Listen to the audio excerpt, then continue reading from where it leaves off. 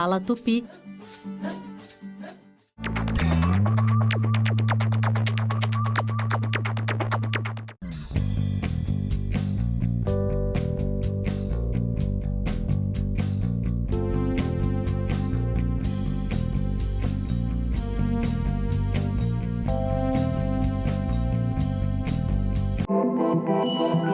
O site do Senado agora mostra projetos de lei em linguagem simplificada.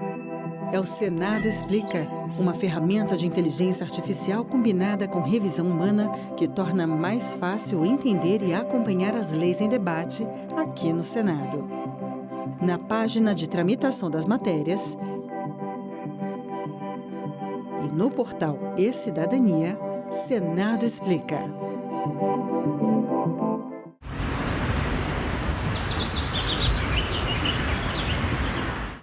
O programa a seguir é livre para todos os públicos.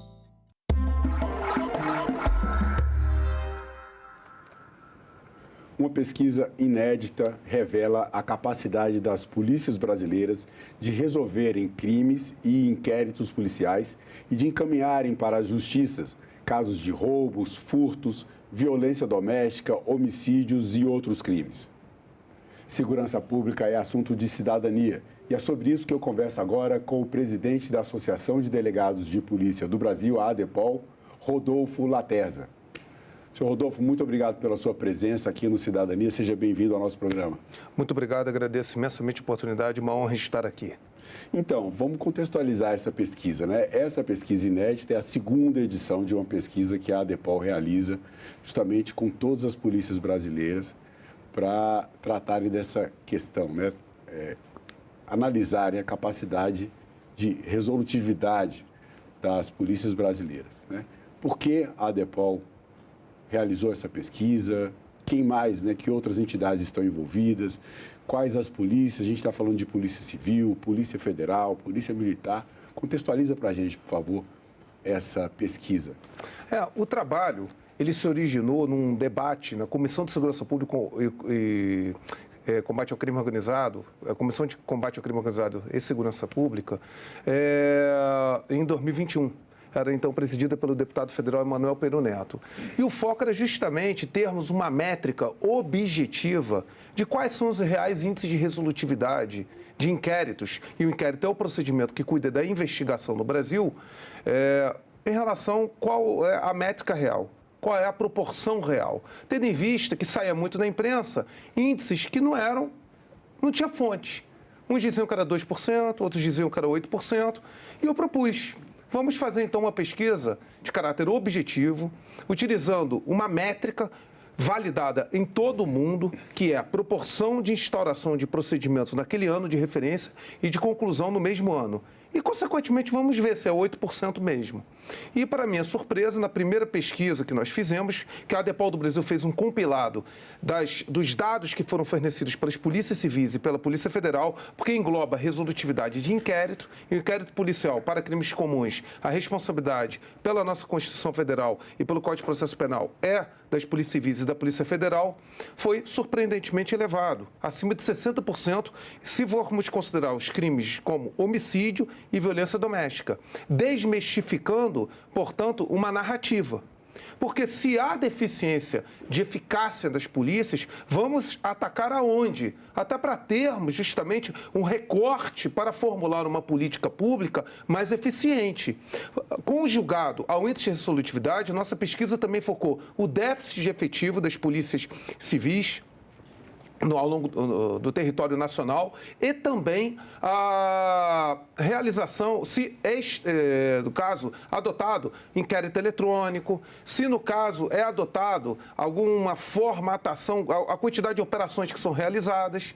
Então isso foi muito importante, porque desfaz narrativas, temos um trabalho de caráter técnico, objetivo, validado pela Comissão de Segurança Pública e Combate ao Crime Organizado e que poderá ser instrumentalizado por governos, pela sociedade civil, por institutos, para analisar qual é a realidade das polícias civis e da Polícia Federal no Brasil e quais são os maiores desafios. Lembrando que é válido dizer que a eficácia das polícias, porque muitas das apurações das polícias civis e da Polícia Federal, elas se originam através de diligências feitas através do policiamento ostensivo da Polícia Militar, por exemplo. Então, é importante destacar que é um trabalho integrado. Então, é muito interessante porque invalida certas percepções e narrativas que se solidificaram no imaginário coletivo. Essa pesquisa, ela traz esse foco na questão da investigação, dos crimes, da conclusão dos inquéritos e do encaminhamento desses inquéritos à justiça. Agora, a gente tem no Brasil, né, um sistema de segurança pública com polícias diferentes. Nós temos a Polícia Militar, a Polícia Civil, a Polícia Federal, Polícia Rodoviária Federal, Polícia Penal.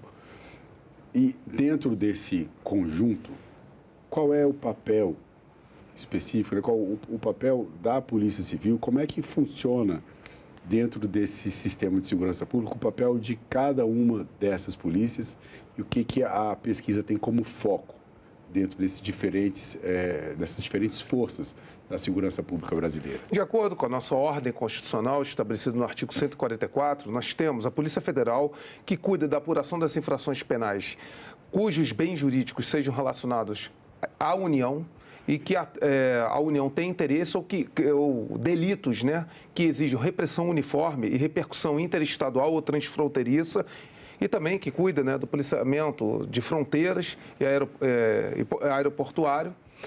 Temos a Polícia Rodoviária Federal, que cuida do patrulhamento ostensivo das rodovias federais e do policiamento, né, das rodovias federais, a Polícia Ferroviária Federal, que faz o mesmo no âmbito das ferrovias federais, as polícias civis que cuidam das apurações das infrações penais comuns em sua respectiva autoria, excetuando as infrações penais militares, as infrações penais militares são de responsabilidade das polícias militares e das Forças Armadas, que versam sobre crimes cometidos dentro da administração militar ou no interesse ou em serviço, né, da atividade castrense, da atividade militar.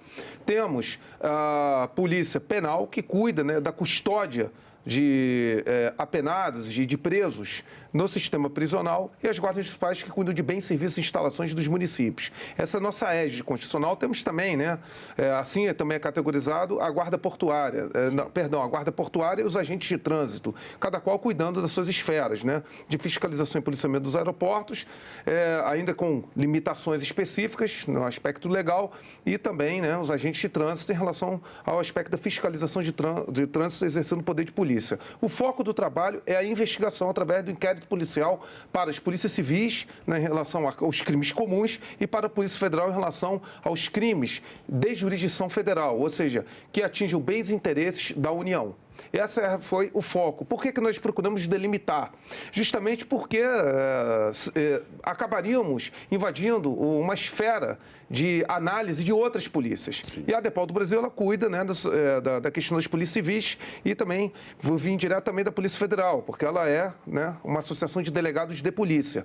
Por isso que foi esse o nosso foco. Um aspecto que é bem interessante, bem relevante dessa pesquisa, que os dados, eles se referem a tipos diferentes de crimes. Eu citei aqui no começo da entrevista furtos e roubos, né, que são crimes contra o patrimônio, violência doméstica, homicídios, enfim, e outros crimes.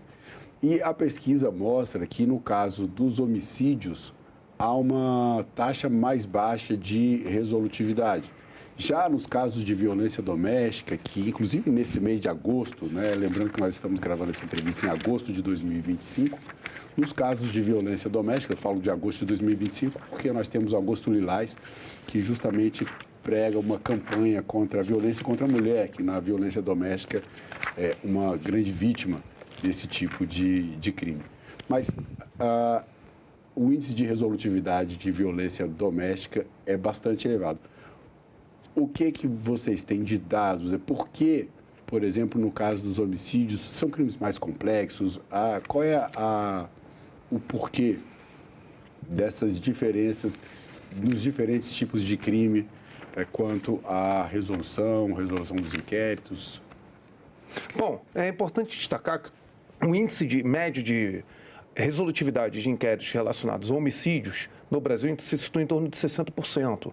E, levando em comparação com outros países, de acordo com a nossa pesquisa, mesmo com o sucateamento das polícias, com o déficit de efetivo, nós temos polícias civis com um déficit efetivo de quase 60% dos quadros. Isso está na pesquisa. Ainda assim, o nosso índice se equipara, no caso, ao dos Estados Unidos. A média nacional de elucidação dos homicídios nos Estados Unidos é 58%, de acordo com fontes abertas, oficialmente documentadas pelos Estados Unidos. O que acontece? O delito de homicídio ele é de extrema complexidade em relação às provas técnicas a serem obtidas, porque muitas vezes restam provas de caráter subjetivo, que são testemunhas. E as testemunhas, muitas vezes, elas não têm validação daquilo que afirmam na fase da investigação. Sem contar que a complexidade de análise dos vestígios demanda principalmente uma corrida contra o tempo. Porque os vestígios, que é a matéria bruta das evidências criminais, elas desaparecem ou deixam resíduos que são difíceis de serem coletados. Muitas vezes tem-se dificuldade também de uma entrega rápida dos laudos periciais. E, em função disso, muitas vezes as polícias são obrigadas a buscarem outros meios de prova. E, hoje em dia, tem se utilizado muito como meio de prova de elucidação trabalhos relacionados à apreensão de outros meios de provas, que levam justamente ao cruzamento de dados da dinâmica criminal propriamente dita. Mas por isso que é muito importante a análise do local de crime, a presença de equipes qualificadas no local de crime para fazer uma análise perinecroscópica, ou seja, de relação dos vestígios com a dinâmica do crime e, consequentemente, já gerar uma linha de investigação que leve, logicamente, ao máximo de coleta de provas. E quanto mais provas objetivas, mais uma investigação de homicídio fica segura. Então, é um tipo de crime tradicionalmente complexo, não é só para o Brasil. Alguns países, como, por exemplo, a Alemanha, tem 92,30%, mais de 92% de elucidação, porque o índice de homicídio deles é centenas para o país inteiro. No Brasil, nós temos mais de 40 mil homicídios anualmente. Então, o nosso índice, com níveis proporcionais, diante, no aspecto demográfico, diante do fato de termos uma sociedade extremamente desigual, temos um país que tem o 89º IDH do planeta, Índice de Desenvolvimento Humano do planeta, as mazelas estruturais da sociedade brasileira, fazemos até muito, considerando também os problemas de descontinuidade de políticas de segurança pública que cada governo implementa e o sucateamento das polícias. Esse é um ponto interessante porque a pesquisa traz, de fato, esses dados sobre a falta de efetivo policial. Perfeito. A quantidade de vagas, né, de cargos em aberto não preenchidos nos diferentes estados. E, bom, esse é um dos pontos que a gente precisa tratar aqui, mas eu gostaria, antes de tratar de uma outra questão, Rodolfo, há uma diferença nas respostas dos diferentes estados, né? Cada estado tem a sua polícia civil e eu percebi que alguns têm diferentes fontes de dados ou diferentes maneiras de análise de dados. Embora a pesquisa tenha uma uniformização, o que dá um caráter técnico mais assertivo para as informações que a pesquisa revela, dentro das polícias nem sempre esses dados estão disponíveis de maneira unificada. E aí a gente entra numa questão, que é uma questão de políticas públicas, você acabou de citar, que é o Sistema Único de Segurança Pública e a PEC da Segurança Pública. Eu gostaria de saber sobre isso duas coisas.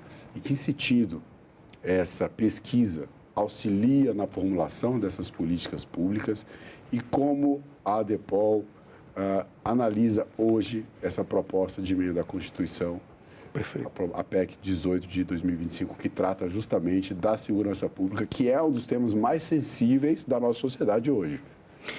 Perfeitamente.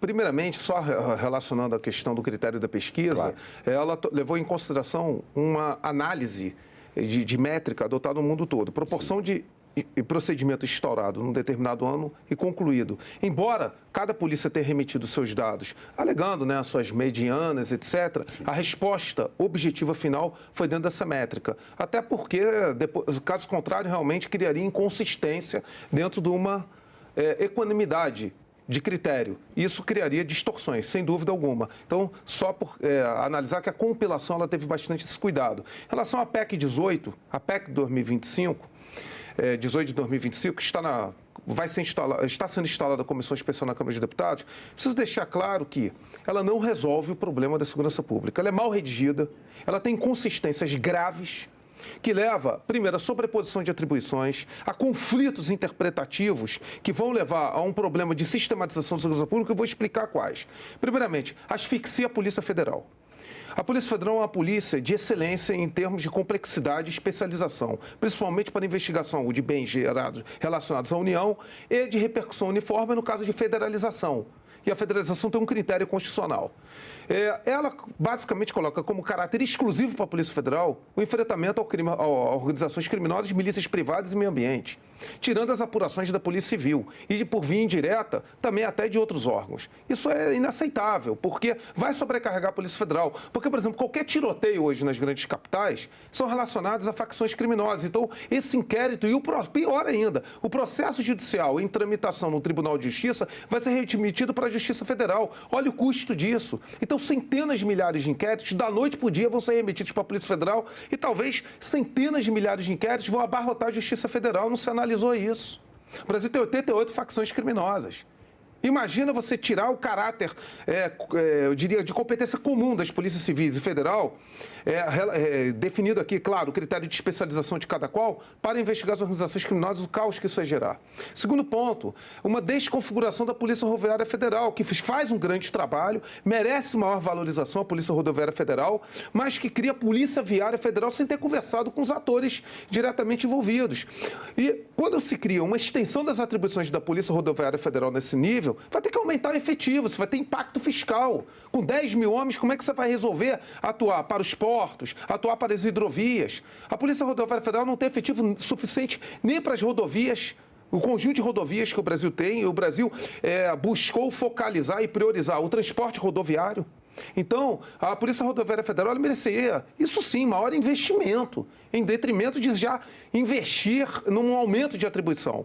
Outro ponto a destacar, que precisamos aqui frisar, que é outro problema, relacionado à questão das guardas municipais. As guardas municipais merecem ter um tratamento definitivo no âmbito do artigo 144 caput, mas isso tem que ser feito de uma forma harmônica com as polícias militares, porque aqui no Congresso Nacional nós procuramos nos pacificar com a nossa co-irmã, a qual sempre houve muitos conflitos em âmbito nacional. Conseguimos uma pacificação para poder passar as leis orgânicas da Polícia Civil, a lei orgânica da Polícia Militar, o SUSP, Sistema Único de Segurança Pública, só que a PEC, da forma como ela está redigida, não busca um equilíbrio na segurança pública municipal, que é essencial, e aqui eu deixo claro a necessidade de fortalecimento das guardas municipais, com a atratividade da Polícia Militar. Nós não podemos gerar conflitos atribuicionais. E aqui eu vou pegar um exemplo, Marcelo, e para você, espectador. O relatório da Comissão de Inteligência do Congresso norte-americano sobre a causa dos atentados de 11 de setembro foi, sabe o quê? Sobreposição de atribuições entre as agências de segurança norte-americanas e de inteligência. Cada qual queria fazer o trabalho da outra. Depois disso, eles ficaram tão sérios quanto essa questão que hoje eles trabalham com regimes de coordenação e cooperação, cada qual nos limites das suas atribuições legais e constitucionais.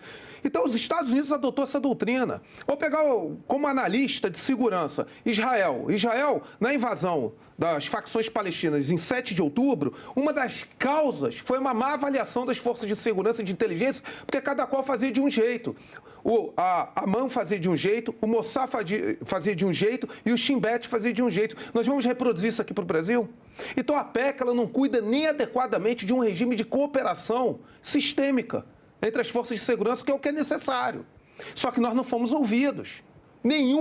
Nenhuma entidade representativa da segurança pública foi ouvida no anteprojeto que levou essa PEC. Nem sequer a Frente Parlamentar de Segurança Pública foi ouvida. A Comissão de Segurança Pública do Senado não foi ouvida. Consequentemente, a PEC tem muitos problemas, que ela precisa de uma correção. Ela tem problema até de juridicidade, de técnica legislativa. E hoje, durante a tramitação dessa proposta de emenda à Constituição, como é que está a participação das polícias, das forças de segurança, dos atores que estão diretamente envolvidos na realidade fática, na realidade do dia a dia da segurança pública? Bom, nós temos conversado muito com os deputados têm atendido os nossos clamores. Quero deixar claro isso aqui não é um processo, não é uma análise ideológica. Sim. A ADEPOL do Brasil, ela não se prende a discussões de polarização ideológica para um tema que exige tecnicalidade, que é a segurança pública. Que, aliás, eu peço ao espectador que entenda, a segurança pública não pode ser vinculada a conceitos ideológicos. Segurança pública necessita de um tratamento objetivo, suprapartidário, e principalmente com diferentes escopos governamentais. Foi assim que foi feito em vários países que diminuíram os índices de criminalidade. Inclusive El Salvador, que é tão analisado. El Salvador foi uma solução de continuidade de políticas públicas, eu estive lá, de diferentes governos. Independentemente daquele governo ser glorificado agora, veio de diferentes governos anteriormente. Então é importante aqui destacar que nós temos tido uma boa receptividade dos nossos argumentos de vários partidos, porque é algo que vai afetar o senhor e a senhora, cidadão e cidadã da República Federativa do Brasil. Não vai resolver e ainda vai criar mais problemas operacionais na ponta para as forças policiais. Essa pesquisa, ela traz um dado que realmente a gente deve colocar aqui em público, que é justamente esse alto índice de resolutividade que as polícias brasileiras têm, especialmente a Polícia Civil e a Polícia Federal, que cuidam do âmbito da investigação dos crimes. Por outro lado, há uma sensação de impunidade das pessoas, da sociedade, que está muito relacionada à questão de criminosos que cometem delitos, são capturados, às vezes em flagrante, são encaminhados, os inquéritos correm, né, a investigação policial elucida o crime, o criminoso é encaminhado para o sistema judiciário, vai para uma audiência ou vai para uma prisão temporária e depois volta e comete novamente os delitos. Queria que o senhor explicasse para as pessoas a diferença, né, o porquê dessa sensação de impunidade dentro de um ambiente em que as polícias elas têm um índice de resolutividade alto. Onde é que está o problema? Onde é que está o desafio? Né, o que está acontecendo? E aí explicar essa diferença do papel, até onde vai o papel da polícia e até onde vai o papel do Poder Judiciário em solucionar, enfim, dar o encaminhamento correto para os criminosos. Não, a pergunta é excelente. A Polícia Federal, né, tem mais de 84% de índice de resolutividade e a média nacional de solução de inquéritos das polícias civis é 72%. Só que temos que entender que o inquérito policial é uma etapa preliminar da instrução. Ou seja, da formação da chamada persecução penal. Então, o inquérito policial ele é fundamentalmente um procedimento que forma a justa causa para preparar um processo crime. Então, é toda uma engrenagem.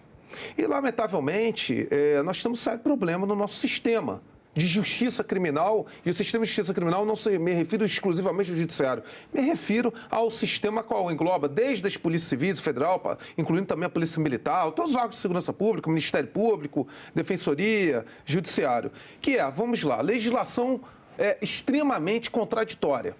A legislação ela é punitiva em alguns aspectos, nós temos a lei de crimes hediondos, a lei da prisão temporária, e, no entanto, ela é extremamente flexível, por exemplo, no regime de execução penal, com crimes sem reincidência e que não sejam hediondos, com um sexto da pena, você já vai para a progressão de regime. Não há investimento adequado no sistema prisional, por exemplo, para nós termos um real regime de cumprimento de pena no sistema semiaberto.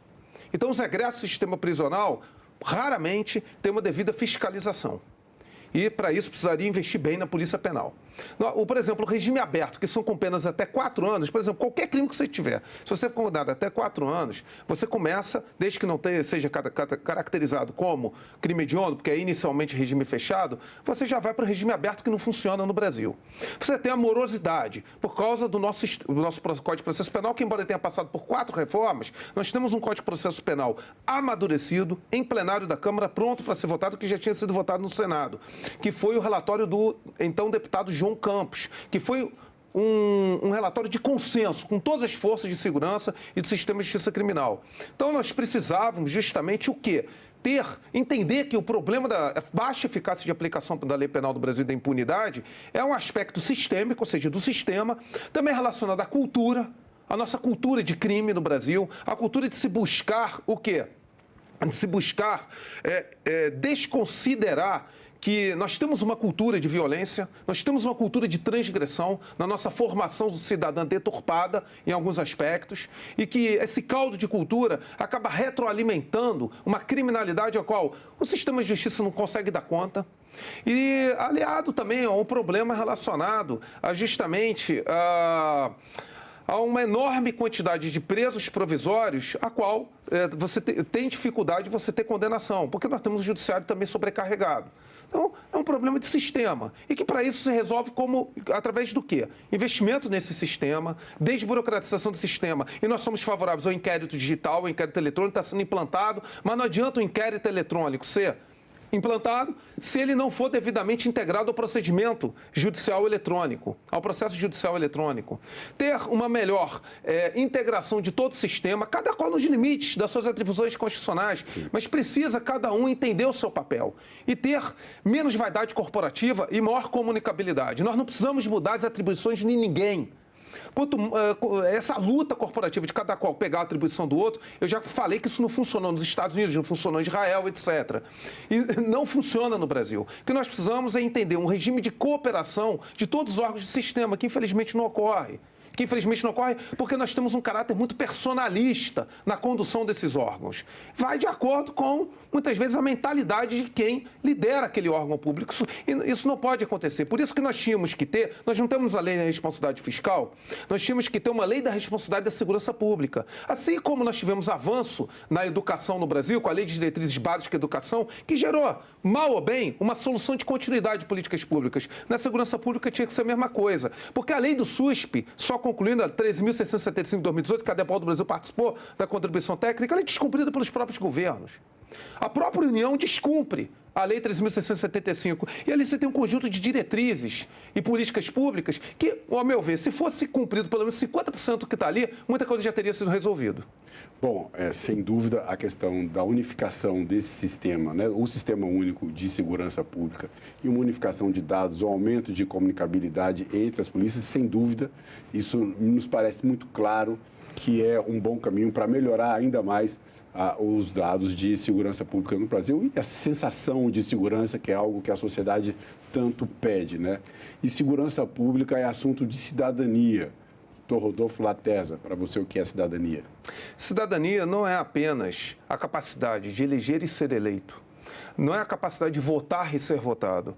A cidadania é um exercício de aquisição por parte do indivíduo no âmbito da sua nação, da busca de uma transformação social focada justamente no quê? No bem comum. No bem comum e principalmente no cumprimento dos objetivos da sua Constituição Federal. Então, ser cidadão não é apenas de votar e ser votado, é ter a consciência crítica de que cada um é um agente de transformação social voltado para o bem comum, para o cumprimento da lei e principalmente para uma melhor justiça social que esse país tanto necessita. Bom, Rodolfo Latesa, presidente da Associação de Delegados de Polícia do Brasil, a ADEPOL, muito obrigado pela sua participação em nosso programa. Muito obrigado. Eu que agradeço a oportunidade. E eu agradeço também a você que acompanha a programação da TV Senado. Assine o canal da TV Senado no YouTube, ative as notificações e acompanhe toda a produção do Poder Legislativo diretamente da fonte. Na TV Senado, democracia todo dia.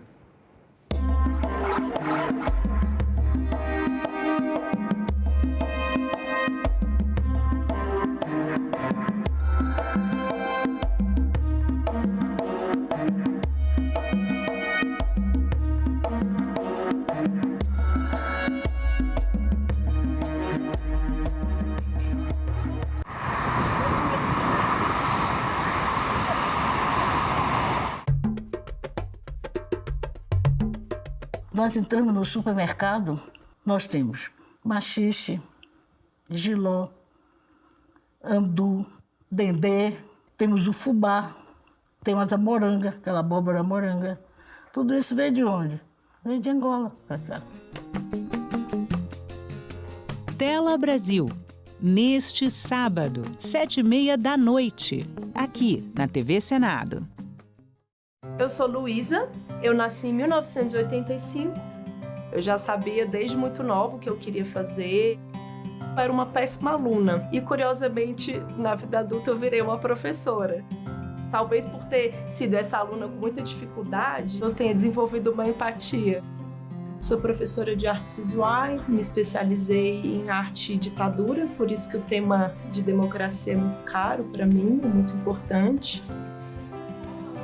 A democracia sempre foi um valor, um farol que me guiou. Então eu acho que um sistema democrático saudável, fortalecido, ele deve assegurar os mesmos direitos para todos, independente da sua raça, da sua condição de gênero, sexual, da região, das formas de vida, de como vive. Eu sou Luísa e eu nasci com a democracia.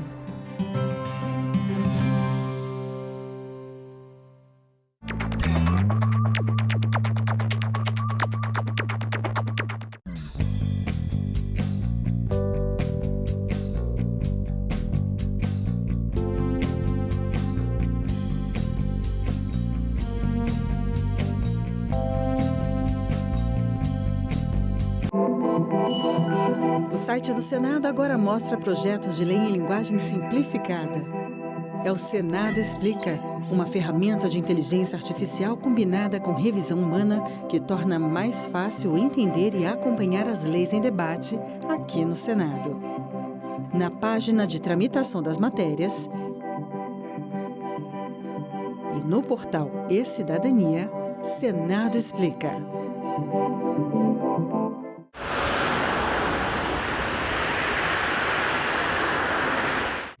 O programa a seguir é livre para todos os públicos.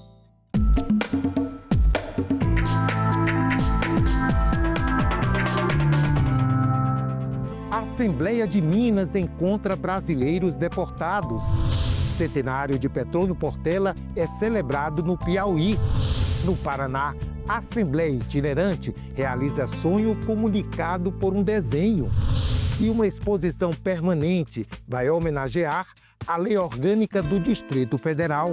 O lançamento está previsto para o mês de junho de 2026. Ela vai expor todo o processo originário da Lei Orgânica.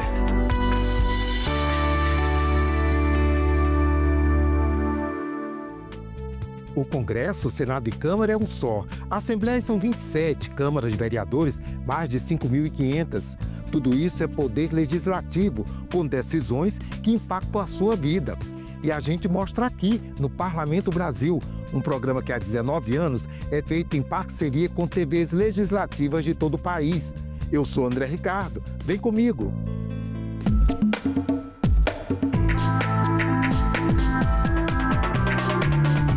Eles trabalhavam duro nos Estados Unidos. De uma hora para outra foram detidos e expulsos de lá, comparados a criminosos e desrespeitados como cidadãos brasileiros, como seres humanos. A Assembleia de Minas foi ouvi-los. Além da solidariedade, repúdio. Nós, brasileiros, que há gerações acolhemos bem os estrangeiros, inclusive imigrantes norte-americanos no século XIX, não podemos ser tratados assim. William chegou ao Brasil no dia 22 de agosto, depois de trabalhar 4 anos como carpinteiro na cidade de Milford, nos Estados Unidos. Antes de ser deportado, ele ficou 60 dias preso e, por isso, não viu o filho Arthur nascer.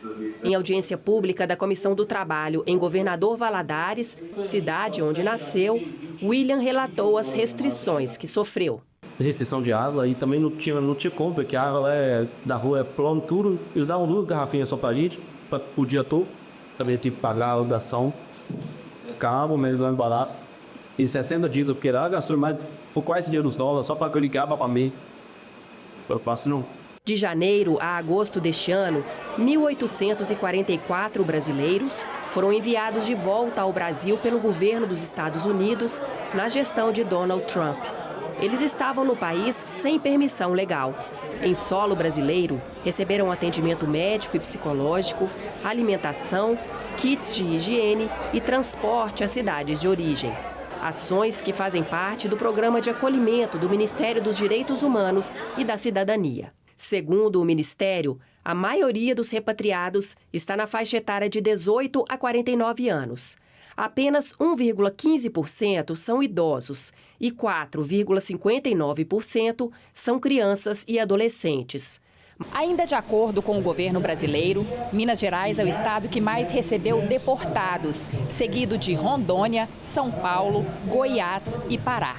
Entre fevereiro e maio deste ano, dos 680 repatriados, 310, ou seja, quase metade, eram de Minas. Governador Valadares e a região leste do estado são símbolos da chamada migração laboral, como explica esta professora. Daqui saíram os primeiros migrantes na década de 1960 com o sonho de trabalhar e juntar dinheiro em dólar.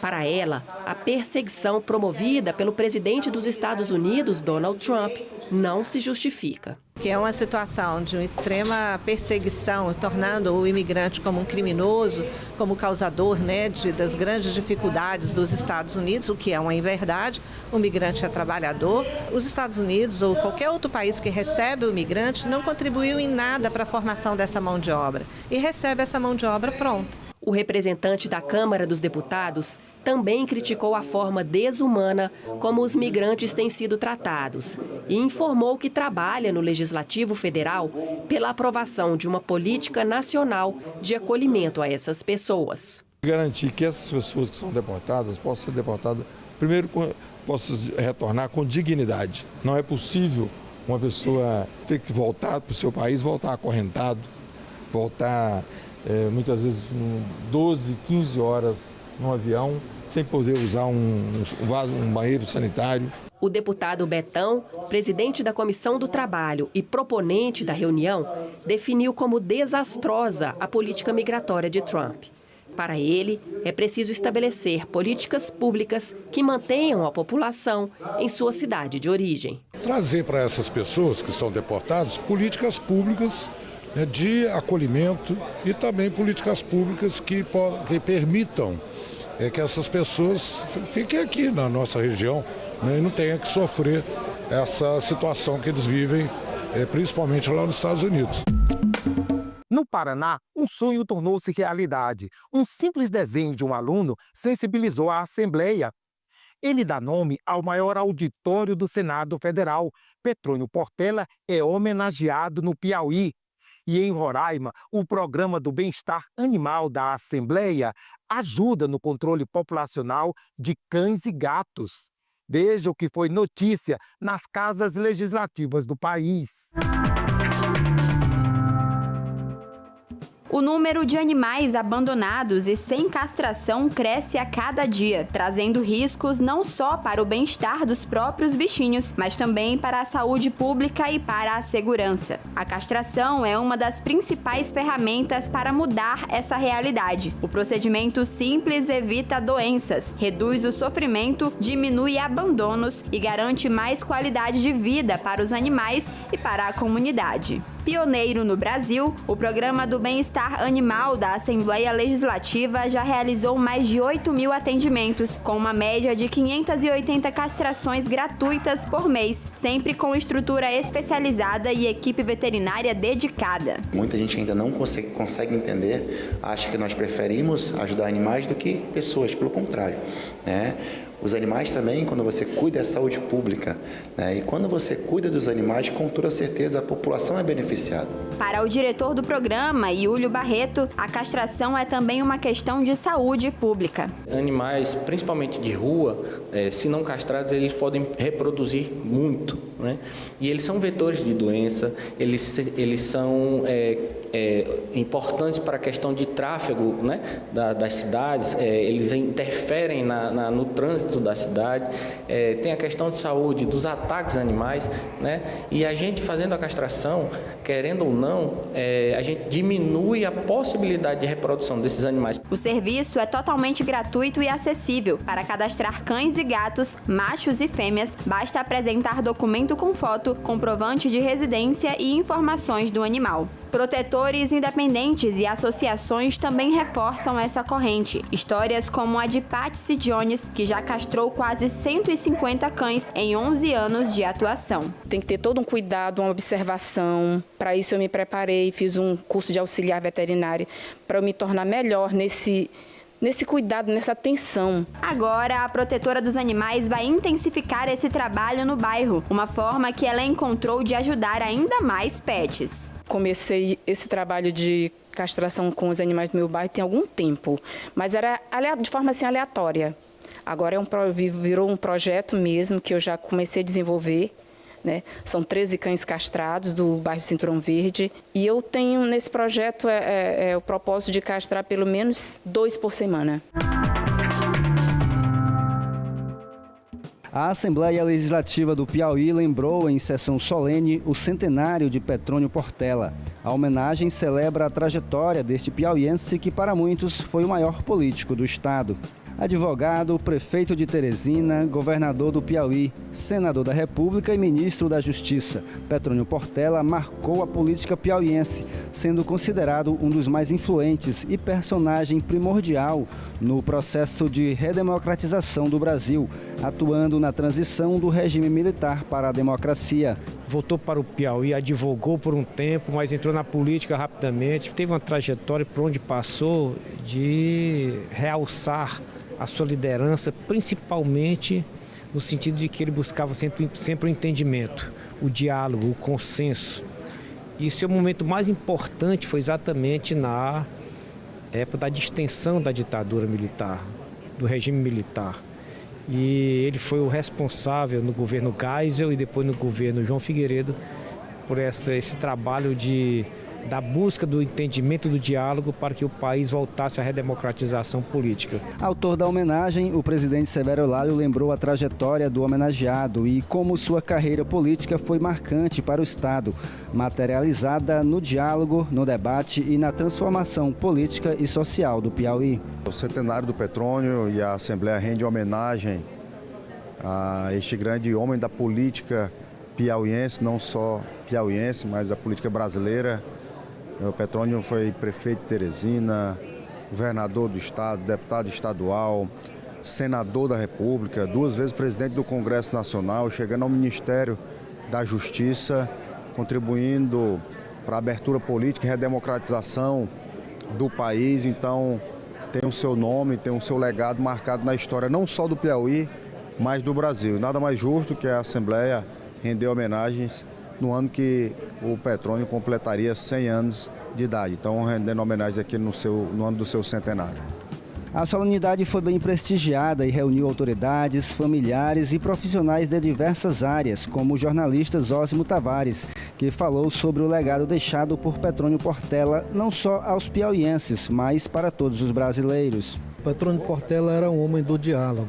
Nesse sentido, é uma liderança que faz muita falta, que fez muita falta na época dele, faz uma pessoa com o perfil dele nos tempos de hoje, em que a política está muito radicalizada. A política se faz procurando o diálogo, o consenso, é o consenso que procura resolver as crises. Se isso não é possível, que haja pelo menos um espaço para a convivência entre os contrários. Agradecer à Assembleia, na pessoa do deputado Severo, pela proposição e pela homenagem ao senador, ao ministro, ao governador Petrônio Portela, porque durante a sua vida pública ele sempre pautou a sua atuação pelos valores democráticos, sempre defendendo o diálogo entre as instituições e a sua história, não é?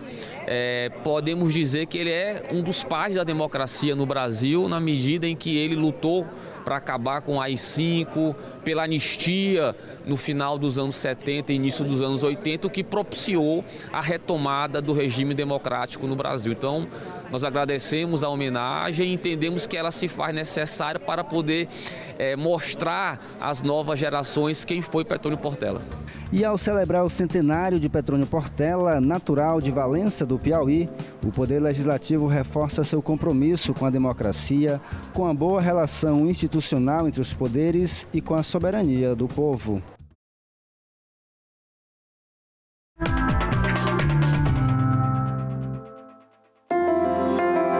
uma quadra coberta. Esperamos 14 anos para uma quadra coberta na nossa escola. Isso está acontecendo porque a Assembleia passou lá em Santo Antônio da Platina, minha cidade. Ninguém gosta quando chove, tem que fazer as aulas de educação física na sala. Mas um dia a professora Jússi nos levou na EFAP. Lá tinha uma tenda da LEP, uma Unisugestões. Daí a gente estava escrevendo um papelzinho para colocar lá. Mas eu preferi desenhar. E eu desenhei uma pessoinha, uma quadra coberta com uma chuvinha. Então, um mês depois disso daí, me chamaram de diretoria. Eu achava que estava encrencada, hein? Mas daí não, foi para falar que o projeto da quadra coberta seria atendido. A quadra ia sair do papel. Eu fiquei muito feliz porque meu desenho ajudou a realizar o sonho da escola inteira. E se você tem um sonho, tem que acreditar. Este é mais um retrato de que a Assembleia está sempre com você. Assembleia Itinerante. O Paraná com tudo, com o Tiago, com o Colégio Estadual Tiradentes.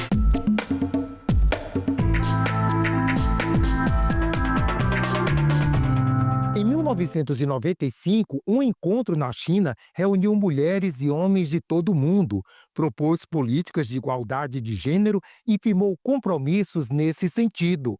30 anos depois, deputadas federais atualizam a pauta de Pequim e reforçam a luta. Há 30 anos, em Pequim, na China, a comunidade internacional firmava compromissos históricos para avançar na igualdade de gênero. O Brasil estava lá e assinou o protocolo de intenções da chamada Pequim mais 30. 3 décadas depois, parlamentares que participaram do encontro histórico apontam que houve avanços importantes, como maior participação das mulheres na política e no mercado de trabalho, como afirma a deputada Benedita da Silva, do PT do Rio de Janeiro. E a gente entende que, a partir dali, o mundo feminino pôde ser visibilizado nas suas demandas. Então, o que acontece realmente com esse grande encontro?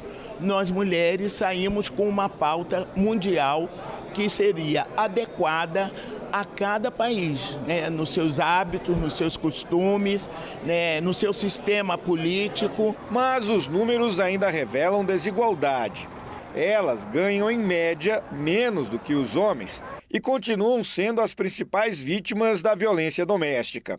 No Congresso, parlamentares admitem que um dos grandes desafios é transformar compromissos internacionais em políticas públicas concretas, desde a ampliação da rede de proteção às mulheres até o incentivo à ocupação de cargos de liderança. A Pequim mais 30 lembra que a igualdade de gênero não é apenas uma pauta social, é condição fundamental para o desenvolvimento sustentável e para o fortalecimento da democracia, como explica a deputada delegada Catarina, do PSD de Sergipe. Temas como violência digital, violência política, empoderamento feminino, na questão econômica, como é importante que as mulheres elas possam se fortalecer em volta de cooperativas para que elas possam ter autonomia econômica e profissional. Em todo o mundo isso vem sendo realizado. Temas como a questão da violência doméstica, da igualdade de gênero, da busca da igualdade de gênero. Já o Senado foi anfitrião do 17º Encontro da Rede Parlamentar para a Igualdade de Gênero do Parlaméricas. O evento busca a troca de informações sobre políticas públicas e de experiências na promoção dos direitos das mulheres e celebra os 30 anos do Acordo de Pequim. Parlamentares das Américas e do Caribe se reuniram no auditório do Interleges para trocar experiências, boas práticas e estratégias concretas para promover os direitos das mulheres. Esse é um dos 3 grupos de trabalho permanentes do Parlaméricas. Chamado de Rede Parlamentar, foi estabelecido em 2003 com o objetivo de fomentar a cooperação legislativa na promoção da equidade na política. O 17º encontro da Rede Parlamentar para a Igualdade de Gênero do Parlaméricas tem como plano de fundo a celebração dos 30 anos da Declaração e Plataforma de Ação de Pequim, um acordo internacional que busca atingir a igualdade de direitos para meninas e mulheres em 12 áreas críticas. O senador chileno que preside o Parlaméricas destacou que a igualdade de gênero é benéfica para toda a sociedade. Não é um problema das mulheres para as mulheres, é um problema da comunidade em geral. Nós homens precisamos entender que as mulheres são exatamente iguais a nós, com suas particularidades, é claro, mas devem ter os mesmos direitos. Jovens líderes das Américas e do Caribe trouxeram a visão da juventude e o intercâmbio entre as gerações ficou registrado na foto oficial do evento. É muito importante o Brasil sediar e eu tenho certeza que o documento produzido ao final desse encontro vai orientar os diferentes países, inclusive socializando boas experiências. Os nossos direitos precisam ser assegurados e que a gente possa avançar. Lógico que não é simplesmente uma lei que vai garantir isso. É a lei, são as condições reais dentro dos partidos. Então, acho que é um processo que já avançou, mas ainda temos um grande caminho pela frente.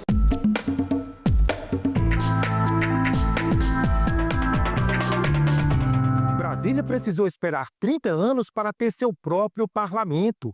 Foi a Constituição de 1988 que garantiu autonomia política ao Distrito Federal. E com a Câmara Legislativa viria a Lei Orgânica do DF. Toda essa bela história de 25 anos vai ser mostrada numa exposição permanente que está sendo preparada com todo cuidado. Quem conta é a nossa parceira, a TV Câmara Distrital. Brasília é hoje uma unidade da Federação Autônoma, como todos os estados. Isso significa que a população tem o direito de escolher os seus representantes políticos locais e decidir os rumos das suas políticas públicas. Mas nem sempre foi assim. Antes de 1990, o presidente da República nomeava o governador de Brasília, que de início era chamado de prefeito. O primeiro deles foi Israel Pinheiro, nomeado por Juscelino Kubitschek no dia 17 de abril de 1960. 4 fatores foram decisivos para Brasília adquirir a própria identidade política. O processo de redemocratização do país, a partir de 1985, culminou na criação da Constituição Federal de 1988. A Carta Magna previu a criação da Câmara Legislativa do DF, instalada em 1991. Uma das principais, se não a principal missão dos 24 deputados distritais eleitos para a primeira legislatura era elaborar a Lei Orgânica do DF. O texto final foi promulgado no dia 8 de junho de 1993, em cerimônia realizada no Memorial JK, depois de 2 anos de muito trabalho. Uma entrevista concedida pelo então presidente da Câmara Legislativa, deputado Salviano Guimarães, ainda no ano de 1991. Ele deu o tom sobre o que se esperava com a criação da Lei Orgânica do DF. Nós entendemos que o povo primeiro deve participar conosco e que as esperanças do povo, que são as esperanças de todos nós, haverão de se consubstanciar numa lei orgânica que traga justiça social, que traga equilíbrio, que mantenha as liberdades e as conquistas democráticas no nosso país. Este servidor da CLDF participou de todo o processo de criação da chamada Constituição Distrital. Ele conta que não foi nada fácil criar do zero a fonte do arcabouço jurídico do DF. À época, a CLDF funcionava numa sede improvisada no final da Asa Norte, cedida pela Emater. Virando a noite, o deputado falou assim, gente, para o trabalho. Aí nós paramos o trabalho numa sala, falou assim, olhem para a janela. Aí nós olhando para a janela, falou assim, o dia estava amanhecendo. A gente passou o dia inteiro, a noite inteira trabalhando, e aí o dia amanhecia, e eu me lembro que o deputado, na época, o deputado relator, ele falou assim, gente, vamos parar, são 5 horas da manhã, vamos parar agora, Vocês vão para casa, tomam um banho, trocam de roupa, tomam um café, não sentem para nem dormir, voltem para a gente continuar o trabalho. Isso para mostrar para a sociedade, para os servidores que estão aqui hoje, qual foi o comprometimento profundo dos deputados da época, dos servidores, para cumprir essa grande missão de entregar a lei orgânica no prazo e com a importância que ela tinha. E para que histórias como essas não fiquem perdidas, a Câmara Legislativa está organizando uma exposição permanente sobre a Lei Orgânica do DF. O lançamento está previsto para o mês de junho de 2026. Ela vai expor todo o processo originário da lei orgânica. A princípio, são materiais iconográficos, porém, eles não estão, nós não estamos restritas a exatamente isso. Nós podemos apresentar vídeos, imagens, gravações, tudo que estiver relacionado à comprovação histórica desse contexto. Qualquer pessoa que tiver algum material que seja tema da exposição pode contribuir para a mostra, doando, por exemplo, foto, vídeo ou texto.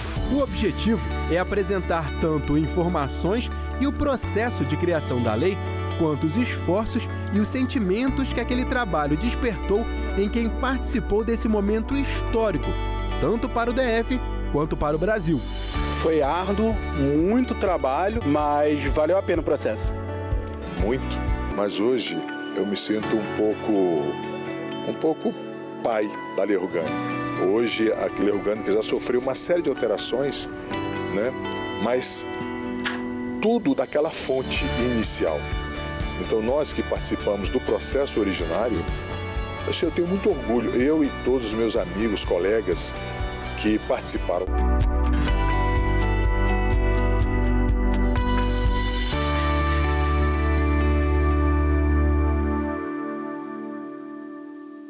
Pois é, como brasileiro, brasiliense por adoção e ex-servidor da Câmara Legislativa, tem um especial carinho pela CLDF.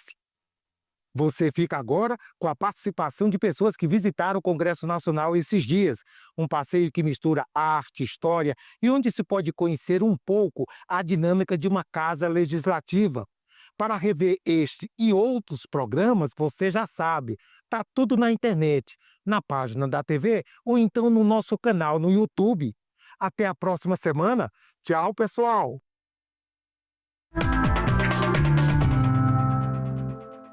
O que te chamou mais atenção durante a visitação aqui no Congresso?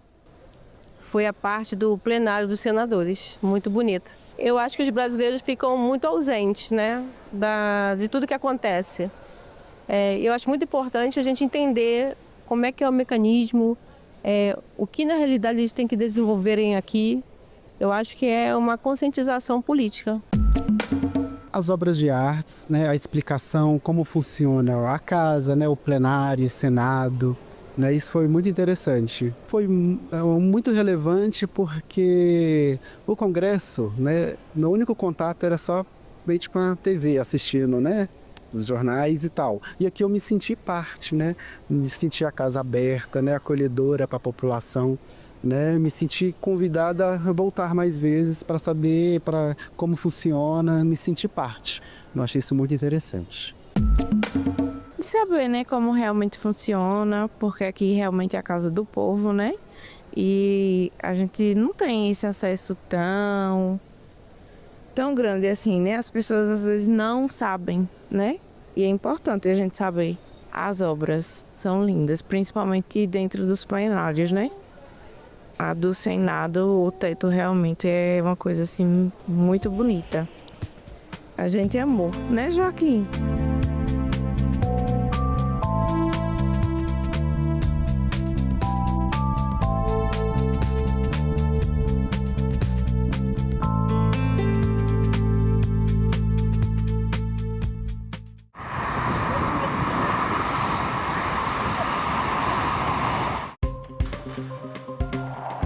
O que muda no corpo da mulher durante a menopausa? Quais são os cuidados necessários nesse período? Como lidar com os sintomas? Essas e outras perguntas serão respondidas ao vivo. TV Senado Live, hoje, 9 horas da manhã. Dentro da minha família, eu sempre ouvia, é assim mesmo, homem é assim, ele é muito estourado, você precisa ter paciência.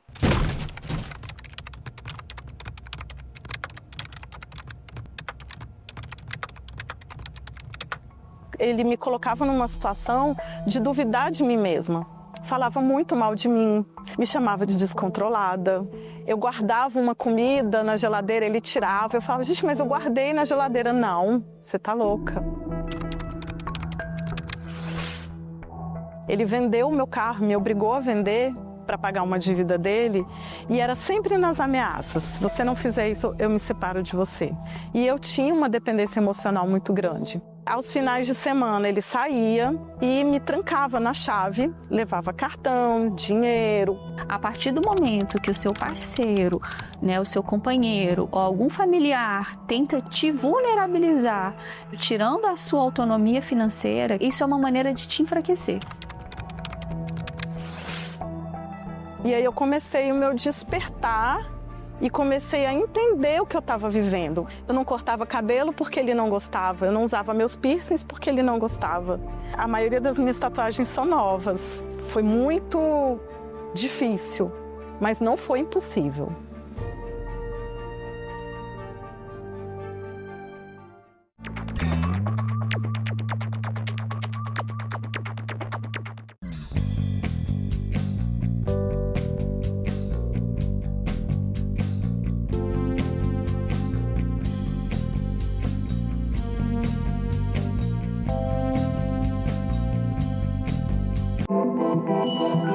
O site do Senado agora mostra projetos de lei em linguagem simplificada. É o Senado Explica, uma ferramenta de inteligência artificial combinada com revisão humana que torna mais fácil entender e acompanhar as leis em debate aqui no Senado. Na página de tramitação das matérias e no portal E-Cidadania, Senado Explica.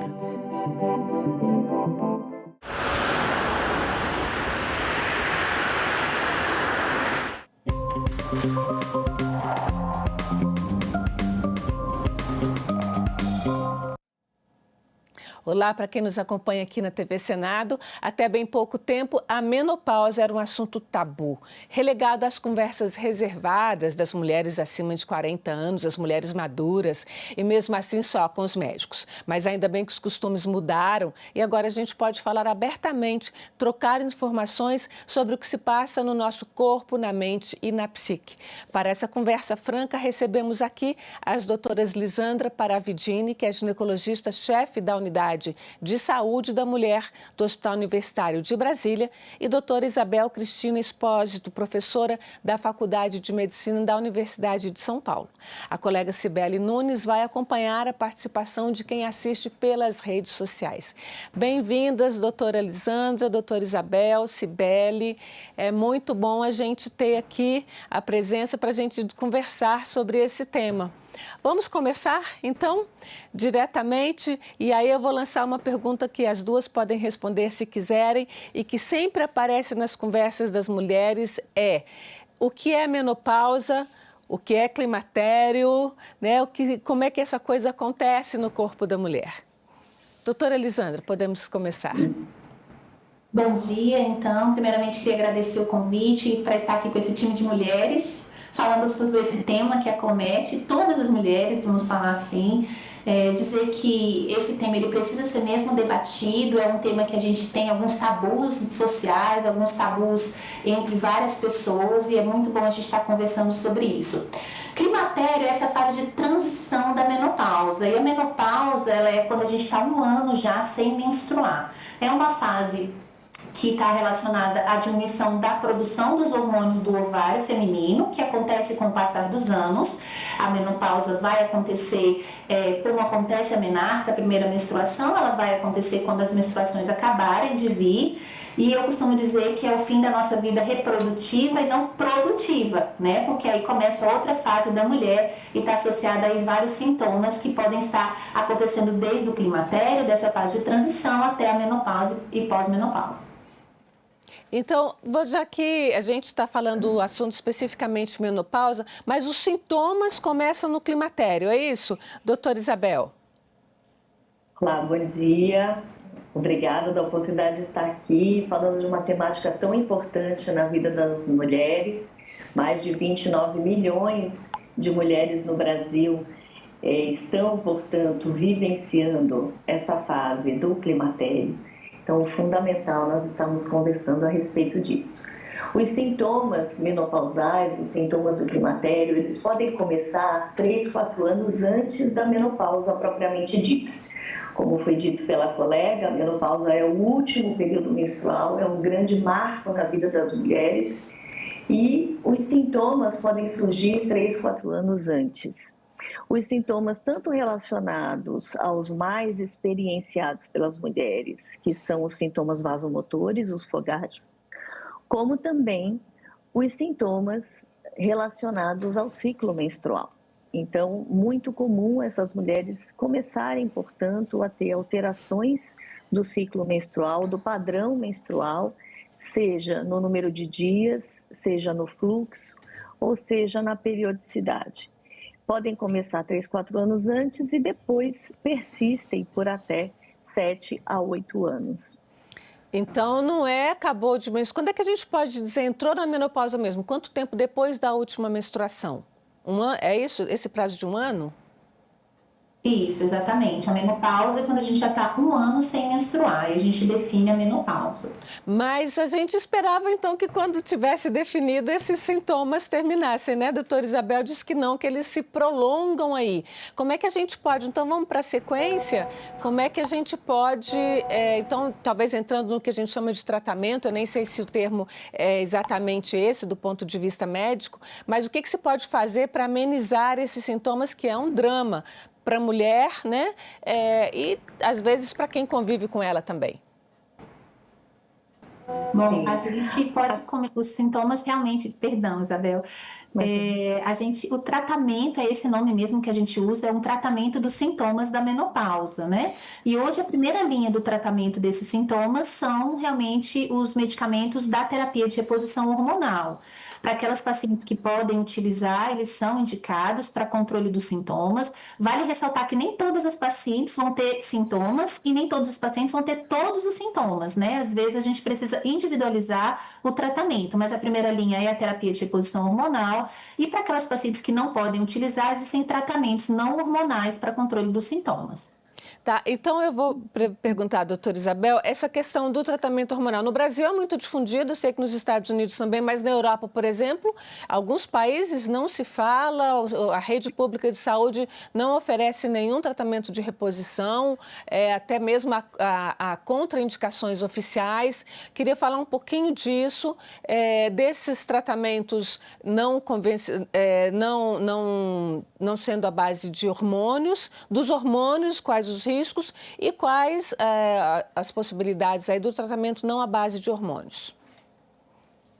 É muito importante, primeiramente, independente a gente conversar com essas mulheres que estão nos ouvindo, que independente da terapia medicamentosa, seja ela hormonal ou não hormonal, que a mudança de hábito de vida, nesta fase da vida da mulher, é fundamental. Né? E você que falou a respeito de fase, é importante nós dizermos também que existem algumas terminologias como transição para a menopausa, pós-menopausa, né? Que vão inclusive nos ajudar a nortear também essa questão do tratamento, né? Então, uma mulher na transição para a menopausa, que está vivenciando ainda as alterações do ciclo menstrual, que está começando a sentir alguns sintomas da menopausa, né? Ela vai ter uma linha de terapêutica. Enquanto que aquela mulher que já está na pós-menopausa, que já não menstrua mais, né? Ela vai ter, portanto, a individualização nesse processo de tratamento, né? Mas a mudança de hábito de vida, ela é recomendada, altamente recomendada, independente da terapêutica, medicamentosa, hormonal e não hormonal. A terapêutica hormonal, ela é, sem dúvida nenhuma, aquela que dá alívio dos sintomas relacionados principalmente aos sintomas vasomotores. É, sem dúvida nenhuma, aquela que traz benefícios com relação à saúde óssea e à saúde relacionada à saúde mental das mulheres. E também ela traz vários outros benefícios na saúde da mulher.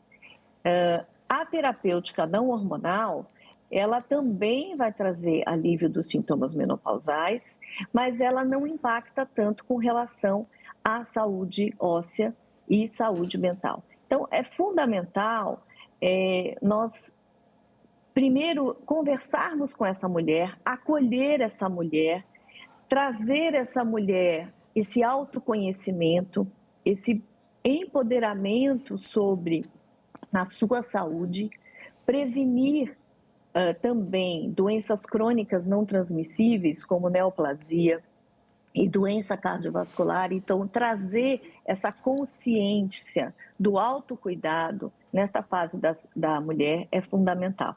Doutora Isabel, a gente vai seguir depois detalhando essas questões, mas vou chamar a Cibele, que ela tem uns dados aí de enquete e de participação na internet. Cibele. Isso, Antônia. Nós perguntamos para as pessoas quais são os sintomas mais difíceis de lidar durante a menopausa. E a maioria das pessoas, 69%, disseram que são as alterações de humor e o ganho de peso. Tivemos 31% das pessoas dizendo que são as ondas de calor e o problema de insônia. Agora, muita gente perguntou sobre os tratamentos alternativos para esse período. A Renata do DF foi uma dessas pessoas. O que as mulheres podem fazer quando elas não quiserem ou não puderem fazer reposição hormonal? Muita gente comentou sobre produtos naturais, como o chá de amora, a sálvia. Então, as pessoas querem saber, isso funciona? Doutora Elisandra, você pode começar falando sobre isso e depois a gente retoma com a doutora Isabel? Claro. Essa pesquisa é super interessante porque existem vários estudos que mostram como tem muitos sintomas associados a essa fase e muitos deles não são reconhecidos pelas mulheres mesmo. A insônia, a alteração de humor, a perda de massa muscular, o ganho de peso, isso tudo está muito relacionado a essa fase. Com relação a esses sintomas, realmente a terapia de reposição hormonal ela pode ajudar, entretanto, ela sozinha não vai fazer todo o efeito em algumas pacientes. Então, o controle do peso, o aumento da massa muscular, o controle da dieta, é muito importante ser realizado, como a doutora Isabel falou, em conjunto com a terapia de reposição hormonal, porque muitas vezes só o estrogênio, só a progesterona não vão conseguir controlar todos esses sintomas. Com relação aos tratamentos alternativos, hoje os estudos mostram que ele tem algum efeito, mas muito próximo do placebo. Os estudos eles mostram que os placebos têm uma melhora no controle de sintomas e os fitoterápicos, a amora, a soja, algumas plantas, né, algumas substâncias, elas têm algum efeito, em alguns estudos um pouco mais que o placebo, mas ainda abaixo da terapia de reposição hormonal. E aí vale ressaltar que nós tivemos um grande estudo publicado mundial, que é o WHI, que veio mostrar alguns riscos associados à terapia hormonal. E depois da publicação desse estudo, houve um medo da sociedade em geral, das pessoas, para o uso da terapia de reposição hormonal. Esse medo a gente pode desmistificar também, porque realmente o estudo ele teve uma população com uma idade maior, uma formulação que foi feita com uma dose maior de medicação, diferente das que a gente tem hoje. Então, hoje a gente tem outras formulações e as pessoas não precisam ter tanto medo de utilizar os medicamentos de terapia de reposição hormonal clássica. Uma participante até falou, Cibele colocou agora há pouco na tela, né? Falando que seria interessante que houvessem mais programas, talvez, de informação e de tratamento também, de acesso, né? Claro que programas públicos, né, para que todas as mulheres possam ter acesso. Existem programas, vocês duas trabalham em hospitais públicos, né, de certa forma, são hospitais universitários, de estudo também, não é isso? Como é que é esse atendimento para as mulheres na rede pública brasileira? Isso. É muito importante, sim, a gente divulgar, né? E eu vou aproveitar aqui para conversar a respeito do nosso canal, o Menopausando USP, que é um canal de educação em saúde para mulheres na transição para a menopausa e pós-menopausa. Lá, as pessoas têm a oportunidade, nós temos site, Instagram, Facebook e Spotify. Tem a oportunidade de enviar perguntas, né? Os nossos alunos de iniciação científica, eles enviam as respostas, conversam a respeito de todos os sintomas, possíveis tratamentos, novos medicamentos. Então, ele é um site, portanto, sem nenhum interesse e baseado em evidência científica. Conversar com as mulheres, fazer com que ocorram grupos de orientação multiprofissionais. Então, sim, nós, professores universitários, trabalhamos muito com projetos de extensão. Nós vamos estar também agora, esse mês, no SESC, tanto aqui da cidade de São Paulo, onde estou localizada. Então, é muito importante criar esses grupos de orientação para que as mulheres não se sintam isoladas, para que as mulheres não se sintam sozinhas, para que elas possam ouvir outras colegas, esses grupos de orientação, que foi a minha tese de doutorado, elas se sentem acolhidas, porque muitas vezes essas mulheres, por tabu, por muitos mitos a respeito desta fase e muitas transformações também. Muitas mulheres, a gente fala que tem o ninho vazio e o ninho cheio, né? As mulheres que permaneceram cuidando de seus entes queridos, às vezes estão vivenciando processos de luto, então muitas vezes existem aspectos sociais também, onde essas mulheres devem conversar com outras, ouvir e ter a oportunidade de expressar tudo o que elas sentem nesse momento da vida delas.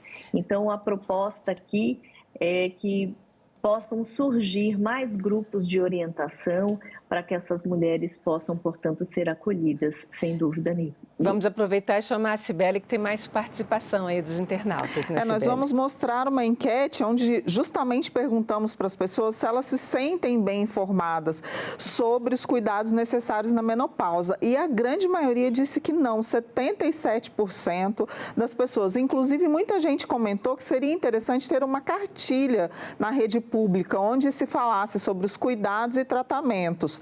E apenas 23% das pessoas relataram que têm informações necessárias sobre os cuidados para esse período, Antônia. Pois é, até a gente colocou aí na tela agora há pouco, vou até pedir a Carol para repetir para a gente na tela, porque eu achei muito interessante, é uma colocação de um homem, né, o Oswaldo, do Rio de Janeiro, que está fazendo essa sugestão aí de que sejam feitas cartilhas, né? Porque se a gente pensar bem, quando a gente fala em alterações de humor, insônia, ganho de peso, né? Quando se a gente fala de um casal, ou mesmo de familiares próximos, né? Filhos, né? Irmãos, os homens são também afetados por essa condição, não é isso? É isso mesmo, Antônia. Eu acho que essa é uma grande discussão e uma discussão muito importante sobre o tratamento das mulheres na menopausa no SUS, né? Então, dentro do hospital universitário, a gente faz esse acolhimento, esse atendimento também, como a doutora Isabel, mas a gente nota sim ainda uma falha, uma diferença do acesso do sistema privado ao sistema público, porque, inclusive, as terapias de reposição hormonal, as sistêmicas, elas hoje não estão disponíveis para uso no SUS, e não atinge a maioria da população que precisa desse tratamento. Então, a gente hoje tem estrogênio vaginal dentro do Sistema Único de Saúde, dentro das unidades básicas, mas nós não temos a terapia hormonal clássica pelas vias que são disponíveis hoje, a via oral, a via em forma de gel, a via em forma de spray, de adesivo, elas não estão disponíveis para a população do SUS. O que a gente tem tentado fazer, e eu hoje estou na presidência da Sociedade de Ginecologia de Brasília, é participar de audiências. Então, ontem nós tivemos uma audiência pública na Câmara Federal para falar sobre as políticas públicas que são importantes serem realizadas para a população do SUS, As cartilhas, elas entram nessa política pública. E outra novidade aí que eu posso dizer é que o PNAISM, que é o Programa Nacional de Atenção Integral à Saúde da Mulher, ele está sendo revisto por um grupo da Fiocruz, associado ao Ministério da Saúde, e vai introduzir esse tema de menopausa para também o sistema público de saúde, para as APS, para a unidade básica, para atingir realmente a população do SUS. Então, é uma grande falha que a gente tem hoje, realmente, a disponibilidade dos tratamentos recomendados hoje dentro do Sistema Único de Saúde. Eu vou aproveitar e passar para a doutora Isabel. E, doutora Isabel, só um minutinho que você vai complementar, mas eu vou acrescentar mais uma questão, que é a questão dos hormônios, né? Quando a gente vai, eu já estou nessa fase aí também, quando a gente vai no médico para lidar com ele, você, vamos fazer tratamento de reposição hormonal, a primeira pergunta que eles fazem é: tem caso de câncer de mama ou de útero na família? Então, eu queria saber qual é o nível familiar em que a existência de casos de câncer chegam a ser, digamos assim, comprometedores para o uso de terapia hormonal e em que lugar da família? É a mãe, são as irmãs, são as tias, as avós? Como é que é essa questão aí? Eu gostaria de complementar a questão anterior. Nós temos, sim, um manual, uma cartilha de atenção primária à saúde da mulher na transição para menopausa e pós-menopausa, que será lançada agora, entre novembro e dezembro. Tem um curso gratuito na Fiocruz, junto à Fiocruz. Então, esse trabalho que a doutora Lisandra colocou, eu tenho a honra, né, de estar no grupo de trabalho. Então, já existe um curso gratuito de atenção primária à saúde para mulheres na transição para menopausa e pós-menopausa. Lá no site da Fiocruz, você pode fazer a sua inscrição, profissionais de saúde, de uma maneira geral. E vai ser lançado o manual de atenção primária à saúde da mulher na transição para menopausa e pós-menopausa entre novembro e dezembro. E é uma iniciativa do Ministério da Saúde com a Fiocruz. Isso para os profissionais, né, doutora? Desculpa. Profissionais de saúde. Isso. E lá, nesse manual, tem um item chamado Orientações em Saúde. Então, lá terão folders, terão propostas para orientação em saúde para a comunidade, para a população. Tá, e a questão da terapia hormonal? A terapia hormonal, vamos lá então. O câncer de mama e as neoplasias, de uma maneira geral, hormônio dependentes, né, eles são contraindicados. Quem tem o câncer é contraindicado à terapia hormonal, portanto. Mas aquelas mulheres que têm um risco, né, principalmente relacionado ao risco familiar, e se são mutadas geneticamente, elas têm um risco aumentado com relação à população geral. Então, nestes casos, sempre deve ser individualizado e, a depender da mutação, esses casos são contraindicados o uso da terapia hormonal. É importante nós dizermos também aqui, aproveitar, que muitas mulheres às vezes dizem: eu vou optar pelos fitoterápicos. Então, a fitoterapia, ela não é inócua. E existem alguns fitoterápicos que são o que nós chamamos de fitoestrogênios. Então, eles ocupam receptores de estrogênio e também está contraindicado em mulheres com risco de mama. Então, eu achei importante trazer isso aqui para a população, porque muitas vezes elas estão usando o chá de amora, que tem, portanto, essas ações relacionadas a fitoestrogênio, e que isso não quer dizer que seja inócuo à saúde. Tá, eu vou aproveitar, então, a gente ainda tem um tempinho aí na TV e depois vai seguir para a internet. Antes dessa mudança, a Cibele tem aí novidades para a gente. Isso, nós temos uma pergunta aqui para a doutora Lisandra. Muita gente querendo saber sobre a associação da menopausa com a perda óssea nas mulheres. E a Amanda da Bahia está dizendo o seguinte, ela quer saber se isso é verdade e qual seria o momento ideal para começar a terapia hormonal a fim de evitar a perda óssea. Excelente pergunta. Aqui, seu público tá demais. Que eu diria assim, realmente existe uma ligação direta entre a menopausa e o risco de baixa óssea, de osteopenia, osteoporose. Isso tem uma ligação direta com a diminuição da produção do estrogênio, que acontece na menopausa. Então, os ovários eles vão entrando em falência. Essa diminuição do estrogênio, ela leva a uma diminuição de massa óssea. O ganho de massa óssea, ele começa lá quando a gente é jovem. Então, as pacientes jovens já precisam pensar nesse ganho de massa óssea. Então, elas já precisam pensar numa dieta rica em cálcio, numa quantidade adequada de vitamina D, e aí não precisa ser suplementação, elas podem pegar sol, né? Que hoje as pessoas não pegam sol mais, então precisam desse cuidado já desde jovem, porque é quando a gente está ganhando a massa óssea, e ali por volta da perimenopausa e a menopausa, a gente já precisa imaginar que as mulheres vão ter uma diminuição de massa óssea devido à menopausa. Quando que a gente pode iniciar a terapia de reposição hormonal? Não existe uma resposta para cada pessoa, ela é individualizada, mas em geral a gente pode começar ali na perimenopausa, como a doutora Isabel falou, ela começa 3, 4 anos antes da menopausa e após menopausa. E para as mulheres que não ou não desejam fazer a terapia de reposição hormonal, nós temos outros medicamentos que podem ser utilizados para prevenção ou para o controle dessa osteopenia e dessa osteoporose. Bom, eu queria então ouvir, a doutora Isabel falou de uma cartilha para os profissionais, mas uma cartilha que seja distribuída para todos os brasileiros, quer usem o SUS diretamente, quer não, mas que todas as mulheres e homens interessados possam ter acesso. A gente tem previsão de o Ministério da Saúde lançar uma cartilha assim? Que me foi passado, né, no grupo de trabalho junto à Fiocruz. Então, nós estamos trabalhando neste curso, nós estamos trabalhando no manual e estamos trabalhando também numa amostra nacional de programas nas unidades básicas de saúde que incentivam o acolhimento de mulheres na transição para menopausa e pós-menopausa. Mas essa ideia, essa proposta seria muito boa de continuidade desse trabalho, né? E vamos levar lá para o grupo de trabalho da Fiocruz, quiçá nós teremos uma cartilha para a comunidade, para todos, toda a população brasileira. Vamos aproveitar um tempinho que a gente ainda tem na TV e falar sobre a questão do humor, né?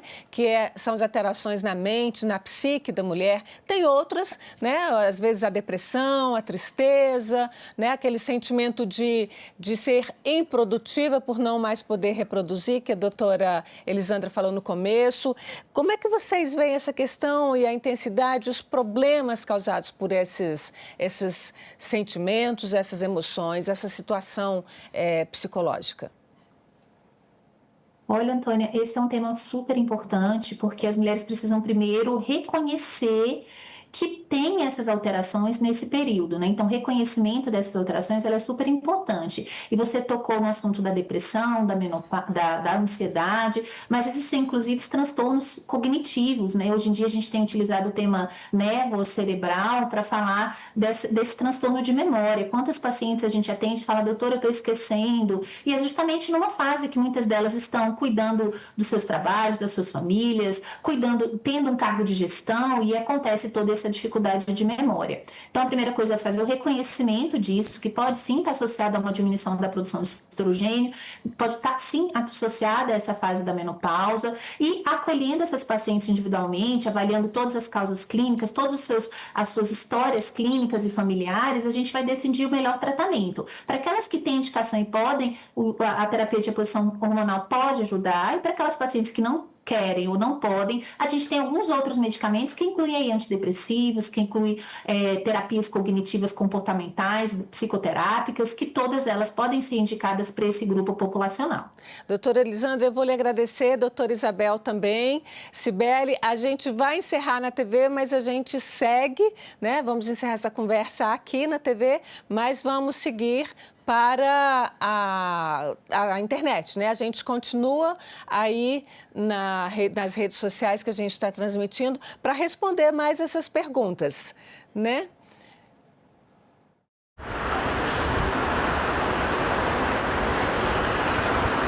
Fazenda em Goiás vira exemplo de agricultura sustentável. A audiência pública aponta prós e contras das energias renováveis. Pensão alimentícia via Pix. Câmara aprova e envia projeto ao Senado. E comunidades bilíngues no sul do Brasil, onde se fala português, italiano, tudo isso no Parlamento Brasil. Parlamento Brasil. Hoje, 20h, aqui na TV Senado. A gente também fala tupi. Tocantins é uma palavra tupi que identifica uma etnia indígena e significa bico de tucano. Vem de tucã, como o pássaro é chamado em tupi, mais ti, que pode significar bico ou nariz. Já o nome tucano é formado por tu ou ti, que quer dizer bico, mais canga, termo para osso. Seria então a ave do bico feito de osso. A gente também fala tupi.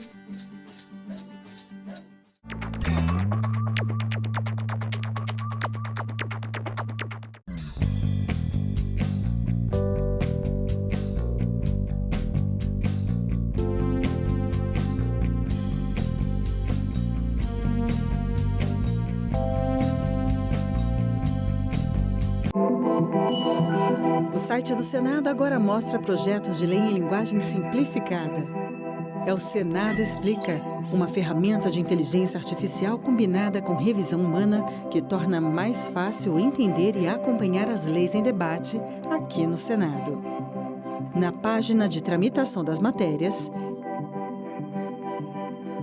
e no portal E-Cidadania, Senado Explica.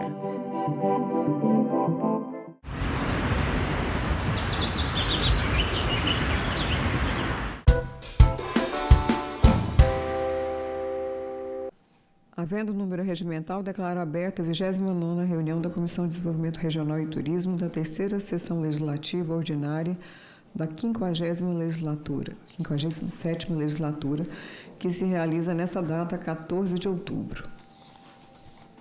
A presente reunião destina-se à deliberação das indicações das emendas de RP8 da Lei Orçamentária de 2025, nos termos da Lei Complementar nº 210 de 2024 e da Resolução número 1 de 2006, com redação dada pela Resolução número 1 e número 2 de 2025. Quero fazer uma breve exposição na área da integração nacional, a emenda 6011-00001, dotada de 700 milhões.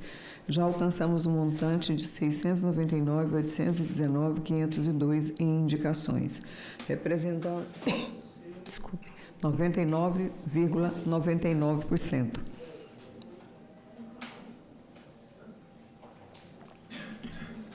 No turismo, a emenda 6011-0002 tem dotação de 400 milhões previstos. Já foram indicados R$ 399.675.758, 99,91. Restando empenhado R$ 76.761.357. Reforço que a comissão segue atenta à transparência orçamentária e ao cumprimento que foi definido em reunião. Assim, reafirmamos nosso compromisso com as políticas públicas para a população brasileira. A coordenação das sugestões e indicações nessa comissão ficou sob a responsabilidade dessa presidência, que recebeu exclusivamente pelo sistema 92 indicações, anexo 1, 2 e 3, cujo prazo de envio encerrou-se quinta-feira passada, dia 9 de outubro. Farei agora a leitura do relatório. No novo prazo concedido, vou direto para análise. As indicações constantes no anexo 1 são novas e atendem todos os requisitos formais. Portanto, o voto é pela sua aprovação integral e posterior encaminhamento aos ministérios competentes. O anexo 2 apresenta solicitações de alteração das indicações previamente aprovadas em ciclos anteriores, encaminhadas à presidência da comissão por seus autores e que também atendem aos critérios formais analisados. Caso aprovadas, essas alterações serão igualmente encaminhadas aos Ministérios da Integração e Desenvolvimento Regional, MDIR, e do Turismo, MTUR.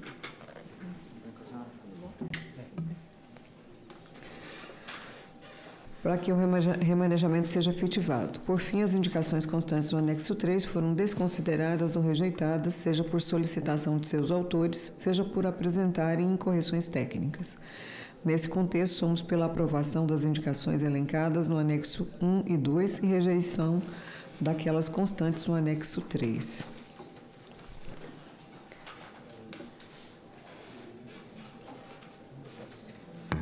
Não havendo quem queira discutir, coloco em votação a tabela com as indicações válidas e a relação de remanejamento solicitado por seus autores, conforme constante no relatório apresentado, que será encaminhada à Comissão Mista de Orçamentos, Planos, Orçamentos Públicos e Fiscalização e aos Ministérios, juntamente com a ata da presente reunião. As senadoras e senadores que concordam permaneçam como se encontram. Aprovadas as indicações no anexo 1 e 2, publicada a ser enviado nos respectivos ministérios. Antes de finalizarmos nosso trabalho, submeto a deliberação do plenário e a dispensa da leitura da ata. As senhoras e senhores senadores que aprovam permaneçam como se encontram. As atas estão aprovadas e serão publicadas no Diário do Senado Federal. Informo ainda às senhoras e senhores senadores que o sistema SINEC será reaberto a partir de amanhã, quarta-feira, 15 de outubro, exclusivamente para envio de correções em razão de impedimento técnico nas indicações já aprovadas anteriormente, e o sistema permanecerá aberto até o dia 30 de outubro. Ressalto que não será possível o cadastro de novas indicações, uma vez que o limite orçamentário destinado à comissão foi integralmente atingido. Informo ainda que, após o término dessa reunião, haverá a 30ª reunião da Comissão de Desenvolvimento Regional para realização de audiência pública referente à Política Pública de Saneamento Básico de 2025. Tem matéria? Não. Tá. Deliberar ainda alguns requerimentos já previamente colocados na pauta. Nada mais havendo a tratar, agradeço a presença de todos e declaro encerrada a presente reunião.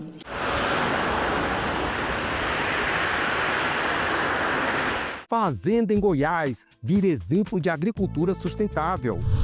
A audiência pública aponta prós e contras das energias renováveis. Pensão alimentícia via Pix. Câmara aprova e envia projeto ao Senado.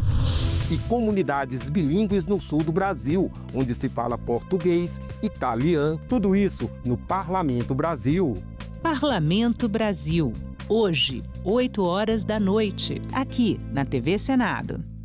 A gente também fala tupi. Pernambuco é uma palavra de origem tupi, formada por Paranã, que quer dizer mar, mais umbuca ou puca, que significa furo. Logo, Pernambuco seria mar furado, ou buraco que o mar fez, isto é, uma pedra furada por onde o mar entra. Era um termo comum usado em toda a costa do Nordeste, para lugares onde havia recifes, como o local onde hoje está a cidade do Recife.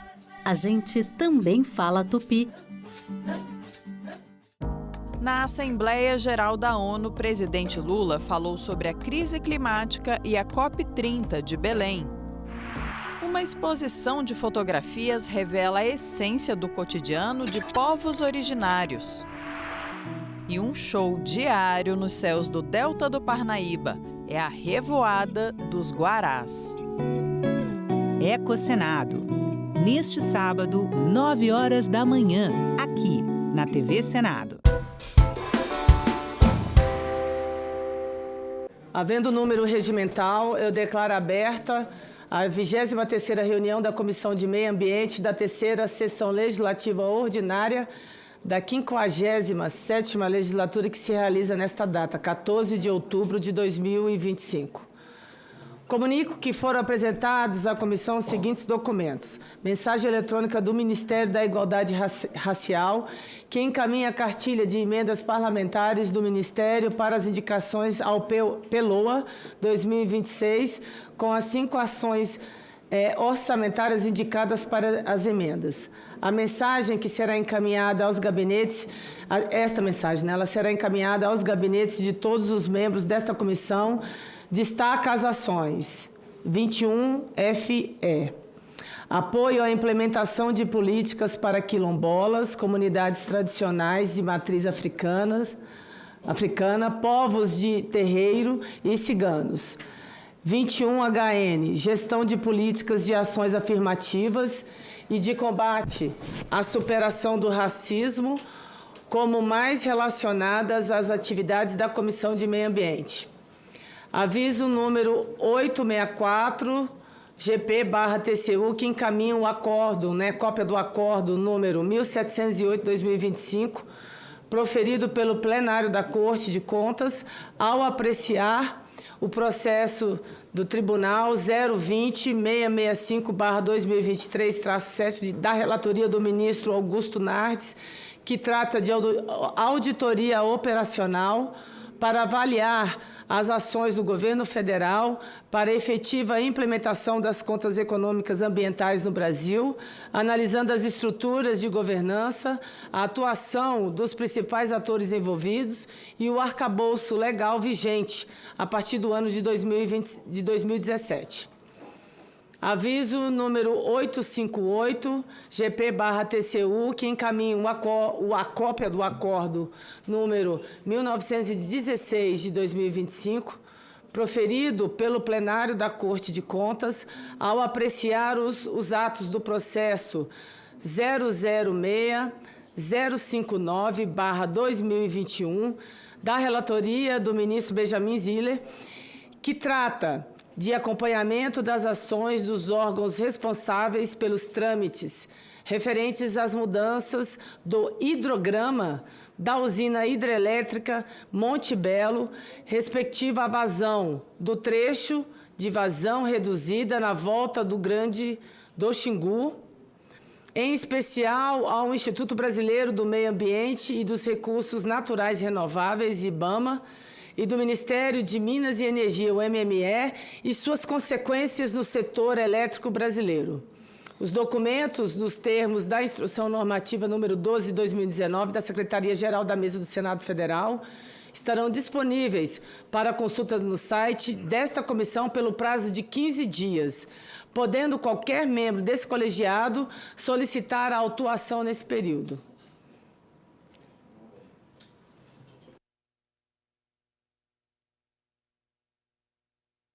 Mas a Secura mantém, né, gente? A presente reunião ela é destinada à deliberação de matérias e requerimentos apresentados à comissão. Item 1. Requerimento da Comissão de Meio Ambiente número 18/2025, de minha autoria, que requer, nos termos do artigo 93 do Regimento Interno do Senado Federal, a realização de audiência pública com o objetivo de instruir o PL 4.789 de 2024, que institui a Política Nacional de Desenvolvimento Sustentável da Pesca, altera dispositivos da Lei nº 11.959, de 29 de junho de 2009, com os seguintes convidados: o senhor Cristiano Quaresma, coordenador-geral de Gestão Participativa Continental do Ministério da Pesca e Aquicultura, o representante da Oceana, o senhor José Alberto de Lima Ribeiro, vice-coordenador da Comissão Nacional para o Fortalecimento das Reservas Extrativistas e dos Povos Extrativistas Costeiro Marinho, CONFREM, o senhor Eliseu Augusto de Brito, da Confederação Brasileira dos Trabalhadores da Pesca e da Aquicultura, a CBPA, o senhor Edivando Soares de Araújo, da Confederação Nacional dos Pescadores e Aquicultores, da CNPA, o senhor Eduardo Lobo, da Associação Brasileira das Indústrias de Pescado, o senhor Carlos Eduardo de Arruda Vilaça, do Coletivo Nacional da Pesca e Aquicultura, a CONEP, o senhor Apoliano Oliveira do Nascimento, da Associação Nacional dos Armadores e Proprietários de Embarcações Pesqueiras, Pesca BR, e vou incluir também o senhor Gilberto Salles, diretor do Departamento de Gestão de Recursos Pesqueiros do Ministério do Meio Ambiente e Mudança do Clima. E contribuindo com a lista de convidados, também temos os seguintes requerimentos.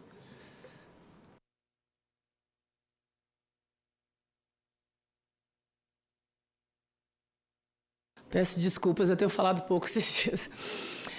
Contribuindo com a lista de convidados, temos também os seguintes requerimentos. Requerimento número 19/2025, CMA, do senador Jorge Seife, para incluir o representante do Sindicato dos Armadores e das Indústrias de Pesca de Itajaí e região. Requerimento número 20/2025, da CMA, do senador Marcos Rogério, para incluir o senhor Francisco das Chagas Medeiros, presidente da Associação Brasileira de Piscicultura, Peixe BR, e o requerimento também número 25/2025 CMA, do senador Alessandro Vieira, para incluir o doutor Paulo Reiman Souto, que é professor do Departamento de Educação e do Programa de Pós-Graduação em Ensino de História da UFS, e a senhora Josana Pinto da Costa, do Movimento dos Pescadores e Pescadoras, MPP. Eu também subscrevo todos os requerimentos e coloco em votação em globo. A votação, queridos e queridas, ela será simbólica. Em votação, os requerimentos. As senhoras senadoras e senhores senadores que concordam, permaneçam como se encontram. Aprovados os requerimentos.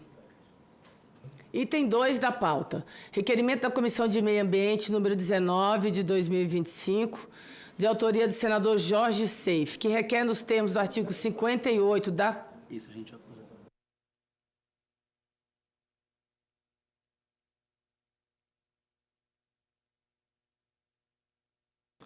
Como já anunciei, eu estou subscrevendo com os demais requerimentos. Eu vou para o requerimento agora número 4, porque incluí de forma global o 2 e o 3. Então, requerimento número 4, item número 4, requerimento da Comissão de Meio Ambiente número 24/2025, que requer a realização de diligência externa na Assembleia Legislativa do Estado do Mato Grosso, em 20 de outubro de 2025, com o objetivo de acompanhar in loco o evento pré-COP 30, de autoria do senador Wellington Fagundes. A votação ela será simbólica. Em votação, requerimento. As senhoras senadoras e senhores senadores que concordam com o requerimento permaneçam como se encontram. Aprovado o requerimento. Esse já foi aprovado também.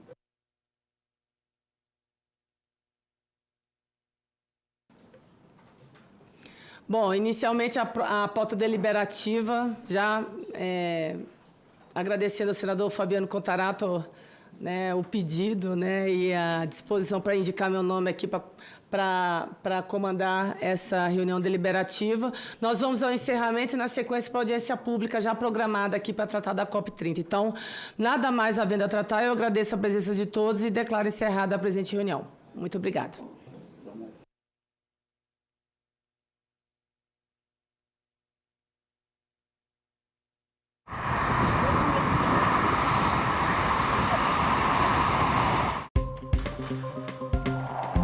O que muda no corpo da mulher durante a menopausa? Quais são os cuidados necessários nesse período? Como lidar com os sintomas? Essas e outras perguntas serão respondidas. TV Senado Live, hoje, 20h30. O mundo caiu. cabe dentro de um museu. É só entrar e deixar a curiosidade te guiar. Pinturas, esculturas, traços e cores que atravessam séculos e que contam histórias. Cada obra é uma janela aberta para outras épocas, outros olhares e outras culturas. A arte não tem tempo, ela vive e está exposta. Museus, onde o passado encontra o presente e inspira o futuro. Visite, descubra, valorize.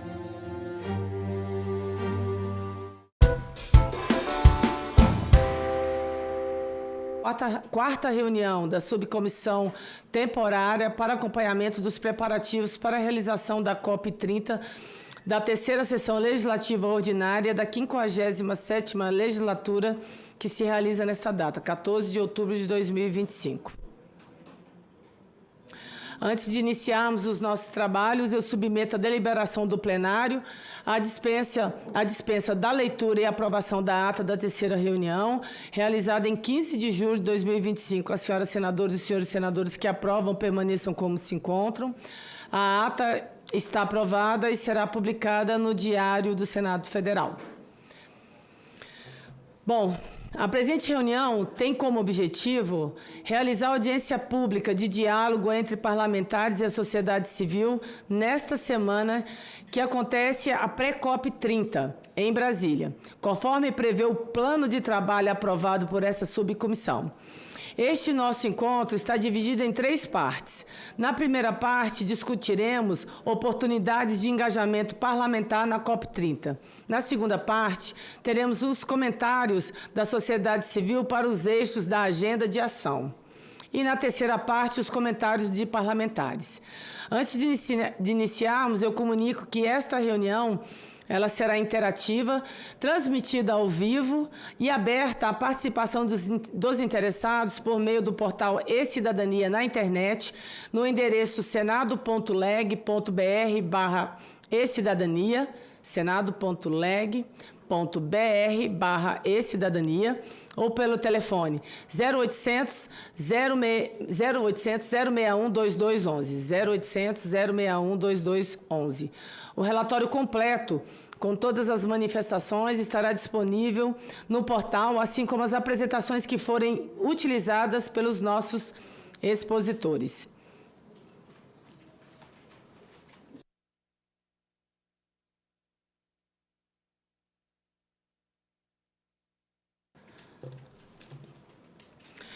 Bom dia a todas e a todos. Eu cumprimento as senhoras e senhores parlamentares, as autoridades, os representantes de organizações da sociedade civil e todos aqueles que nos acompanham presencialmente pelas transmissões do Sistema de Comunicação do Senado Federal.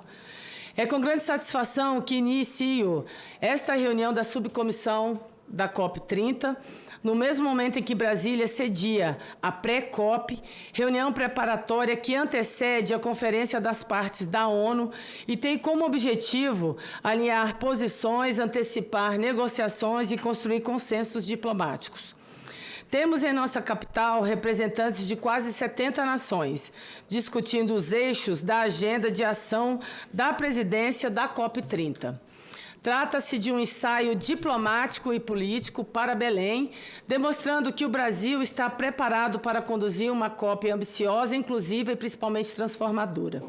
Senhoras e senhores, estamos a menos de um mês da COP30, que será realizada em Belém do Pará, entre os dias 10 e 21 de novembro, está bem perto. Será a primeira COP sediada na Amazônia, o coração do planeta, e a primeira vez que o norte do Brasil se tornará o epicentro, das negociações climáticas mundiais. A COP30 é mais do que um evento internacional. É a oportunidade de reafirmar o papel do Brasil como líder global da agenda climática, apresentando ao mundo a força da nossa democracia, diversidade e natureza. Em um momento em que vivemos a chamada a era da evolução global, a realização da conferência na Amazônia é um gesto político e simbólico de imenso significado. Belém será o espaço do diálogo entre os povos e da COP, da participação social, construída com a presença de milhares de vozes. indígenas, quilombolas, jovens, mulheres, cientistas, trabalhadores e trabalhadoras que vivem e sentem os efeitos da crise climática.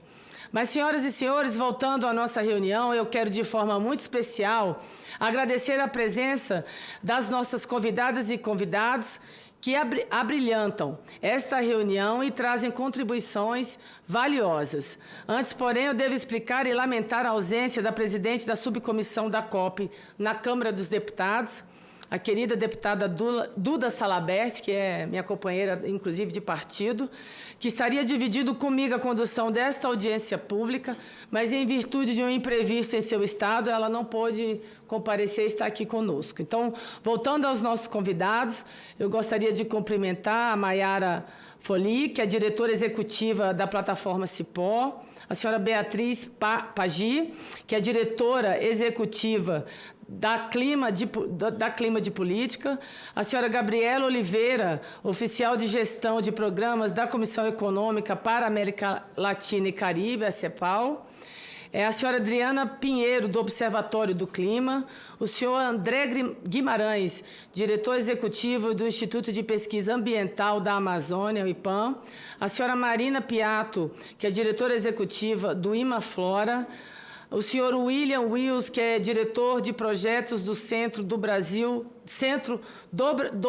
Projetos do Centro Brasil no Clima, CBC, perdão, o senhor Robson Sebastian, da Coordenação Nacional do Movimento dos Atingidos por Barragem, MAB, e a senhora Nathalie Antestel, que é presidente do Instituto Talanoa. Eu cumprimento também os parlamentares convidados que têm acompanhado de forma ativa o processo preparatório da COP30 e poderão compartilhar conosco suas reflexões. Todos sejam muito bem-vindos. O Congresso Nacional ele tem exercido um papel cada vez mais relevante na governança climática. Nosso objetivo é garantir que as decisões que serão tomadas em Belém contem com a legitimidade democrática e base legislativa sólida, alinhadas aos compromissos do Acordo de Paris. Defendemos que a COP30 seja um marco de um pacto pela vida, um pacto ético, político e civilizatório, associando os acordos climáticos à proteção das pessoas e, principalmente, à justiça social. A presidência da COP propôs uma agenda de ações estruturada em 6 eixos temáticos, que nortearão nossas discussões: a transição energética justa, florestas e biodiversidade, adaptação e resiliência, financiamento climático, grande desafio, cidades sustentáveis e inclusivas, outro também, participação social e juventudes.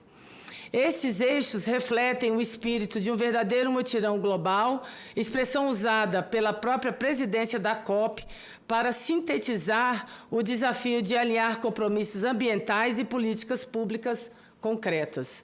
Nosso papel como subcomissão é conectar, mas assim, eu acho que é bem reconectar mesmo.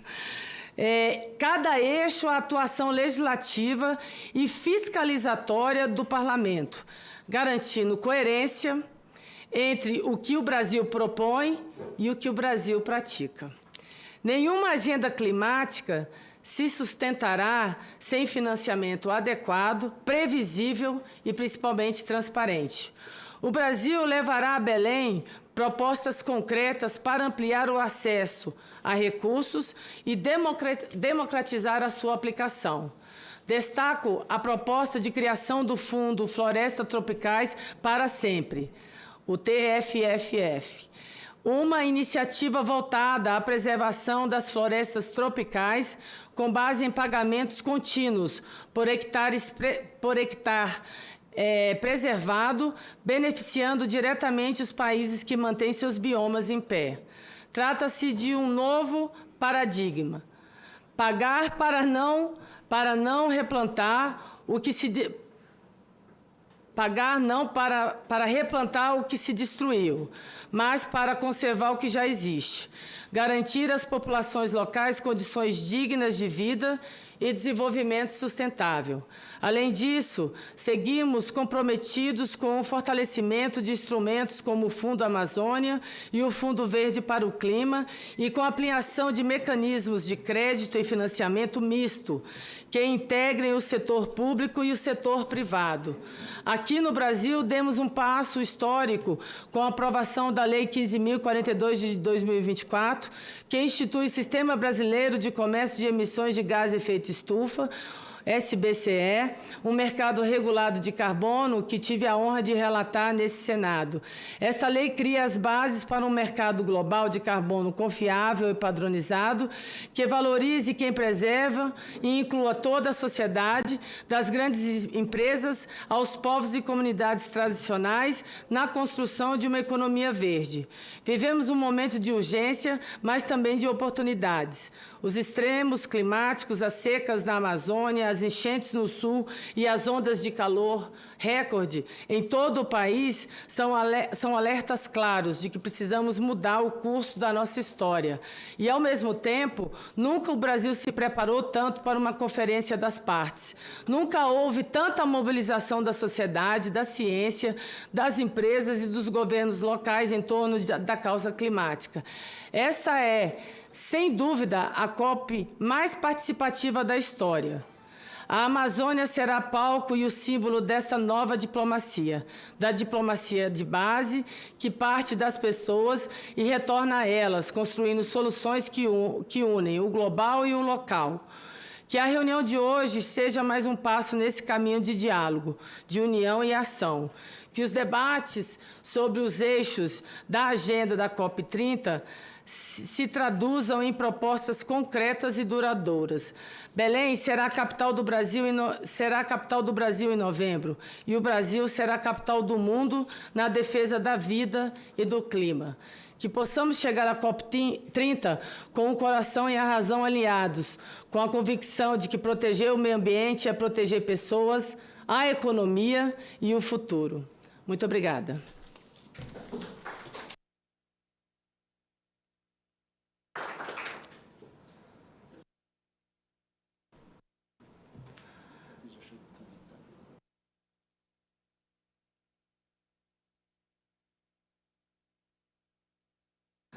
Vamos ter uma mesa feminina, que é muito interessante, porque eu quero ouvir as mulheres aqui.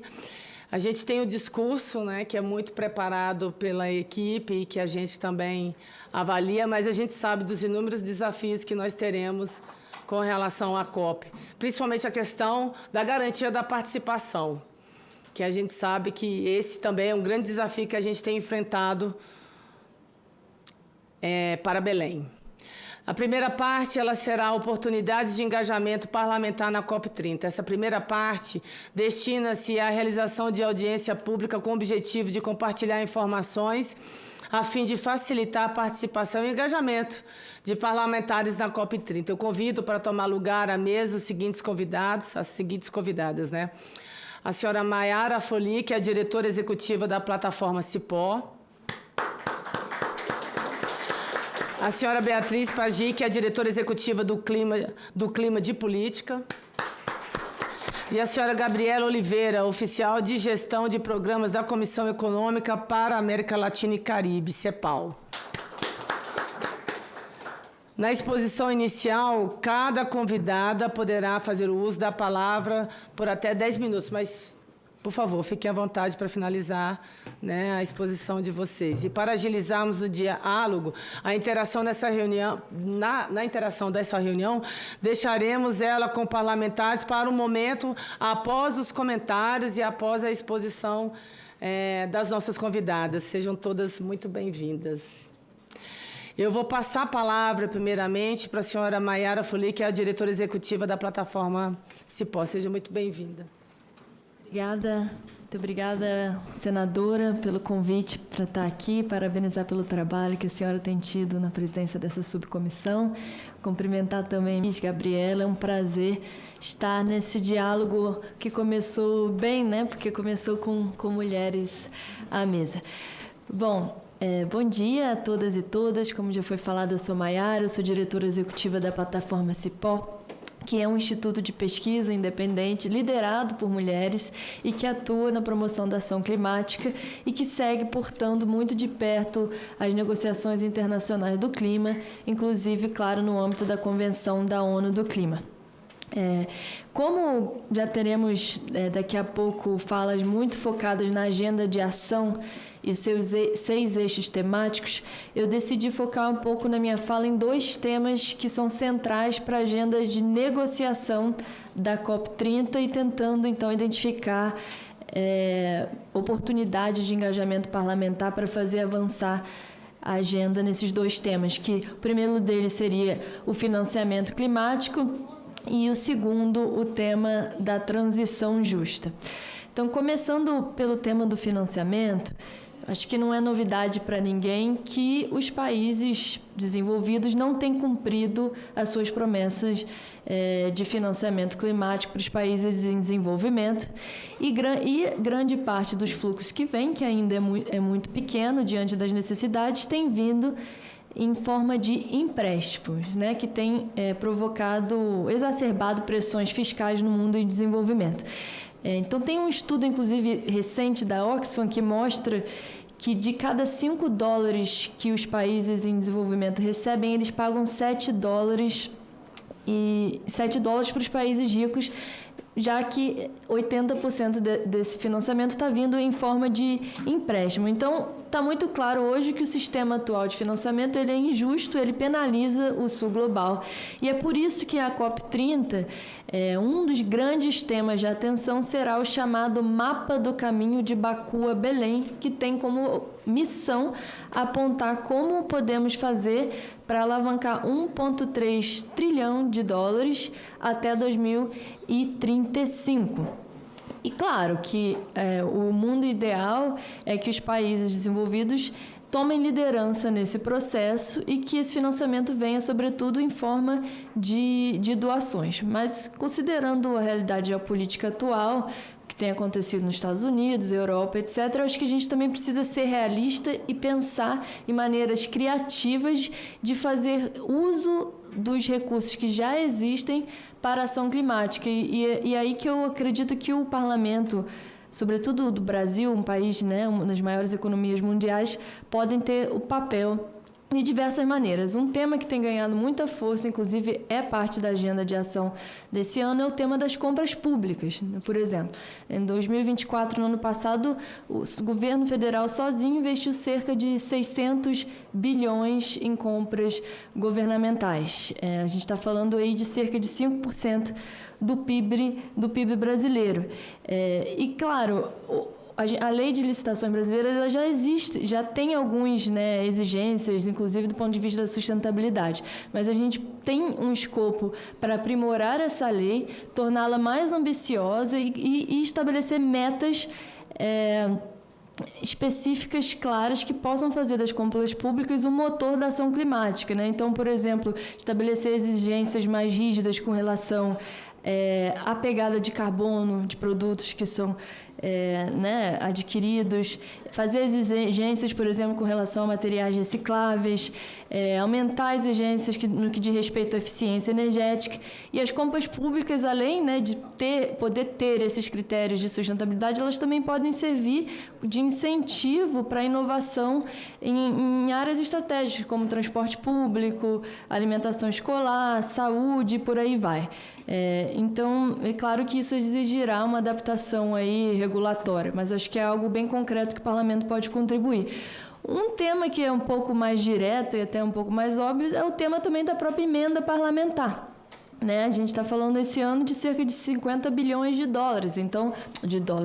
reais, mas que não é também uma quantia baixa. E os dados do orçamento público mostram que na última década, menos de 1% das emendas parlamentares foram para a área ambiental. E, por outro lado, uma investigação recente da Folha de São Paulo mostrou que 900 milhões de reais de emendas foram utilizadas para compra de maquinários pesados e alguns deles estão sendo utilizados, inclusive, em empreendimentos que têm tido um impacto como, por exemplo, em relação ao desmatamento ilegal, a invasão de terras indígenas. Então, o maior controle das emendas e maior alocação para a área ambiental seria uma forma muito concreta do parlamento contribuir para esse tema, que é o tema tão importante do financiamento climático, que é o gargalo, né, da Convenção do Clima.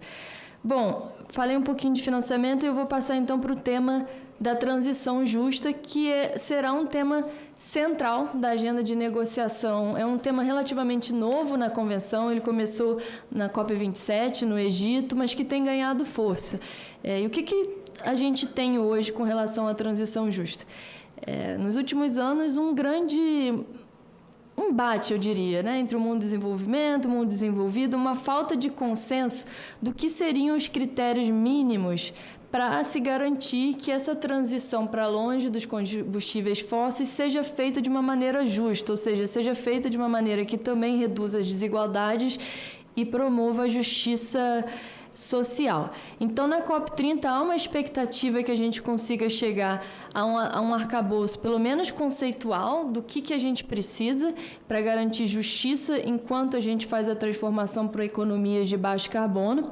E também há uma expectativa de uma potencial aprovação de um mecanismo institucional que pudesse, idealmente, prover financiamento para ajudar os países nessa transição, mas considerando o cenário atual, acho pouco provável que a gente chegue a um mecanismo focado ao financiamento, mas pelo menos um cenário em que a gente tenha um mecanismo que possa promover a capacitação técnica dos países que queiram planejar a sua transição de uma maneira organizada para que ela possa ter o menor impacto possível sobre as pessoas, sobre os trabalhadores. E no caso do Brasil, claro, a gente tem a nossa NDC, nós temos o Plano Clima, mas a gente ainda precisa avançar num planejamento econômico dos setores para que, de fato, a gente possa alcançar as nossas metas de neutralidade de carbono. E eu diria que, novamente, o parlamento ele tem aqui um processo central, não apenas de fiscalizar o papel do executivo, como a senadora bem colocou na sua fala, mas eu diria que o parlamento também precisa ser um agente ativo no planejamento bem estruturado dessa transição. Então, a gente precisa primeiro pensar em como desincentivar os incentivos, né, fiscais, etc., que estão indo para a indústria de fósseis e gerar incentivos para as indústrias que são aquelas que a gente precisa que sejam fortalecidas, né? Seja o setor da renovável, mas também o setor de bioeconomia, de industrialização verde, restauração florestal. Estou olhando aqui para o André do IPAM, que entende muito disso. Isso tudo vai exigir marcos regulatórios para que esses setores sejam competitivos, mas a gente também precisa olhar para os estados, para os municípios que potencialmente vão perder receitas. E esse tipo de discussão precisa ser feita. Também que tipo de proteção social inclusive em ponto de vista legal, a gente precisa ter para garantir, por exemplo, a proteção de trabalhadores afetados, a requalificação desses profissionais.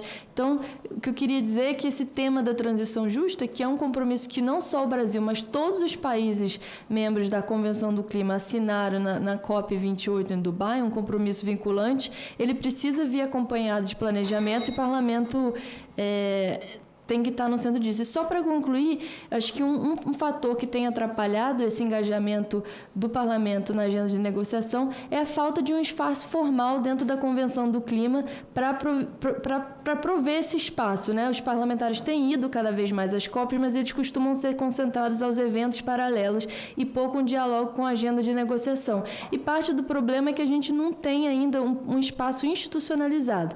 E isso a gente, na plataforma CIPOL, Clima de Política, a CEPAL, tem dialogado com a presidência da COP30. Vamos começar um diálogo também com o secretariado da Convenção da ONU do Clima para a criação de uma constituinte formal parlamentar. Vários grupos já têm, os governos subnacionais já têm, por exemplo, os parlamentares não têm. Isso permitiria que se criasse um espaço não só para trocar boas práticas, mas também permitiria um acesso às salas de negociações, a submissão de contribuições tanto orais quanto escritas.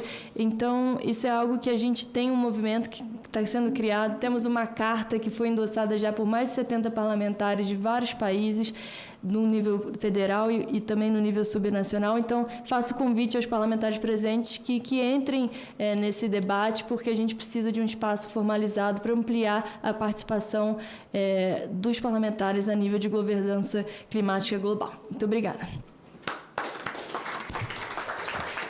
Nós que agradecemos a sua participação, Maiara, e você está super certa, assim, eu acho que falta realmente esse espaço de diálogo, até de aprofundamento dos próprios parlamentares sobre a pauta.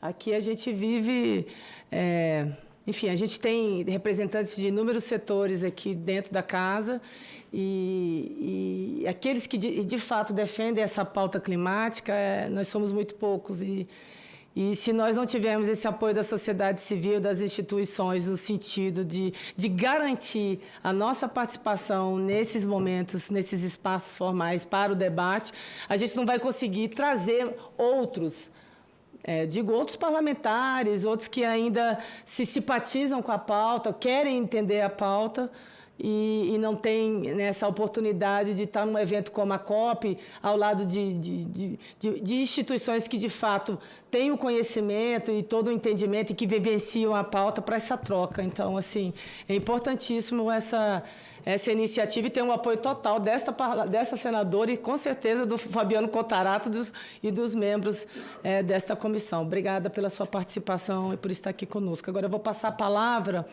para a Beatriz Pagi, que é a diretora executiva do Clima de Política. Diferente do Clima de Política. Desculpa. Imagina. Obrigada, senadora. Antes de mais nada, reforçar que é difícil mesmo o sobrenome, nunca acertam, mas dessa vez acertaram. Eu também, vou falar no folha. Dito isso, o Clima de Política ele é uma organização da sociedade civil que eu acho que dialoga muito com isso que você trouxe, da importância dessa colaboração, né, da colaboração entre esses espaços de poder com a sociedade civil, de ter uma participação ativa no processo de tomada de decisão. Nós somos uma organização de advocacy climático que surgiu durante uma crise de governança, meados de 2020, uma crise de liderança também, que é uma coisa que está sustentada há alguns anos em diferentes níveis do nosso governo e do direito internacional também.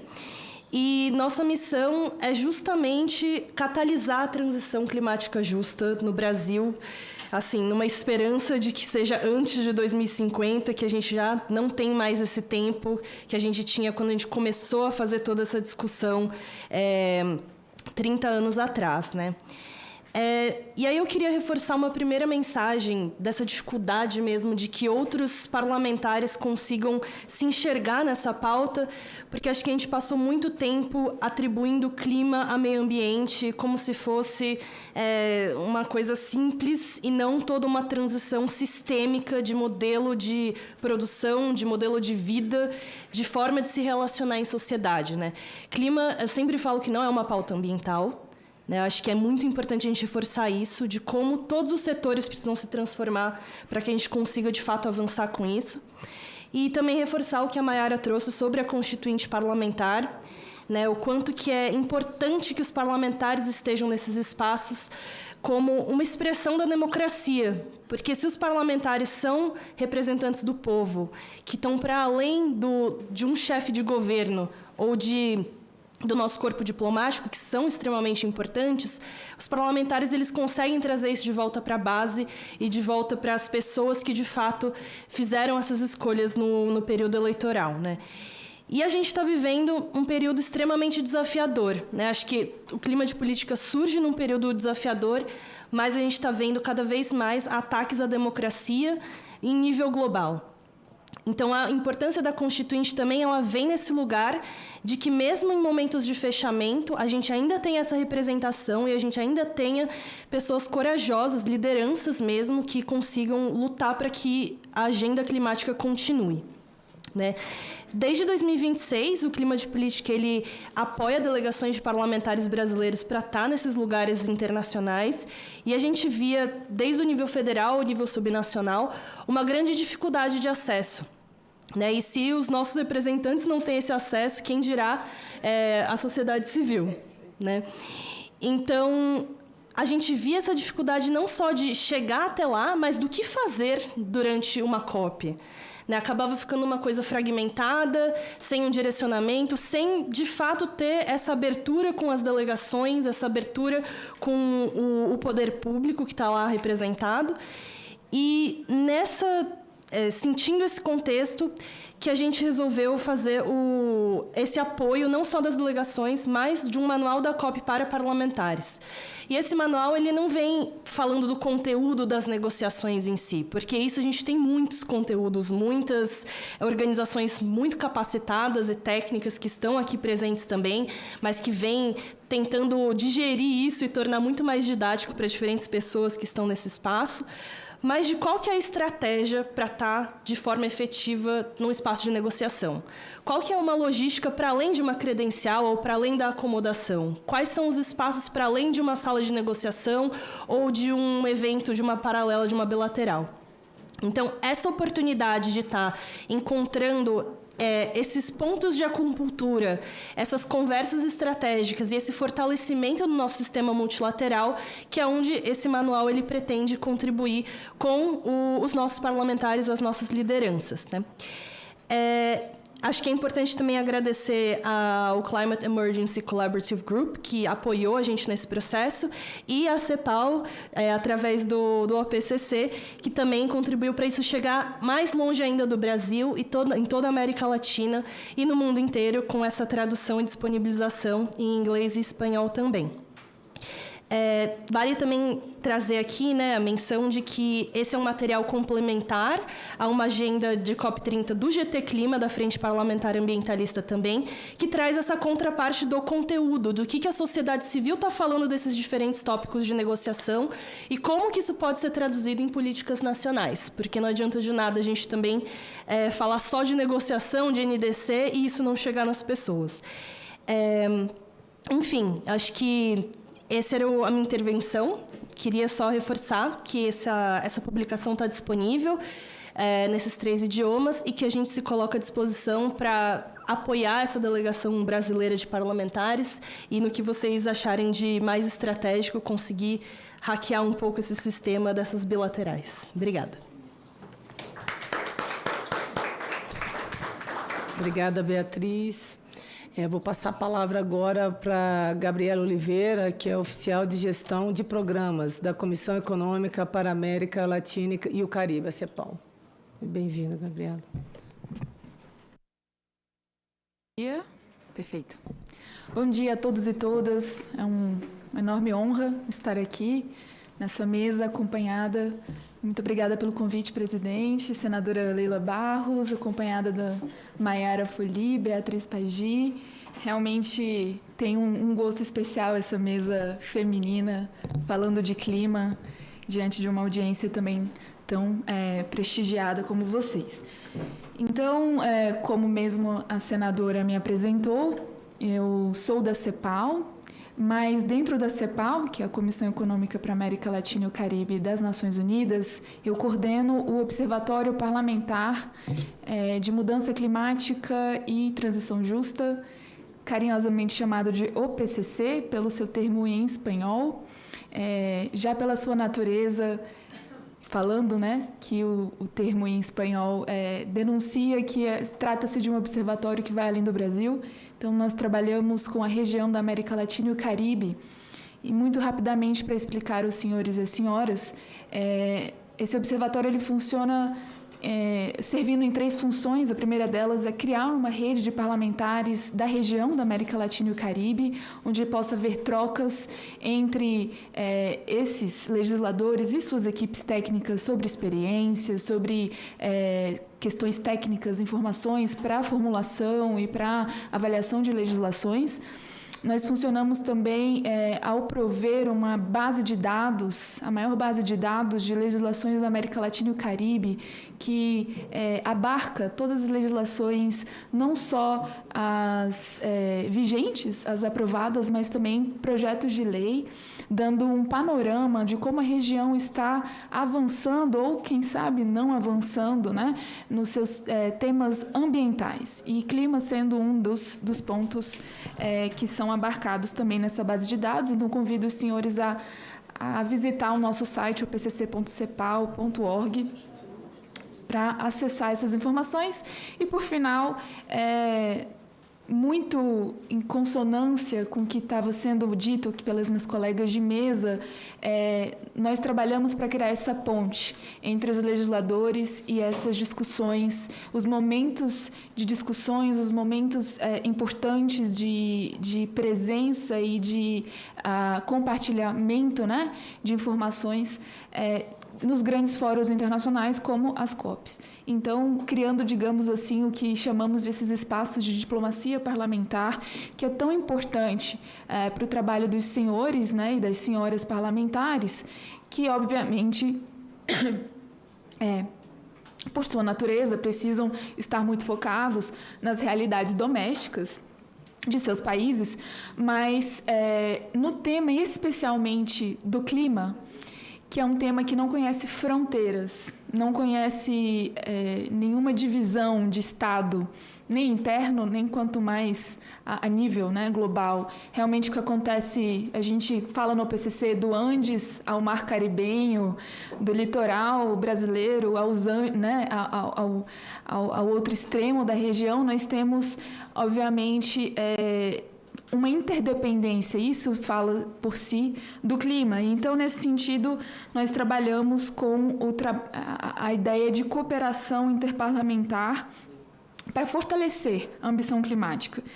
Meu objetivo, então, nessa rápida fala na mesa que a gente está fazendo nesse momento, é para colocar um pouquinho o tom da nossa audiência, explicando os 6 eixos de ação da agenda de ação da COP30. Então, remontando aqui, essa agenda de ação foi lançada em Bonn, em junho de 2025, na Conferência de Bonn. É uma agenda que ela vem para apoiar o Balanço Global, GST, no seu termo internacional, em inglês, que é um mecanismo do Acordo de Paris para poder avaliar aí o progresso desse limite do aquecimento a 1,5 grau, né, que é o objetivo do Acordo de Paris, né, que a gente não passe pelo menos dos 2 graus de aquecimento global. E também é uma agenda que visa dar coerência às tantas ações que existem em múltiplos acordos e compromissos firmados. Então, juntar numa questão implementatória, que tem sido a bandeira da presidência da COP30 desse ano, a nossa COP, a COP do Brasil,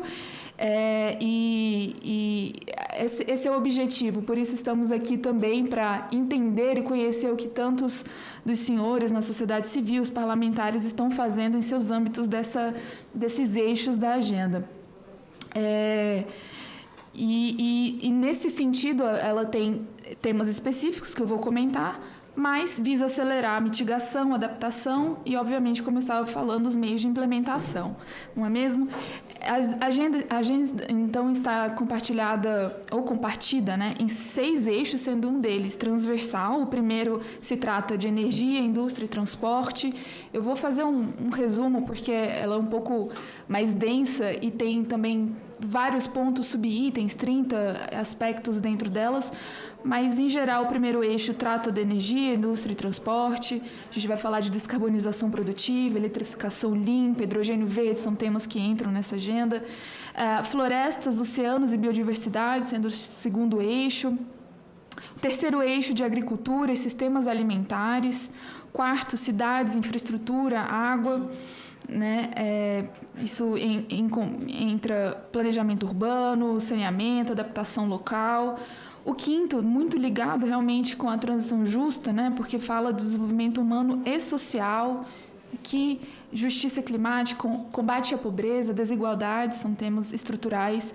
E o eixo transversal, que se trata dos catalisadores e aceleradores. A Maiara muito bem colocou toda a sua fala sobre o aspecto do financiamento, e esse é realmente um cerne que a agenda de ação traz, comentando, fazendo uma costura aqui com alguns instrumentos e mecanismos em destaque dentro dessa agenda de ação.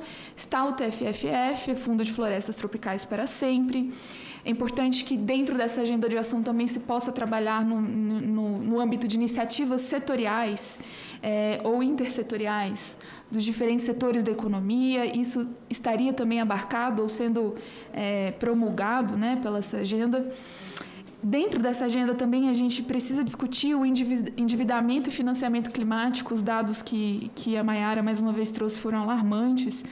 E aqui tem também o aspecto das taxas de solidariedade global. Esse é um aspecto interessante, onde a gente possa buscar novas fontes para financiar a resposta climática de uma maneira que promova a justiça fiscal. E, no final da minha fala, eu quero sublinhar, né? Na verdade, destacar em amarelo, em verde, em azul, todas as cores possíveis, o papel essencial dos parlamentares. Os parlamentares, nesse sentido... Só um instante. Os parlamentares são os atores, então, que produzem as leis, são aqueles que fiscalizam, e tem um papel insubstituível, né, na criação de marcos legais estáveis, de orçamentos compatíveis, de criação, então, de estruturas e mecanismos de controle e transparência que vão viabilizar o trabalho que deve ser feito, né, para conter os efeitos negativos do clima e também promover a transição justa. E nesse sentido, o OPCC, mais uma vez aqui colocando como coordenadora do OPCC pela CEPAL, e me perdoem que eu não expliquei o vínculo da CEPAL com o OPCC, né? Eu sou uma oficial da CEPAL. A CEPAL é o secretariado desse observatório, né? Um observatório que tem uma autonomia dos seus próprios participantes, mas nós servimos, então, para colocar toda essa turma, essa gama de pessoas em consonância, a gente trabalhar juntos. Então, nesse sentido, o OPCC ele trabalha no aspecto mais regional da América Latina e Caribe, também engajando com o Sul Global, a importância da gente ver realmente as vulnerabilidades dos países em desenvolvimento, e especialmente, né, muito destacados aí pela questão do financiamento, do endividamento, por conta das questões climáticas. E nós estamos aqui, então, para apoiar esse processo de compartilhamento de experiências, para fortalecer as capacidades institucionais dos senhores, das senhoras, e criar, né, conexões e pontes para que...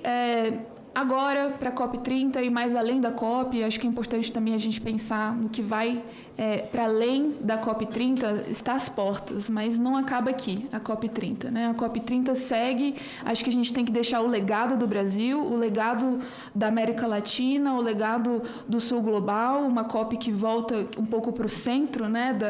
Talvez do coração da questão climática, sendo realizada no coração da floresta amazônica brasileira, mas da floresta amazônica, e a gente deixa um legado, né? O que vai ser feito a partir de novembro é também uma provocação que eu quero deixar para os senhores pensarem aqui nessa audiência pública. Muito obrigada. Eu estava ouvindo a fala das três aqui. A gente vive um período difícil, né? Política em termos de polarização, e isso diminui a qualidade desse debate quando a gente fala da pauta ambiental aqui na casa, porque a pauta se tornou mais ideológica e a gente meio que se distancia desse diálogo, desse debate mais técnico. É lamentável, né, que a gente não tenha aqui alguns parlamentares que seriam fundamentais, essenciais, até pela grandiosidade do evento que nós vamos sediar aqui no nosso país. Eu posso falar para vocês, assim, quando vocês, né, as três foram unânimes de falar da participação, da importância do parlamento nesse debate. E eu fico aqui enfim, eu não visto essa carapuça porque eu estou ali nesse fronte muitas vezes na defesa da pauta, mas a gente vive um momento de flexibilização de vários regulamentos fundamentais assim, na questão ambiental. Vou citar licenciamento ambiental. Eu não posso, nesse momento, me abster desse debate, dessa crítica, autocrítica para casa, no sentido de flexibilizar num cenário em que vocês todos trouxeram, né, do endividamento, porque as pessoas tentam desconectar o meio ambiente com a economia. Né? Parece que cada um está na sua ilha, mas, na verdade, existe uma luta muito. A gente tem uma dificuldade enorme dentro dessa casa, desse debate. E é muito importante, eu acho que a gente tem que estar mais ainda provocando e trazendo, né, sociedade civil, né, aqueles que de fato defendem a pauta, porque não dá para desconectar. Por exemplo, no ápice desse debate, a gente apresentou o PLP 201, que torna obrigatória que todos os PLs incluam uma análise prévia do impacto ambiental. A gente apresentou, eu e minha equipe, quer dizer, está engavetado. Até agora, não, tem que falar, vamos falar, acho que aqui é o momento. Né? E faz uma análise, antes da proposta, a gente vai fazer uma análise do impacto, né, do desenvolvimento sustentável, ou seja, né, a gente considera o aspecto social, o aspecto econômico, mas principalmente ambiental, dos projetos que são apresentados na casa. Então, é importantíssima a movimentação de todos vocês, a mobilização, esse olhar atento para a casa, porque, ao mesmo tempo que vocês entendem e falam da importância desse parlamento, esse parlamento está na contramão daquilo que, de fato, é necessário na questão ambiental, mas, para além disso, a sobrevivência das futuras gerações. Nós estamos falando de algo muito sério e que a gente está fugindo desse debate. Então, fica o alerta, né, como parlamentar, não tenho o menor problema disso, porque não é de hoje que eu cobro isso. A gente vê até pela própria participação dentro da própria Comissão de Meio Ambiente, a gente vê o senador Contarato, eu vivi isso. Há 2 anos atrás, a gente conseguiu avançar em várias pautas, mas ainda com muita resistência e muita interferência de setores que insistem em não fazer esse diálogo com uma pauta tão importante, que é a pauta ambiental. Então, fica esse alerta do que a sociedade, né, desse movimento de todos vocês para o parlamento e que o parlamento ainda não dá devida atenção à fala e à contribuição de todos que estão aqui e que realmente me preocupa muito. Então, eu quero agradecer a participação das três mulheres aqui, muito qualificadas, e certamente a COP, independente do número de parlamentares que a gente tenha lá, eu tenho certeza que os que estarão lá são defensores legítimos dessa pauta. E muito obrigada. Nós vamos continuar. Esse debate, ele não termina aqui, mas eu saio ainda mais revigorada, mais motivada a continuar nesse fronte, né, cobrando dos meus colegas uma certa atenção, a devida atenção para uma pauta e para um evento tão importante que nós vamos sediar e que não tem ainda a devida mobilização desta casa. Obrigada, meninas. Muito obrigada.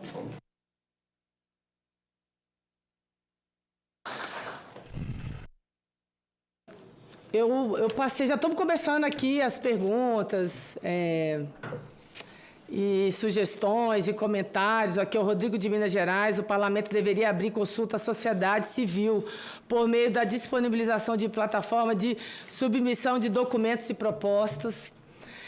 O João de São Paulo, a COP30 é muito importante para o Brasil. Devemos receber os demais países e mostrar que o Brasil faz a diferença no meio ambiente.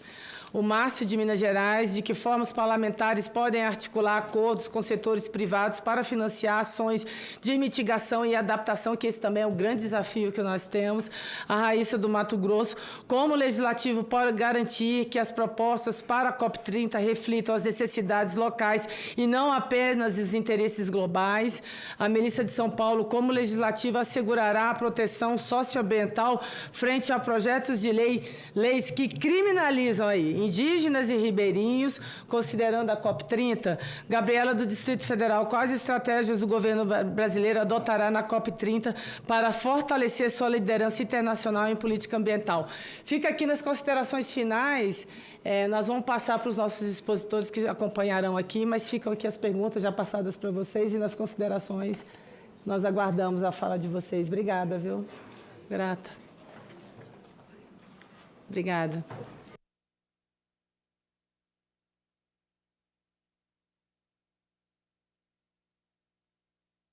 Já recebi aqui meu manual, obrigada.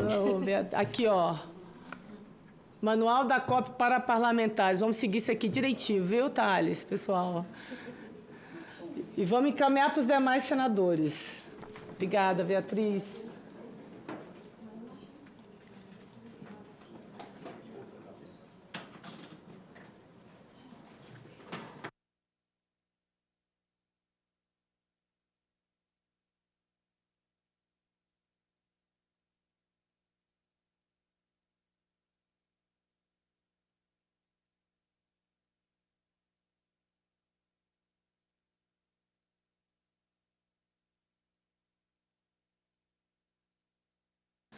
Gente, eu sempre quebro protocolos aqui, perdão.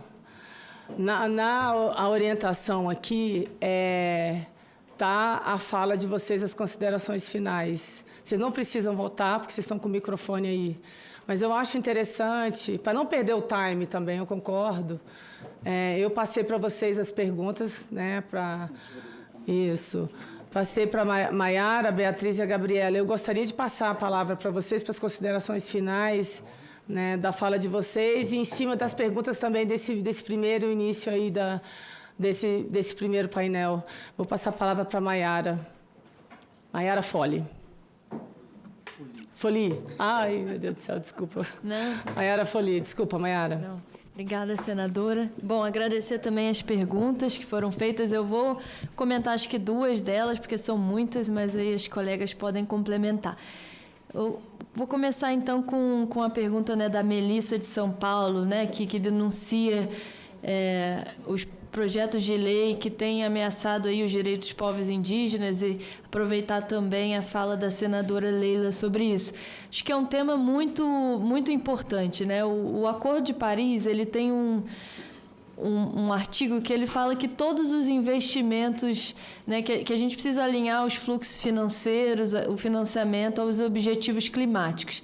E eu diria que a gente precisa também ter um artigo aí a ser negociado que fala que a gente precisa alinhar todas as nossas legislações aos objetivos climáticos. E como a senadora colocou, eu vejo em muitos momentos essa casa ela tem ido na direção contrária de todos aqueles compromissos que o Brasil tem assumido. Então, a senadora mencionou o PL do licenciamento, acho que a gente precisa voltar a falar sobre ele. É extremamente lamentável que um ano de COP30, um PL que representa um retrocesso de décadas, tenha sido aprovado por essa casa, e a gente sabe que tem vários outros que estão aí, né, que buscam regularizar a mineração em terras indígenas, que provocariam, né, retrocessos não só do direito dos povos indígenas, mas do ponto de vista do desmatamento. E aí eu aproveito isso para falar que, embora a gente tenha, né, a Convenção do Clima e tenha uma convenção que lida do tema da biodiversidade, está muito claro que essas coisas estão juntas. Não tem como a gente avançar na pauta climática sem preservar a biodiversidade. É por isso que esse tema agora é um tema da agenda de negociação. As sinergias entre clima e biodiversidade entrou na COP30 como um tema de negociação. Eu acho que é fundamental a gente olhar para nossas leis, porque, como a senadora colocou, está tudo atrelado, né? A economia está atrelada ao clima. Eu acho que o André muito provavelmente vai falar isso, do impacto que, por exemplo, né, as mudanças climáticas têm tido nos preços dos alimentos, vai provocar inflação no mundo inteiro e vai afetar as pessoas mais vulneráveis. Então, a gente precisa ter um olhar importante sobre os projetos de leis que estão aqui e tentar ter uma virada. E aí, assim, brevemente sobre o papel do setor privado, né, que fala dessa questão do financiamento.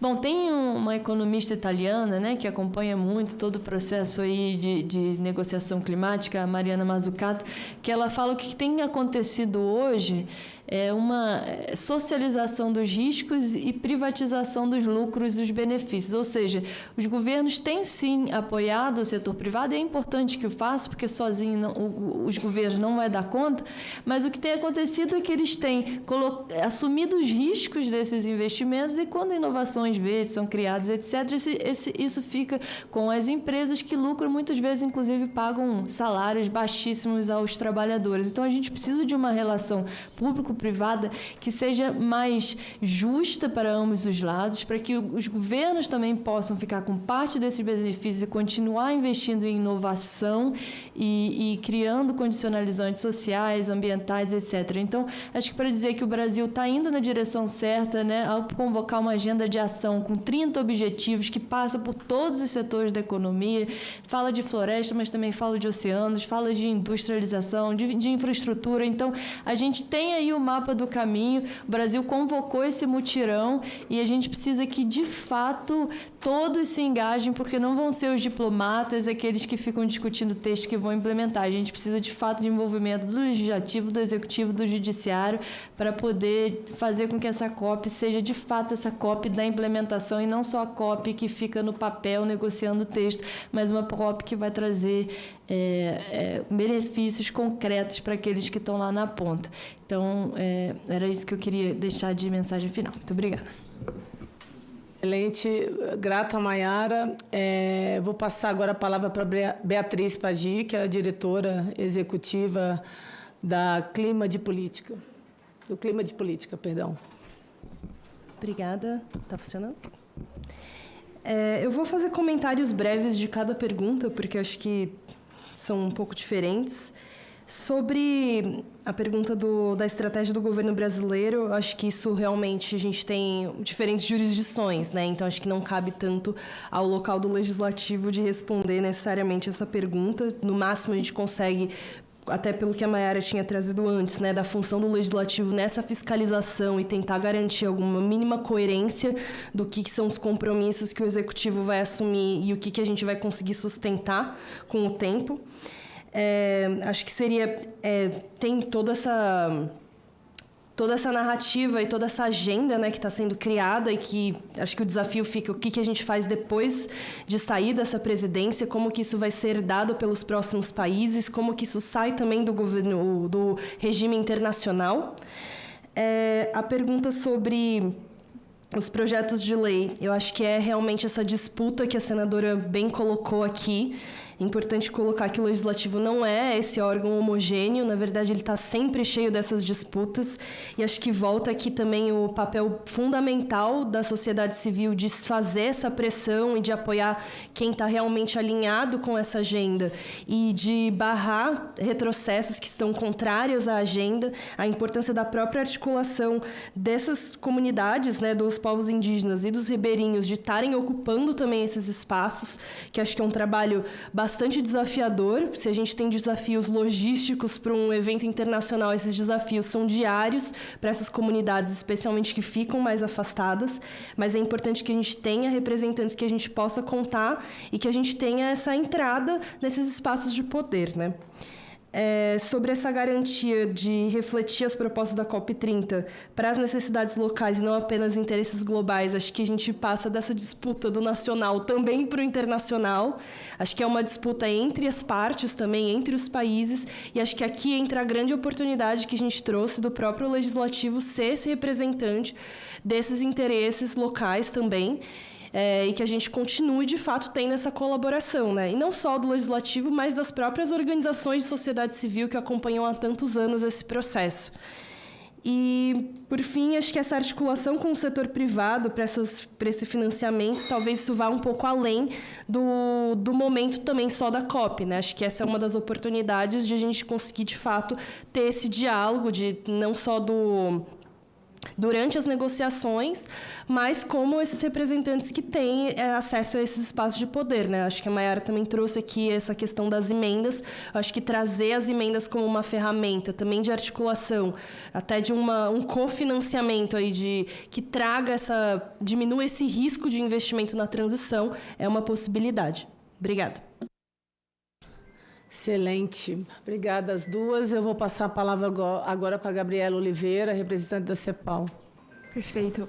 Bom, não vou me alongar muito, acho que os comentários das minhas colegas foram excelentes, mas rapidamente reforçando aqui sobre as estratégias do governo brasileiro, né, na COP30, para fortalecer, então, uma liderança internacional em política ambiental. Acho que o primeiro ponto aqui é a gente voltar ao básico. A UNFCCC, né, com o seu termo em inglês, como o framework, o local onde a gente discute clima e as nossas ambições.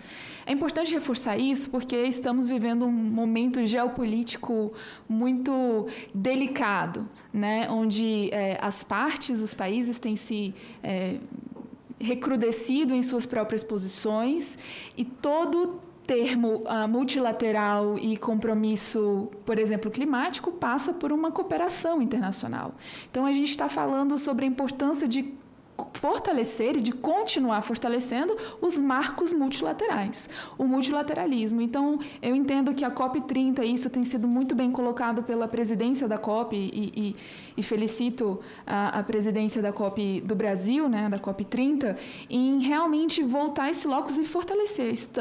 É aqui onde a gente precisa continuar colocando os nossos esforços, a nossa atenção, nós precisamos estar todos sentados, precisamos vir com o espírito colaborativo e pensar no além da palavra, como foi colocado, além do texto. Vamos pensar na implementação. Então, acho que o Brasil ele está fortalecendo, ele tem um papel no histórico das negociações climáticas. A gente não pode deixar de mencionar a Cúpula da Terra, o Rio+20, é parte da nossa vocação diplomática, os temas climáticos, e vem em bom momento realizar a COP30 e, por fim, fazer aqui também uma conexão com essa casa, com o Parlamento brasileiro, de que o papel, né, como eu coloquei anteriormente, da diplomacia parlamentar tem o seu lado, porque ainda que o trabalho legislativo seja doméstico, essas conexões, vocês fazem parte do multilateralismo também, fazem parte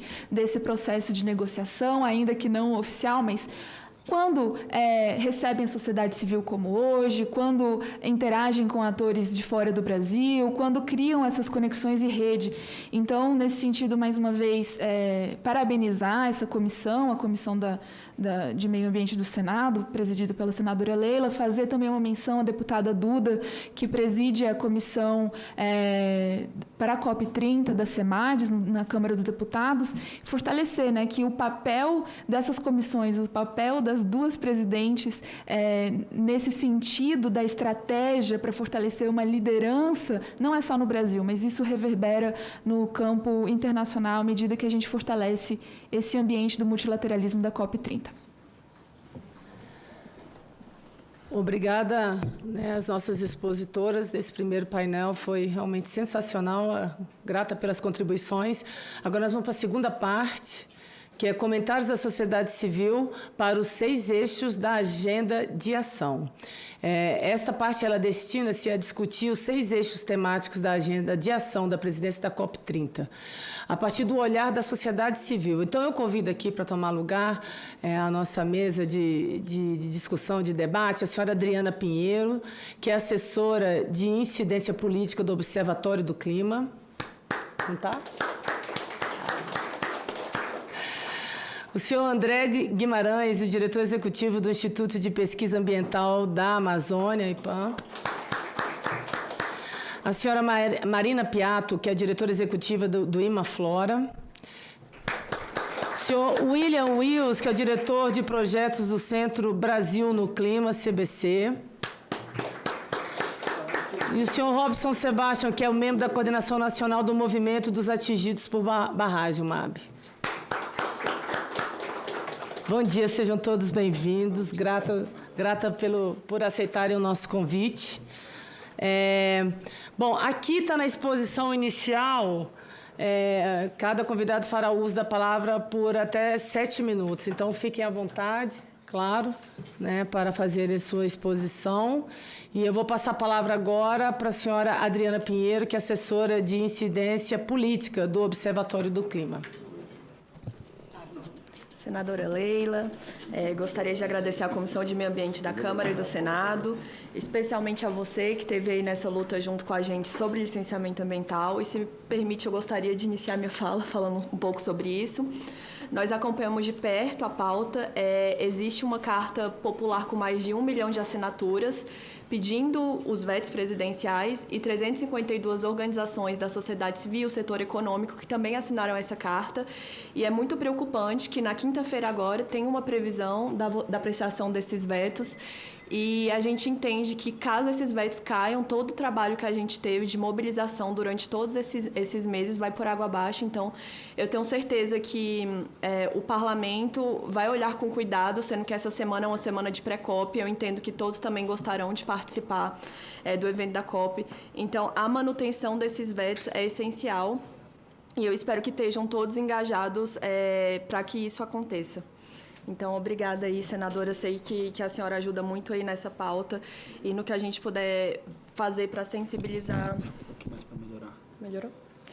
A gente puder fazer para sensibilizar esse parlamento, que eu tenho certeza que vai atuar em prol da agenda climática e ambiental.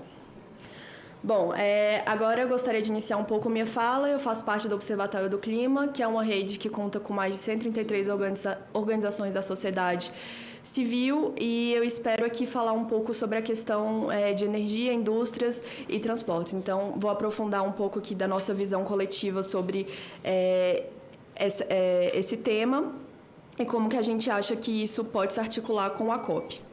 Bom, então, em primeiro lugar, a agenda de ação da COP, ela é interdependente. Então, todos esses sub-eixos temáticos, eles se conectam entre si. Ela não é uma agenda unificada e separada, isolada. Então, é necessário que exista uma interdependência e transversalidade entre todos esses eixos. O que fomos designados para discutir hoje é a questão da energia, indústria e transporte. Na esfera global, 3/4% das emissões, 3/4, quase mais 70%, dos efeitos estufas é voltado para a energia. Então, quando a gente fala no âmbito global, a gente tem que considerar isso.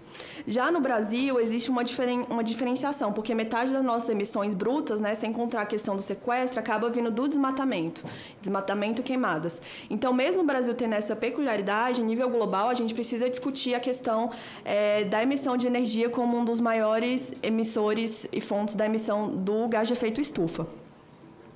Então, a gente tem 46% das emissões do Brasil vem do uso da terra e do solo, 28% do manejo da agricultura e 18% corresponde à questão da energia, sendo que quase 50% está ligado ao transporte. Então, é necessário inserir o Brasil nessa discussão e como que a questão do transporte acaba interferindo muito na questão da energia dentro do Brasil, e 4% vem de resíduos da emissão.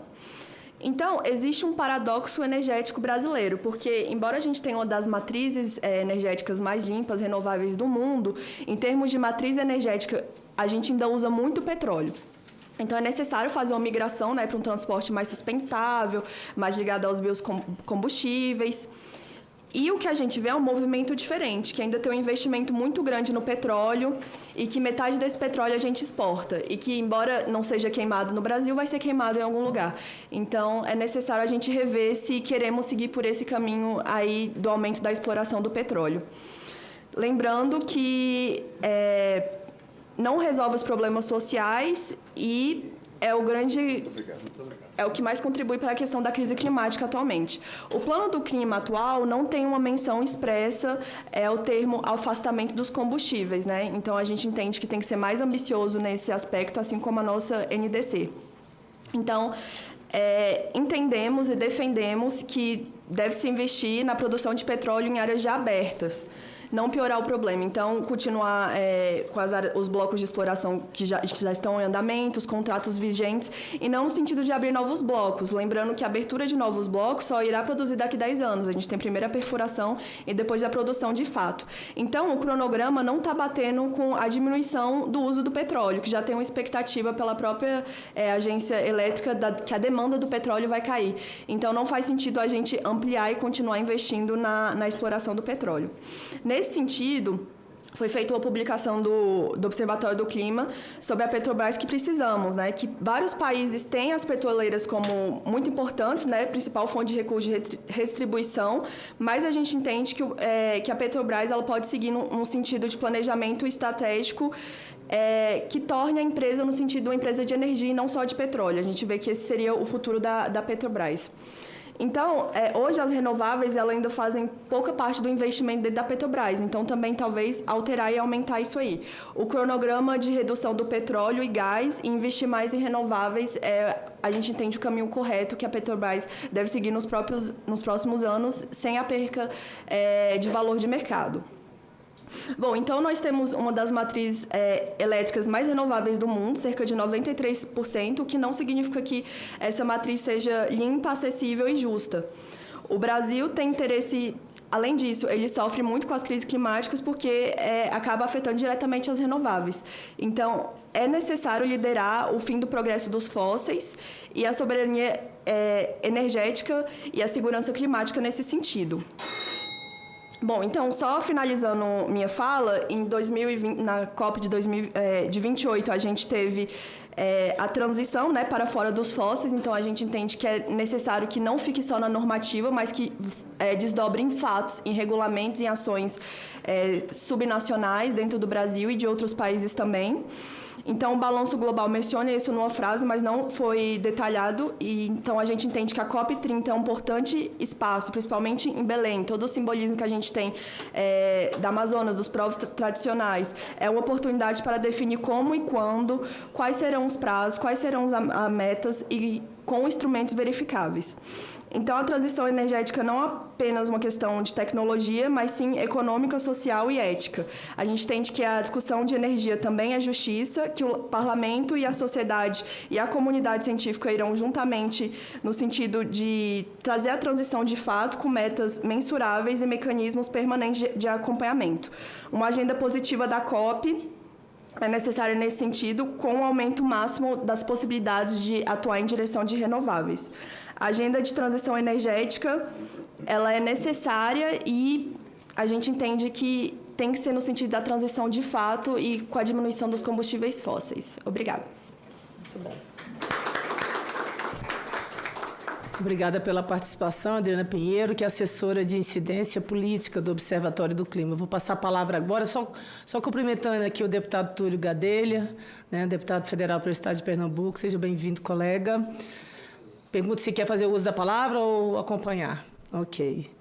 Vamos passar a palavra agora para o senhor André Guimarães, que é o diretor executivo do Instituto de Pesquisa Ambiental da Amazônia, o IPAM. Alô? O que eu estou fazendo? Sim, tá bom. Obrigado, senadora Leila. É um prazer estar aqui com tantos amigos e conversar sobre um assunto tão importante, eu diria tão estratégico para o nosso país e para a nossa existência nesse planeta, senadora. Então, eu parabenizo pela audiência e a oportunidade de a gente estar aqui conversando. Me foi dada a missão de falar um pouco do eixo 2 da agenda de ação.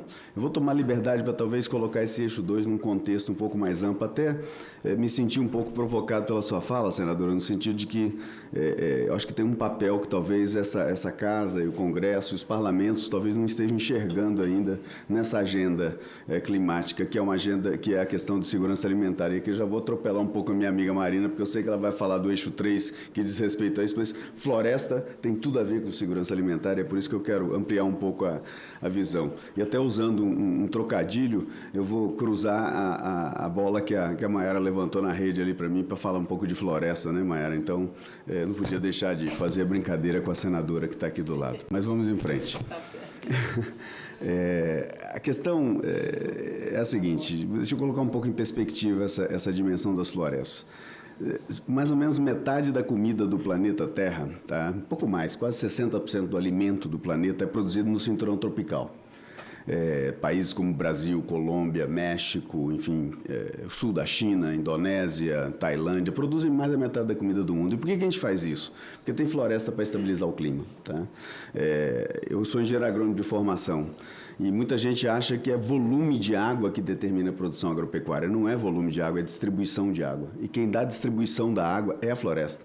Eu preciso de muita água na hora que eu planto, eu preciso de uma boa distribuição de água na hora que a planta está crescendo e os grãos estão enchendo, e eu não quero água na hora de colher, porque senão eu embolo aquele negócio todo e não consigo colher. Então, essa distribuição quem dá é a floresta. Ao degradar a floresta, ao desmatar a floresta, o que está acontecendo? Nós estamos colocando a nossa segurança alimentar em risco. Então, quando a senhora fala que essa é uma agenda que muitas vezes os senadores, os deputados e muita gente não se interessa e não mergulha nela, tem razão, porque é uma agenda muito árida. A agenda de clima, eu estou participando lá da pré-COP, olha, às vezes você tem que ficar concentrado para realmente seguir o fio da meada daquela discussão, porque é tanta tecnicalidade, é tanto... Eu estou sempre com o celular olhando os termos que colocam lá para ter certeza que eu estou entendendo o que está sendo dito. Então, é uma agenda complexa. Agora, uma das 3 prioridades colocadas de forma muito inteligente, eu diria, pela presidência da COP brasileira, aliás, as 3 prioridades são multilateralismo, que nós já falamos aqui um pouco, já foi dito. A segunda prioridade é aumentar a ambição, ou seja, a gente tem que fazer mais rápido e de uma forma mais eficaz. E a terceira é aproximar a agenda do clima das pessoas. Eu acho que essa terceira tem tudo a ver com o parlamento, essa terceira prioridade da presidência da COP. E quando a gente fala de floresta, como é que a gente aproxima a floresta do dia a dia das pessoas? Nada melhor do que a segurança alimentar. Aí eu volto a dizer, pesquisas aqui, que a gente fez aqui no Brasil, senadora Leila, o próprio IPAM fez, há alguns anos atrás, a gente mostra o seguinte, cada grau de aumento de temperatura, a soja perde 6% de produtividade, o milho perde 8% de produtividade. Nós já temos regiões no sul da Amazônia e no norte do Cerrado que já aconteceram 4 graus de aumento de temperatura. Então, tem fazenda nessas regiões que não são, essas fazendas que não são viáveis mais. Então, eu estou dizendo isso porque a gente discutir realmente clima, NDCs, essa coisa toda, é complicado, enfim, é técnico e é muitas vezes chato e árido. Agora, a gente mostrar para as pessoas e para o país que 25%, 27% do nosso PIB, que é o agronegócio, está correndo risco porque a gente está desmatando demais, aí a gente começa a conversar num nível que eu acho que pode se tomar decisões importantes para o país. A gente tem que acabar com o desmatamento, senadora Leila, agora. Não dá para esperar mais 1 ano, 2 anos, 5 anos. Eu acho que o desmatamento tem que acabar neste momento. Por quê? Porque a gente tem que preservar a biodiversidade? Sim. A gente tem que preservar os serviços ambientais? Sim. A gente tem que preservar o equilíbrio climático local e dos microclimas locais? Sim. Mas também porque a gente tem que assegurar a segurança alimentar para o planeta. Nós tivemos, a Mayara vai se lembrar, a plataforma Cipó, junto com o IPAM e outras organizações, nós tivemos na China, senadora, faz uns 2, 3 meses mais ou menos. E eu fiquei muito impressionado com o fato de que, para os chineses, o grande orgulho dos chineses, a gente pensa que é carro elétrico, que é chip de computador, que é tecnologia. Não é. O grande orgulho dos chineses é ter tirado 800 milhões de pessoas debaixo da linha da pobreza e da fome. E como é que eles fizeram isso? Em grande dimensão, eles atribuem ao fato de que o Brasil produziu alimentos ao longo dos últimos 30 anos, que foi importante para eles atingirem essa meta e a China não vai querer retroceder. Então, a gente precisa de olhar a geopolítica global, e especialmente dentro da discussão da agenda climática, como uma grande oportunidade para o Brasil, de fato, liderar a agenda. A gente já lidera a agenda ambiental e a agenda climática no planeta. Isso é um fato.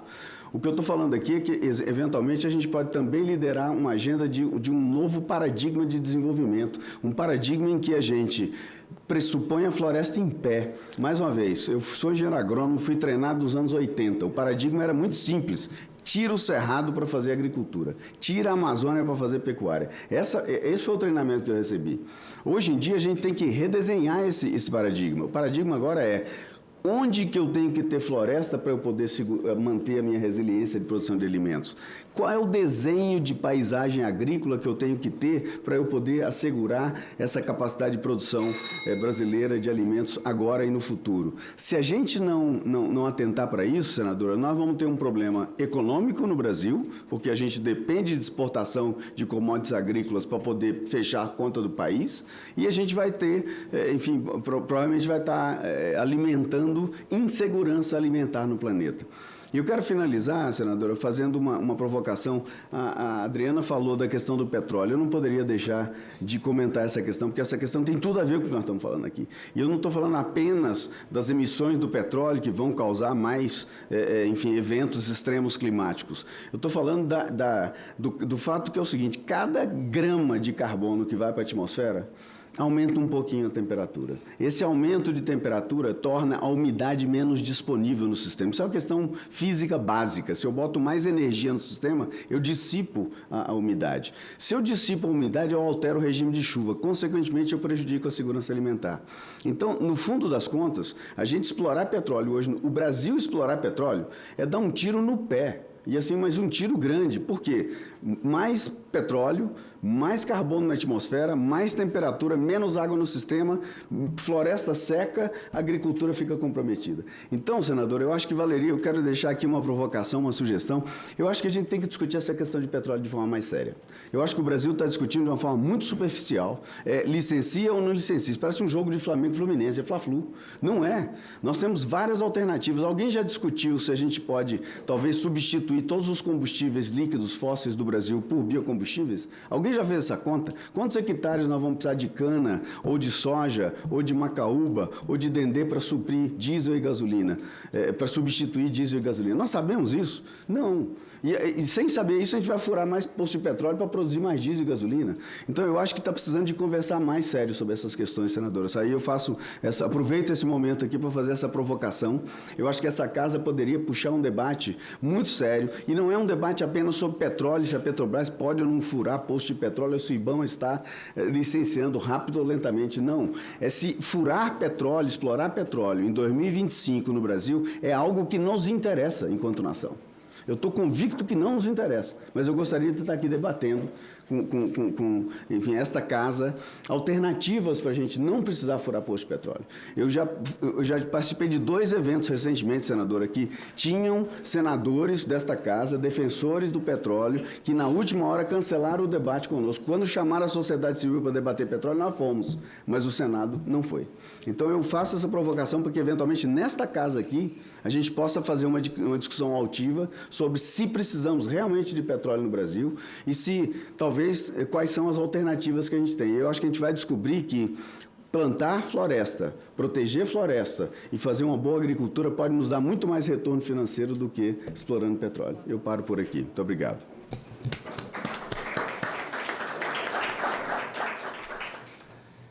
Reforçar aqui que o André, ele é um enviado especial da sociedade civil, a COP30. Sucesso para você lá. Isso aí. Parabéns, obrigada pela exposição, André, pela fala. E a provocação foi aceita. Agora eu preciso do apoio do meu presidente aqui, que é o senador Fabiano Contarato. Certamente ele também vai abraçar a causa. Obrigada pela sua participação. Vou passar a palavra agora para a senhora Mariana Piato, que é a diretora executiva do Imaflora. Seja muito bem-vinda, Marina, perdão. Obrigada, senadora. Obrigada pela oportunidade, fundamental esse debate, né, e trazer todas essas agendas de ação. Bom, bom dia a todos aqui que estão presentes, meus colegas também da sociedade civil que trabalham tão arduamente, né, por esse tema no Brasil. É tão difícil para nós levarmos essa agenda que nunca é tão prioritária, né, a agenda do meio ambiente. Eu queria trazer só alguns dados, eu vou ler só um pouquinho e depois comentar sobre o setor agropecuário, né? Então, fui convidada para falar dessa agenda de ação da agropecuária. O setor agropecuário, então, ele é vital para a economia nacional, todo mundo sabe a importância do agro brasileiro para a economia e o PIB, para a segurança alimentar, o desenvolvimento dos territórios, mas também ocupa um lugar central na agenda climática brasileira, mais do que outros países onde as emissões têm um perfil mais de fósseis, né, de energia. O nosso perfil de emissões, ele é muito focado no setor agropecuário, que responde por mais de quase 28% das nossas emissões anuais, e o outro ponto são as emissões por 46% por mudança de uso do solo, pelo desmatamento. Eu queria ressaltar aqui um outro número, que desses 28% das emissões do agronegócio, 70% são emissões de metano. E por que é tão importante essa agenda do metano, e até na COP de Glasgow teve o acordo de metano? Porque ele tem um potencial de aquecimento global, ele é um gás que aquece muito mais do que o CO2. E é um gás mais fácil, vamos dizer, da gente eliminar da atmosfera mais rapidamente, principalmente na agropecuária, porque o metano vem da fermentação entérica da pecuária de corte. Então, se a gente aumenta a eficiência da nossa pecuária, a gente consegue reduzir rapidamente as emissões de metano.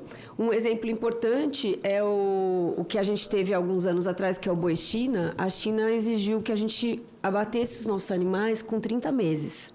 E a gente tem uma média de abate dos nossos animais de 40 meses, né? Então, o animal cresce até 40 meses, aí ele é abatido, a China exigiu com 30 por questões sanitárias. Só nessa exigência da China comercial, a gente já reduziu quase 1/3 das emissões de metano e conseguiu atender o volume para a China.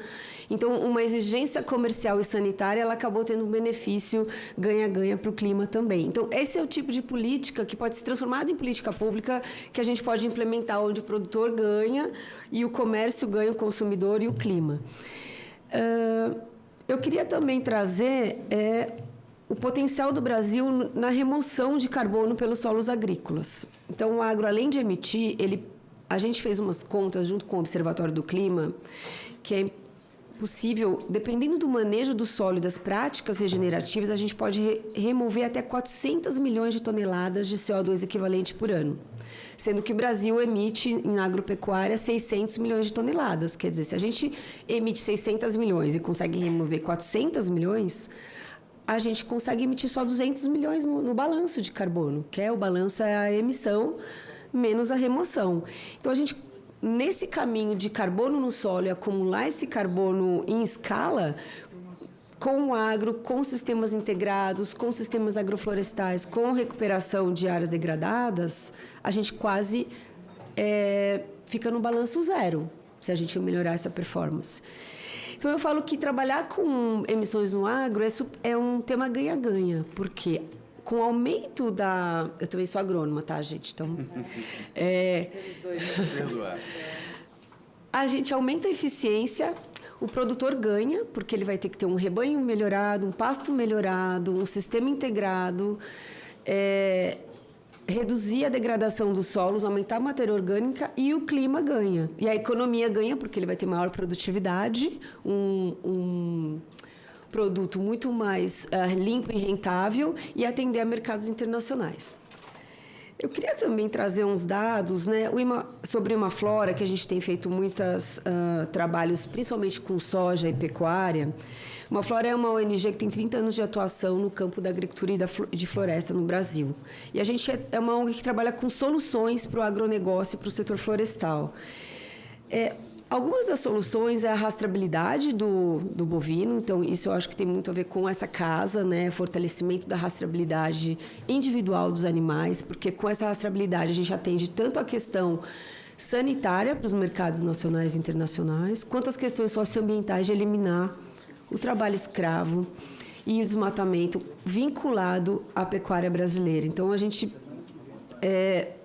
pede, né, que vocês deem mais atenção para a questão de rastreabilidade, porque ele é quase um chip, né, que ali vai em toda a informação, não só comercial, mas ambiental também, que pode segurar o desmatamento vinculado a essas commodities. Outro instrumento que a gente precisa defender é a moratória da soja. Ela está em risco, né? Está sendo muito debatida, acho que vocês vêm acompanhando, mas hoje ela é um mecanismo mais simples e mais barato, em escala e reconhecido internacionalmente, de controle de desmatamento vinculado à soja no Brasil. Já está consolidado há mais de 20 anos. Se a gente perder a moratória da soja agora, vai ser um problema internacional, inclusive para nossas exportações. Então, todo mundo vai sair perdendo, né? O produtor ele ainda tem muito espaço em ganhar produtividade, aumentar a produtividade nas áreas já abertas. A gente tem quase 90 milhões de hectares de áreas abertas no Brasil, sem a necessidade de abrir mais áreas. Então, eu peço muita atenção para essas grandes commodities, pecuária, gado de corte, soja, para que a gente implemente os mecanismos de mostrar que o Brasil produz e conserva, né? O Imaflora tem essa bandeira de que produzir e conservar é possível, não são agendas antagônicas. E para a gente mostrar qual é a agenda de ação que o agronegócio vai mostrar na COP, essa é a minha provocação. Qual é a agenda de ação? É a destruição da moratória da soja? Essa é a agenda de ação ou essa é uma agenda de inação? Então, a gente precisa de todos os poderes para a manutenção desses mecanismos, rastreabilidade, moratória, separar quem desmata e é criminoso no Brasil e quem faz um excelente agronegócio. Nós temos, sim, os melhores produtores rurais do mundo e eles precisam estar separados dos crimes ambientais. E só através desses mecanismos de transparência e que isso se tornem leis, se tornem políticas estruturantes para a gente atender os mercados da China, da União Europeia, do Emirados Árabes. Eu também estava na China esse ano, fui várias vezes e é unânime. Todos querem comer, alimentar a população chinesa, mas com sustentabilidade. Eles não vão mais comprar produtos vinculados ao desmatamento. E a gente pode mostrar isso em escala. E para isso a gente precisa de todos os poderes juntos, inclusive do setor privado. Então, eu agradeço a oportunidade, eu desejo uma excelente COP para todos nós e que as nossas ações, elas não... COP em Belém, gente, não é nada. Nossa implementação, ela é para sempre, né? A nossa implementação doméstica, ela não depende de COP. Ela tem que começar agora, porque o aquecimento global está aí. E a gente é uma máquina de sequestrar carbono. E a gente não pode perder essa oportunidade como um país tão lindo e vasto, cheio de recursos naturais. Eu agradeço a oportunidade. Obrigada. Nós que agradecemos essa fala tão positiva. Claro, com os alertas, mas enaltecendo o que a gente tem de melhor nesse país, nesse nosso país. Quero registrar a presença aqui do senador Wellington Fagundes e da deputada Dandara. Sejam bem-vindos, além do deputado Túlio Gadelha. Sejam bem-vindos, colegas. Vão fazer parte do próximo painel, né? Então, grata por estarem aqui. Eu vou passar a palavra e agradecendo a Marina, tá, Marina, pela participação, que é diretora executiva do Imaflora. Vou passar a palavra agora para o senhor William Wills, é Wills, né? Diretor de Projetos do Centro Brasil no Clima, CBC. Seja bem-vindo, William. Obrigado, bom dia a todos e todas. Obrigado pelo convite, parabenizo pela iniciativa, muito importante a gente discutir aqui nessa casa, né, a questão de mudanças climáticas, a COP30, que é só um evento que acontece agora, mas as mudanças climáticas continuam aí como um grande desafio da humanidade nesse século. Meu nome é William Wilson, sou diretor técnico lá no Centro Brasil no Clima, que é um think tank que trabalha fazendo a tradução do conhecimento científico, técnico, para tomadores de decisão. A gente trabalha muito com governos subnacionais, com estados, municípios, e trabalha muito também no tema de transição justa. A gente está fazendo o plano do Rio Grande do Sul, de transição energética justa das regiões carboníferas, está fazendo no plano clima, mitigação também, componente de transição justa, então a gente tem trabalhado bastante nesse tema. É um prazer estar aqui falando com vocês. Hoje eu vou falar sobre o eixo 4 da Agenda de Ação, que é parte de adaptação, né, construção de resiliência em cidades, infraestrutura e sistemas hídricos, que são pilares centrais aí da adaptação, né? O papel é muito importante, né? Transformar a adaptação em prioridade política e econômica, especialmente em países do sul global, que concentra a maior parte da população mais pobre, vulnerável e etc. E a presidência brasileira quer fazer da COP30, então, esse marco de implementação e cooperação e justiça climática, né? Um pouco do diagnóstico para o Brasil. O Brasil se urbanizou muito rapidamente nas últimas décadas, temos aí 85%, 90% de população vivendo, né, em cidades, né? Mas esse avanço da urbanização não veio acompanhado de uma infraestrutura resiliente, né? A gente sabe que boa parte das populações das nossas cidades vivem em situação extremamente vulnerável, né? Em favelas, assentamentos precários, né? Com saneamento insuficiente, em áreas de risco, em costas, várzeas, etc. Então, assim, foi construído um passivo ambiental e social gigantesco, aí acumulado ao longo dos últimos 525 anos, né, de história do Brasil, né? E esse passivo amplia, né, a nossa vulnerabilidade frente a eventos extremos cada vez mais frequentes e mais intensos, né? Então, enchentes, deslizamentos, secas, colapsos hídricos, né, mostram que a adaptação não é só uma questão ambiental, é uma questão de sobrevivência, é uma questão de desenvolvimento econômico e social, né? Não um tema de meio ambiente apenas. Então, alguns princípios, né? A adaptação não é opcional, é urgente, é estratégica e é central, não só a agenda climática global, mas também o desenvolvimento brasileiro, desenvolvimento econômico, social, né? E a segurança dos nossos habitantes, né? Resiliência urbana e hídrica requer políticas públicas robustas, planejamento integrado, investimentos sustentáveis, né? E é preciso ter uma coordenação multinível e multiatores entre governo federal, estadual, municipal, né? Setor privado, sociedade civil, academia, né? E a adaptação deve priorizar inicialmente os mais vulneráveis, quem está em situação de mais risco, né? E trabalhando com esses, que é o maior retorno, digamos, vidas salvas por real investido, né? Começar com os mais vulneráveis, né? De forma a tirá-los dessa situação de vulnerabilidade. Então, a COP30 tá trazendo a adaptação, a centralidade aí das discussões. O começo das COPs ficou muito voltado para a parte de mitigação, redução de emissões, descarbonização, e a gente está caminhando para a adaptação, né? O cenário de 1,5 a 2 graus que o Acordo de Paris prevê, o cenário de 1,5 já está virtualmente, digamos assim, perdido, estamos muito próximos dele, até ultrapassamos em anos de El Niño e tal, mas cada 10º de grau que a gente conseguir evitar são vidas salvas, são menos perdas econômicas, etc., né? Então, a gente vai ter dias temáticos, né, na COP, vai ter o dia de cidades, infraestrutura e água, como um dos focos. E a COP é um espaço, né, potencial ali para lançar instrumentos nacionais, políticas, regionais de adaptação, transformando compromissos, né, tentando transformar compromissos em resultados tangíveis. Aí, dentro do eixo 4, tem 5 objetivos estratégicos. Tá? O eixo 4 foi o que pediram para eu falar. Governança multinível, né, o objetivo de fortalecer a cooperação, né, nos diversos níveis aí de governo, global, federal, nacional, estadual, municipal. Edificações sustentáveis e resilientes, né, promover construções eficientes, seguras e adaptadas a riscos climáticos. Desenvolvimento urbano, mobilidade e infraestrutura resilientes, integrar soluções baseadas na natureza, sistemas de transporte de baixo carbono. Gestão da água, assegurar abastecimento, saneamento, que é uma agenda de 2 séculos atrás a gente ainda não conseguiu superar, né? Governança hídrica, integrados e inclusivos, e gerenciamento de resíduos sólidos, avançando na economia circular, captura de emissões aí de metano e etc., biogás, né? E geração de empregos verdes. Na parte de resíduos sólidos, fazer uma provocação ao André, a gente conversou num evento, talvez um mês atrás, ele estava falando de um paper que o IPAM tinha produzido, falando dos incêndios florestais que estão cada vez avançando mais por causa das secas, né, cada vez maiores, a floresta mais seca propaga mais o incêndio. E trabalhando aqui com resíduos sólidos, mesmo no município do Rio de Janeiro, que é a 2ª maior cidade do Brasil, a gente ainda tem queima de resíduos em locais que não chega a coleta. E se a gente olha para o interior do Brasil, essa prática é muito difundida. Isso certamente é a origem de diversos desses fogos e incêndios que a gente vê por aí descontrolados. Então, é um tema muito importante.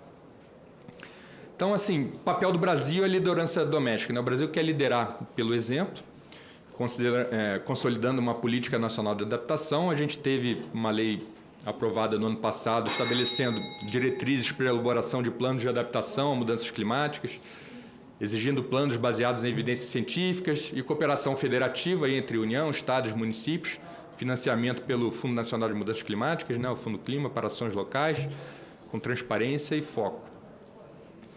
Finalização do Plano Clima Adaptação, planos setoriais e planos subnacionais que têm sido desenvolvidos, né? Eles precisam ser integrados e serem pensados juntos para terem sinergia. Financiamento climático doméstico, né, via bancos públicos, bancos de desenvolvimento, o BNDES tem um papel aí fundamental, e novos instrumentos financeiros, títulos verdes, fundos climáticos, né? E fortalecer essa cooperação federativa, mobilizar recursos internacionais para a implementação local, como foi dito aqui. E, assim, uma provocação aqui, né, possíveis papéis do legislativo, né? Criar marcos legais orçamentários que priorizem obras e planos com critérios de adaptação e redução de vulnerabilidade.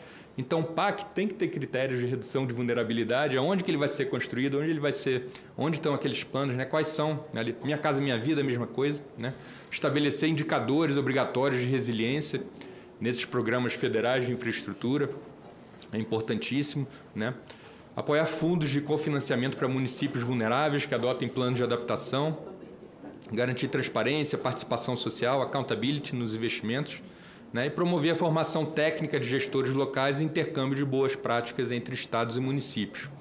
Então, assim, é importante que o Brasil, a gente está numa urgência climática, a gente está numa situação de crise fiscal, né? Cada real gasto tem que ser um real bem gasto no país. Então, a gente tem que, né, ter um accountability de se aquele real que está sendo gasto, vai contribuir para o atingimento da meta da NDC ou não, né? É neutro, contribui positivamente ou negativamente? A gente tem que ter uma clareza disso, né? E aí todo o papel da taxonomia, que foi discutido durante esse ano, no ano passado, é muito importante para isso. E para encerrar a minha fala aqui, assim, adaptação não é só uma questão de meio ambiente, né? É investimento em segurança, em desenvolvimento econômico e social, não é um custo, né? E o Brasil tem a oportunidade de mostrar liderança e coerência nessa área, articulando a agência doméstica com o processo global agora na COP30. Eu vou parar por aqui e vou passar a palavra. Obrigado, Leila.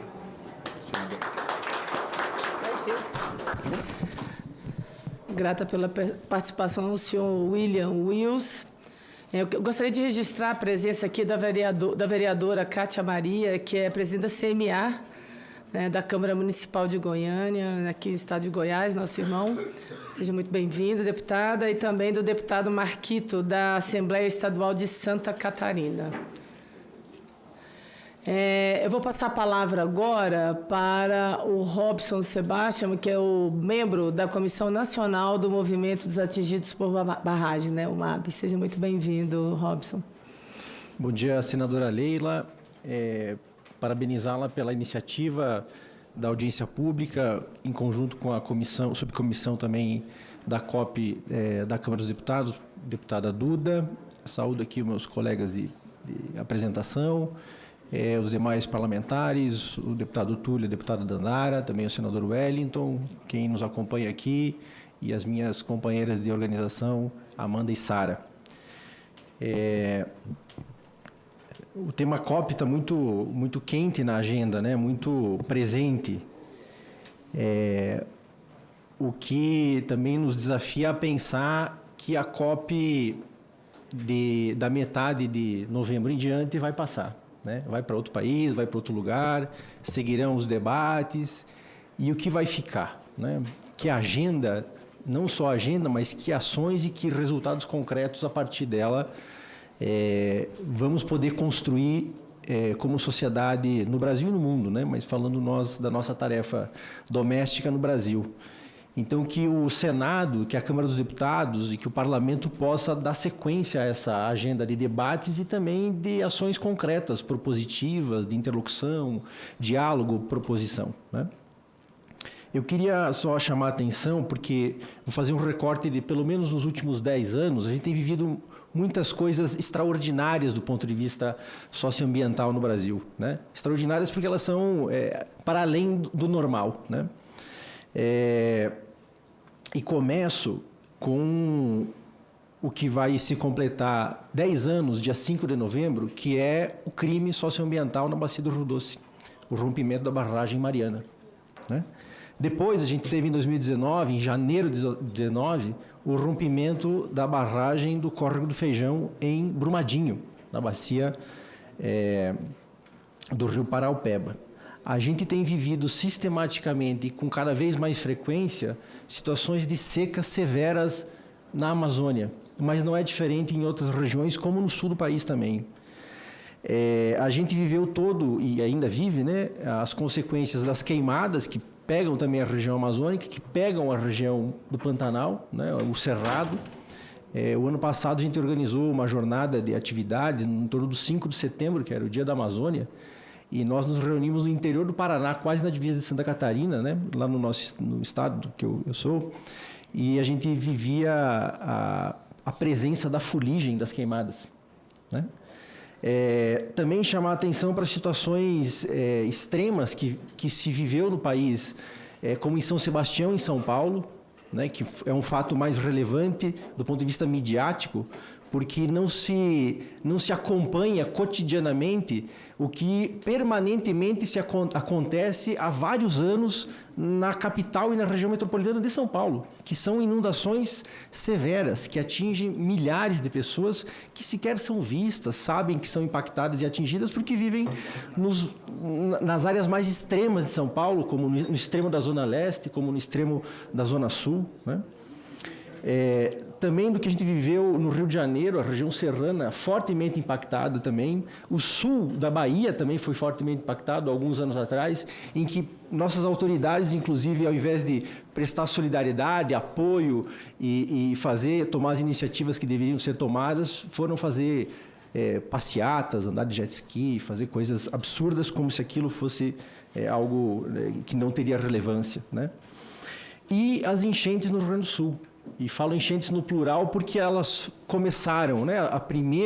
As primeiras grandes enchentes foram em setembro de 23, e aí tivemos a segunda, que foi muito maior em proporção, porque além do Vale do Taquari, que foi atingido em 23, as enchentes de maio de 25 também atingiram toda a região metropolitana de Porto Alegre, né?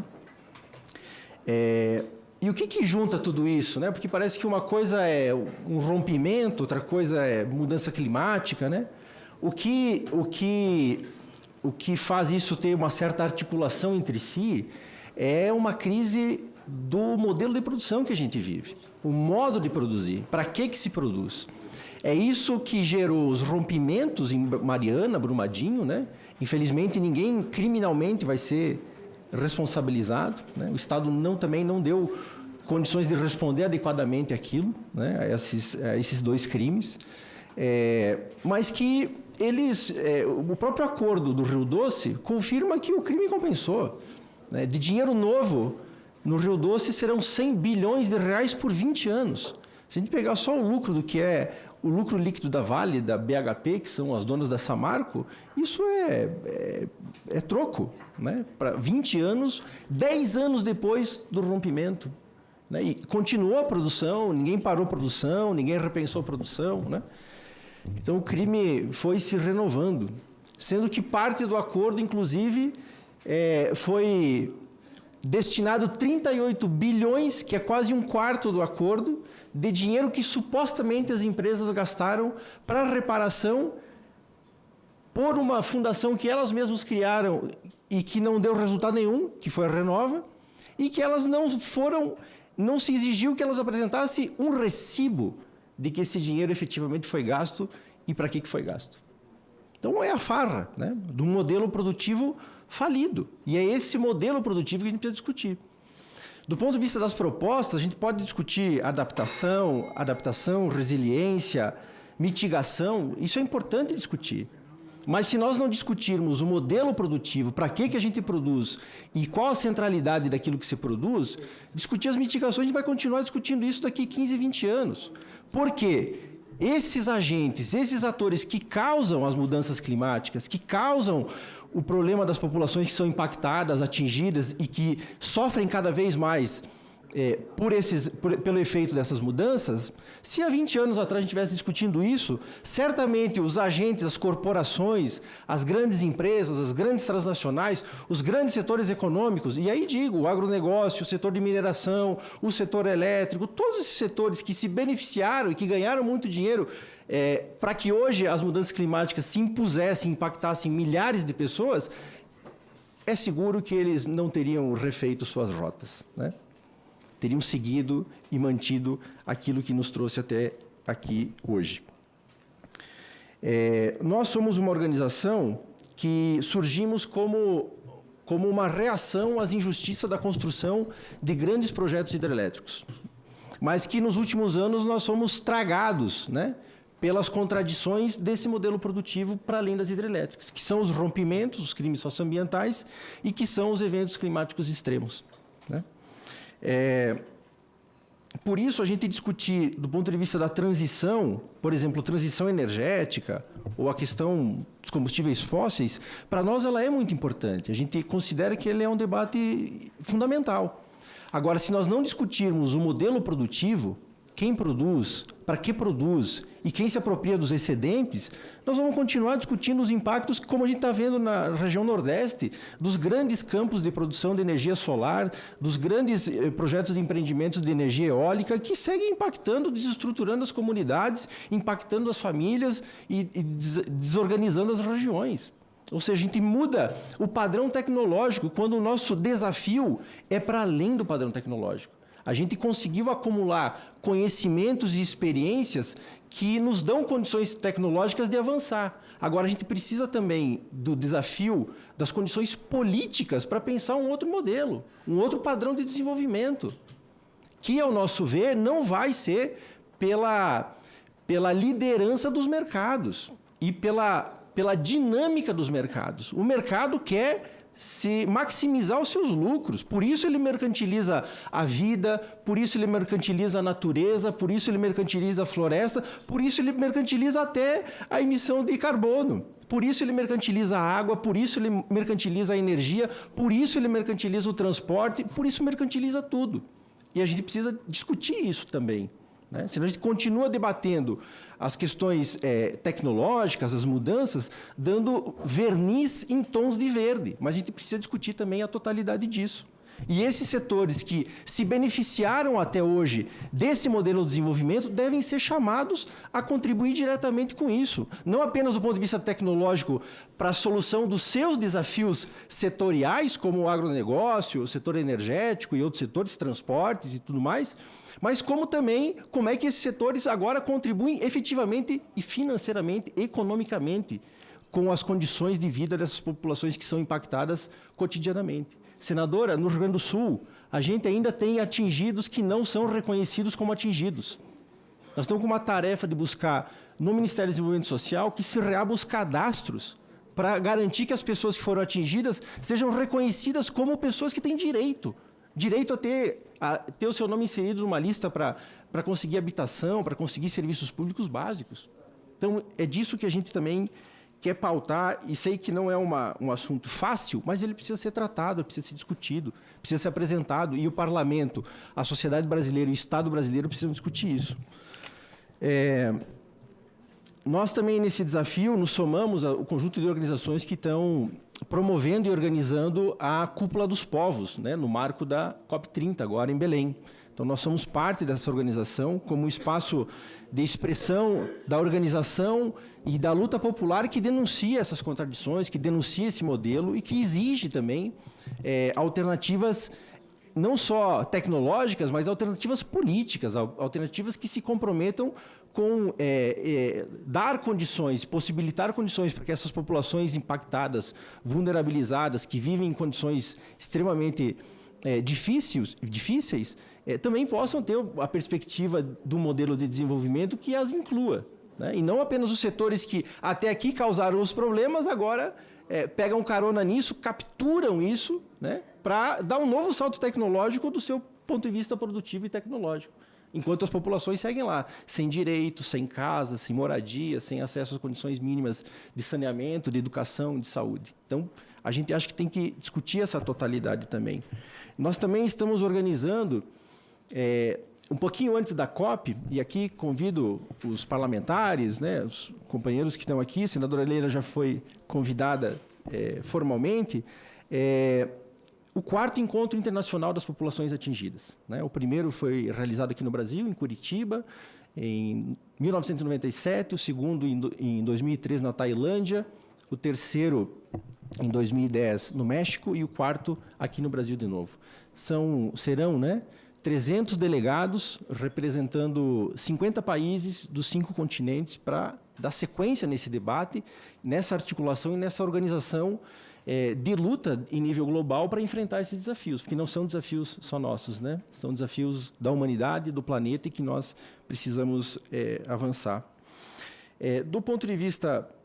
Então, reforçar que nós não acreditamos que as soluções baseadas no mercado, nas grandes transnacionais, nas grandes corporações, serão efetivas e verdadeiramente soluções que cheguem a transformar a vida dos povos que são impactados por essas contradições do modelo de desenvolvimento, do modelo energético, das mudanças climáticas, dos eventos climáticos extremos. No Brasil, a gente conseguiu avançar em algumas coisas, mas precisamos avançar ainda mais. Falo aqui dos atingidos, né? Em 2023 foi aprovada por unanimidade aqui no Senado, um projeto que foi originário da Câmara, a Política Nacional de Direito das Populações Atingidas.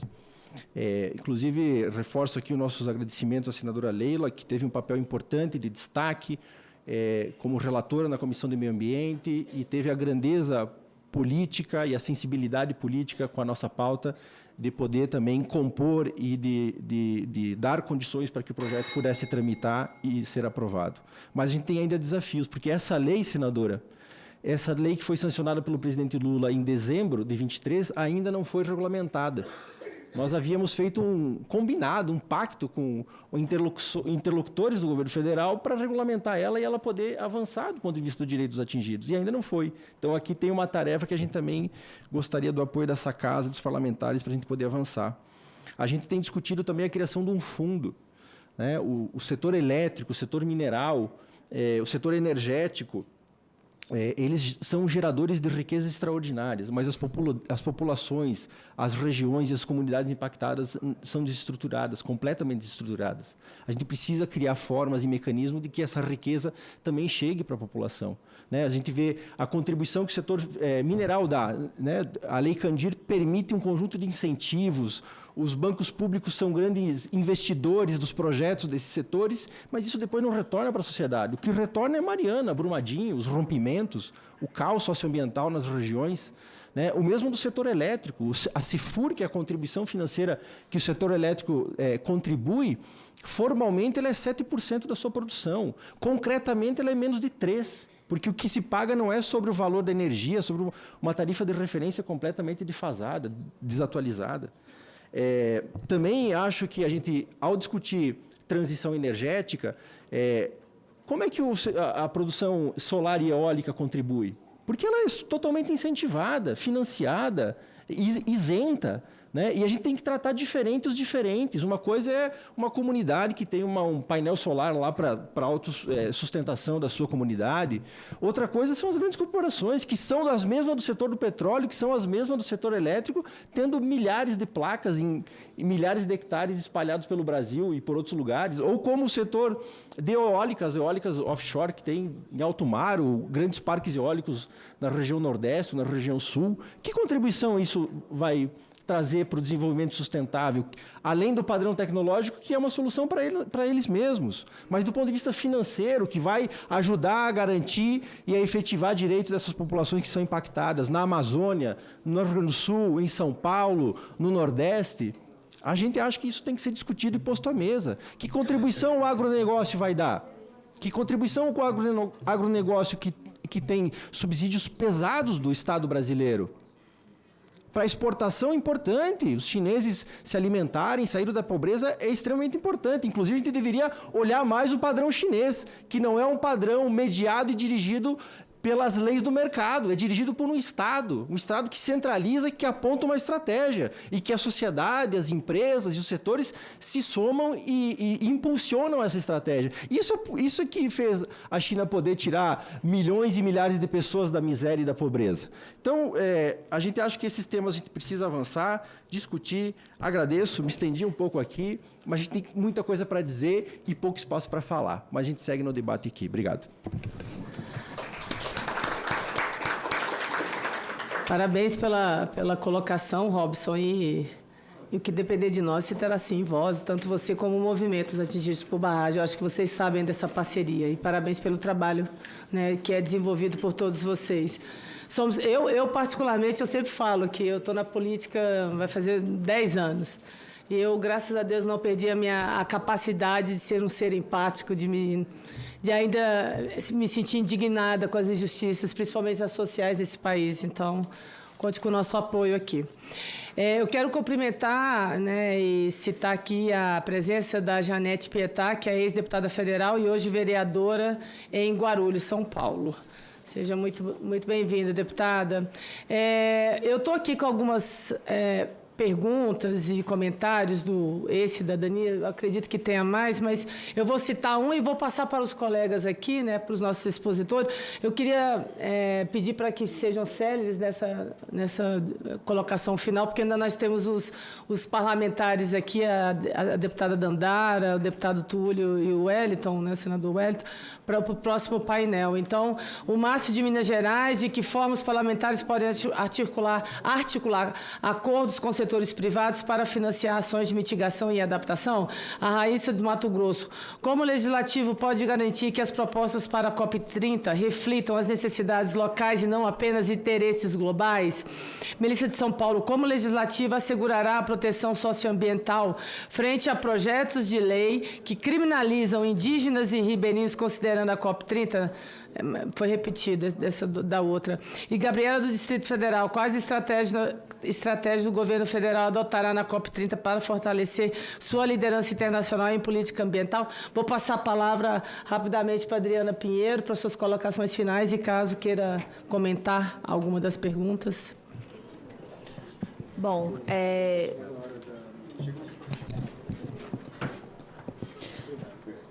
gostaria de agradecer mais uma vez a oportunidade de estar aqui e poder realizar essa fala. Entendo que, do ponto de vista do governo federal na COP, é a questão de trazer a transição energética, a redução de combustíveis fósseis como a principal pauta na questão da mudança climática. Especificamente sobre o legislativo, nós temos atuado aqui com a agenda legislativa do Observatório do Clima, no qual a gente estabelece mais de 100 projetos prioritários, tanto da pauta positiva e negativa. Infelizmente, na prática, a pauta negativa está avançando muito rápido e a positiva não está avançando como nós queríamos. Entendemos que os parlamentares, com toda essa questão de ano de COP, não só a COP, mas até após a COP, seguirá no sentido de valorizar a questão da mudança climática. O que aconteceu no Rio Grande do Sul é um exemplo claro no ano passado do que pode vir e do que virá, porque cada ano está 1 grau mais quente e mais de 30% dos dias estão mais quentes no global. Então, nessa nova realidade, não é mais possível a gente não trazer a questão do clima. Então, também, na própria pauta do licenciamento, não existe expressamente a palavra clima, então trazer. E, mais uma vez, eu gostaria de reforçar que quinta-feira vai ter a votação dos VETs, no momento está no regime híbrido, e a manutenção desses VETs, que esses VETs não caiam, que eu entendo que esse parlamento tem um compromisso e irá cumprir esse compromisso na manutenção dos direitos socioambientais. Obrigada. Por favor. Obrigada, Adriana, pela participação mais uma vez. O senhor André Guimarães.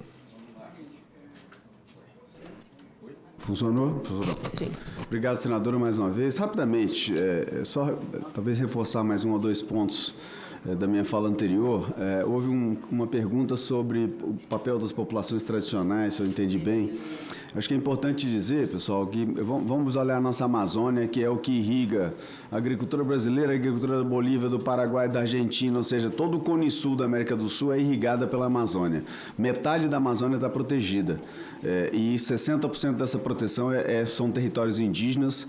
Se a gente colocar aí as reservas extrativistas, ou seja, unidades de conservação que tem gente vivendo dentro, nós estamos falando aí de uns 35%, 40% da Amazônia que são áreas protegidas, ou seja, a gente sabe estatisticamente onde menos acontece desmatamento são nas áreas protegidas e nos territórios indígenas, e é importante dizer que ali tem gente cuidando dessas florestas, e essas pessoas que a gente chama de guardiões da floresta, muitas vezes são, escanteados pela sociedade, não são considerados na equação de desenvolvimento quando estão ali prestando um serviço vital para a proteção daquelas florestas, como eu falei anteriormente, para a proteção da segurança alimentar, proteção do PIB brasileiro. Então, eu acho que tem aí uma questão, foi perguntada como é que a gente faz para aterrar também as discussões da COP localmente. Essa é uma responsabilidade do Brasil, não é a ONU que vai fazer essa transferência das decisões internacionais para a decisão brasileira. Então, nós temos que cobrar do governo brasileiro, do Congresso,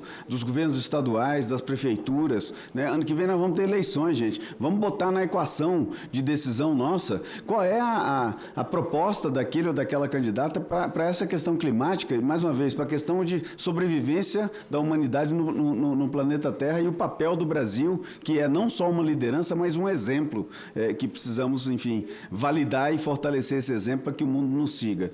Então, senador, eu quero só, mais uma vez, agradecer e me colocar à disposição para outras discussões. Acho que essa é uma discussão que não deveria se encerrar aqui. Eu acho que a gente está próximo de uma COP. Ano que vem vai ter a COP 31. Esse processo continua e nós não vamos resolver o problema do planeta em 1, 2 anos, mas a gente está, eu entendo que a COP 30 tem um potencial de dar uma guinada nesse processo e a gente voltar realmente a tratar de forma séria essas questões. E essa guinada, e eu quero terminar aqui dizendo, eu acho que essa guinada vai ser uma guinada para o lado do sul global. Tá? Eu tive ontem, eu preciso fazer essa confissão aqui, eu tive ontem, passei o dia inteiro escutando talvez umas 50 lideranças de países do mundo inteiro falando na pré-COP. Eu não ouvi nenhum europeu falar. Nenhum europeu falar. Tá? O Sul Global falou, a China falou, a Índia falou, o Brasil, obviamente, vários países insulares, países em desenvolvimento, países da África falaram, mas a Europa não falou. Eu acho que isso é emblemático, pessoal. Tá na hora do Sul Global trabalhar, é hora da gente trabalhar e dar o exemplo. Então, que essa conversa aqui seja um desenrolar de um processo que a gente continue desenvolvendo, enfim, atualizando e colocando o nosso país nessa liderança. Obrigado, senadora. Eu que agradeço, André, assim seja. Gente, eu comecei a ler as perguntas e chamei o secretário Ayrton, as perguntas estavam repetidas. Então, eu só vou reforçar aqui porque, enfim, são outras perguntas, são outros internautas e eu preciso fazer jus, né, à participação desses internautas. O Márcio de Minas Gerais, como o Congresso pode monitorar a implementação de políticas climáticas em setores chaves, como energia, transporte e agricultura. O Enzo de São Paulo, quais instrumentos normativos o Legislativo pode adotar para alinhar a legislação brasileira às metas internacionais de redução de emissões? E Yasmin de São Paulo, o Brasil é o maior país da América do Sul. Assim, como o Legislativo pode desenvolver a COP 30 de modo sustentável para toda a sua extensão? Comentário. Cecília, de Minas Gerais, eu gostaria que a organização da COP 30 desse bastante relevância à participação e à intervenção dos povos originários, que já foi falado aí pelo André. Eles devem ser o destaque. Lauro, do Rio Grande do Sul, é necessário esclarecer muito sobre a COP 30 ao povo. É algo que impacta a vida de todos. Grata a todos que participaram. Eu vou passar a palavra agora para a senhora Marina Piatto, que é a diretora executiva do Imaflora. Bom, acho que várias perguntas falam desse global para o local, né? Como é que isso se traduz? Então, de forma bem rápida, a gente teve o Acordo de Paris com as metas globais. Essas metas elas vão para cada país através das metas nacionais determinadas. Cada país se oferece, fala, eu vou reduzir a minha emissão em tanto, outro país em tanto. Esse ano, todos os países têm que submeter, então, as suas NDCs, que são as suas metas nacionais, para ver se a conta fecha. Então, vai somar todas as contribuições dos países e ver se a gente consegue manter num 1,5 grau. Como que isso se traduz no local? Através dos planos de climas nacionais. E aí, esse plano ele é desdobrado nos planos setoriais. Então, tem o plano da energia, o plano da agropecuária. E são esses planos que são as ações e as políticas que vão implementar a redução das emissões e as políticas de adaptação e mitigação. Então, essa tradução vai ser em incentivos financeiros, isenções fiscais, todas as legislações. Então, assim, para resumir muito, isso que a senadora falou, de todas as leis terem como premissa uma avaliação ambiental, é fundamental em emissões. Porque a gente não pode... o dinheiro público não pode ser investido em aumento de emissões. Então, esse é um pré-requisito para que tudo seja limpo, né? Acho que alguns comentaram antes. A gente não está esperando grandes financiamentos globais. Com o nosso próprio recurso, a gente tem que fazer os investimentos limpos no Brasil e que eles são, sim, economicamente viáveis, dão lucro, trazem desenvolvimento.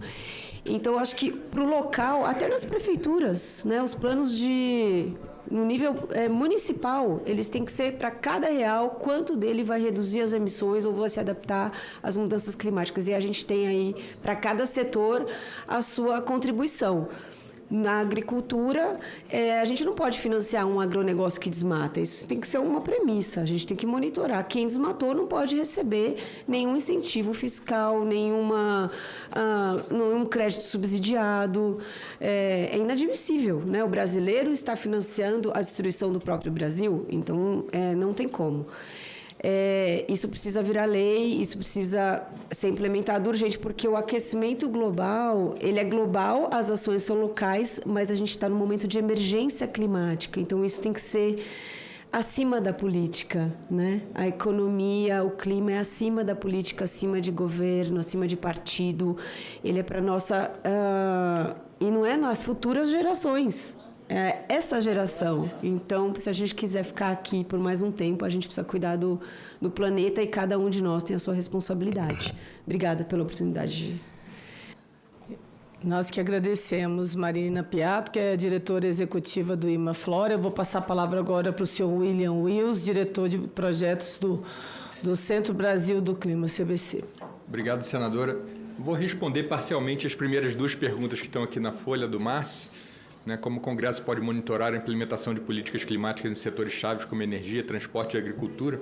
Aí eu vou trazer um pouco dados ali do Plano Clima, O Plano Clima, que é coordenado pelo Ministério do Meio Ambiente e Casa Civil, tem Plano Clima Mitigação e Adaptação. No Plano Clima Mitigação, a gente tem lá 7 setores. Em cada um dos setores tem as ações prioritárias para reduzir emissões de gases de efeito estufa. E aí tem a ficha daquela ação com metas específicas, com custo que ela vai ter, quem são os agentes que vão implantar, quais ministérios e setores têm que estar envolvidos. Então, essa é uma forma que a gente tem ali, inicialmente, é a melhor forma que a gente tem para monitorar como vai o andamento da implementação dessas políticas. Eu acho que esse foi um ganho de governança bastante grande. O MMA conseguiu trabalhar com diversos outros ministérios de adaptação, cerca de 20 ministérios diferentes. Então, foi muito interessante o trabalho. A segunda pergunta, e ainda no monitoramento, na parte que a gente está fazendo do componente de transição justa, a gente está levantando também indicadores para cada um desses 7 setores de transição justa. Assim, quais são, segmentos da sociedade que podem ser afetados de forma desproporcional e aonde que o governo tem que estar de olho para garantir que a transição está sendo feita de forma justa. A pergunta do Enzo, como alinhar a legislação brasileira a metas internacionais, eu acho que vai um pouco no sentido do que eu tinha falado aqui na minha fala anterior, que é assim, cada real gasto pelo Brasil, a gente tem que entender se ele está contribuindo para que o Brasil alcance a NDC, se ele está sendo neutro ou se ele está prejudicando o nosso alcance a NDC. A gente tem que trabalhar, de alguma forma, alguma lei que obrigue o órgão que vai fazer aquele gasto a mostrar ali por que está contribuindo para a NDC ou porque é neutro. Não pode atrapalhar, porque a gente não tem tempo a perder, nem real sobrando para investir de forma contraprodutiva. Bem, é basicamente isso. Obrigado, senadora. Nós que agradecemos, senhor William, grata pela participação aqui. Eu vou passar a palavra agora para o Robson Sebastião, que é um membro da Coordenação Nacional do Movimentos Atingidos por Barragem, MAB. Obrigado, senadora. Talvez na linha das perguntas, mas também tentando dialogar com proposições, de que a gente pudesse pensar, do ponto de vista das populações que são atingidas pelos efeitos das mudanças climáticas, estruturas de Estado que pudessem atender e dar conta disso. O Estado não dá conta hoje do que aconteceu no Rio Grande do Sul, do que aconteceu em Minas Gerais, do que aconteceu no Rio de Janeiro. A estrutura de Estado está muito engavetada. Cada gaveta é um ministério, um departamento, um setor. Precisa ter uma integração, uma estrutura que articule, uma estrutura que coordene, uma estrutura que centralize ações e seja mais célere. As populações que são atingidas e impactadas, elas têm entrado na fila da política pública convencional. Mas os eventos, eles não são convencionais, eles são extraordinários. Então, a política pública, a casa, o saneamento, a escola, isso tem que ser extraordinário também, para dar conta de responder aquelas situações. E falando nisso, é preciso se falar de orçamento, porque tudo hoje é orçamento. Não tem. Então, em se falando de orçamento, como é que a gente discute justiça tributária com justiça socioambiental? Não tem como fazer justiça socioambiental, transição energética justa e esse conjunto de discussões sem ter orçamento e sem ter tributação. Então, como é que a gente poderia pensar, aqui aproveitando a presença da deputada Dandara, do deputado Túlio, do senador Wellington e da senhora, para avançar nessas discussões, inclusive com as comissões de tributação, né, da Câmara, Senado, para discutir isso, porque precisa levantar recursos, né? E aí os setores que mais acumulam, ganham e se beneficiaram com esse modelo é que precisam contribuir. Eu estava até recuperando aqui, em 2018, o governo aprovou isenções trilionárias para o setor do petróleo. Se falava na época, não sei se isso chegou ou não, em 1 trilhão de isenções para a exploração de petróleo e gás. Como é que a gente permite isso como sociedade e as populações há mais de 1 ano atingidas, impactadas na Amazônia ou no Sul, e não tem casa ainda? Então, é um pouco das sugestões, dialogando um pouco com as perguntas, e a gente se coloca à disposição, né, reconhecendo aqui o compromisso da senhora como senadora com essas pautas para a gente poder seguir na discussão, proposição e ações concretas. Obrigado. Por favor. Obrigada. Eu quero agradecer aos nossos expositores aqui presentes e registrar também a presença da vereadora Josi Paz, que é do município de Montenegro, no Rio Grande do Sul, as vereadoras Luma Menezes, Alagoinhas, Bahia, e Beatriz Bogossian, que é Três Rios, no Rio de Janeiro. Sejam bem-vindas as nossas parlamentares municipais aí. Antes de eu encerrar essa mesa aqui, o senador Wellington, ele gostaria de fazer uma intervenção, perguntas aos nossos expositores. Fique à vontade, senador. E, na sequência, eu já passo para o nosso último painel com a deputada Dandara e o deputado Túlio. Senadora Leila, eu não quero aqui me atrever a mudar a sistemática do que foi combinado, tá? Mas eu acho extremamente interessante poder falar aqui alguma coisa com a presença de todos que aqui estão. Primeiro, eu quero agradecer a Vossa Excelência por antecipadamente, né, antes desse bloco, ter aqui aprovado um requerimento que fiz para termos lá uma diligência, onde vamos realizar também em conjunto com a Assembleia Legislativa de Mato Grosso, a Comissão de Meio Ambiente, liderada pelo deputado Avalone, e também agradeço aqui ao presidente Max por essa parceria que faremos exatamente para discutir a COP30 Mato Grosso.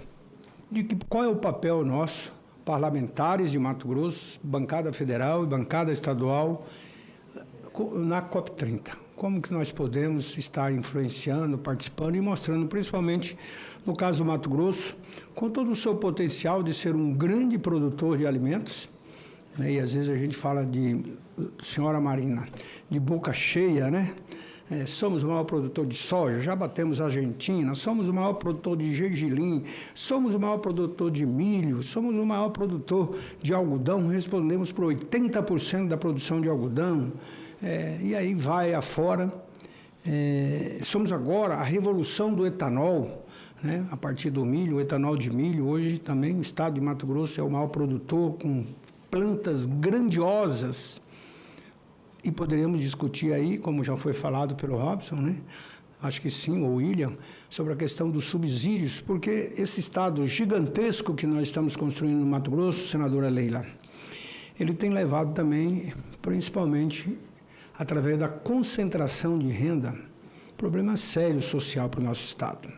Por incrível que pareça, a Baixada Cuiabana, e aí inclui o nosso Pantanal, as cidades da região pantaneira, que Vossa Excelência nos deu a honra de estar lá presente, como presidente da Comissão de Meio Ambiente, para discutirmos exatamente o Estatuto do Pantanal, que agora podemos comemorar, porque o Estatuto do Pantanal, que eu fui o autor do projeto, mas que com a participação da senadora Leila e de tantos outros, conseguimos aprovar aqui no Senado, agora aprovado na Câmara e já com a sanção presidencial. E que, para nós, passamos agora a ter um Pantanal com lei. Né? E isso, mas é importante a gente registrar que esse Estado, com toda essa produção, essa concentração de renda, e o porquê dessa concentração de renda, eu entendo que é principalmente por algumas legislações. Primeiro, os subsídios. Subsídios desenfreados que foram criados. Por um lado, foi bom quando criamos os fundos, à época, com Dante de Oliveira, criamos os fundos primeiro do algodão, depois o fundo da soja, do boi e assim por diante, que foi importante para organizar a cadeia produtiva, os próprios empresários. Mas quem teve a maior capacidade?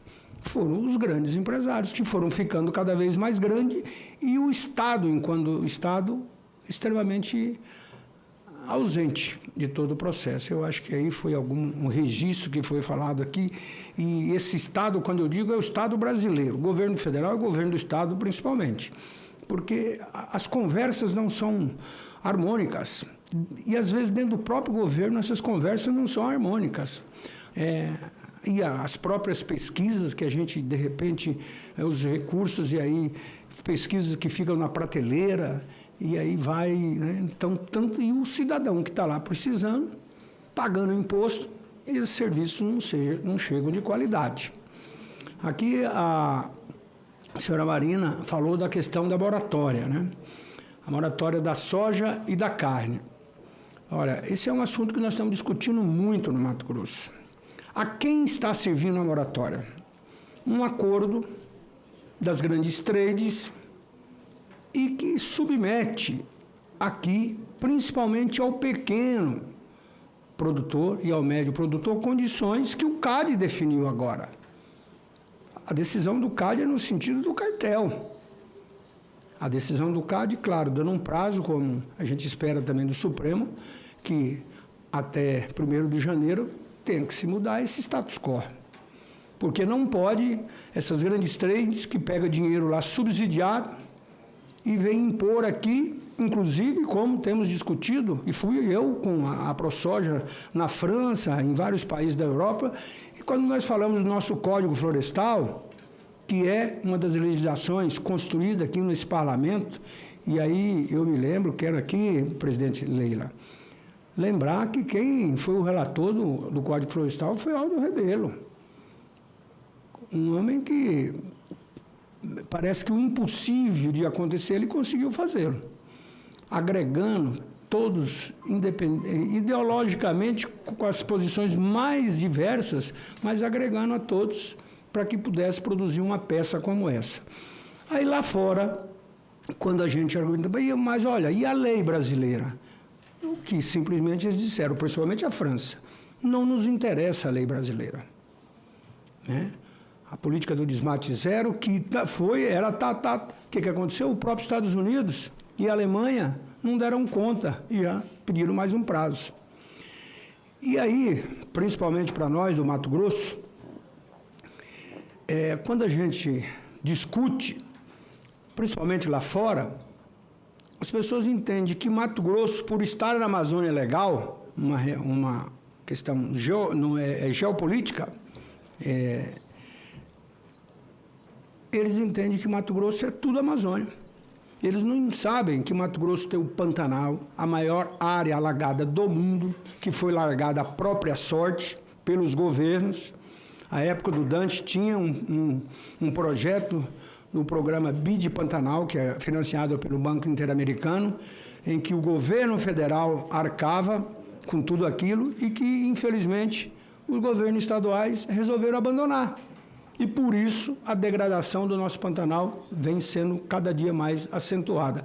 Faz com que as nossas cidades do Pantanal sejam as cidades mais pobres do nosso estado.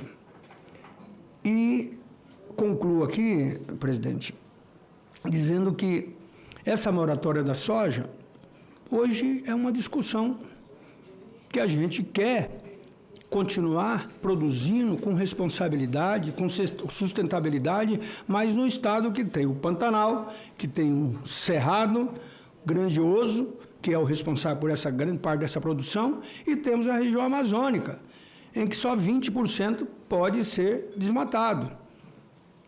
E também é importante registrar que o estado de Mato Grosso, 63% do território ainda é preservado. Então, o que fazer para continuar produzindo, para gerar riqueza para o Brasil, para que a gente tenha uma balança comercial positiva, e, ao mesmo tempo, o cidadão que está lá no Mato Grosso também usufruir dessa riqueza. E quando eu falo cidadão, é as pessoas simples. E a situação que vivemos no Mato Grosso, senadora Leila, um estado com 720 quilômetros de divisa seca com a Bolívia. Portanto, uma faixa de fronteira que temos uma lei também que 150 quilômetros da faixa de fronteira tem ali situações específicas, que aí não vamos discutir porque é muito grande. Mas que cabe à guarda de quem? Do Exército Brasileiro, que não tem mais contingente, não tem gente. E aquilo fica lá abandonado, à própria sorte também, porque a estrutura de Estado brasileiro não dá conta de cuidar. E a tecnologia que está aí, ela está servindo de forma cada dia mais forte para o crime organizado, que está tomando conta da família brasileira. E que nós lá recebemos esse impacto muito grande por essa faixa de fronteira sem a presença do Estado. Aí é o narcotráfico, aí é o contrabando, aí é todos os descaminhos possíveis. E o cidadão que está lá, principalmente na região oeste, região de Cássia, aí pega o Pantanal, Cássia é a princesinha do Pantanal, que sofre todas essas Desculpa, senador, só para concluir, porque os colegas ali do deputado estão com horário. Vou concluir mesmo, que sofre todas essas consequências. Eu sei que não será possível vocês responderem às minhas angústias nesse momento. E nem vou pretender, viu, presidente, até para não tomar muito tempo, mas gostaria muito que cada um de vocês pudesse me subsidiar dentro da cada área de vocês, para que eu possa, inclusive, melhorar o meu posicionamento. Porque, às vezes, as pessoas também acham que nós, aqui no Parlamento, sabemos de tudo. E não é verdade, né? Nós precisamos, inclusive, que a sociedade traga as angústias para nós, mas de forma que a gente possa construir aqui essa relação com o governo. E aí, por isso, nós temos as frentes parlamentares, né? Cada um dentro da sua área, que a gente possa ser aqui um senador, como a senadora Leila, referência, para produzir para o nosso país, e não para ficar discutindo, principalmente agora na COP30, se o Brasil está corretamente ou fazendo um processo de desenvolvimento sustentável para ser modelo para os outros. Não, nós temos que ser modelo para o nosso país, porque as pessoas que estão aqui precisam também de oportunidades. Então, eu concluo aqui, presidente, e peço que todos vocês me mandem esse documento. E se não mandarem, eu vou cobrar depois, viu, presidente? Pode deixar que eu vou monitorar, então, senador. É a maior contribuição que eu gostaria de ter aqui nessa audiência. Muito obrigado. Obrigada. Eu peço aos nossos expositores, né, se puderem atender, né, ao pedido aí do senador Wellington. Também podem passar para mim também. Eu também aceito. É sempre importante, quanto mais material, enfim, informações a gente tiver, melhor ainda, até porque vocês são realmente os especialistas e dominam a pauta. Eu quero agradecer a participação, só liberando agora, né, a todos os expositores, agradecer pela participação de cada um que representou aqui um setor, uma instituição, a sociedade civil de um modo geral. Muito obrigada. Eu vou passar agora para a terceira parte e, enfim, eu vou deixar até meus colegas, né, já colocando, né, anunciando aqui a presença do deputado federal Fernando Mineiro, do PT do Rio Grande do Norte. Seja bem-vindo, deputado. Vamos para a terceira parte, né, que é os comentários de parlamentares. Esta parte destina-se a reforçar a importância do Legislativo na preparação e discussão, e nas discussões, né, no marco da COP30, garantindo que a voz de parlamentares ela esteja articulada e visível. Eu convido à mesa os colegas parlamentares, a deputada Dandara Tonanzin, né, deputada federal pelo PT de Minas Gerais. Por favor, uma salva de palmas. Deputado Túlio Gadelha, deputado federal pela Rede de Pernambuco. E o deputado Fernando Mineiro, deputado federal pelo PT do Rio Grande do Norte. Obrigada, colegas, por esperar até agora a participação de vocês.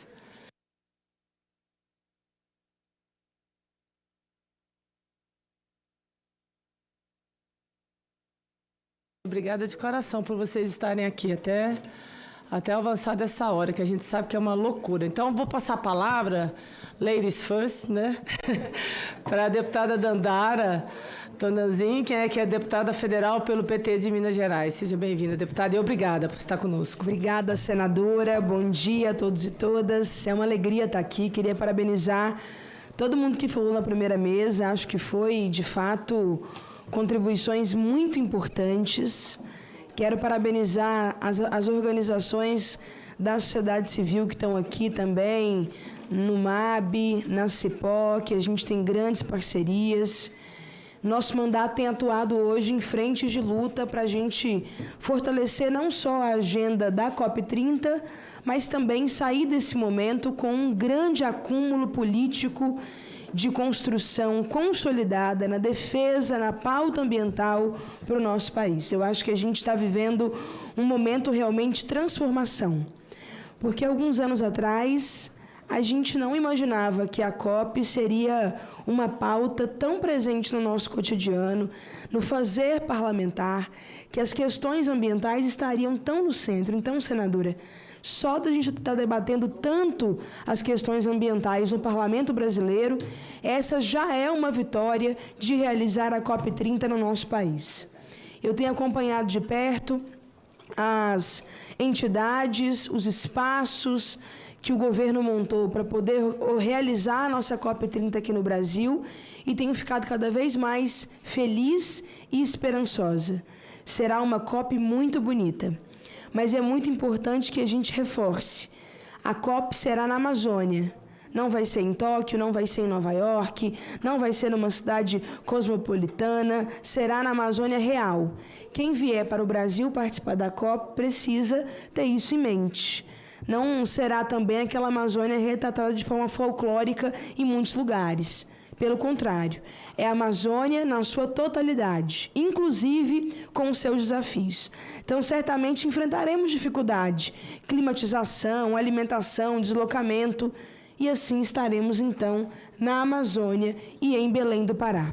Eu também estou muito feliz em perceber o protagonismo que a sociedade civil está tendo nessa COP. Eu participava agora de manhã de uma pré-COP das juventudes, que reuniu inclusive os delegados e delegadas das juventudes de todos os biomas.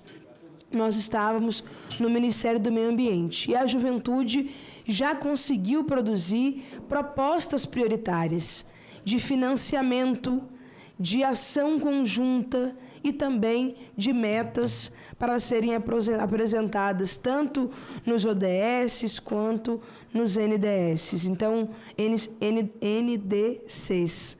Então, vai ser muito importante também garantir esse protagonismo das várias vozes, né? Eu acho que essa COP vai marcar isso também. Mulheres, negros, indígenas, quilombolas, falando por si. Eu queria reforçar aqui a importância da agricultura familiar enquanto eixo de transformação. Nós precisamos entender que hoje representa 77% dos estabelecimentos agrícolas do país, ocupando mais de 80,9 milhões de hectares. Fortalecer uma transição energética justa, nesse momento, é olhar com muita responsabilidade para a agricultura familiar, que emprega mais de 10 milhões de pessoas, é fonte de renda de 40% da nossa população, garante abastecimento da alimentação do nosso país. Pessoas do campo hoje que estão preocupadas com a preservação do nosso meio ambiente têm sido responsáveis por liderar os projetos com a maior capacidade inventiva, criativa, de proteção do território. As comunidades e povos tradicionais são hoje os responsáveis pela preservação de 82% de toda a nossa sociobiodiversidade. Então, construir políticas que preservem e fortalecem indígenas, quilombolas, ribeirinhos, é investir na preservação do nosso planeta. E tem hoje muitos exemplos de convivência sustentável, né? Nós acabamos de realizar, na Comissão da Amazônia, Povos Originários e Tradicionais da Câmara dos Deputados, na qual eu presido, uma audiência, um seminário com mais de 300 representantes que destacaram, inclusive, a importância da agricultura familiar, do manejo do solo para a preservação da nossa sociobiodiversidade, a importância de nós, enquanto país, também pensarmos a comercialização dos produtos de origem sustentável de forma realmente responsável, Está na moda no Brasil um tal de selo verde, mas nem sempre esse selo verde realmente é sinônimo de uma produção com responsabilidade social e ambiental. Então, priorizar essa produção é também pensar na transição justa no nosso país. E nós também queremos cada vez mais fortalecer o PNAE, que é o Programa Nacional de Alimentação Escolar, com preferência para produtos da sociobiodiversidade. Não adianta a gente querer padronizar a alimentação e a merenda escolar no nosso país. Se come piqui, baru, farinhas diferentes. É importante olhar e enxergar isso também nos nossos territórios como uma preservação da vida. Por último, queria falar do nosso compromisso com o Cerrado. O Cerrado é a savana mais biodiversa do mundo. Eu estive ano passado numa missão muito importante em Washington, na parceria da Cipó com a WBO, e nós achamos que essa COP é uma importante oportunidade da gente conectar o Cerrado com as savanas globais. O Cerrado é a savana mais biodiversa do mundo. Infelizmente, no nosso país, tem sido bioma de sacrifício. Enquanto números da Amazônia, do combate ao desmatamento, dos incêndios, vem melhorando ano após ano, o do Cerrado teve uma ligeira melhora no ano passado. O Cerrado é o coração do Brasil, o berço das águas. 8 das 12 bacias nascem e vertem do Cerrado. Sem Cerrado não tem água no Pantanal, sem Cerrado não tem pampa, sem Cerrado nós não temos Mata Atlântica. É o grande bioma de transição. Então nós estamos construindo em parceria com o Ministério do Meio Ambiente também que o Cerrado tenha espaço na nossa COP. Infelizmente nós temos mesas inclusive de grandes empresas multinacionais, mas o Cerrado ainda não tem um espaço na COP. Então, queria contar com a parceria dos movimentos, organizações, parlamentares que estão aqui, para a gente não deixar essa COP invisibilizar a nossa grande savana do Brasil, que é o nosso Cerrado. Obrigada, senadora Leila. Desculpa, eu vou ter que sair. Nós estamos num dia muito intenso e cheio. Hoje também é dia de reunião da nossa comissão na Câmara, mas fiz questão de passar aqui para reafirmar o nosso compromisso. Obrigada. Grata, deputada Dandara. Eu vou passar rapidamente para o deputado Túlio Gadelha, que é o deputado pela Rede de Pernambuco. Vou passar, então, para o deputado Fernando Mineiro, que é o deputado federal pelo PT do Rio Grande do Norte. Oi, Túlio pediu para fechar. Pessoal, primeiro meus cumprimentos, viu, senadora Leila, e todas as instituições, deputado Túlio, deputado Dandara, e as instituições da sociedade civil que estão aqui. Primeiro eu quero parabenizá-la pela iniciativa, mostrando que a senhora não fez ponto só na quadra, não, está fazendo ponto aqui também no Senado, com um tema que é muito importante. Eu sou da geração que a gente ficava grudado na televisão para ver seus pontos, viu? Obrigada. Então, esse momento aqui é muito importante, porque, além das questões que já foram colocadas, se trata de buscar visibilidade sobre o papel dos parlamentares na COP. E uma coisa interessante que vem acontecendo, esse papel, Túlio, está sendo forçado, construído pelas entidades da sociedade civil mais do que o próprio parlamento. Então, nesse sentido, eu quero parabenizar todas as entidades de nome aqui da plataforma Cipó, que é uma das que fica ali caningando para trazer essa pauta, organizando, juntando os parlamentares, as parlamentares, para tratar desse assunto aqui da visibilidade. Porque eu acho que, senadora, que as entidades perceberam de uma maneira muito clara que as políticas para enfrentamento da crise climática que nós vivemos no mundo passa também pelo parlamento. Porque até então era como se um grupo de gestores, membros do executivo e empresas sentassem para resolver e definir, e o parlamento ficava um pouco excluído. Pelo menos os movimentos que eu tenho acompanhado, o Túlio também tem acompanhado muito essa questão. Eu acho que essa COP possibilitou trazer mais perto de nós essa provocação. Qual é o papel do parlamento não só brasileiro, no enfrentamento dessa crise climática. Então, são vários esforços que as entidades, repito, fazem mais do que nós próprios aqui do Parlamento. Eu quero, por isso, agradecer as oportunidades, os convites, né, para conversar sobre esse tema. Eu sou parlamentar lá pelo Rio Grande do Norte, sou biólogo, né, fui deputado estadual, trabalho com vários temas, entre eles a questão do meio ambiente e da caatinga. Eu tenho dito desde o início, quando foi anunciado, Túlio, a COP no Brasil, que a COP não é da Amazônia, porque, né, até os primeiros símbolos era a COP da Amazônia. A COP é do mundo, né, acontece na Amazônia, mas trata de temas do mundo, de todo o planeta, e por isso tem que ter visibilidade todos os biomas, né, do mundo, e em particular os nossos. E eu tenho insistido nessa questão. Foi importante a deputada Dandara chamar a atenção. Qual é o lugar do Cerrado, né, nesse momento que nós temos aí? Né? Qual é o lugar da Caatinga? Então, eu já realizei, junto com as entidades e com os parlamentares também, vários eventos e discussões sobre a necessidade de pautar a temática da Caatinga e do semiárido na COP. Eu, através de uma articulação que consegui fazer, o Consórcio Nordeste, que para mim precisa ser conhecido no Brasil mais, é a principal, do meu ponto de vista, experiência de governança infra-federativa no Brasil, né, que reúne os governadores. Nós conseguimos fazer, levar os governadores. O Consórcio Nordeste teve um grande evento em Fortaleza, que era o COP Nordeste, né?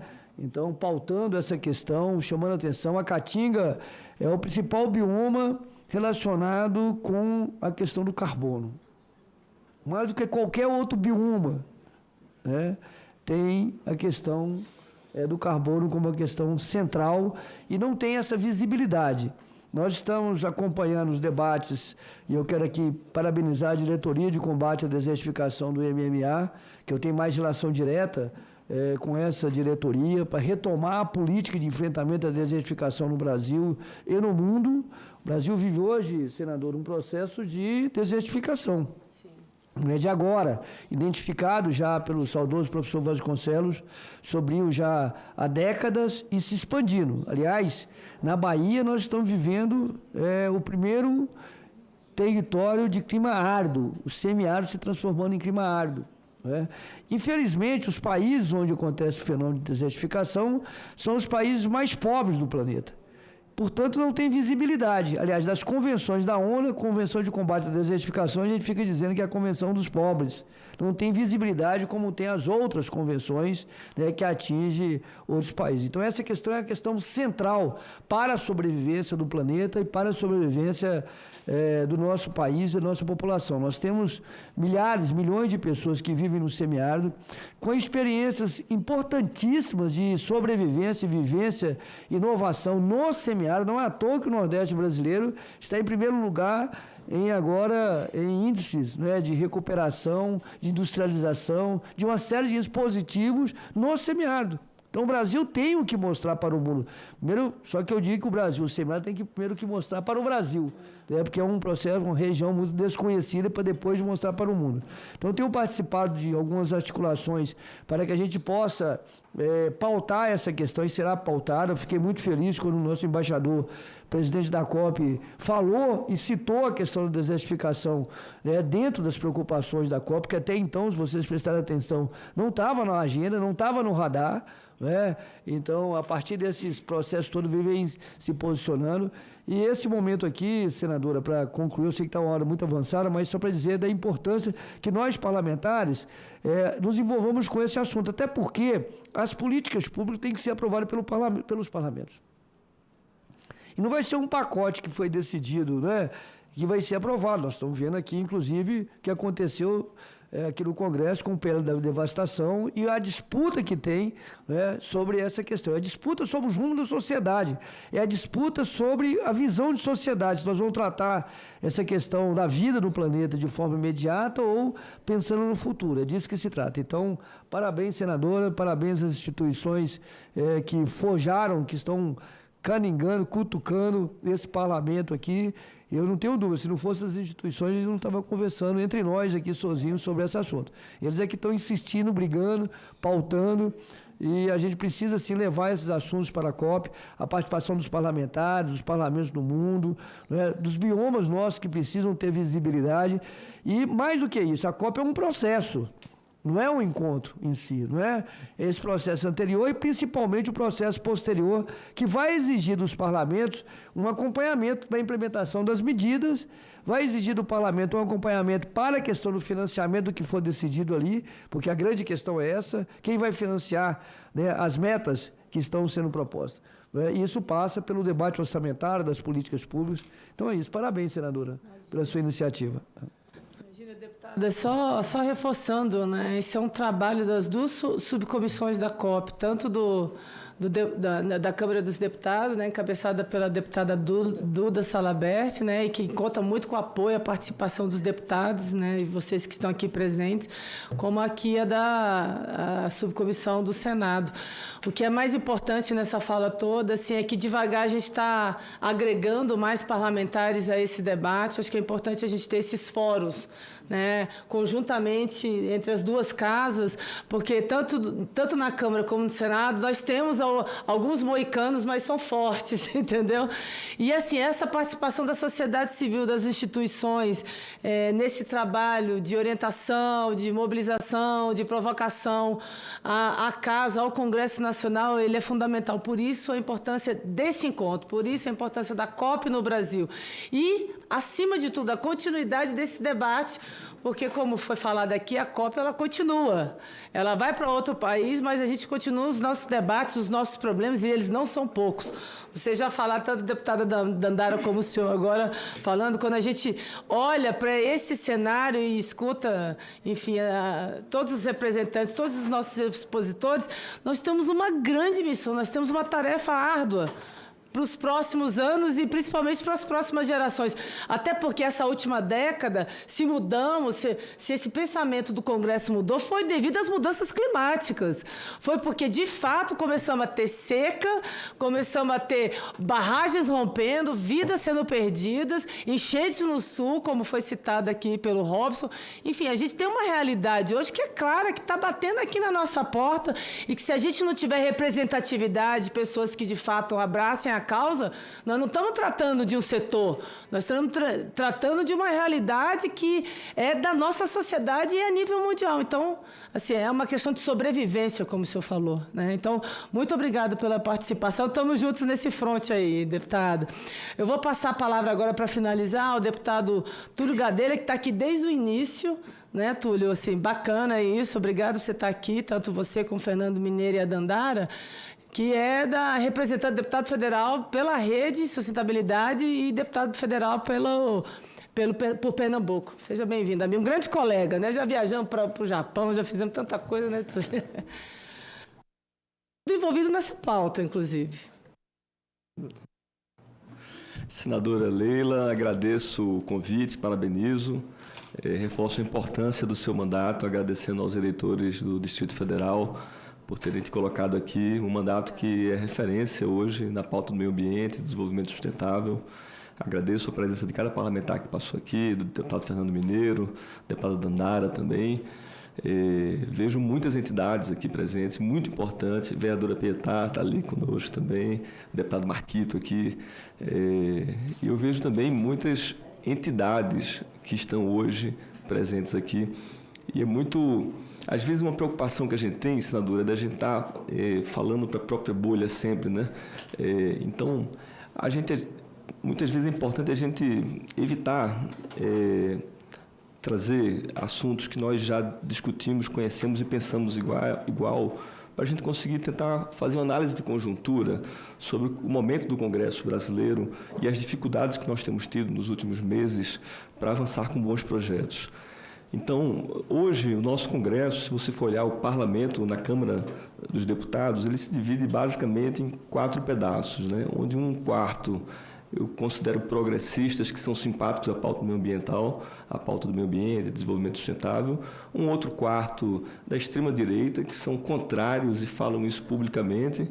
E 2 quartos, digamos assim, metade da Câmara, são de parlamentares do centro, né, que muitas vezes, senadora, defendem seus próprios interesses, seus negócios, né? E eles formam um bloco ali que a gente chama da bancada do boi, da bala e da Bíblia, né? Esse bloco é um bloco que se protege com muita força e por isso é muito difícil avançar com bons projetos quando existe um bloco que é metade dos deputados do Brasil e que se junta muitas vezes à extrema-direita para impedir que a gente consiga avançar nas pautas do meio ambiente e do desenvolvimento sustentável. Então, é de fato uma grande dificuldade. Os poucos avanços que nós tivemos, né? Eu particularmente fui autor de uma lei, relator de duas. A gente aprovou e hoje é lei a Política Nacional de Visitação às Unidades de Conservação, né, que a gente fortalece a convivência do cidadão brasileiro com o meio ambiente nos parques nacionais, estaduais, municipais, nas unidades de conservação, criando uma estrutura, um fundo privado que vai trabalhar de maneira coletiva, ouvindo os povos tradicionais para a gente poder inserir essas pessoas no meio ambiente. Uma demanda que surgiu muito, senadora, surgiu muito por parte da população após a pandemia, que queria conviver com a natureza.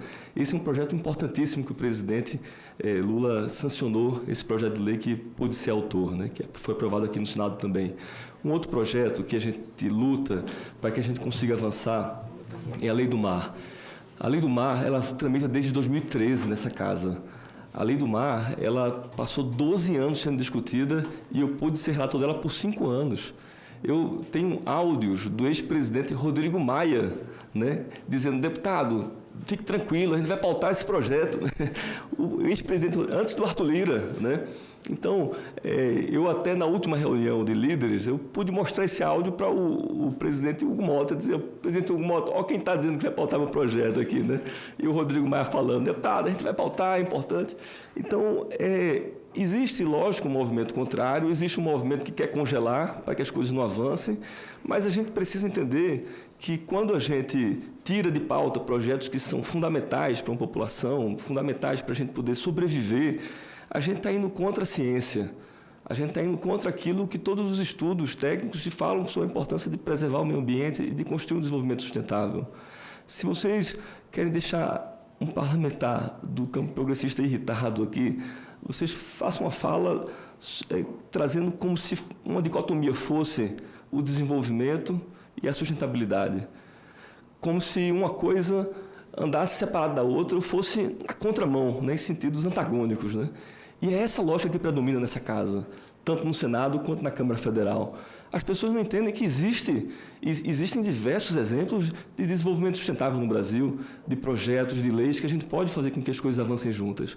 Mas parece que essa casa nega a ciência, nega os avanços e a tecnologia que indicam a importância da gente preservar o meio ambiente, cuidar dos biomas e desenvolver populações tradicionais, desenvolver economicamente alguns municípios e áreas que são mais sensíveis, né, no aspecto social. Mas eu queria trazer aqui, aproveitar esse momento de abertura de fala, para a gente, depois de fazer uma leitura de conjuntura da Câmara, principalmente, trazer a dificuldade que a gente tem tido com determinados colegas parlamentares que tentam combater a pauta ambiental aqui. Um projeto apresentado que destrói o licenciamento ambiental, senadora, pode ser votado. Um projeto que foi aprovado, que o presidente vetou diversos pontos desse projeto, chamou esses deputados para conversar, para tentar construir um entendimento, mas que eles se sentem maioria e que querem passar literalmente o trator. E esse projeto, ele acaba com a lei de licenciamento ambiental no Brasil. Esse projeto, se ele for votado, os vetos do presidente agora na quinta-feira, nós perderemos. E esse projeto não vai flexibilizar, vai acabar, vai criar uma modalidade de autolicenciamento. E que no nosso país a gente sabe que o autolicenciamento não deu em nada. Agora, em 2016, o presidente Michel Temer criou uma forma de autolicenciamento para a venda de bebidas. Vocês viram o sistema para rastreamento de bebidas alcoólicas, vocês viram o que aconteceram. Ele destruiu o sistema de rastreamento e deu às empresas a capacidade de se autofiscalizar. Resultado: 1/3 das bebidas alcoólicas no país hoje são falsificadas. Resultado: mortes, pessoas intoxicadas, hospitalizadas. E é isso que está acontecendo no Brasil, se a gente permitir que as empresas possam se autolicenciar, que as prefeituras possam dizer o que é estratégico e o que não é estratégico. Um gestor municipal, um governo do Estado, apontar o seu projeto estratégico e, por conta disso, ignorar a ciência, é isso que a gente vai voltar daqui a pouco, senadora. E estratégico para quem? Outra pergunta, né? Porque esse governo pode ter um pensamento sobre o que é estratégico para ele hoje, mas e o outro governo, qual será? Naquele município onde existem negacionistas que foram eleitos para cuidar, para serem gestores da cidade, o que é estratégico para eles? É perigosíssimo o que está sendo votado aqui no Congresso. E é importantíssimo que essas entidades que nos ajudam muito, a gente consiga exercer pressão sobre esses parlamentares e falar do perigo do autolicenciamento ambiental, que é a destruição da política de meio ambiente no Brasil, que levou muitos anos para ser construída. Então, dessa forma, senadora, queria repudiar o PL da devastação, dizer que a gente precisa mais do que nunca se unir. A gente vê aqui pessoas que estão há muitos anos nessa causa conosco. Está aqui o João Gentil ali, ambientalista, advogado ambientalista. Estou vendo a minha amiga Maiara, da plataforma Cipó, junto com o Murilo. O deputado Marquito, que tem feito um excelente mandato sustentável. Tem tantos parlamentares e entidades sérias aqui que podem nos ajudar. E, nesse momento, nós precisamos de ajuda de fato. A COP vai acontecer. Muito se fala aqui no Congresso de que a gente não pode votar o destruimento do licenciamento, a destruição do projeto de licenciamento, às vésperas de uma COP. Na verdade, a gente não pode votar esse projeto aqui dentro. Não só porque a COP está se avizinhando aqui, mas a gente não pode colocar esse projeto em pauta e a gente precisa exercer pressão. O Congresso Inimigo do Povo parece que está pegando cada vez mais por conta das pautas que chegam e que votam. A gente tenta fazer uma distribuição justa de renda, né, no sistema tributário, taxando bilionários, betes e bancos e guardando orçamento para a política pública. Eles vetam, tiram esse projeto da pauta. A gente tenta construir uma legislação mais sólida e dar mais transparência às instituições, para que cada instituição tenha seu poder e a gente diminua as interferências de outras forças, de outros poderes. Eles tentam se blindar para não serem investigados pela justiça. Então, não tem como a gente não acusar o Congresso de ser inimigo do povo depois de tudo isso. Para concluir, senadora, eu queria dizer que um cirurgião, ele não pode pilotar um avião, nem um piloto de avião pode fazer cirurgia. É isso que está acontecendo no Brasil. Permitir que gestores políticos digam o que deve ou não deve ser licenciado, o que é o que não é estratégico, é um erro tremendo e isso pode causar um dano sem precedentes à democracia, ao meio ambiente e ao futuro do povo brasileiro. Muito obrigado.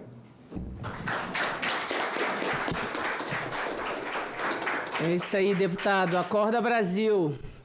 Bom, eu gostaria de agradecer, até pelo avançar da hora, né, a todos que estiveram conosco aqui nessa incrível audiência pública. Eu quero agradecer, né, aos servidores da Comissão de Meio Ambiente aqui do Senado, a minha assessoria, também aos servidores da Câmara, né, que acompanham a subcomissão lá e também a CMA, a Comissão de Meio Ambiente da Câmara Federal, na pessoa da deputada Duda Salabert e aos dois que estão aqui comigo, né, que é o Fernando Mineiro e o Túlio Gadelha, grandes parceiros, e a deputada Dandara.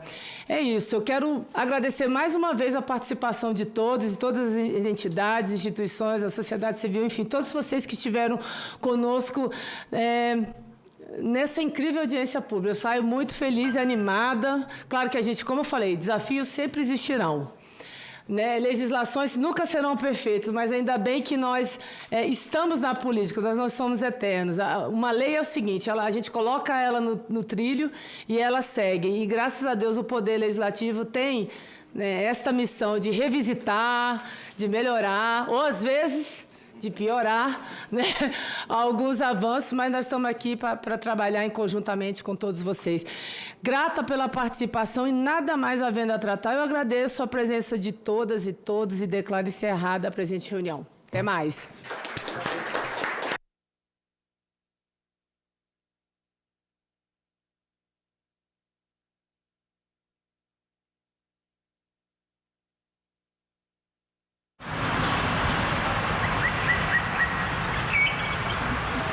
Fazenda em Goiás vira exemplo de agricultura sustentável. A audiência pública aponta prós e contras das energias renováveis. Pensão alimentícia via Pix. Câmara aprova e envia projeto ao Senado. E comunidades bilíngues no sul do Brasil, onde se fala português, italiano, tudo isso no Parlamento Brasil. Parlamento Brasil. Hoje, 20h, aqui na TV Senado. Declaro aberta a sessão solene. Sim. Não existe parlamento, não existe. O governo via todos como se fosse comunista. A fila não para de crescer para a passagem da revista lá na esplanada dos ministérios. Deve ser sempre lembrado o que foi dito por Ulisses Guimarães. Traidor da Constituição é traidor da pátria. Eu não disse não, quem fala? Eu disse Ariano Suassuna.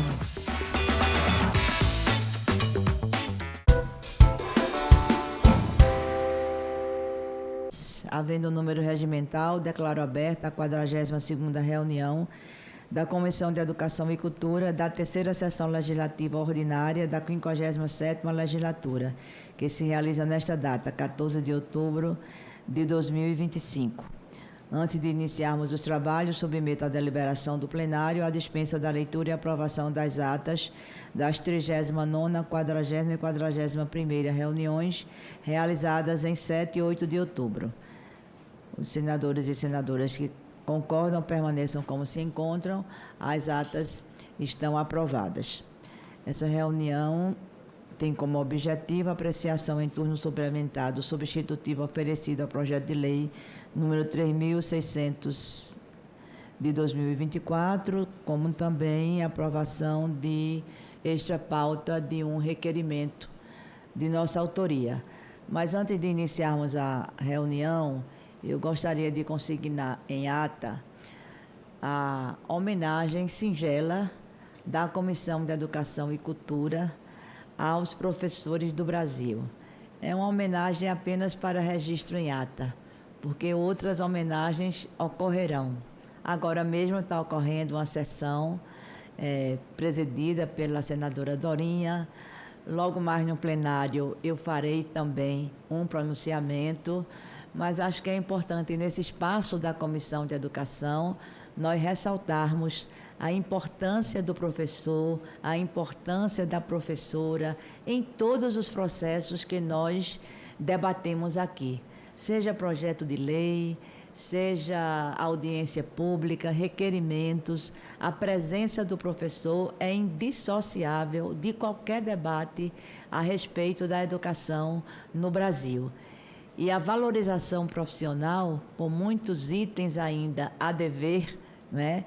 Como, por exemplo, a perfeita observância do piso salarial profissional do magistério, os planos de carreira, com condições realmente de desempenho na carreira, de valorização na carreira, os concursos públicos que hoje levam a gente ter no Brasil uma proporção estranha entre contratos temporários e cargos efetivos de professor. Sabemos que os contratos temporários são previstos constitucionalmente, mas para situações emergenciais. O ideal era que eles não ultrapassassem 20% do total. Hoje, chega-se, em algumas situações, a mais de 50% de contratos temporários.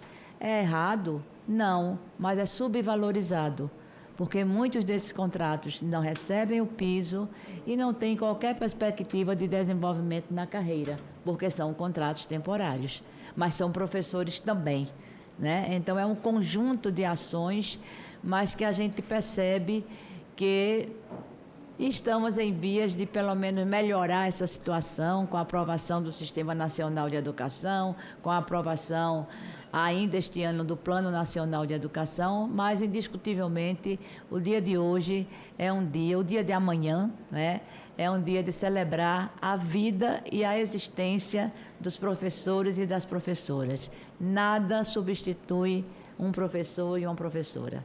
a relação pedagógica, a relação de construção da aprendizagem que se estabelece entre duas pessoas ou entre um coletivo é muito diferente de uma plataforma, é muito diferente de uma inteligência artificial, é muito diferente da distância que não viabiliza o que a gente chama do contato da pele. A pele pedagógica, o olhar pedagógico, o afeto, a paixão, aquilo que move milhões e milhões de professores e professoras nesse Brasil diuturnamente. Então, a todos os professores e professoras do Brasil, a homenagem da Comissão de Educação e Cultura. Vamos então agora ao item 1 da pauta. Em turno suplementar, está em discussão, vamos votar o substitutivo oferecido ao projeto de lei 3.060 de 2024, que é um projeto terminativo, já votado nominalmente, portanto, na última reunião. O projeto altera a Lei 93/94, a LDB, de 20 de dezembro de 1996, que estabelece as diretrizes básicas da educação nacional, e altera também a Lei 14.645, de 2 de agosto de 2023, que trata da Política Nacional de Educação Profissional e Tecnológica para a consideração dos povos originários, incluídos os indígenas e dos quilombolas, na oferta de educação profissional e tecnológica. A autoria do senador Messias de Jesus e a relatoria do senador Paulo Paim. A matéria está em discussão. Esclareço que poderão ser oferecidas emendas até o encerramento da discussão. Não havendo discussão, encerro a discussão e, não tendo sido oferecidas emendas, o substitutivo é dado como definitivamente adotado em turno suplementar sem votação, de acordo com o artigo 284 do Regimento Interno do Senado Federal. A matéria será encaminhada à Secretaria-Geral da Mesa para as providências cabíveis.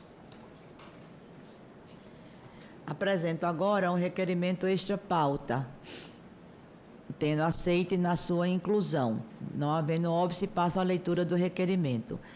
Requerimento da Comissão de Educação e Cultura, número 44, de 2025. Requer, nos termos do artigo 58, parágrafo 2º, inciso 2 da Constituição Federal e do artigo 93(2) do Regimento Interno do Senado Federal, a realização de audiência pública em conjunto com a Comissão de Direitos Humanos e Legislação Participativa, com o objetivo de debater o tema por uma cultura de respeito aos direitos humanos. A audiência pública em questão promoverá o debate sobre o respeito aos direitos humanos no marco do 70º aniversário da Declaração Universal dos Direitos Humanos. A data já acordada com a Comissão de Direitos Humanos será o dia 11 de dezembro, bem próximo ao Dia Nacional da Declaração Universal dos Direitos Humanos.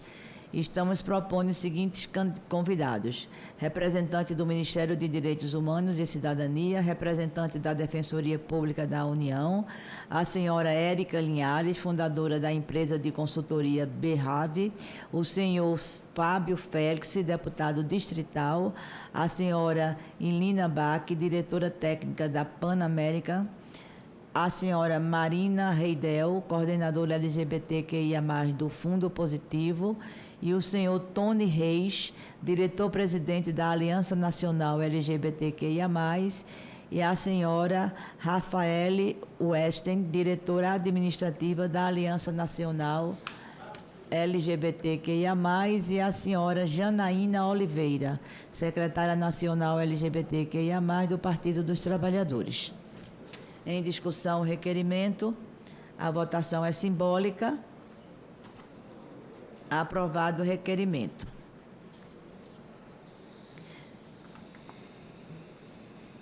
Nada mais havendo a tratar, agradeço a presença de todos e declaro encerrada a presente reunião. Logo em seguida, com 2 minutinhos, 3 minutinhos de intervalo, nós vamos começar a nossa audiência pública.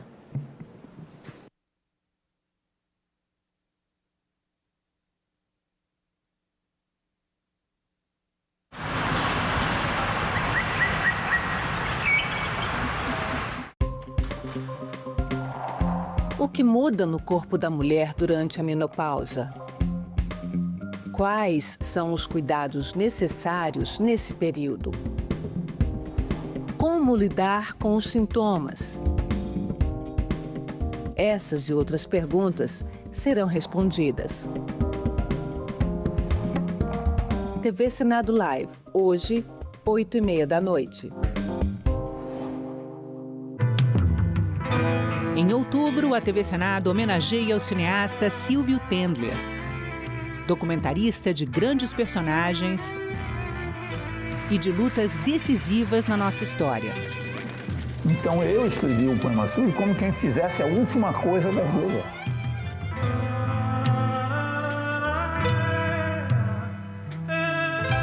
Mostra Silvio Tendler, todo sábado às 9h da noite.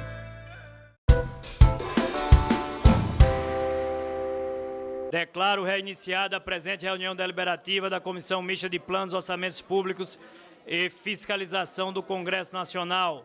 A reunião ocorre de forma semipresencial. Há parlamentares presentes no plenário e parlamentares que participam de forma virtual através da plataforma Zoom. Pessoal, queria pedir... Alô? Aqui está a assessoria, audiência, imprensa aqui do lado direito. Senador Isalci, se puder conversar no outro ambiente, fica melhor para que todos nós possamos encaminhar, para dar continuidade à reunião. Lhe agradeço. Aqui do lado esquerdo também, queria pedir a assessoria aqui do lado esquerdo, também um silêncio, para que a gente possa continuar. Agradeço a compreensão de todos. Solicito que seja declarado como lidos os expedientes recebidos pela comissão dia 30 de setembro até a presente data, inclusive os avisos TCU que não receberam recomendação para atuação, tendo em vista que essas informações encontram-se publicadas nas páginas da CMO na internet. Oi? Muito bem. Deputado Zaratini está ali presente, vejo agora. Recebemos a previsão de pauta da votação da LDO, está prevista para hoje. Amanhecemos hoje com um diálogo entre o ministro Fernando Haddad, que está no Senado, na CAI, na Comissão de Assuntos Econômicos, tratando sobre o projeto do imposto de renda, que tramita lá no Senado, sobre a relatoria do senador Renan Calheiros, que coincidentemente é também presidente da CAI, e o senador Davi me disse que recebeu um pedido do ministro para que, após essa reunião, eles dialogassem para saber se o governo deverá encaminhar ou não alguma alteração na LDO, fruto, né, da frustração das receitas em virtude da queda da medida provisória. O senador Davi encaminhou a essa presidência a solicitação cordial para que nós adiássemos para amanhã a votação do relatório da LDO, segundo o senador Davi, para saber desses encaminhamentos, mas mantendo ele a perspectiva de que continua desejando votar a LDO na sessão do Congresso na quinta-feira, sessão que terá o veto do licenciamento ambiental e a LDO como únicas pautas. Então, já que de hoje para amanhã, em tese, não gera nenhuma postergação ou prejuízo na decorrência dos prazos, então nós resolvemos acolher esse pedido para que possamos fazer amanhã às 14 horas, já determinei à Secretaria da Comissão, que a gente possa fazer essa mudança na perspectiva de votar na quinta-feira. Os prazos vão ficando esgotados, exíguos, para que a gente possa fazer a votação do orçamento, ainda a prazo cabível, viável, para a votação na última semana, né, de dezembro, dentro do calendário desse ano. Agora, alerto, né, não votar o orçamento esse ano é um jogo de perde-perde. É um prejuízo para o governo, é um prejuízo para o Brasil. É ruim para o Congresso, é ruim como agenda como um todo. E se o governo teve a frustração da medida provisória, é importante o governo saber que foi no voto. não foi por imposição de ninguém. É um desejo do Congresso, que representa a sociedade, de dar um recado claro. Não se aguenta mais a agenda de aumento de alíquotas, aumento de impostos, para arrecadar, arrecadar e arrecadar. Equilíbrio fiscal também se faz pelo lado da despesa. E o governo parece ter esquecido disso, qualificar o gasto público, eliminar o desperdício, reduzir custos, projeto de gastos tributários, dormita aí pelas gavetas, né, do Congresso, guardando votação na Câmara dos Deputados, já foi votado no Senado, e o governo não coloca isso na sua agenda prioritária. O ministro Fernando Haddad trata todo dia de uma agenda de arrecadação, de aumento de impostos, mas parece que ficou esquecida, relegada a segundo plano, a agenda de corte de gastos. E esse desequilíbrio fiscal, ele precisa ser corrigido também pelo lado da despesa. Infelizmente, não é isso que nós estamos observando. Então, esse prazo será concedido. Ainda dentro da audiência, para que tenhamos o aproveitamento da mobilização dos senhores parlamentares, conseguimos, na reunião do Colégio de Líderes, concluir a relação dos relatores setoriais para o PELOA 2026. Então, resolvi antecipar, né, essa definição, porque mesmo a LDO não tendo sido votada, é importante que os relatores setoriais já tenham a legitimidade para tratar com seus respectivos ministérios e áreas de atuação, para poder ganhar tempo, né, no diálogo para a elaboração dos relatórios setoriais, que são parte integrante e que consomem, né, bastante tempo na agenda da comissão. Então, acho que esse adiantamento poderá facilitar a gente conseguir concluir e objetivar as reuniões e os prazos. Tá certo? Então, vou dar conhecimento às bancadas, aos senhores e senhoras parlamentares, também à imprensa que faz a cobertura setorial da Comissão de Orçamento, e os demais interessados nas respectivas áreas temáticas e nos seus respectivos relatores. Peço a atenção de todos, porque muita gente está querendo escutar, tomar nota, para que a gente avance. Senhor presidente. Deputado Zaratini.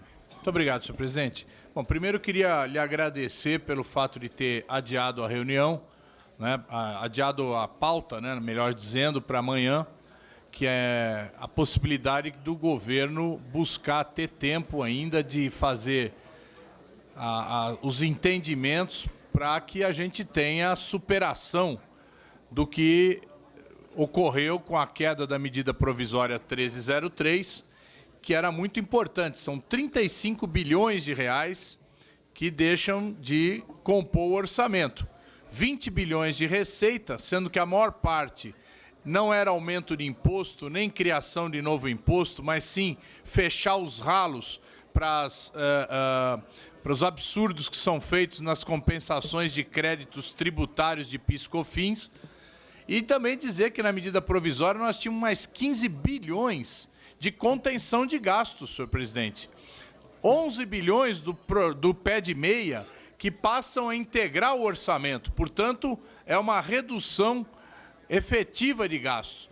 Segunda coisa, o Ateste-Med, que também se busca racionalizar para conter gastos indevidos.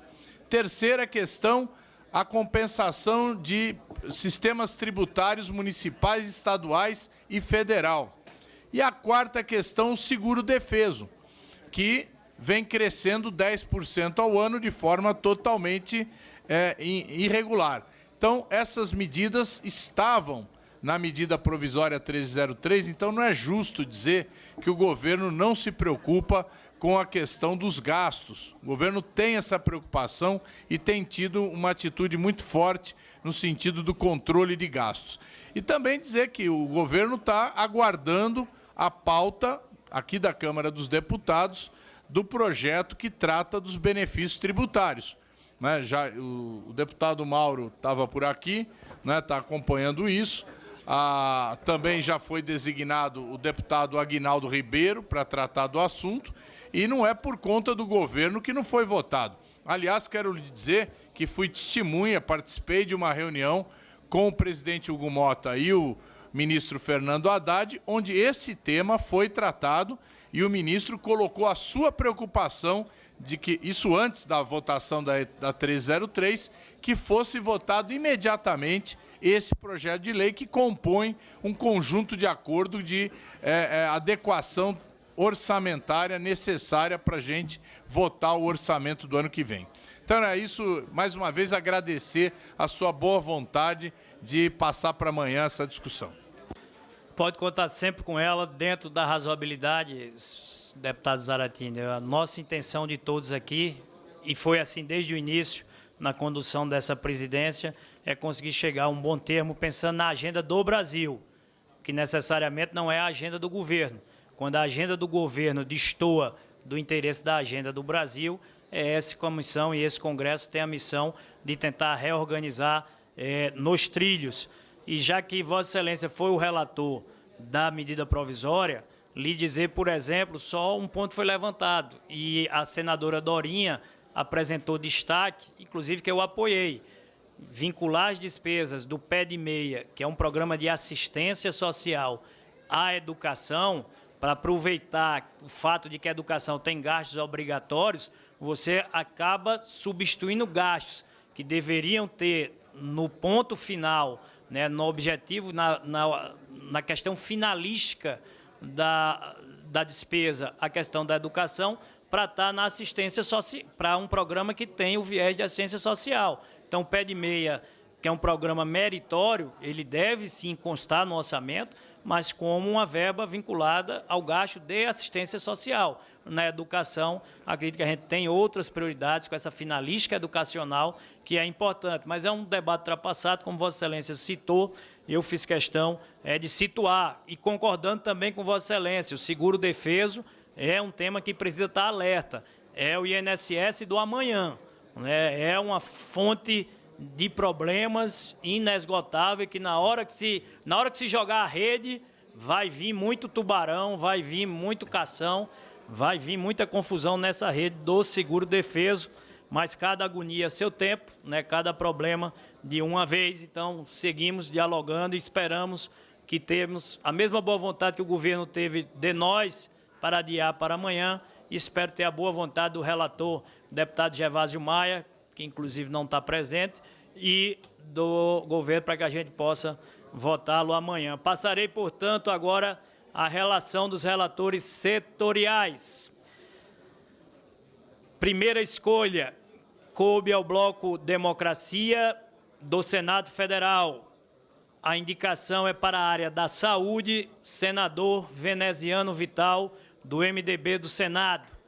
Segunda escolha, a área cidades, é o deputado Ícaro Valmir, PL, da Câmara dos Deputados. Terceira escolha, educação e cultura, deputado Rubens Pereira Júnior, PT do Maranhão. Quarta escolha, a área integração, desenvolvimento regional e meio ambiente, senador Irajá, PSD. Quinta escolha, área infraestrutura, minas e energia, cabe a relatoria ao deputado José Neutro, União Brasil, Câmara dos Deputados. Sexta escolha, área temática esporte, relatoria cabe ao deputado Vicentinho Júnior, PP Câmara. Sétima escolha, cabe ao Bloco Parlamentar Vanguarda do Senado Federal, a área temática assistência social e família. Cabe, portanto, ao senador Wilder Moraes, a relatoria setorial do Ministério da Assistência Social e Família. Oitava escolha, área temática turismo, deputado Acácio Favacho, MDB Câmara. Nona escolha, área temática agricultura, desenvolvimento agrário e pesca, cabe ao deputado Diego Coronel, PSD Câmara. Décima escolha, área temática ciência e tecnologia e comunicações, relator é o senador Beto Faro, PT Senado. 11ª escolha, área temática justiça e Segurança Pública. Relatoria cabe ao amigo conterrâneo, deputado federal Romero Rodrigues, Podemos, Câmara. 12ª escolha, área temática, Mulheres e Direitos Humanos. Relatora, a deputada Soraya Santos, PL, Câmara. 13ª escolha, área temática, Trabalho e Previdência. Senador Carlos Viana, do Podemos, Senado. O senador Carlos Viana quer ser expert mesmo em trabalho e previdência. Pegou além da CPMI, pegou a relatoria setorial também. Vai olhar o orçamento por dentro. 14ª escolha, Fazenda, Planejamento, Indústria e Comércio. Relator é o deputado Bongás, do PT da Câmara. 15ª escolha, o senador, perdão, a 15ª escolha, a área temática é Defesa e o relator setorial é o senador Espiridião Amin. E, por fim, a 16ª escolha, Poderes de Estado e Representação. Como relator dos Poderes de Estado, a deputada Flávia Moraes, PDT, Câmara. Então, fumaça branca, habemos papa, conseguimos concluir, né, essa fase, que é uma fase bastante difícil do ponto de vista de concertação, de encaminhamentos. Queria agradecer a todos os líderes de bancada, a todos os líderes do colegiado, né, os relatores setoriais, aqueles que, com essa presidência, conseguimos construir com uma certa...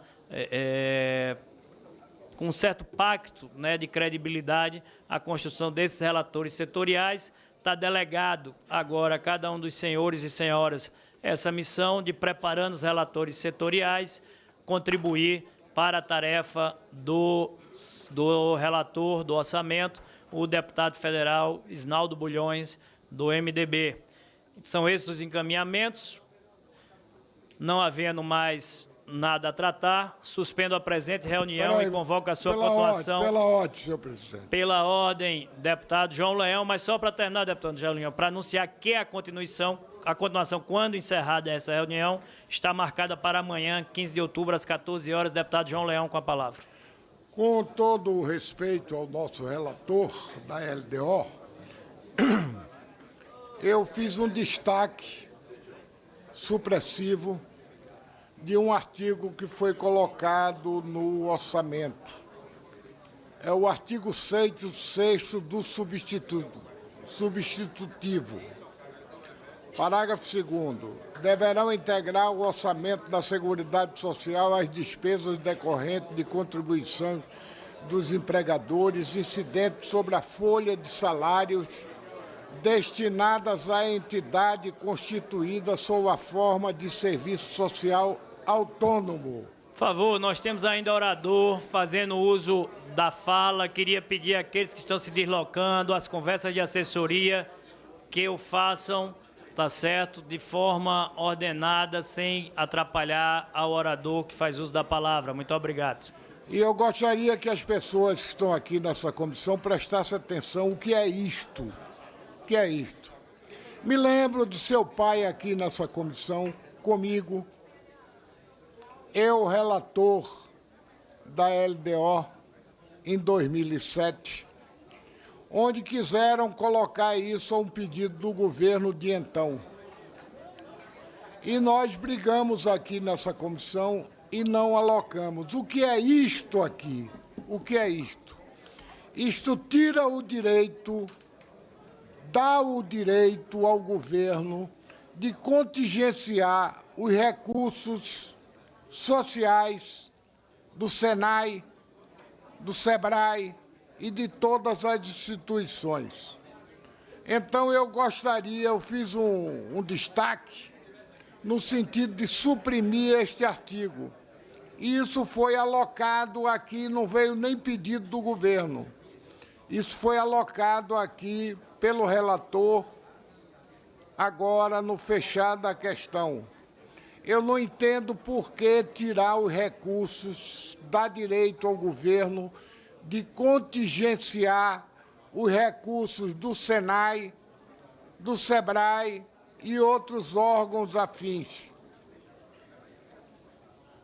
É uma coisa, nós estamos fazendo com o SEBRAE e com o Senai, cursos profissionalizantes nesse país inteiro.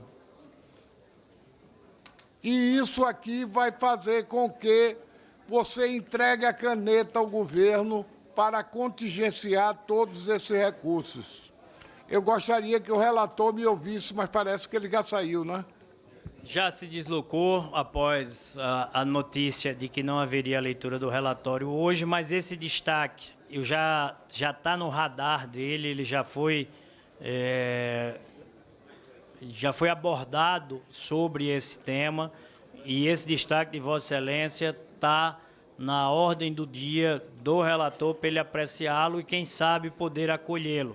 Já foi feito argumentos no sentido que Vossa Excelência apresentou, e esse tema está sendo tratado com o relator para acolher o destaque encaminhado por Vossa Excelência. Se continuar e o relator não acatar o nosso destaque, eu vou pedir desculpa a ele e a Vossa Excelência, que eu vou para voto aqui na comissão. Me lembro bem que seu pai, Efraim de Moraes Filho, nós derrubamos diversos destaques desse aqui nesta comissão. Então, eu quero que Vossa Excelência herde esse bom senso de vosso querido pai.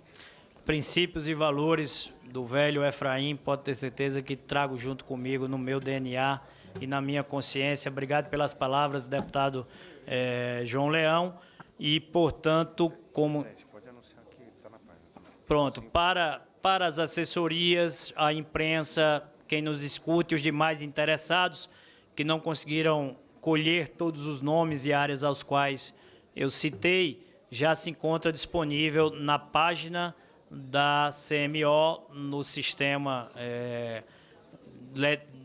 do Infoleges, né, e também na internet. Você já encontra disponível as relatorias setoriais e os respectivos parlamentares que estão responsáveis pelo mesmo. Muito obrigado. Vossa Excelência é um grande herdeiro, viu?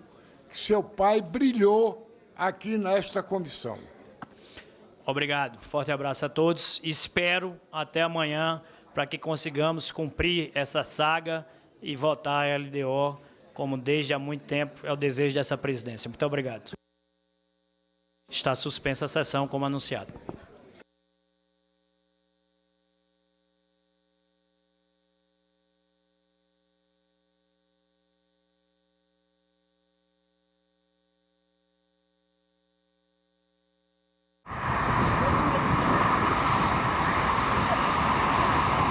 Na verdade, o romance começou a partir do tema. Eu acho que a gente pode conceber um romance pelo personagem ou por uma história que nos surge primeiro, ou então pelo tema. E esse tema presente atrás dessas vidas que se cruzam, como você colocou, ele é bem pertinente e acho que atravessa a vida de todas as pessoas, né? Leituras, neste sábado, 19h, aqui na TV Senado.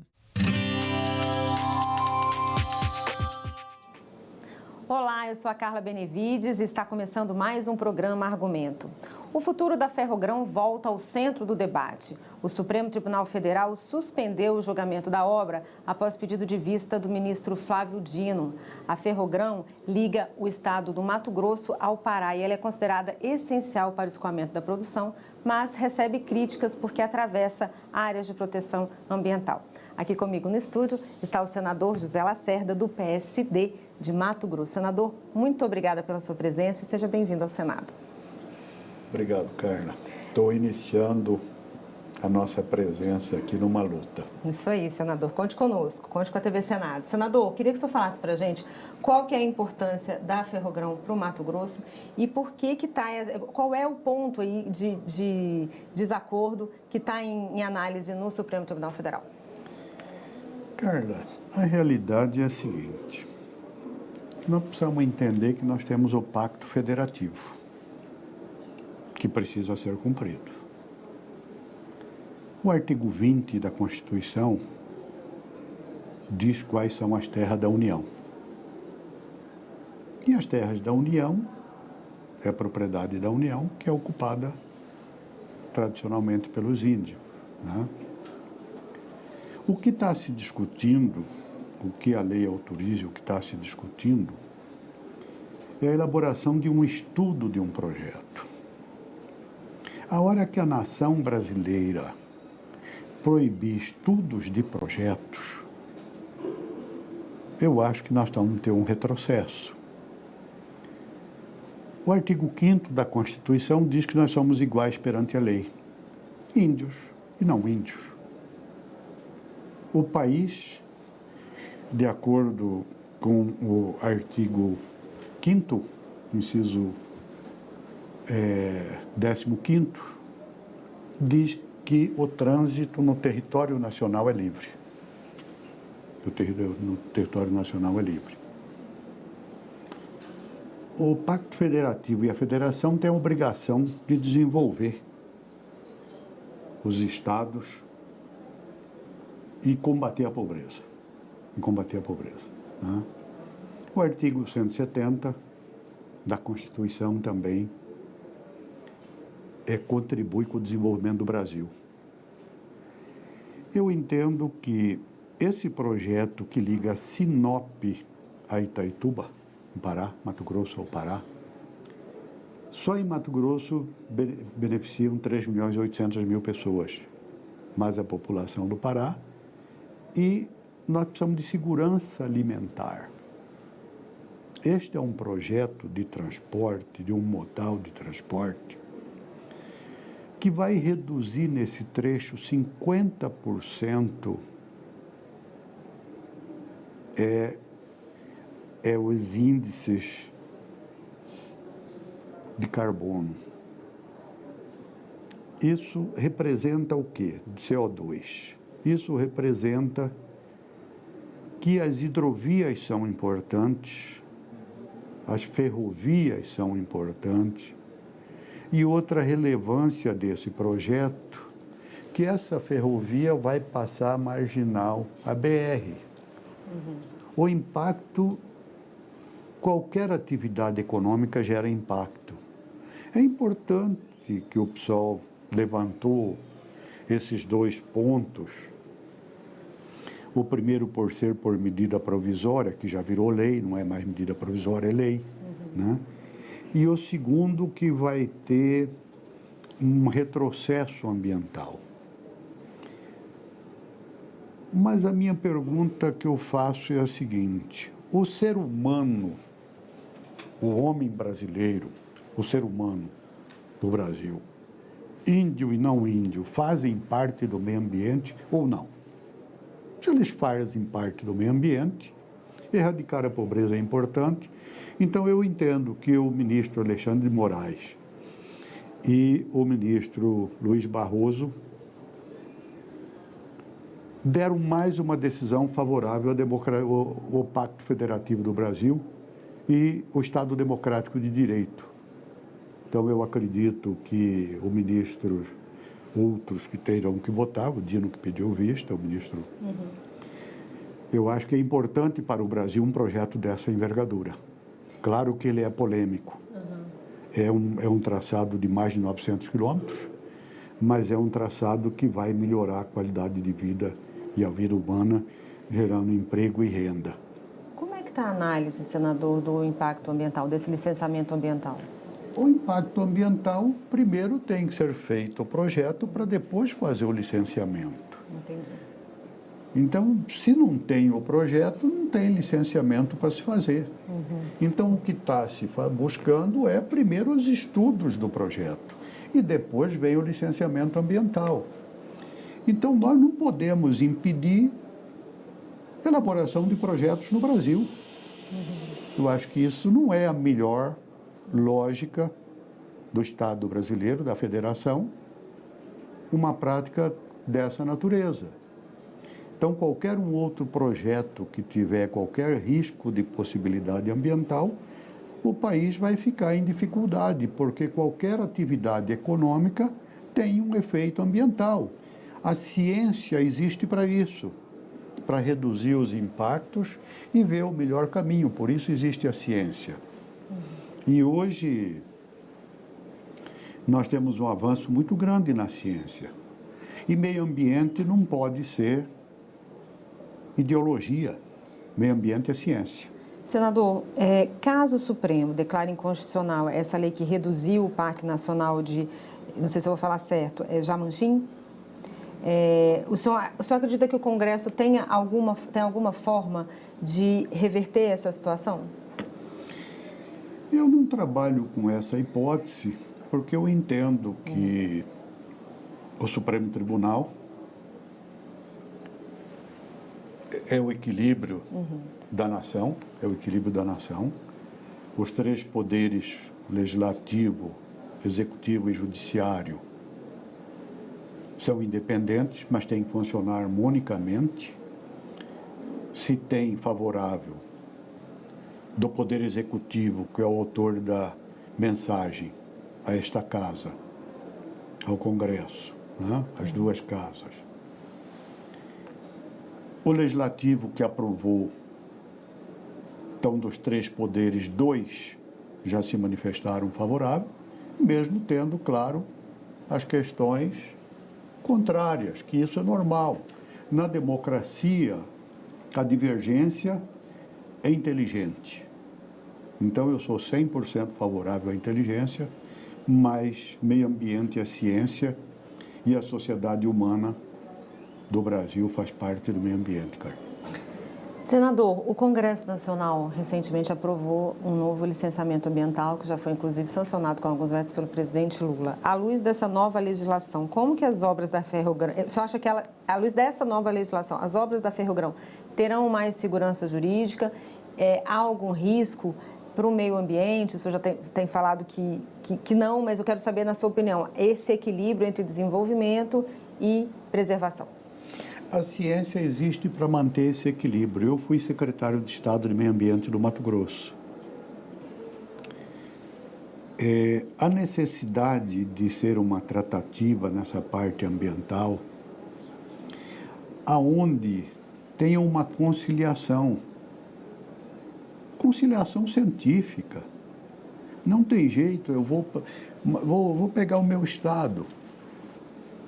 Meu estado hoje, individualmente, o Mato Grosso, é o 5º maior produtor de grãos do mundo. E também biodiversidade, todas essas atividades tiveram um efeito ambiental.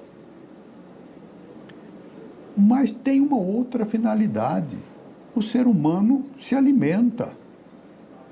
Está certo que nós ainda temos um índice de pobreza grande. Né? Nós temos um índice de pobreza grande.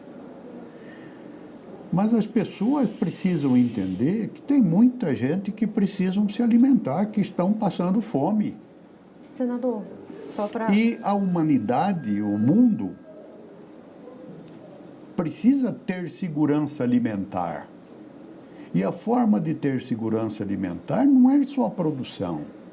É a produção e o transporte. O intermodal do transporte faz parte desse processo. Em quanto tempo? O senhor falou que a ferrovia vai reduzir em 50% a emissão de CO2. Em quanto tempo ela reduz também o transporte, o deslocamento? O transporte ela vai reduzir... A questão aí não é nem de fator de tempo da redução. Né? Não é nem é custo de redução. O custo final é muito alto, porque são milhares e milhares de veículos que serão utilizados pela ferrovia, que vai reduzir. Então, isso tem um custo final do frete. Isso tem um custo final para o consumidor, um custo final para o mercado. O Brasil precisa ser competitivo, tanto na política externa como na política externa, na interna como na externa. Senador, o senhor pretende, junto com a bancada do seu estado, até com a bancada do Pará também, se reunir e tentar conversar com os ministros do Supremo, tentar de alguma forma agilizar esse julgamento lá no Supremo Tribunal Federal? Eu entendo o seguinte, os ministros são juristas renomados, são constitucionalistas, eu sou membro da Academia de Direito Constitucional, são constitucionalistas, né? E eles têm o conhecimento suficiente, independente de demandar com os ministros, eles têm dado prova de competência para o Brasil e mantido o Estado Democrático de Direito. Senador, quero agradecer muito a presença do senhor, já convidá-lo para outros programas. Obrigada pelos seus esclarecimentos. Obrigado, Carla. E eu agradeço a você também que nos assistiu. Se você quiser rever esse programa, é só entrar no nosso site, senado.leg.br/tv ou acessar o nosso canal no YouTube. Obrigada pela sua companhia e até o próximo argumento.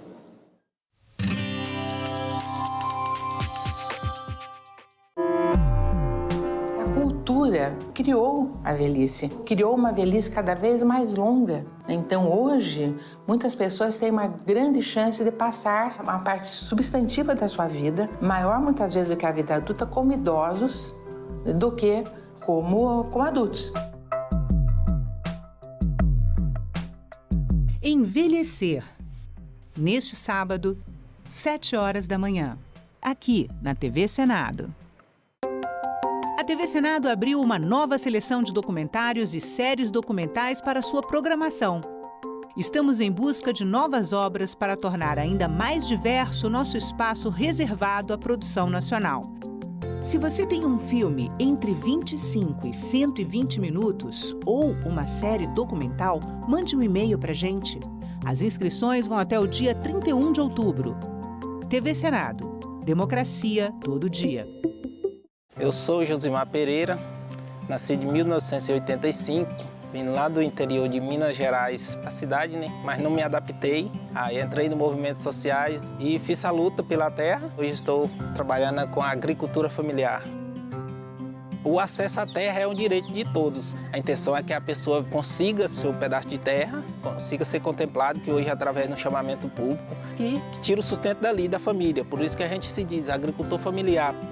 Eu cheguei aqui sozinho, barraco 4x4, não tinha irrigação, não tinha água, e de lá para cá eu tive que trabalhar e conseguir tudo, né? O mais importante da democracia é a gente ser livre para ir em busca do sonho e lutar e tocar adiante. Sou muito feliz vivendo da terra, a gente plantar, ter o próprio alimento e ainda tirar o sustento, isso é muito gratificante para a gente. Meu nome é Josimar e eu nasci com a democracia.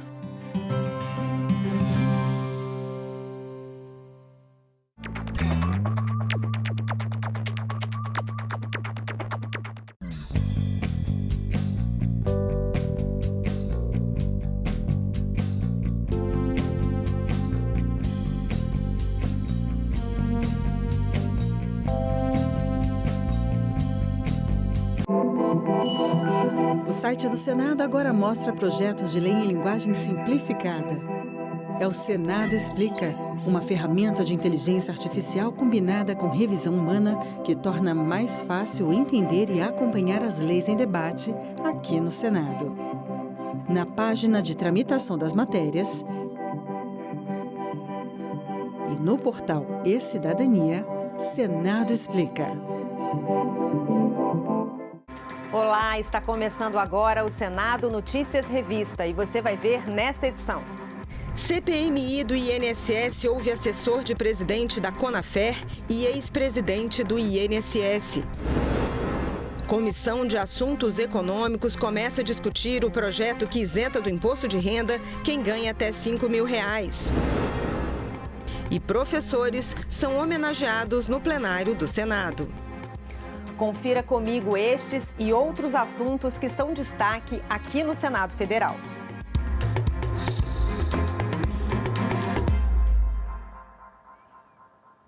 A CPMI do INSS ouviu na quinta-feira Cícero Marcelino, que presta serviços para a Conafer, a Confederação Nacional dos Agricultores Familiares. As empresas de Marcelino receberam quase R$300 milhões. O depoente negou que lucrasse esses valores e disse que repassava o dinheiro para pessoas diferentes. Logo no início do seu depoimento, Cícero Marcelino de Souza Santos falou que é proprietário de várias empresas prestadoras de serviço. A Conafer me contratou para fazer essa assessoria e vinha para mim fazer pagamento. Planilhas indígenas, planilhas quilombolas, planilha administrativa, etc. Juntamente com a secretaria da Conafer, era encaminhado para mim a planilha de pagamentos. E o dinheiro, até porque vocês têm acesso, dá para ver que o dinheiro entrava e ia para 200, 300, 400 pessoas diferentes sendo pago. Isso aconteceu mensalmente. Cícero explicou ainda como conheceu o presidente da entidade, Carlos Roberto Ferreira Lopes. No ano de 2017 ou 2018, 16 ou 17, conheci o Carlos.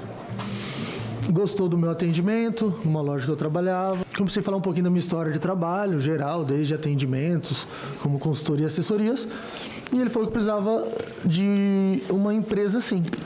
Foi aí que eu falei, vou abrir empresa e vou começar a prestar serviço para o senhor. O relator, deputado Alfredo Gaspar, questionou se Cícero tinha acesso à conta pessoal do presidente da Conafer. Me explica qual o fundamento do senhor estar mexendo na conta pessoal do senhor Carlos Lopes, já que o senhor é um prestador de serviço. Certo. Me diga, qual é a lógica disso? Eu não entendo, eu queria que o senhor explicasse. Deve ter acontecido isso eventualmente, mas foi na base de uma confiança. Mas confiança para fazer o quê? Para algum pagamento que eu não recordo. Cícero ressaltou que o lucro dele era menor do que o divulgado. Em todas essas empresas, a média que eu tinha para receber era a média de 20 mil, 30 mil reais por mês. Era o que me sobrava aí. A gente vai chegar lá. Estou falando perfeito. Do dinheiro bruto porque às vezes dá um entendimento que esse dinheiro é do Cícero, né? O Cícero ganhava 800 milhões, mais 700 milhões, mas enfim. O senhor recebe 60 milhões, mete 5 milhões para o Igor, o Igor vai e mete 6 milhões para o senhor aqui. Depois volta esses 6 milhões. Me parece isso uma lavagem de dinheiro clara. Isso aí eu vou puxar, pedir para pesquisar, porque isso eu estou sabendo agora também. Vinha valores, vinha planilha de pagamentos diretamente da Conafer e eu fazia os pagamentos. O relator falou sobre a evolução patrimonial do depoente. Eu admiro a pessoa que com suor ganha dinheiro, consegue dar conforto à família. Todo mundo luta para isso. Mas o senhor saiu de uma atividade mais simples para se transformar em um conglomerado de empresas que receberam 300 milhões de reais. E finalizou explicando o motivo de não pedir a prisão do assessor da Conafer. O primeiro, que aqui há uma confusão entre investigado e testemunha. O segundo motivo é que neste Brasil eu não acredito. Eu não acredito num Brasil em que os poderosos têm habeas corpus e os laranjas ficam soltos para serem dados como isca para satisfazer a vontade do povo. Não, povo brasileiro. Os grandes estão sendo blindados. Isso aqui é um boi de piranha, não peça a prisão, não. 12 novos depoentes serão ouvidos na CPMI do INSS. Os requerimentos de convocação de José Ferreira da Silva, o Frei Chico, foram rejeitados. Os requerimentos foram rejeitados por 19 votos a 11. José Ferreira da Silva, conhecido como Frei Chico, é irmão do presidente Lula e vice-presidente do Sindinap, o Sindicato Nacional de Aposentados, Pensionistas e Idosos. O senador Isalci é autor de um dos requerimentos. Essa convocação, esse requerimento de convocação aqui do Zé Ferreira da Silva, Frei Chico, que é o vice-presidente do sindicato, ela é fundamental. E aqueles que votarem contra estão exatamente blindando, não querem fazer o que nós temos por obrigação aqui de descobrir exatamente quem foi que assaltou, que roubou os aposentados e pensionistas desse país. O Frei Chico, nós já discutimos isso aqui nesta comissão, aliás, ele leva o nome de Frei Chico não por ser padre, não por estar ligado a uma atividade específica à Igreja Católica, mas pela sua trajetória franciscana, pela sua visão e pela sua postura, que é totalmente desprendida a materialismo, a patrimonialismo. O Frei Chico não tem nenhuma atividade administrativa, nenhuma atividade financeira no sindicato que ele está há um ano. Senadores e deputados aprovaram requerimentos pedindo quebra de sigilo fiscal e financeiro e a convocação de 12 novos depoentes. Foi aprovado o pedido de quebra de sigilo do advogado Eli Cohen, que já esteve na CPMI e foi o responsável pelas primeiras denúncias da fraude bilionária. Muito me estranha. O senhor Eli Cohen foi quem desbaratou isso, quem desbaratou e quem fez toda uma movimentação, inclusive com a imprensa, inclusive com delegados. Foi ele que foi acusar as pessoas, mas ele está sendo absolutamente protegido. Neste caso aqui, não há vinculação como investigado do senhor Eli Cohen. Tudo que nós estamos ouvindo aqui, na verdade, são ilações e narrativas do PT, tentando desacreditar quem trouxe as informações que fizeram com que essa CPI pudesse ser instalada. Sim, senhores, porque se não fosse as matérias do Metrópolis, se não fossem as entrevistas dadas por Eli Cohen a este jornal e à mídia, nós não teríamos hoje esta CPI funcionando. O requerimento que pedia a convocação e a quebra de sigilo de Daniele Miranda Fonteles foi rejeitado. Ela é apontada nas investigações por receber 5 milhões de reais de Antônio Carlos Camilo Antunes, o careca do INSS. E no depoimento à CPMI do INSS no início da semana, o ex-presidente da instituição, Alessandro Stefanuto, disse que o INSS é muito maior que os descontos associativos. O ex-presidente do INSS, Alessandro Antônio Stefanuto, chegou à CPMI amparado por um habeas corpus concedido pelo ministro do Supremo Tribunal Federal, Luiz Fux, que garantiu a ele o direito de permanecer calado nas perguntas que o incriminem. Em sua fala inicial, o depoente disse que o INSS é muito maior do que os descontos associativos. O INSS é muito maior que o desconto associativo, que é muito importante, e se fraude foram cometidas, porque eu sou jurista, para mim o princípio da inocência presumida deve ser respeitado. Se fraudes foram feitas, que se punam quem praticaram as fraudes. Mas não podemos aqui condenar o INSS e falar que o INSS não é um órgão de excelência para muita coisa. Ao ser questionado pelo relator, o deputado Alfredo Gaspar, Alessandro Stefanuto se negou a responder a algumas perguntas, o que gerou tensão e a interrupção da sessão. Gostaria de saber quando ele iniciou no serviço público. Presidente, eu vou manter em silêncio nessa pergunta. Presidente, calar a verdade de ato não incriminatório cabe o flagrante de falso testemunho. Gostaria que o senhor analisasse esse fato. Concordo, presidente. Concordo com o relator. Essa pergunta que o relator está fazendo, julgo que eu não devo responder. É um julgamento meu. O site da Jovem Pan publicou no dia 6 de 10 de 2025 que um advogado em seu nome estava exigindo 5 milhões para cadastrar empresas com ACT. O nome desse advogado é Gilmar Estelo. Qual a sua relação com o senhor Gilmar Estelo? Eu não tenho relação pessoal, relação de amizade ou alguém que eu deleguei que fale em meu nome para qualquer tipo de acordo ou combinado. Isso não existe. Não existe.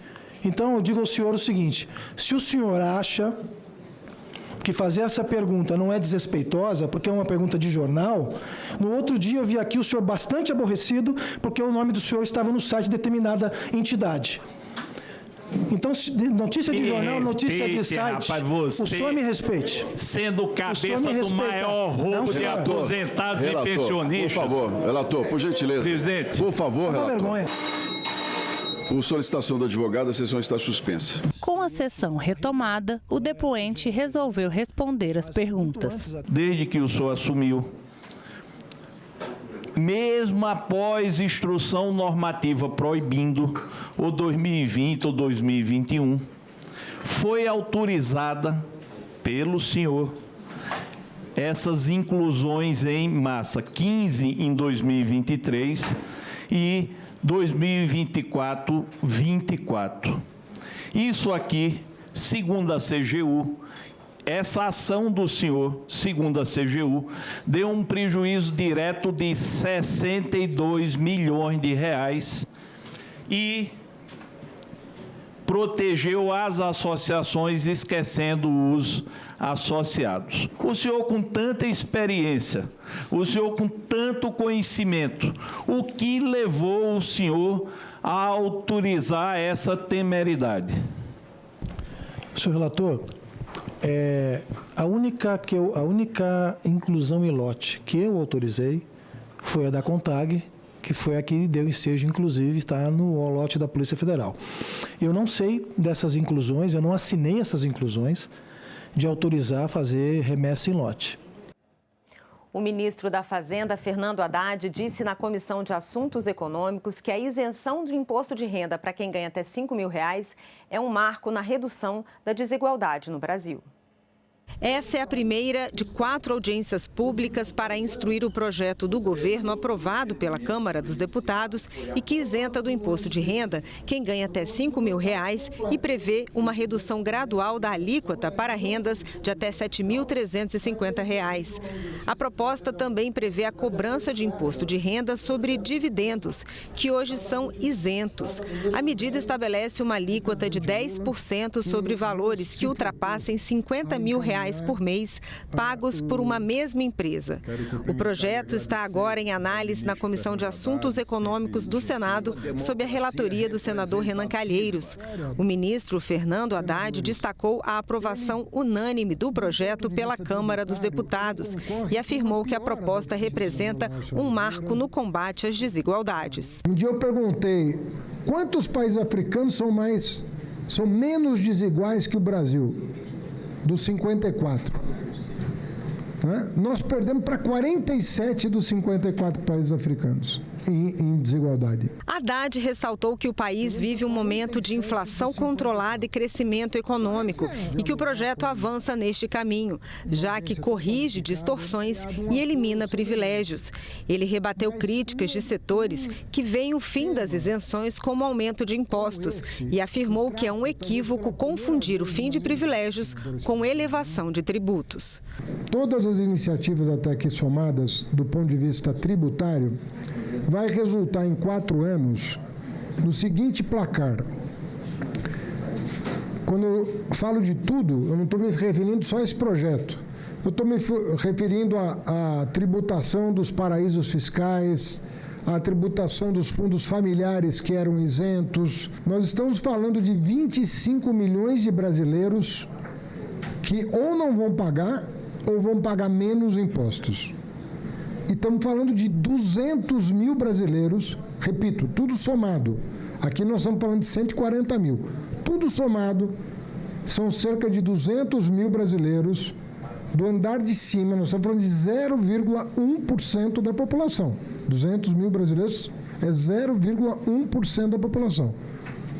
Que vão deixar de ter alguns privilégios para que 25 milhões tenham um pouco mais de justiça. É uma relação de mais de 100 para 1. 100 brasileiros beneficiados para um que vai perder um privilégio, não um direito. Porque pagar menos do que a média dos brasileiros é ter um privilégio. É o primeiro passo para a gente iniciar o debate de uma reforma mais consistente sobre a renda, que é a isenção do imposto de renda, a atualização da tabela do imposto de renda, porque a gente está falando da isenção do imposto de renda, mas nós estamos falando aqui da atualização do imposto de renda que abrangeu milhões de brasileiros. E agora a isenção e a redução do imposto até 7.300. Veja, isso também é muito impactante com a cobrança. Só para 141 mil brasileiros a gente vai atingir mais de 28 milhões de pessoas. Um projeto que melhora a distribuição da renda, que aumenta o consumo das famílias e que promove um maior crescimento econômico é um projeto que merece prosperar. Ainda mais pela relatoria competente e, acima de tudo, vigilante que o senador Renan Calheiros tem procurado conduzir durante a tramitação desse projeto aqui. É um projeto que realmente, no meu ponto de vista, traz um conforto para a sociedade. A derrubada pela Câmara dos Deputados da MP que taxava as bets também foi tema do debate. O senador Humberto Costa defendeu que o governo reenvie uma nova proposta sobre o assunto. Se o governo decidir mandar alguma coisa nesse sentido, como projeto de lei ou o que quer que seja, eu acho que tem como a gente fazer prosperar. Porque eu acho que na sociedade há um clima de compreensão dos danos que esse tipo de atividade tem produzido no nosso país e também que nós sabemos que são ganhos bilionários que essas bets têm obtido. Basta olhar o que elas têm gasto de patrocínio para clube de futebol. No mundo inteiro é assim.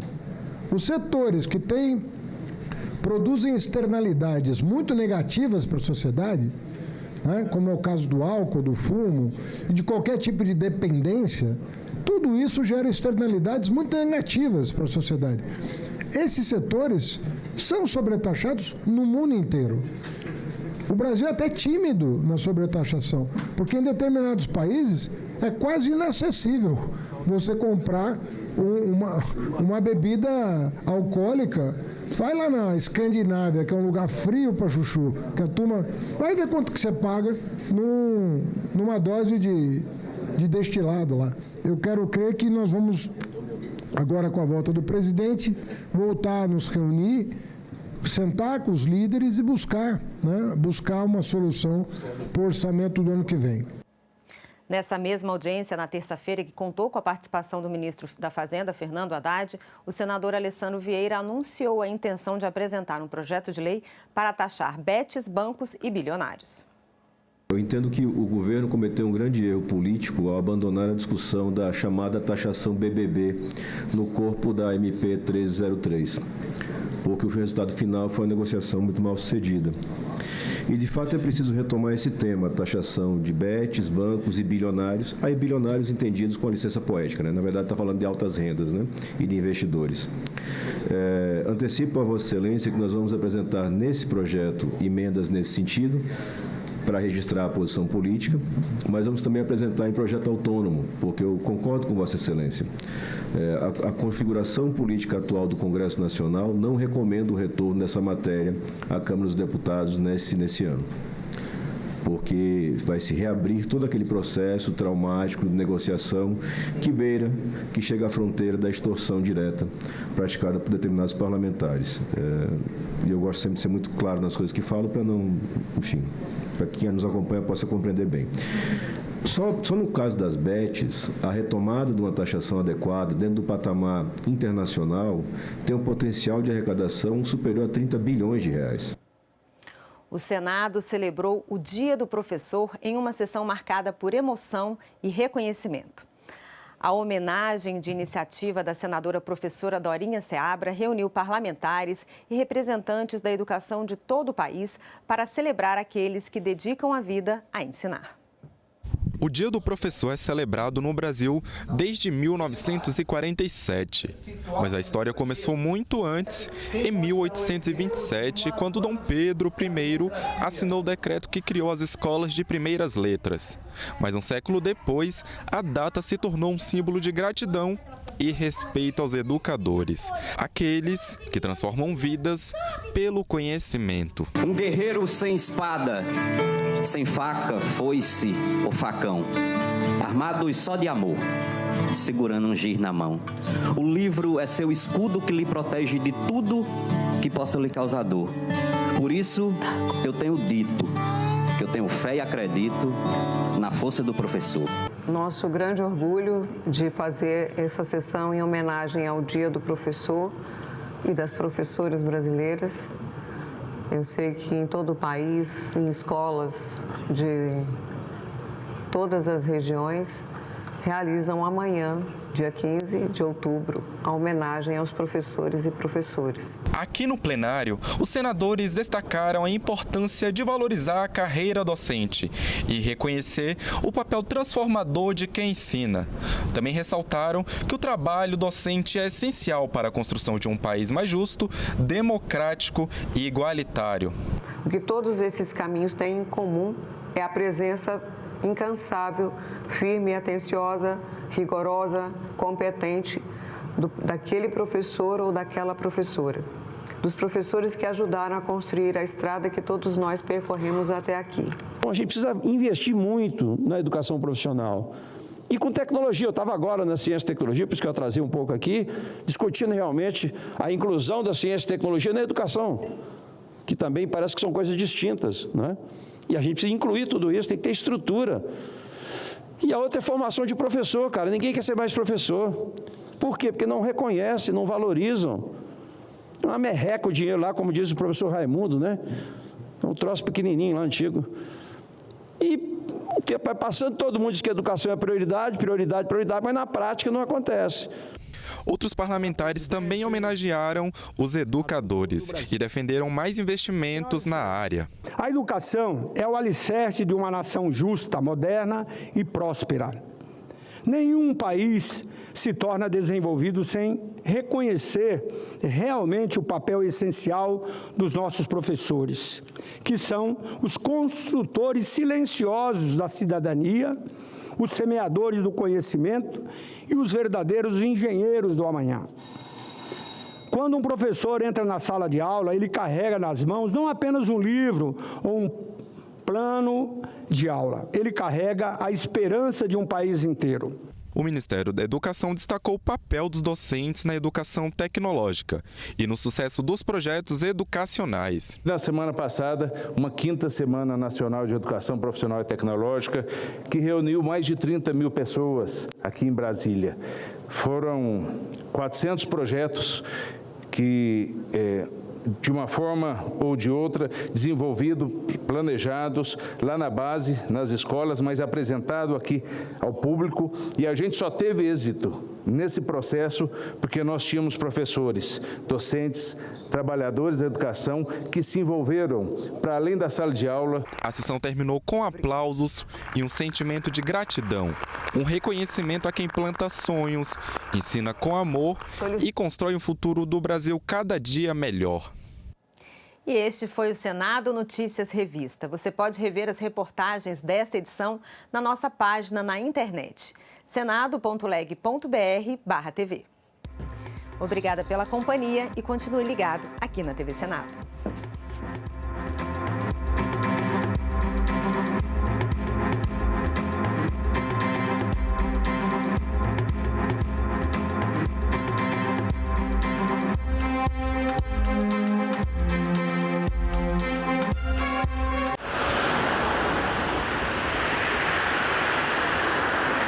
Fazenda em Goiás vira exemplo de agricultura sustentável. A audiência pública aponta prós e contras das energias renováveis. Pensão alimentícia via Pix. Câmara aprova e envia projeto ao Senado. E comunidades bilíngues no sul do Brasil, onde se fala português, italiano, tudo isso no Parlamento Brasil. Parlamento Brasil.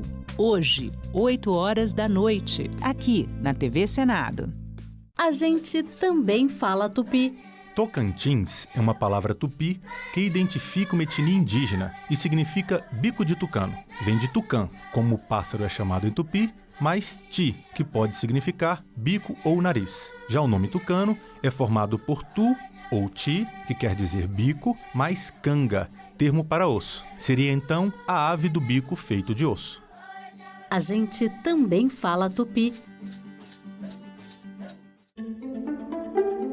Nós estamos aqui para apurar responsabilidades, separar os envolvidos, levar a verdade à sociedade brasileira. Nenhuma decisão externa altera o rumo dos nossos trabalhos. Reafirmo, a autoridade da CPMI é plena e está garantida pela Constituição brasileira. Reafirmo diante do Brasil. O senhor está preso em nome dos aposentados, das viúvas e dos órfãos do nosso Brasil. Quem rouba aposentado, rouba do nosso país, dos brasileiros. E aqui quem mente paga o preço. Peço à Polícia Legislativa que cumpra a determinação. Essa entidade não tem nada de ilícita e de fraudulenta, não. A gente sabe muito bem o que é existir e o que é ser de fachada nesse país. E a Conafé não faz parte desse cenário. Porque não é possível que quem abre de segunda a sexta e trabalhe das 8 às 5 da tarde e atenda 2.950 municípios seja de fachada. O senhor movimentou R$1.760.000 em 2 meses. No meu CPF? No seu CPF, com a renda mensal de 15 mil e um patrimônio de 60 mil. Olha, o senhor podia explicar isso? Polícia Federal, CGU e Receita Federal fizeram essa afirmação. Nobre relator, eu desconheço tal afirmação. Acredito que investigações construam rumos equivocados. A dona Maria Rodrigues já tinha morrido há 5 anos e fez uma assinatura. Olha, esse padrão se repetiu mais de 300 vezes pela Conafé. O Gilberto morreu há 20 anos, mas assinou. É padrão da Conafé ressuscitar mortos para assinatura de descontos associativos? A Conafé desconhece que pessoas em óbito recebam benefício, nobre relator.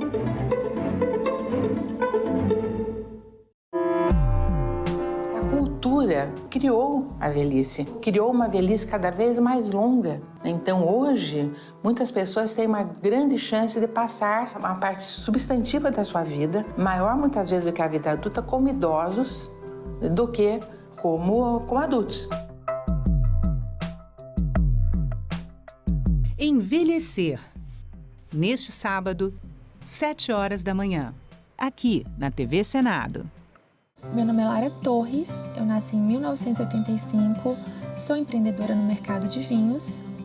Eu não vivi a época da ditadura, eu nasci com a redemocratização. Eu acho que tem uma palavra essencial, que é liberdade. Liberdade de escolha.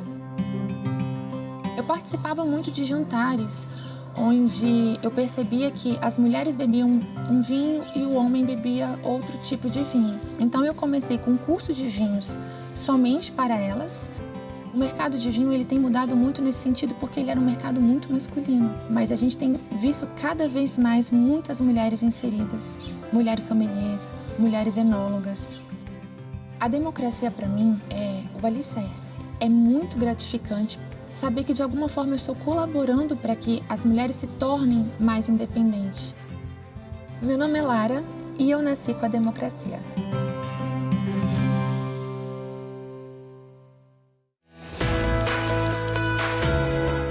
Essas 3 letras têm a enorme responsabilidade de transformar a Constituição, de atualizar. Desde 1988, a gente tem em vigor a chamada Constituição Cidadã, que marcou a retomada da nossa democracia. São exatamente essas 3 letras que representam as transformações da sociedade. E daí o nome, Proposta de Emenda Constitucional. Uma forma de atualização desse texto, onde estão os princípios e as normas de todo o funcionamento de um país. Dá para imaginar, né, que para fazer uma proposta dessas tem que ser algo muito importante. E olha só quem pode fazer. O presidente da República, 1/3 da Câmara, que significa 171 deputados, 1/3 do Senado, 27 senadores, ou ainda as Assembleias Legislativas Estaduais, com mais da metade de seus participantes. A PEC também tem que ser analisada pela Comissão de Constituição, Justiça e Cidadania. É lá que eles vão analisar se o projeto está em harmonia com a Constituição. Aí depois tem que passar por 2 turnos de votação em cada casa legislativa. Ela pode ser aprovada integralmente, parcialmente ou pode sofrer alterações. E aí tem que começar novamente todo o processo. Tem alguns assuntos que não podem ser abolidos, são as chamadas cláusulas pétreas. Por exemplo, os direitos e as garantias individuais, a separação dos poderes e o voto direto. Uma PEC pode apenas ampliar e nunca restringir esses assuntos. E dentro do que pode ser alterado existem alguns exemplos. A reforma da Previdência, o teto de gastos públicos, a PEC que garantiu direitos trabalhistas das domésticas. Uma PEC, ao ser aprovada, vira emenda à Constituição. E a nossa Constituição já tem mais de 100 emendas. Entender o que é uma PEC é perceber também que tudo começa com o nosso direito de escolha, com o nosso voto. Oi, pessoal! Hoje o nosso assunto é Ministério Público. E você sabia que ele também atua na Justiça Eleitoral? Pois é. Fica comigo que eu vou te explicar. Roda a vinheta, diretor.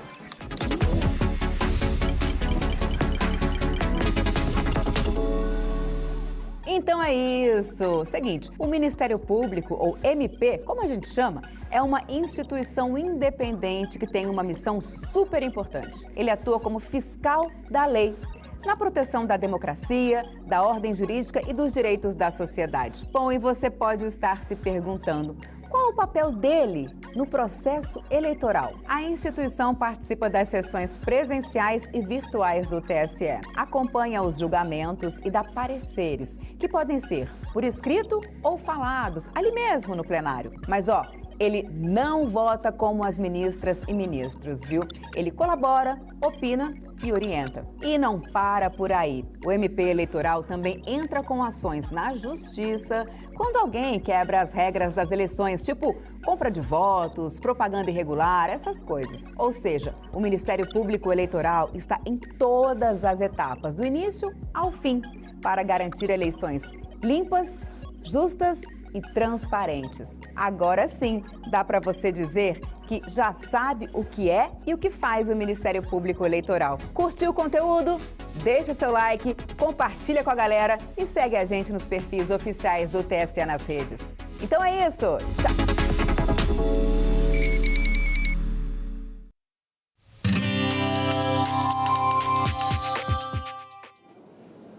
Olá, eu sou a Carla Benevides e está começando mais um programa Argumento. O Senado concedeu pela primeira vez a comanda a governadores pela alfabetização de crianças na idade certa. Essa comenda tem o objetivo de valorizar os estados que mais avançaram na educação infantil. De iniciativa do senador Cid Gomes, ela também busca reconhecer as políticas públicas que garantam o direito de aprender e a escrever na idade adequada. E é com o senador Cid Gomes, do PSB do Ceará, que a gente conversa agora. Senador, muito obrigada pela sua presença. Prazer, Carol. Obrigado pelo convite. Senador, os 5 governadores que foram homenageados nessa primeira comenda, na entrega da comenda, foram o governador do Ceará, Pernambuco, Minas Gerais, Mato Grosso e Amapá. Eu queria que o senhor falasse para a gente o que motivou o senhor a criar essa comenda e por que é tão importante a alfabetização na idade certa. Bom, eu tenho uma experiência assim, de vida como prefeito e como governador.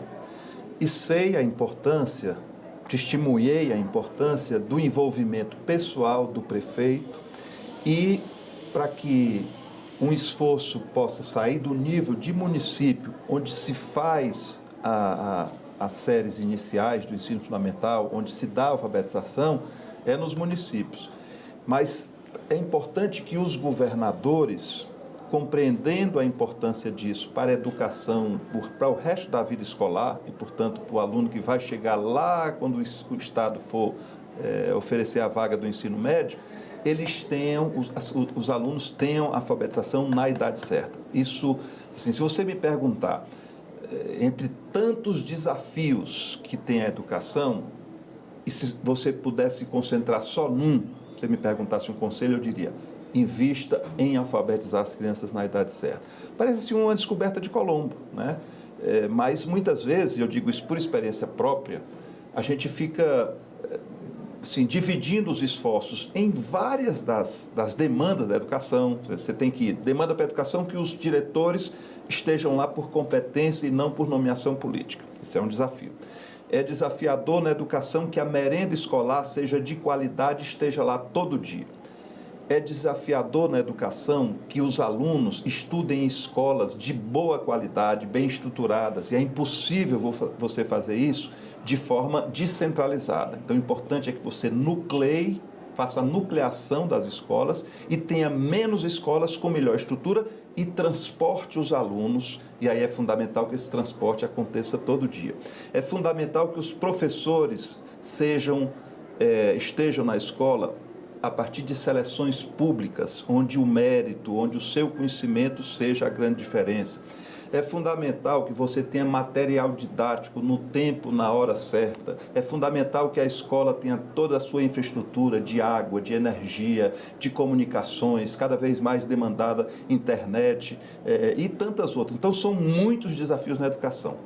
Mas se você me perguntar, se tu só pudesse fazer uma coisa, o que você faria? Eu carregaria todas as minhas energias no esforço de alfabetizar crianças na idade certa, porque com isso eles conseguem, alfabetizados, conseguem superar, até pela leitura em casa, pela leitura no celular, pela leitura no computador, superar até deficiências que a escola, ao longo do resto da sua vida, não possa dar para ele. Ele vai ter meios de aprender para além da escola, né? E, além do que, quando você faz isso, você envolve a comunidade escolar.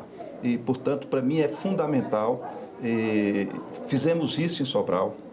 Essa experiência de Sobral, que permitiu, num intervalo de 4 anos, você evoluir de 38% das crianças alfabetizadas, isso um dado de 1997, em 1997, portanto, há 28 anos atrás, Sobral alfabetizava 38% das suas crianças na idade certa. Você vê como esse assunto é presente hoje. Há estados, como por exemplo a Bahia, que só consegue alfabetizar no ano 2025 38% das suas crianças na idade certa. Então isso é um desafio presente. E nós conseguimos, em 3 anos, evoluir e chegamos muito próximo de 100%. Né? E nessa estratégia, 2 coisas são fundamentais. Uma é avaliar todas as crianças. Você não pode saber onde é que está o problema, saber nome por nome se a criança se alfabetizou, dar nome ao problema e não só um número, uma estatística. Saber que o Francisco de Souza Silva foi alfabetizado e a Marina Fernandes Vieira não foi alfabetizada. Escola, sala de aula, escola. E com isso você compartilha a responsabilidade. O professor vai se sentir responsável e vai saber que aquele dado, aquela informação, não vai estar só em números, né? no número, vai estar na responsabilidade dele, que ele conseguiu alfabetizar 80%, 50% ou 100% das suas crianças. E a outra estratégia é você dar visibilidade a isso e reconhecer os esforços. Reconhecer, em primeiro lugar, o esforço do professor, né? Isso é feito a nível de município. O Ceará, Sobral fazia isso, premiava o professor, premiava a escola que tinha melhor desempenho. Depois eu fui para o governo. Há muitas iniciativas na vida pública que assim, conseguem apresentar resultados. Sob a proteção de Deus, iniciamos os nossos trabalhos. A presente sessão especial foi convocada em atendimento ao requerimento número 183 de 2025, de autoria desta presidência e de outros senadores, aprovados pelo plenário do Senado Federal.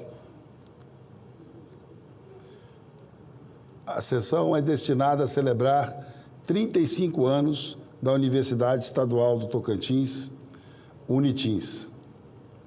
Nesse momento, convido para compor a mesa dessa sessão especial os seguintes convidados. Senhor Augusto Rezende, reitor da Universidade Estadual do Tocantins, Unitins.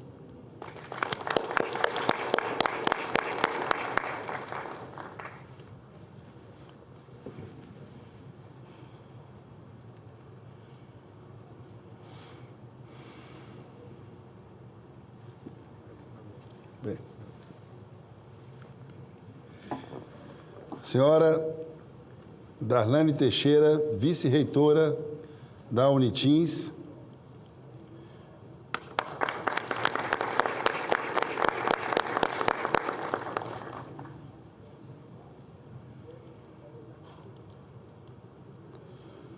Nesse momento, convido a todos para, em posição de respeito, acompanharmos o hino nacional, que será interpretado pelo dueto do Corpo de Bombeiros Militar do Distrito Federal.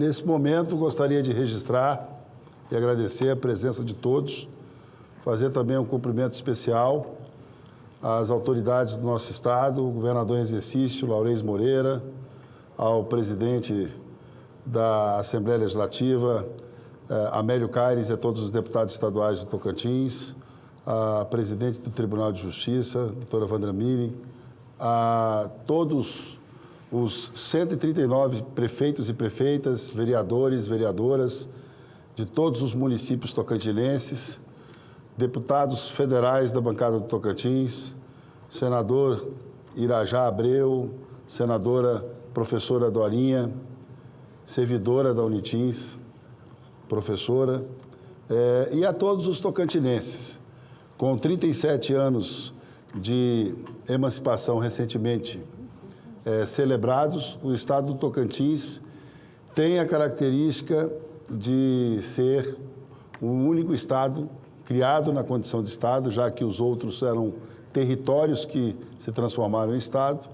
Portanto, na estrutura política e administrativa, o Estado do Tocantins é o único Estado brasileiro criado na Assembleia Nacional Constituinte, no ápice de uma luta travada por centenas de mais de 100 anos, mas que foi aqui configurada pela obstinação do então deputado federal e senador também da República, José Wilson Siqueira Campos, que em 1988, do plenário deste Congresso Nacional, deu ao Brasil a bandeira brasileira mais uma estrela. Então, esta sessão tem a dimensão do mais de 1.600.000 tocantinenses, mas de todos os brasileiros que acompanharam a saga de um povo que conseguiu, no momento mais plural e democrático do país, constar o seu sonho, a sua vontade de ser independente e de ter o próprio rumo, que é o caso do Estado do Tocantins. Então, essa sessão entra para a história, magnífico reitor e pró-reitora, como um documento às futuras gerações. Tive a oportunidade, já que cheguei à região onde foi criado o Estado do Tocantins, em 1983, 5 anos antes da criação. Meu saudoso pai, José Gomes Sobrinho, ali amigo do Cabral, de tantos outros amigos que vejo aqui, teve a oportunidade de ver essa luta que foi retirar aqui do plenário desta casa a independência do povo tocantinense. Por isso, esse adendo ao discurso que faço agora, para deixar registrado também os cumprimentos do presidente do Senado e do Congresso Nacional, o senador Davi Alcolumbre, e de toda a mesa diretora e os 81 senadores e senadoras. Quis o destino que, mesmo participando dos momentos mais conturbados da história da nossa universidade, a Unitins nasceu de maneira diferente. A única universidade brasileira, por exemplo, que é mãe de 2 universidades federais. Participei nos momentos de embate do 14 de novembro, conversando, debatendo. Depois, logo em seguida, observando, e já como deputado federal, a consolidação da Universidade Federal do Tocantins, aqui em cumprimento também, por ter esse DNA da Unitins. E tive a oportunidade, como líder do governo do Congresso Nacional, receber o autógrafo de lei da criação da Universidade Federal do Norte do Tocantins. Eu, como líder do Congresso Nacional, líder do governo do Congresso Nacional. E agora, 35 anos depois, como vice-presidente, tenho a grata satisfação de, como tocantinense, presidir essa sessão de homenagem, a justa homenagem à Unitins. Sessão especial alusiva aos 35 anos da Universidade Estadual do Tocantins. Senhoras e senhores, hoje homenageamos aos 35 anos da Universidade Estadual Unitins. Celebramos a materialização de um sonho coletivo inseparável da própria história do Estado do Tocantins. A criação do novo Estado resolveu problemas históricos, mas também gerou novos desafios, objetivos e, especialmente, para a formação de sua população, a necessidade de educação e desenvolvimento. Demandava a implantação de universidade pública estadual. A relevância da Unitins excedeu os limites acadêmicos, tornando-se peça central no processo de desenvolvimento socioeconômico do Tocantins. Assim, em fevereiro de 1990, o decreto número 252 de 90 foi erguido um dos pilares mestres para a sociedade tocantinense. Crescendo em sintonia com o Estado, a Unitins contribuiu para consolidar conhecimento, transformando o cidadão tocantinense em valores, formação e fortalecendo o senso de pertencimento do povo tocantinense em uma missão que persiste até hoje. Estamos falando de uma longa jornada, marcada por resiliência, conhecimento e transformação, que moldou gerações e deu forma ao próprio Estado. Os frutos dessa dedicação são claros. A Unitins já formou mais de 92 mil profissionais e oferece dezenas de cursos de graduação, pós-graduação, atendendo às demandas de um mercado de trabalho dinâmico e de um mundo em constante evolução. Aliada aos novos tempos, a universidade tem ampliado investimentos em pesquisa e iniciação científica e inovação. Comprova, nos últimos anos, foram concedidas mais de 4 mil bolsas em ensino de pesquisa e extensão. Outro destaque é a capilaridade territorial. Além da capital, Palmas possui campos em cidades como Araguatins, Augustinópolis, Paraíso e Dianópolis. Ademais, por meio do projeto TO Graduado, foram criados 15 polos distribuídos em todas as regiões do Estado. Esses esforços representam avanços concretos de democratização do acesso ao ensino superior. Vale ressaltar o compromisso com a inclusão. A Unitins reserva 25% de suas vagas para estudantes oriundos da rede pública de ensino.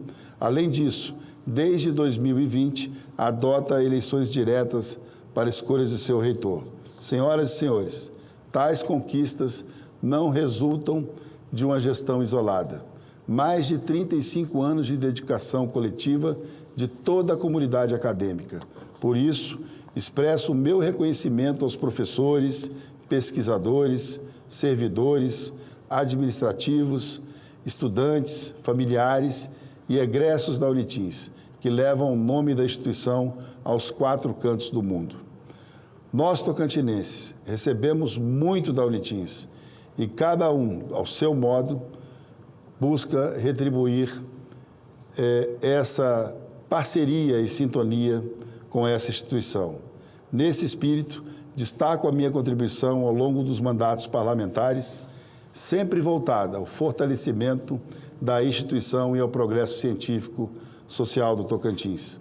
Enquanto celebramos o passado, é importante projetarmos o futuro com a mesma ambição dos pioneiros, mais adaptada aos valores e inovações da era contemporânea. Os próximos 35 anos serão de desafios monumentais, com a renovação digital, as transformações ambientais e as mudanças comportamentais decorrentes delas. Diante disso, convoco a todos os presentes a contribuir para a construção da Unitins de amanhã e de hoje. Comemoramos um marco de excelência bem duradoura. Amanhã, direcionaremos nossas energias para escrever novos capítulos, muito mais gloriosos dessa história. Tenho convicção de que a Unitins continuará vanguardista, inovadora, em métodos pedagógicos, comprometida com a pesquisa, fiel também ao seu papel social. Ela permanecerá como um farol do conhecimento, guiando o desenvolvimento sustentável do Tocantins. Vida longa à Unitins. Muito obrigado.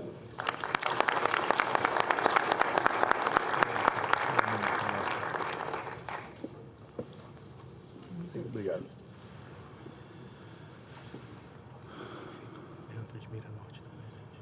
Registro a presença do prefeito da cidade de Miranorte, nosso querido Leandro Barbosa, grande amigo que prestigia, aqui também representando a todos os 139 prefeitos e prefeitas. Faço convite a Vossa Excelência que faça parte também da mesa, representando os agentes públicos do nosso Estado.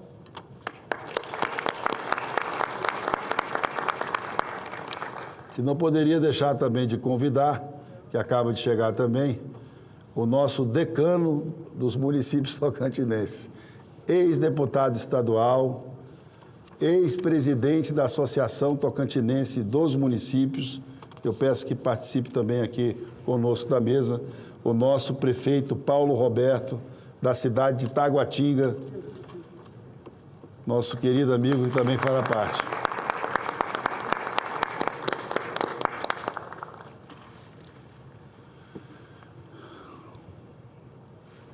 Vou cumprimentar esse bicho aqui que passou direto.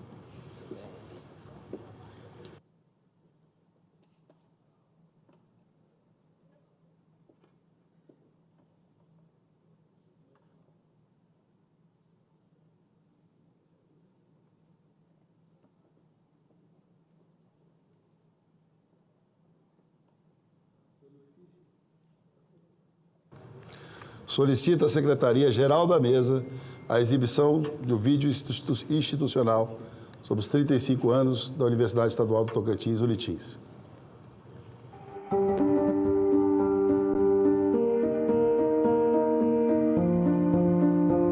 Quando cheguei por aqui, trouxe comigo um grande sonho.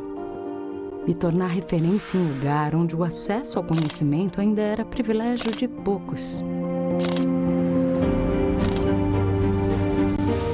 De lá para cá, quantas vidas transformamos com o poder da educação? E quantas ainda estamos transformando? Quantas realidades locais já modificamos? Crescendo junto com pessoas e cidades. Chegando onde nossa presença parecia tão distante. Aprendi que não existem distâncias ou fronteiras para o aprendizado. Aprendi isso e ensinei ao Brasil inteiro. Pesquisei muito, ajudando meu estado a se tornar uma potência do agronegócio e da tecnologia. Formei profissionais em áreas estratégicas, fortalecendo o nosso mercado. E hoje, somos referência nas áreas da saúde, agronegócio e tecnologia. Foi necessário me manter em forma para seguir evoluindo.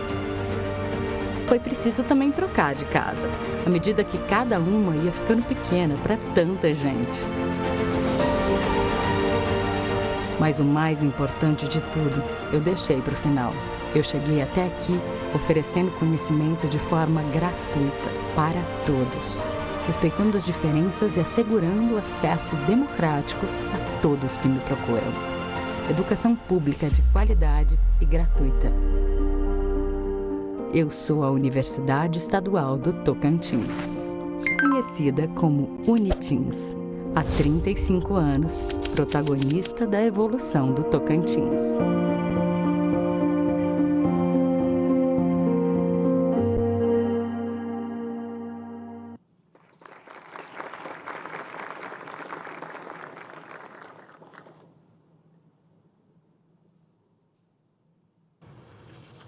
Nesse momento, concedo a palavra ao senhor Augusto Rezende, reitor da Universidade Estadual do Tocantins. Pode fazer uso da palavra da tribuna. Fique à vontade.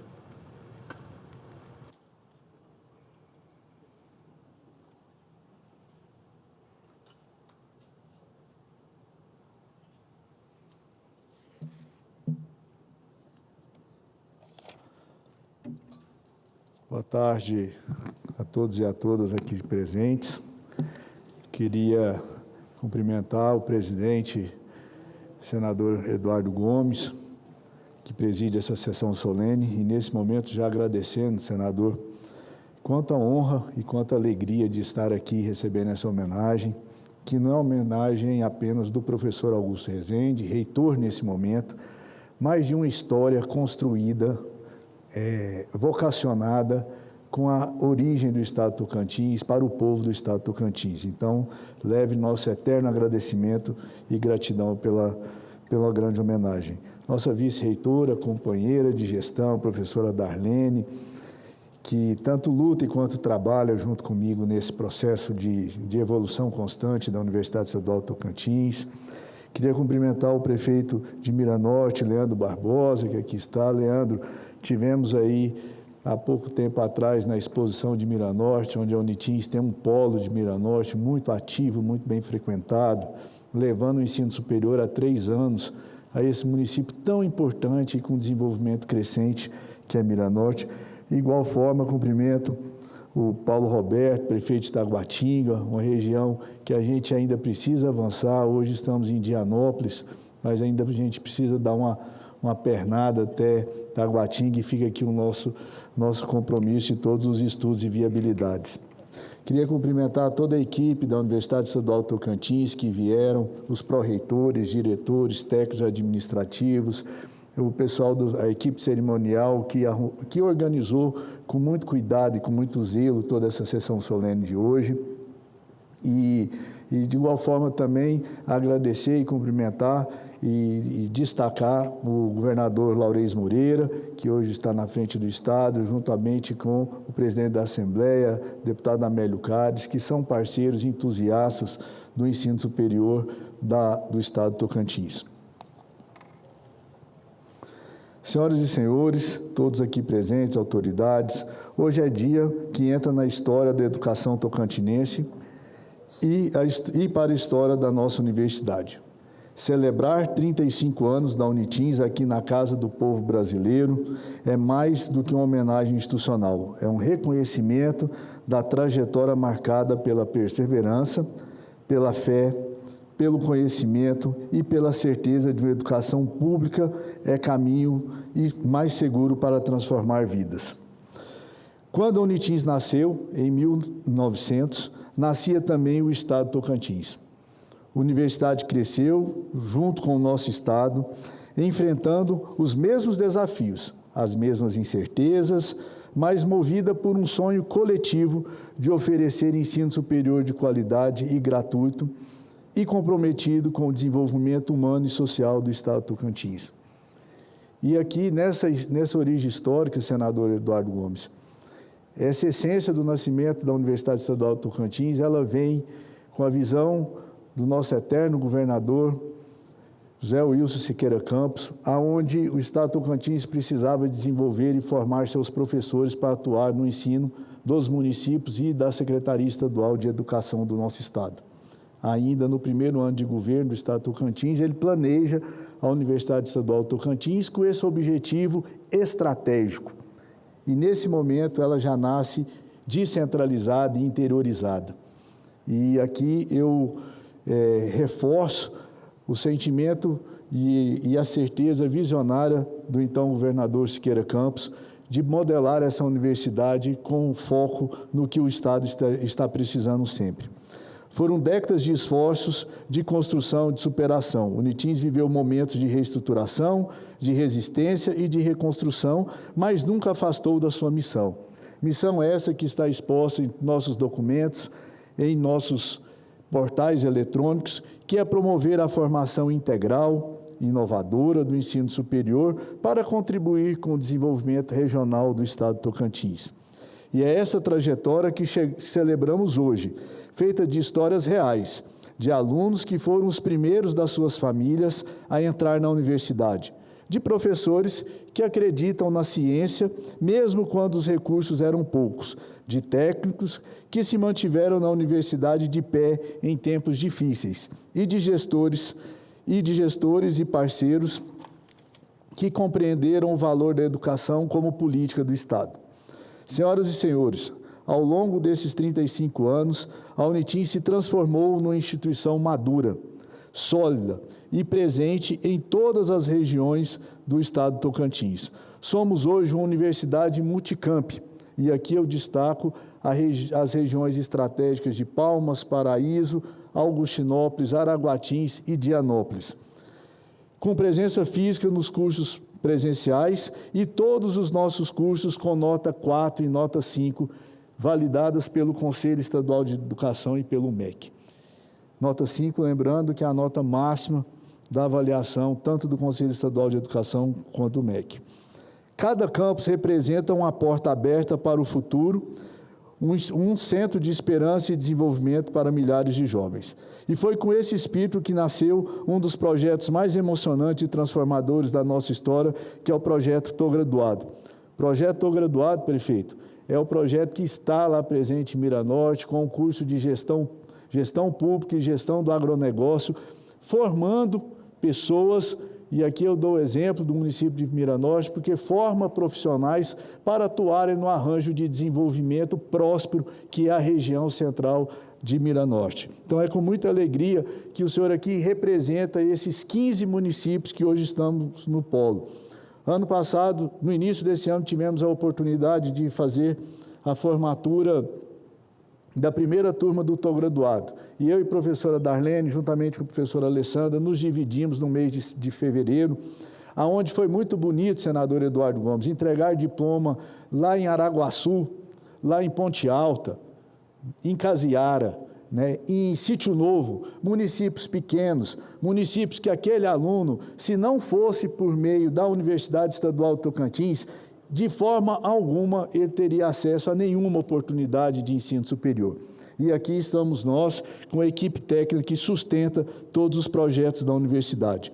O Tô Graduado, que muito nos orgulha, é uma política pública, é uma ponte entre o sonho e a oportunidade, que por meio da Unitins chega àqueles diferentes que por diferentes motivos não puderam concluir seu ensino superior, pais e mães, servidores públicos, profissionais que carregam dentro de si o desejo de retomar um sonho interrompido. É com esse projeto que atualmente temos mais de 2.000 tocantinenses devidamente matriculados, com chance de formar e viver a realização pessoal e profissional que antes parecia tão distante. Em fevereiro deste ano, formamos mais de 500 acadêmicos no Tecnólogo em Gestão Pública. Cada formatura do Tô Graduado é um retrato de superação, fé e amor na educação. São histórias reais que emocionam e inspiram, porque mostram o poder transformador da universidade, o poder transformador das pessoas e o direito de sonhar. O projeto reafirma que a universidade é capaz de inovar, de incluir, de construir um futuro com sensibilidade e coragem. Com mais de 20 cursos de graduação e pós-graduação, projetos de extensão e pesquisa, no qual eu destaco e agradeço às pró-reitoras que aqui estão, a professora Alessandra Ruita, professora Gisele Padilha e professora Ana Flávia Faria, que representam, juntamente com o professor Ricardo, pró-reitor de Administração e Finanças, toda essa liderança de uma equipe de mais de 600 pessoas que hoje fazem acontecer a Universidade Estadual do Tocantins em todas as suas regiões. A Unitins forma profissionais que hoje são professores, gestores públicos, engenheiros, advogados, agrônomos, analistas de sistemas, médicos, enfermeiros, contadores, pesquisadores e empreendedores espalhados em todo o Brasil. E aqui eu faço um parêntese no meu discurso e reafirmo que somos líderes na formação em cursos de Direito no Estado do Tocantins, somos líderes em formação em nível de graduação em cursos na área do agronegócio, que é a principal aptidão do Estado, somos líderes na formação de gestores públicos e também somos líderes na formação em profissionais em ciências contábeis. E isso nos garante uma estrutura do sistema produtivo, econômico e social do Estado do Tocantins. E mais do que formar profissionais, formamos cidadãos conscientes do seu papel social, comprometidos com a ética, com o bem comum e com o desenvolvimento sustentável. É assim que a Unitins cumpre sua função pública, transformando vidas por meio da educação. Nesse momento de celebração, é impossível não recordar todos que contribuíram com essa caminhada, os reitores que nos antecederam, as gestões comprometidas com a consolidação da Unitins e, sobretudo, a dedicação silenciosa de cada servidor que acreditou que a Unitins valia a pena. Nesse momento, eu homenageio que não pôde estar aqui presente, a professora Maria do Rosário Cassimiro, com uma placa, senador, com muita alegria que depois a gente eu pessoalmente irei entregá-la como a primeira reitora da Unitins,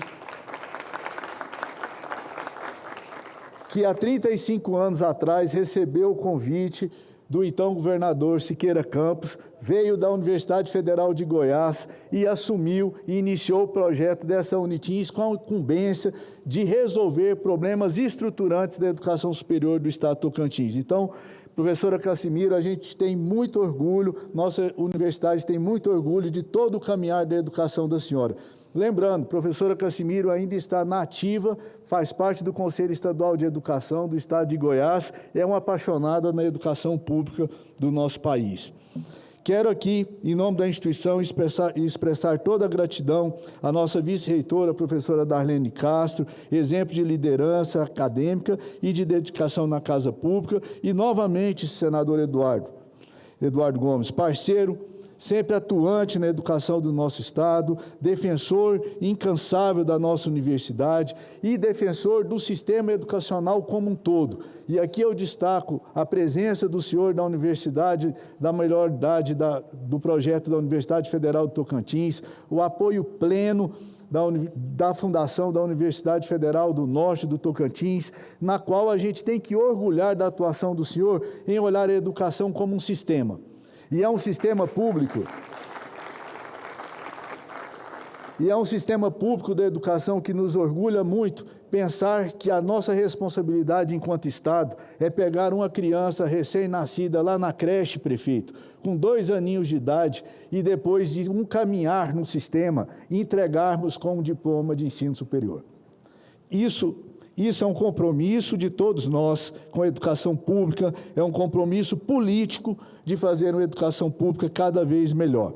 Queria agradecer também, que não pôde estar presente, o deputado federal Ricardo Aires, grande parceiro da Universidade Estadual Tocantins, ex-aluno da Universidade Estadual Tocantins, e aqui está o professor Cabral, que nos prestigia nessa noite de hoje, nesta tarde de hoje, que organiza e compila uma série de documentários da nossa universidade, contando esse histórico, Cabral. E ali tem muito da presença do senador Eduardo Gomes, da presença do deputado federal Ricardo Aires e de outras personalidades que sempre ajudaram a universidade a se fortalecer, não só a Unitins, mas o sistema educacional do nosso Estado.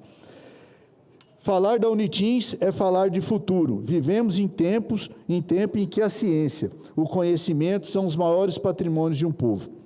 A universidade é lugar de sonho, é lugar que ganham forma os filhos de agricultores, de trabalhadores, de comunidades quilombolas e de indígenas, que por meio das nossas cotas, da política de cota, onde 50% entram pela escola pública e também pela política de cotas de quilombolas, de índios, de filhos de índio, de toda a cota racial, de negros. Então, é com muita alegria que é uma universidade que inclui. Cada diploma entregue pela Unitins é uma semente de esperança plantada no solo do Tocantins. E quando uma mãe chora ao ver seu filho se formar, não é apenas uma vitória individual, é uma vitória de toda a sociedade que acredita que a educação muda destinos. Unitins completa hoje 35 anos de muito orgulho que construiu, mas também numa certeza que o melhor ainda está por vir.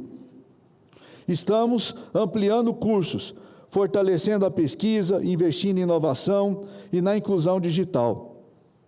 Estamos trabalhando para que nossos mais de 5.000 estudantes, 485 técnicos administrativos, 330 professores e mais de 300 tutores tenham cada vez mais oportunidades de viver a universidade em sua plenitude, com laboratórios modernos, programas de extensão de bolsas de pesquisa e ambiente acolhedor e transformador. E agora, em fase de conclusão, estamos entregando um prédio no município de Dianópolis, com mais de 2.000 metros quadrados de área construída, que vai possibilitar a ampliação da universidade na região sudeste do estado de Tocantins. Hoje já temos curso de Direito, curso de Ciências Contábeis, de Administração, mas com a estrutura predial, um investimento de mais de 24 milhões de reais, iremos também entrar na área da saúde, como enfermagem, na área do turismo, como um pleito constante do nosso senador Eduardo Gomes, e também na área da mineração, que é uma vocação da região sudeste do estado de Tocantins. De igual forma, está aberto o processo licitatório da construção do prédio próprio, da sede própria em Augustinópolis, um projeto também de mais de 2.000 metros quadrados de obra, localizado na região do Bico do Papagaio, uma região extremamente estratégica, populosa, próximo ao estado do Maranhão, uma região que realmente a universidade está fazendo a diferença, não só para as famílias, não só para os estudantes, mas como um ativador do setor produtivo daquela região do Bico do Papagaio.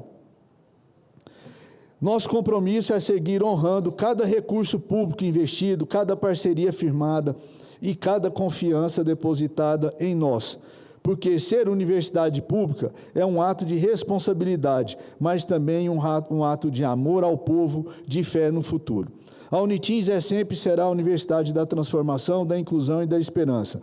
Uma universidade que nasceu com um Tocantins que cresce, um Tocantins que trabalha todos os dias, para que continue crescendo a cada dia. Encerro as minhas palavras e quero reafirmar o orgulho de representar a Universidade Estadual do Tocantins e agradecer a todos que, de alguma forma, sempre contribuíram e contribuem para uma universidade cada vez melhor. Cada servidor, cada professor, cada estudante, todos os parceiros, todas as autoridades políticas, todo o ecossistema de inovação e de educação que constitui o estado de Tocantins, a região norte do país e todo o Brasil, que acredita numa educação como a força motriz de um estado mais justo, desenvolvido, e o nosso sincero muito obrigado. Não existe processo de desenvolvimento do território se não passar por meio de pessoas qualificadas para trabalhar nos seus processos. Todo processo de industrialização, ele é a partir de uma academia forte, de uma mão de obra qualificada, de pessoas que estão prontas para atuar em todo o processo de desenvolvimento e avanço em todos os indicadores macroeconômicos. Que essa celebração inspire, deputado Eduardo Gomes, novas conquistas, que os próximos 35 anos da Unitins sejam ainda mais transformadores. Porque, como gostamos de dizer, em nossa universidade, a educação pública é a esperança e mais valiosa que podemos deixar nas próximas gerações. Muito obrigado. Queria convidar o senador Eduardo Gomes para a entrega de uma medalha, de uma placa, do nosso sincero agradecimento ao senhor.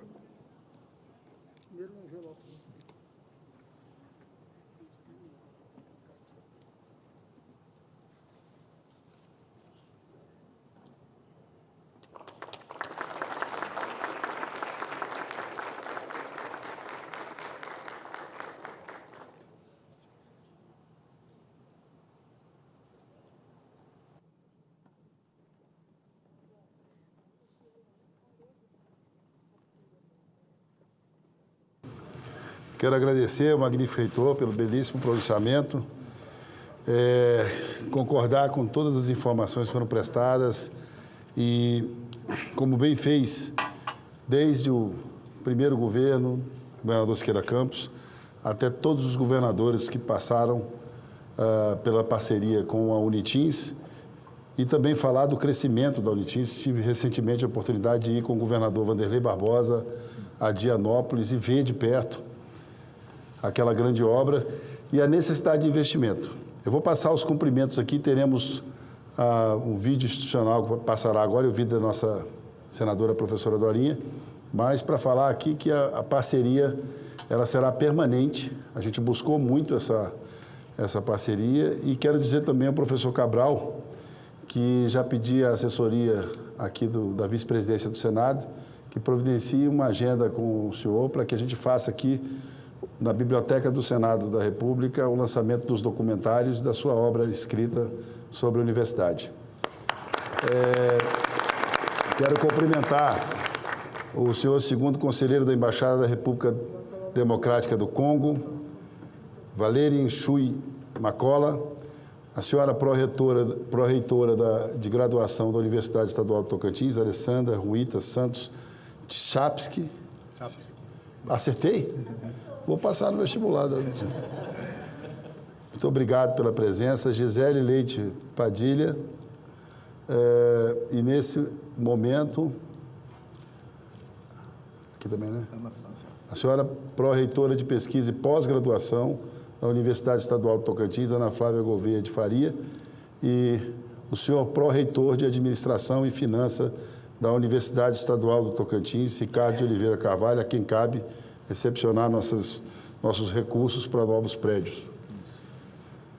Solicita a Secretaria-Geral da Mesa a exibição do discurso da senhora senadora professora Dorinha Seabra, presidente da Comissão de Desenvolvimento Regional do Senado Federal e líder da bancada feminina do Senado Federal.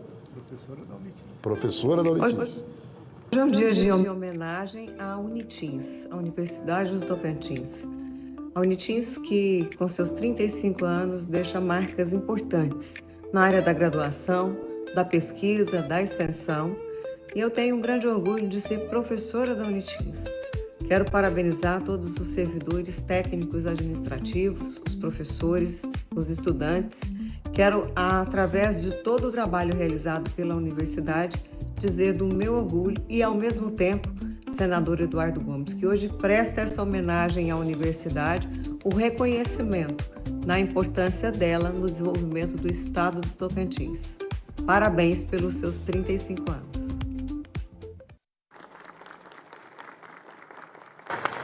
Concedo a palavra à senhora Darlene Teixeira, vice-reitora da Unitins.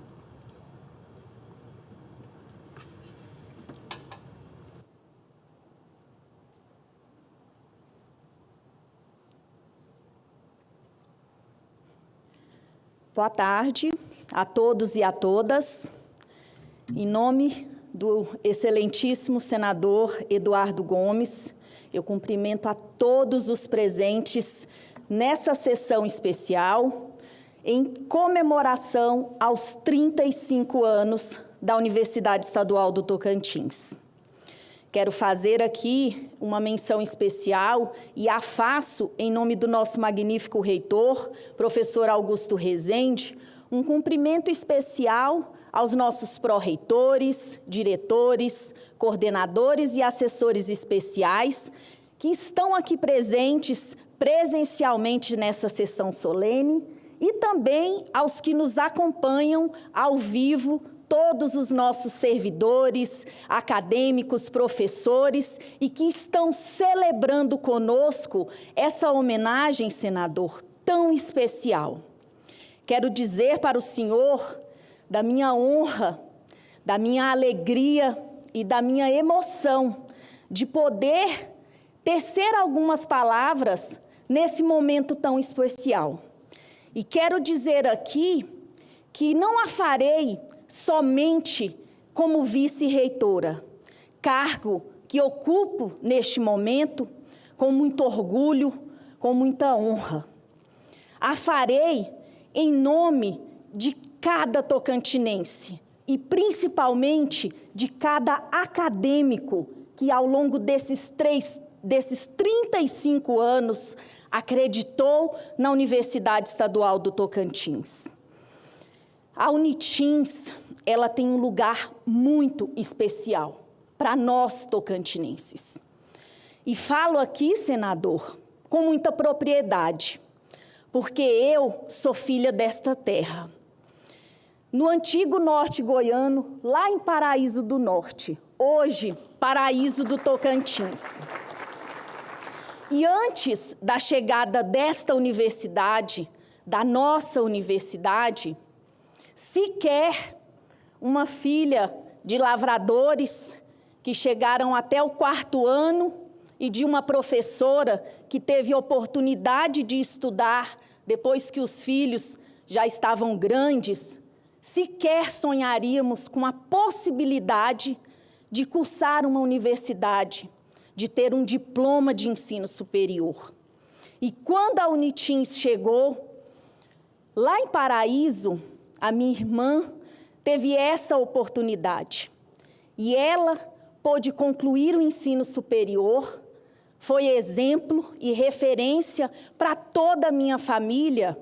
Sim, é possível. Nós, que viemos de uma família simples, cursar o ensino superior. E ela foi inspiração para mim e para toda a minha família. E a prova viva de que sim, a educação, ela muda a nossa história. Eu estou aqui podendo participar dessa sessão solene e principalmente como participante desta universidade que me acolheu há 20 anos e que vem me ensinando a cada dia a ser uma professora melhor. E a data, senador, não poderia ser melhor. Dia 15 de outubro é celebrado o Dia do Professor.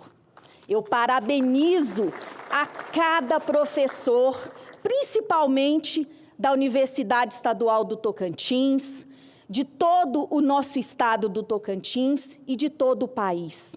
É uma profissão muito bonita, é uma profissão que nos honra. E essa universidade que hoje nós estamos aqui, nesta plenária, celebrando seus 35 anos, é uma universidade que ela é luz para o tocantinense. A Unitins, ela significa perspectiva de futuro. E é em cima dessas perspectivas e desses sonhos de cada estudante que, ao ingressar na universidade, ele traz consigo, que toda a nossa gestão trabalha arduamente para que nós possamos ser uma universidade de excelência, para que nós possamos ser uma universidade que trabalha para o nosso acadêmico. E aqui eu destaco a liderança do nosso magnífico reitor, que vem trabalhando arduamente para que isso aconteça. Ele é um excelente gestor, mas eu vou destacar aqui, reitor, a sua profissão que você também escolheu, que é ser professor. Você entende, você compreende as nossas necessidades enquanto instituição, porque o nosso foco é trabalhar para que o nosso acadêmico ele tenha sucesso, para que o nosso acadêmico, quando entra na nossa universidade, muitas vezes com aquele sonho pequeno, com aquele sonho tímido, e a gente mostra para ele, ao longo dos 2, 3, 4, 5 anos que ele fica conosco na universidade, que ele pode muito mais. A educação, ela transforma vidas. Isso faz parte do nosso discurso, faz parte do nosso dia a dia enquanto professores e enquanto gestores. E uma coisa que eu aprendi ao longo desses 20 anos, sendo professora, é que educação de qualidade nós não fazemos sozinhos. Nós precisamos de apoio e a Universidade Estadual do Tocantins, ela é sempre aberta para que nós recebamos esse apoio. Então, eu reitero, senador, e agradeço o seu apoio incondicional para as pautas relacionadas à educação pública, principalmente para o nosso Tocantins, que necessita tanto. Nosso magnífico reitor citou no seu discurso o quanto é emocionante quando nós vamos para as colações, para as cerimônias de colação de grau e ouvirmos os nossos alunos. 35 anos depois, a gente continua ouvindo os relatos emocionados de pais, de alunos. Foi por meio da Unitins que o meu filho conseguiu um diploma de ensino superior. Ele passou num concurso, ele está auxiliando o município na gestão pública, na escola, e em tantos outros espaços que nós mostramos para o nosso acadêmico que ele pode atuar. E o espaço que o nosso acadêmico, formado na Universidade Estadual do Tocantins, não é somente para o Tocantins. Nós temos relatos e temos muitas provas do quanto nos sentimos felizes quando acadêmicos relatam para nós que passaram num concurso federal, estão em outros espaços trabalhando e com aquele orgulho da chancela do seu diploma, ela ser da Universidade Estadual do Tocantins. E são essas histórias que nos fortalecem e que fazem com que o nosso propósito, ele não mude. Educação superior pública, ela pode sim, ela tem qualidade e ela pode sim transformar vidas. Viva a Unitins! Viva os 35 anos dessa história linda e que nós temos muito orgulho de fazer parte.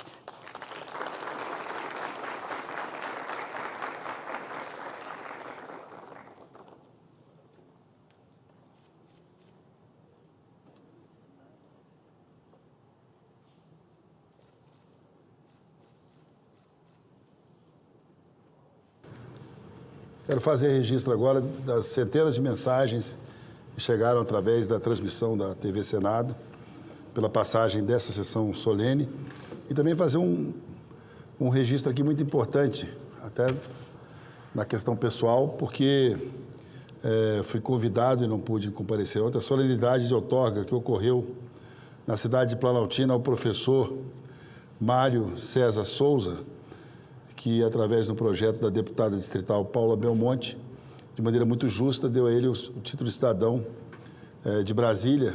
E ele é um abnegado ativista da cultura, da educação. Tive a oportunidade de ser aluno dele. E ontem ele foi agraciado. Ele, de maneira pessoal, construiu um museu contando a história da nossa capital, a história do nosso povo. Então, a ele o meu abraço, o meu carinho, e deixarei registrado essa homenagem para ele no sistema da casa aqui do Senado Federal, afinal de contas, pelo apoio que ele me deu para chegar até aqui. E quero, para encerrar a nossa sessão, ouvir as palavras, eu concedo a palavra ao prefeito Paulo Roberto, em nome de todos os prefeitos, do prefeito Leandro, do nosso prefeito Big Joe, presidente da Associação Tocantinense dos Municípios, lá de Cristalândia. E o Paulo Roberto vai fazer essa homenagem em nome da sociedade, de pessoas que são diretamente transformadas pelo que a Unitins faz. E assim que ele terminar, nós vamos encerrar a sessão agradecendo também a participação de todos. Boa tarde a todos. Eu quero aqui nessa tarde memorável saudar aqui esse grande senador, a maior referência política que nós temos no nosso estado do Tocantins. Saudar aqui o reitor e com toda a sua equipe, o reitor Augusto Rezende, que hoje está aqui fazendo história com a passagem dos 35 anos da Universidade do Tocantins, a Unitins. Eu sou muito de contar história. Tem muita gente que não sabe como que as coisas acontecem e como que as coisas aconteceram. O estado do Tocantins foi privilegiado por uma sequência de fatos. E há poucos dias atrás, eu estive na cidade de Goiás Velho e estava ali lembrando que ali nasceu um grande homem chamado Pedro Ludovico Teixeira, que teve a coragem, naquela época, de enfrentar a família Caiado e trouxe a cidade, a capital, para Goiânia. E esse homem, chamado Pedro Ludovico Teixeira, com um grande entusiasmo, correu atrás de outro grande homem chamado Juscelino Kubitschek e correu atrás dele para trazer a capital para Brasília e ceder um pedaço para ele. E era um grande negociador e diz a ele: traz a capital que eu te dou aqui uma cadeira no Senado. E naquela época, Pedro Ludovico Teixeira elegeu Juscelino Kubitschek por Goiás, premiando ele pelo grande gesto de trazer Brasília para o estado de Goiás. E aí, dentro dessa casa do Congresso, veio outro grande homem chamado Siqueira Campos, que criou uma bandeira sozinho lá naquele estado, que era uma bandeira para ele se eleger. E ele foi falando, e ele acreditou, e foi acreditando milhares, como eu também acreditei, que o Estado teria que ser dividido.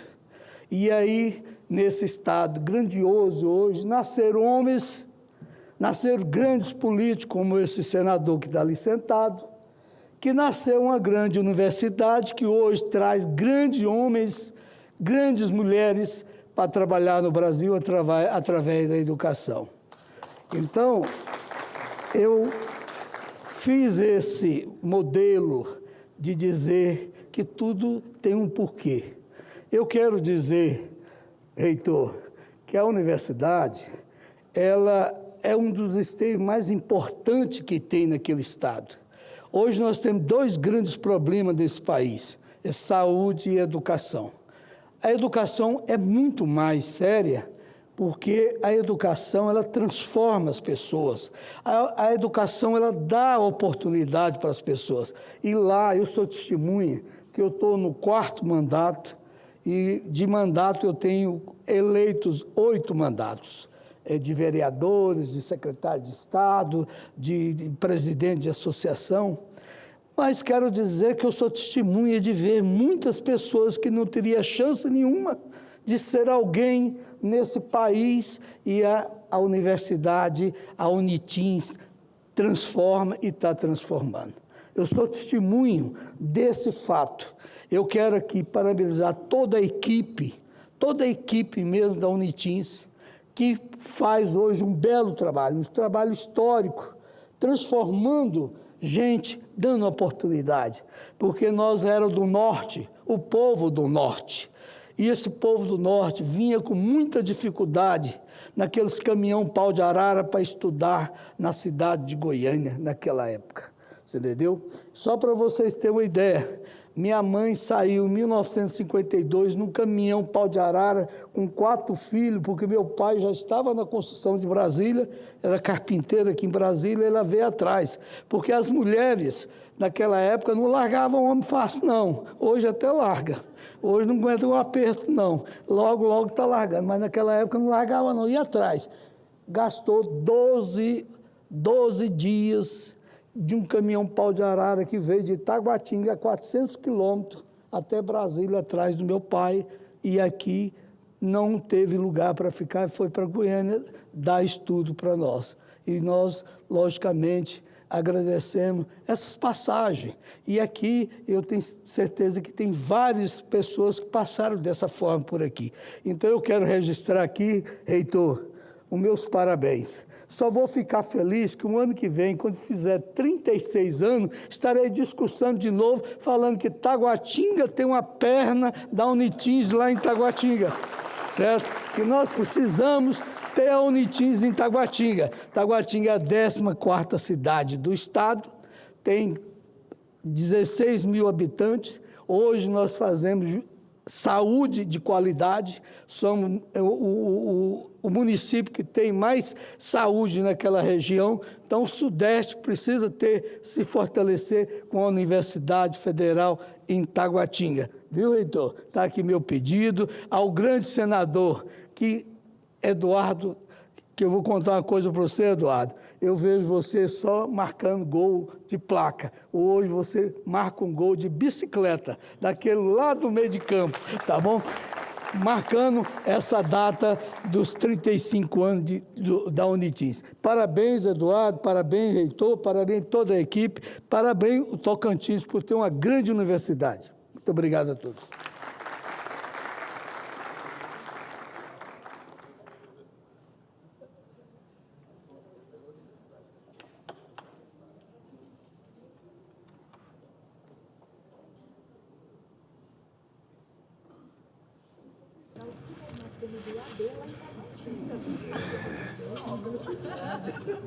Nesse momento, farei a entrega de uma placa de homenagem àqueles que, com dedicação e compromisso público, fortalecem a trajetória da Universidade Estadual do Tocantins ao longo desses 35 anos.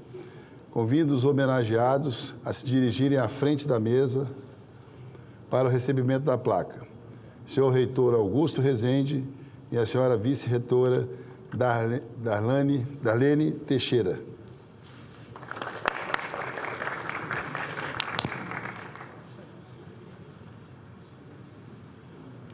Dentro, vem cá.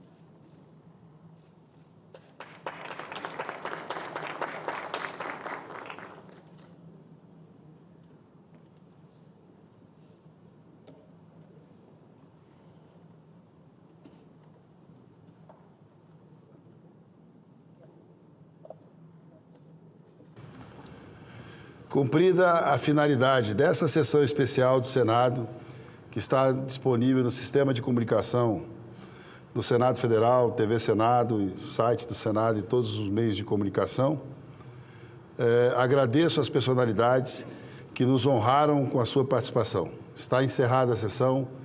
Viva a Unitins, 35 anos.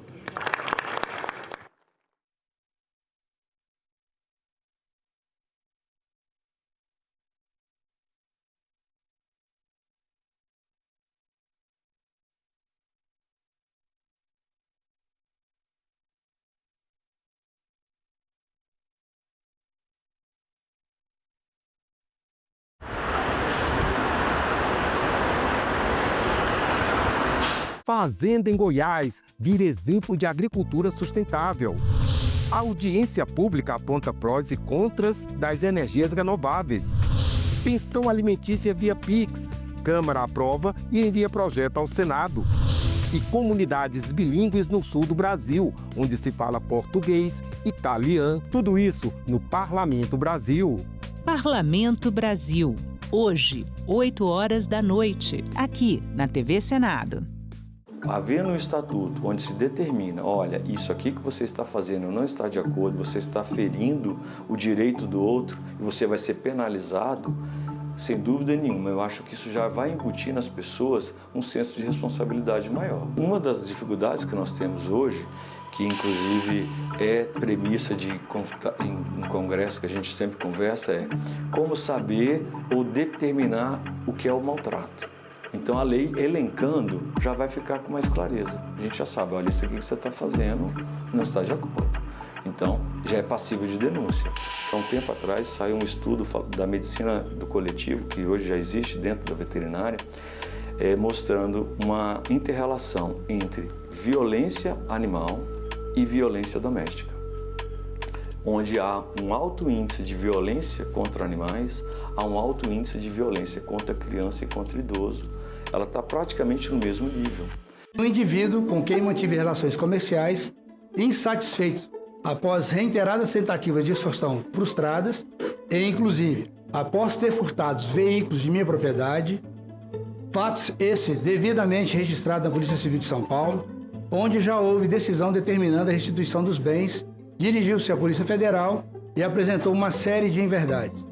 Alegou falsamente que eu estaria tentando obstruir investigações da Operação Sem Desconto. O que é que o senhor estava fazendo numa reunião de trabalho da Previdência Social junto ao atual ministro Vô Queiroz? Eu botei essa foto pela indignação de alguém permitir que esse cidadão sente numa mesa de trabalho da Previdência Social com 13 dias de governo. Quero dizer a Vossa Excelência que não responderei àquelas que me forem elaboradas pelo ilustre relator. Isso porque, segundo os meus advogados, na sessão em que fora tomado o depoimento do Sr. Rubens, Sua Vossa Excelência disse, por mais de uma vez, que sou ladrão do dinheiro de aposentados, sem me dar a chance de defesa. Nós temos que fazer uma cariação do principal denunciante com o principal acusado. Nós temos que trazer o senhor Eli Cohen aqui e colocar ele frente a frente com o senhor Antônio Carlos e promovemos aqui a cariação para que ele possa repetir aqui o que ele disse, porque ele disse nada disso era possível sem roubo. Eu topo a cariação com quem quer que seja. Reitero que sou, acima de tudo, um empreendedor. O denominado careca do INSS não reflete quem eu sou. Tampouco condiz com a minha história de trabalho, de resiliência e de dedicação ao empreendedorismo.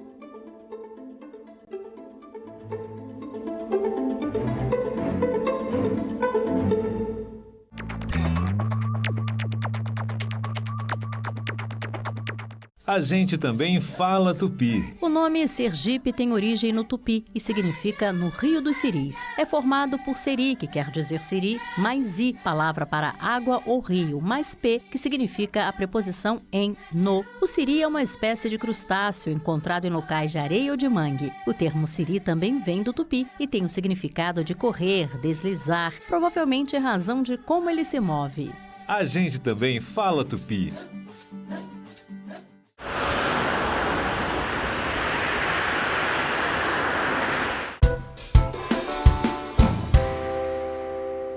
Eu aproveito esse momento inicial para agradecer, né, a presença de todos os expositores. Nós teremos 7 expositores, sendo 3 por via remota, com videoconferência, e 4 presenciais.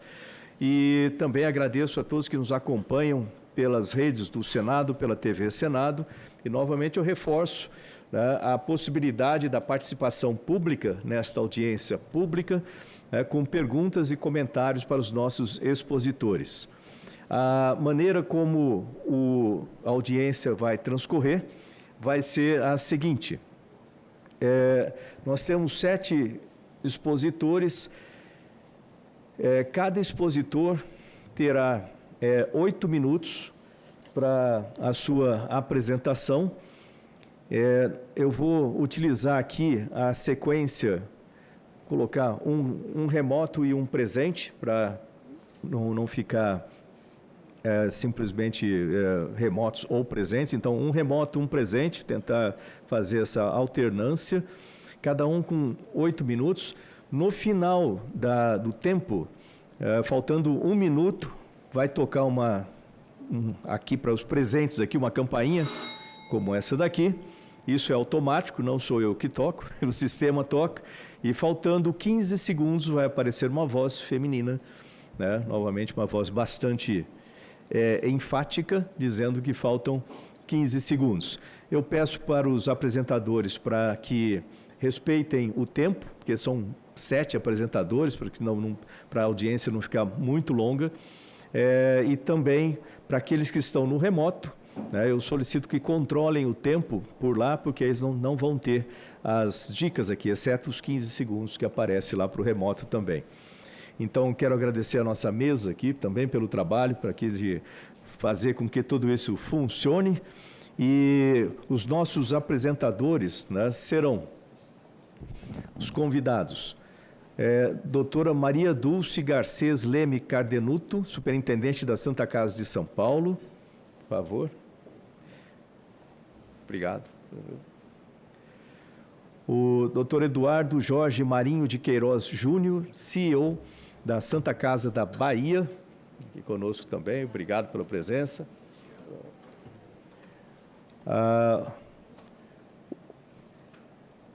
Aqui ainda no local, o Dr. Rodrigo Bornhausen Demarque, representante do Hospital Albert Einstein, conosco. E o Dr. Rodrigo de Freitas Garbeiro, gerente de governança clínica do Hospital Sírio-Libanês. Prazer em chegar aqui.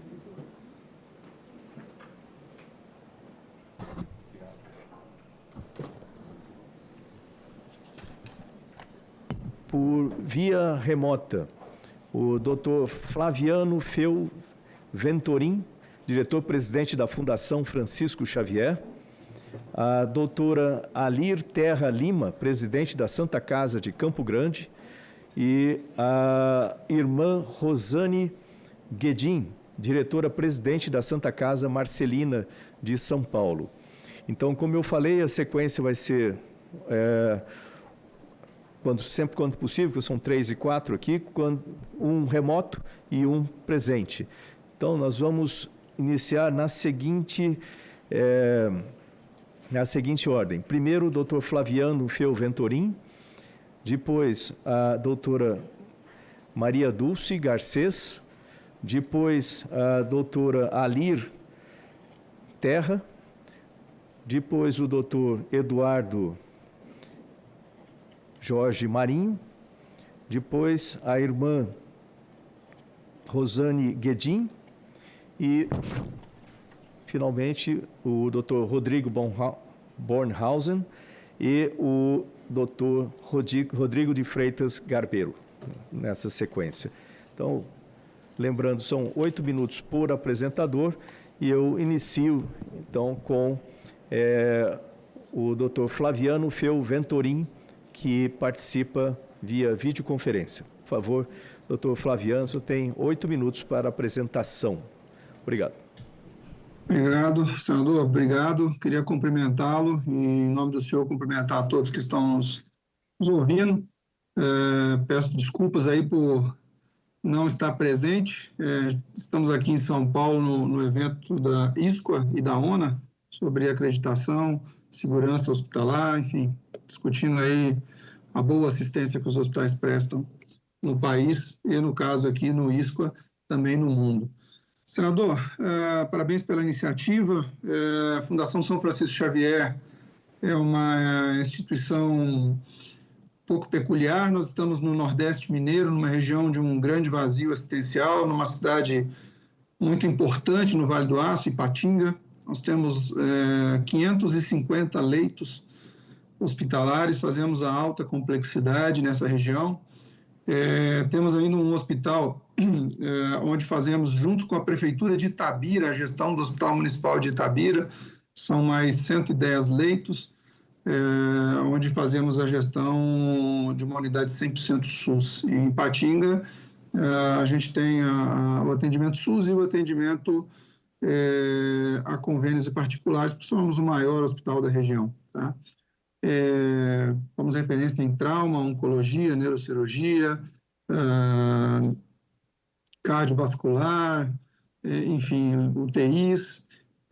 E aí eu queria trazer à pauta um pouco da situação da nossa entidade, que acho que acaba se refletindo na situação de grande parte dos hospitais do país.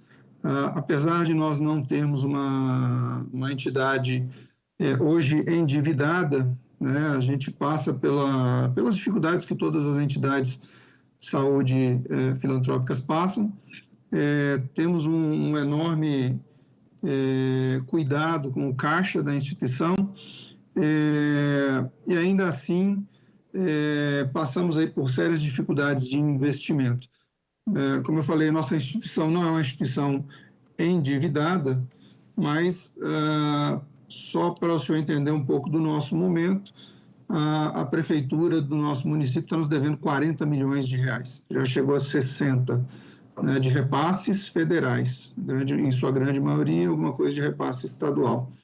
Então, esse tipo de mazela, né, que a gente sofre todos os dias, repasses que deveriam estar no caixa dos hospitais, muitas vezes o gestor local acaba não repassando por entender que o dinheiro não pertence ao prestador, né? As entidades prestam serviço, colocam dinheiro na frente porque colocam lá os salários pagos em dia, remuneração dos médicos paga em dia, materiais e medicamentos, né, os nossos fornecedores pagam em dia, e ainda sofremos com atraso de repasse, sendo que já temos uma lei que diz que o repasse, seja ele federal, estadual, deveria acontecer no 5º dia útil após o fundo transferir para o Fundo Nacional, transferir para o Fundo Municipal.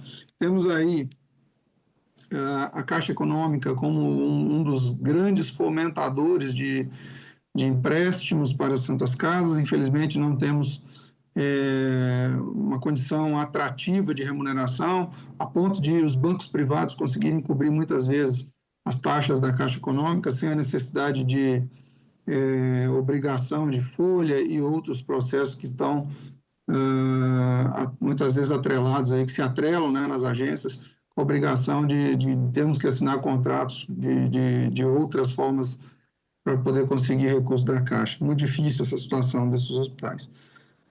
Outra situação muito difícil que eu gostaria de chamar a atenção são as emendas parlamentares.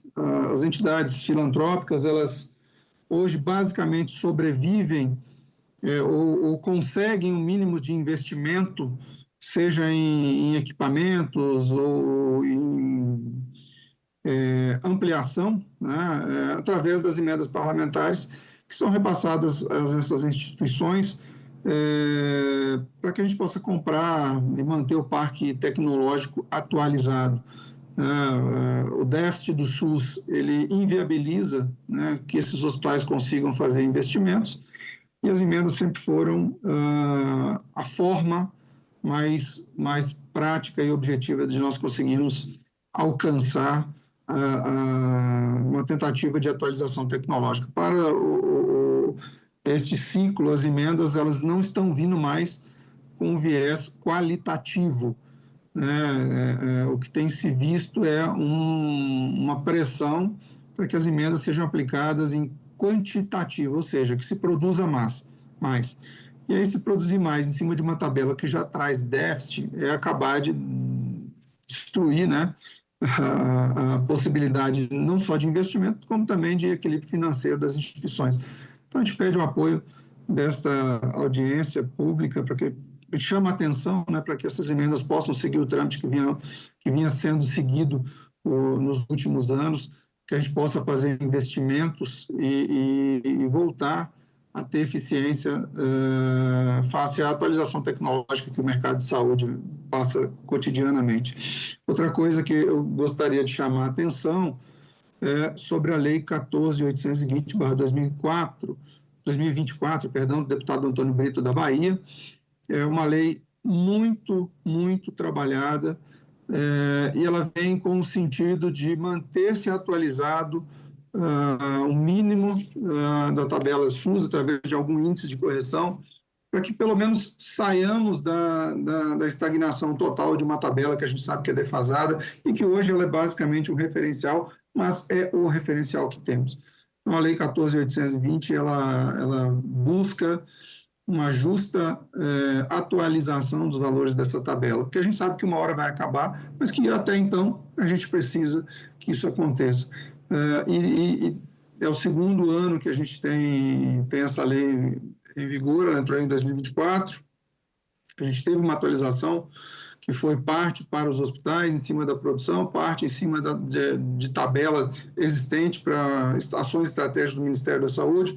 Esse dinheiro veio e esperamos com muita expectativa que este ano ela se renove e aconteça novamente, que possa ajudar os hospitais a ter o mínimo de atualização para cobrir reajuste salarial, reajuste de fornecedores, a inflação médica, a gente sabe que ela é bem maior do que a inflação convencional.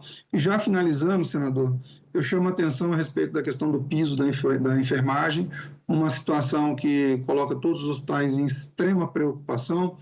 Nós temos uma série de problemas, foi uma lei aprovada, a gente não discute lei aprovada, mas essa lei, no fervor do que aconteceu, da forma como aconteceu, deixou as entidades filantrópicas em situação de altíssimo risco. Isso vem sendo trabalhado, mas que a gente chama a atenção, pois há uma série de ações judiciais envolvendo sindicatos e hospitais que podem colocar em risco nossas santas casas. Senador, basicamente é isso. E por último mesmo, eu gostaria de chamar a atenção para a reforma tributária. A reforma tributária é necessária ao país, mas que, da forma como nós estamos vendo e estudando, a tributação a ser aplicada pode colocar também em risco, né, a gestão das santas casas no país. Então, nós chamamos a atenção desse momento, né, para que a gente possa abrir uma discussão aí sobre o impacto da reforma tributária nas entidades beneficentes sem fins lucrativos. E, senador, nós temos muitas oportunidades de fazer mais saúde. Já fazemos mais de 50% do atendimento hospitalar ao Sistema Único de Saúde, na alta complexidade, em algumas especialidades, até 90%. Santas Casas são uma grande ferramenta que esse país criou. Eu costumo falar que nós somos, de verdade, 15 segundos. O primeiro grande movimento social desse país e que efetivamente atende essa população. Eu muito obrigado. Em nome da Fundação São Francisco Xavier de Ipatinga, Minas Gerais, me coloco à disposição do senhor. Muito obrigado. Um abraço. Muito obrigado, doutor Flaviano Feu Ventorim, diretor-presidente da Fundação Francisco Xavier. Eu passo a palavra agora de imediato, para 8 minutos, para a doutora Maria Dulce Garcês Leme Cardenuto, superintendente da Santa Casa de São Paulo. Boa tarde a todos. Cumprimento o senador e agradeço pela oportunidade de trazer uma discussão tão importante, né, e que a gente possa trocar ideias e certamente terá frutos. Eu pediria também para iniciar, é um vídeo bem curtinho, mas só para dar o mote da minha fala. Por favor.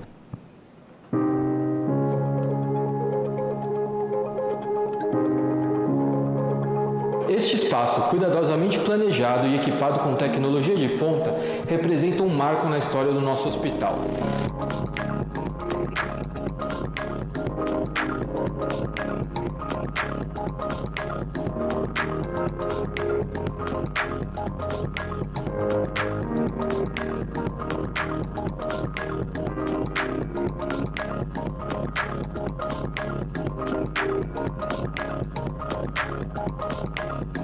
Mais do que uma conquista institucional, esta inauguração simboliza o compromisso contínuo com a vida, com a ciência e, acima de tudo, com as pessoas. Esse avanço é uma vitória coletiva. É, acima de tudo, um presente para os nossos pacientes.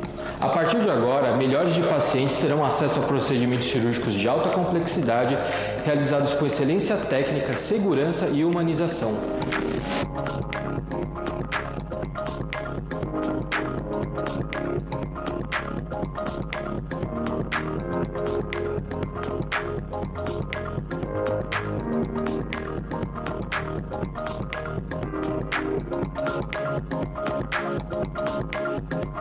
Cada sala, cada equipamento e cada profissional aqui presente está voltado para um único propósito: oferecer o melhor cuidado possível à população. É a concretização de comprometimento com a vida, com o cuidado e a dignidade de cada paciente. Este centro é fruto de trabalho conjunto de gestores, profissionais da saúde, engenheiros, técnicos e colaboradores que acreditam que a saúde pública pode e deve ser sinônimo de qualidade, dignidade e esperança.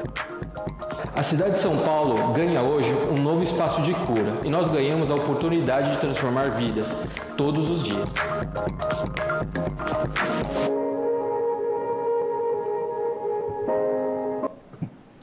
Bem, eu quis trazer esse exemplo porque ele é bem recente, né? Esse centro cirúrgico foi inaugurado segunda-feira passada, né? Foi aberto integralmente na segunda-feira passada, e é um exemplo de como a gente trabalha, com as parcerias, né? Seja ela qual for. Vem do hospital, dos hospitais, a demanda, né? Então, a gente faz uma revisão periódica do que é necessário para que a gente entregue melhor à população, né, dentro do que a gente se compromete com o SUS e da melhor forma que a gente possa ofertar.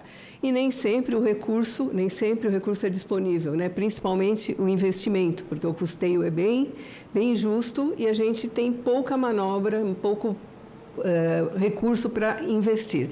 Então, todo o trabalho é feito através de uma priorização em que todas as áreas são chamadas, né, desde a área operacional, quem está lá na operação, traz para os seus líderes, para os gestores, que vem para os diretores e traz uma gestão para a gente enxergar o hospital como um todo e os hospitais e enxergar qual é a nossa necessidade, o que a gente precisa entregar melhor para a população.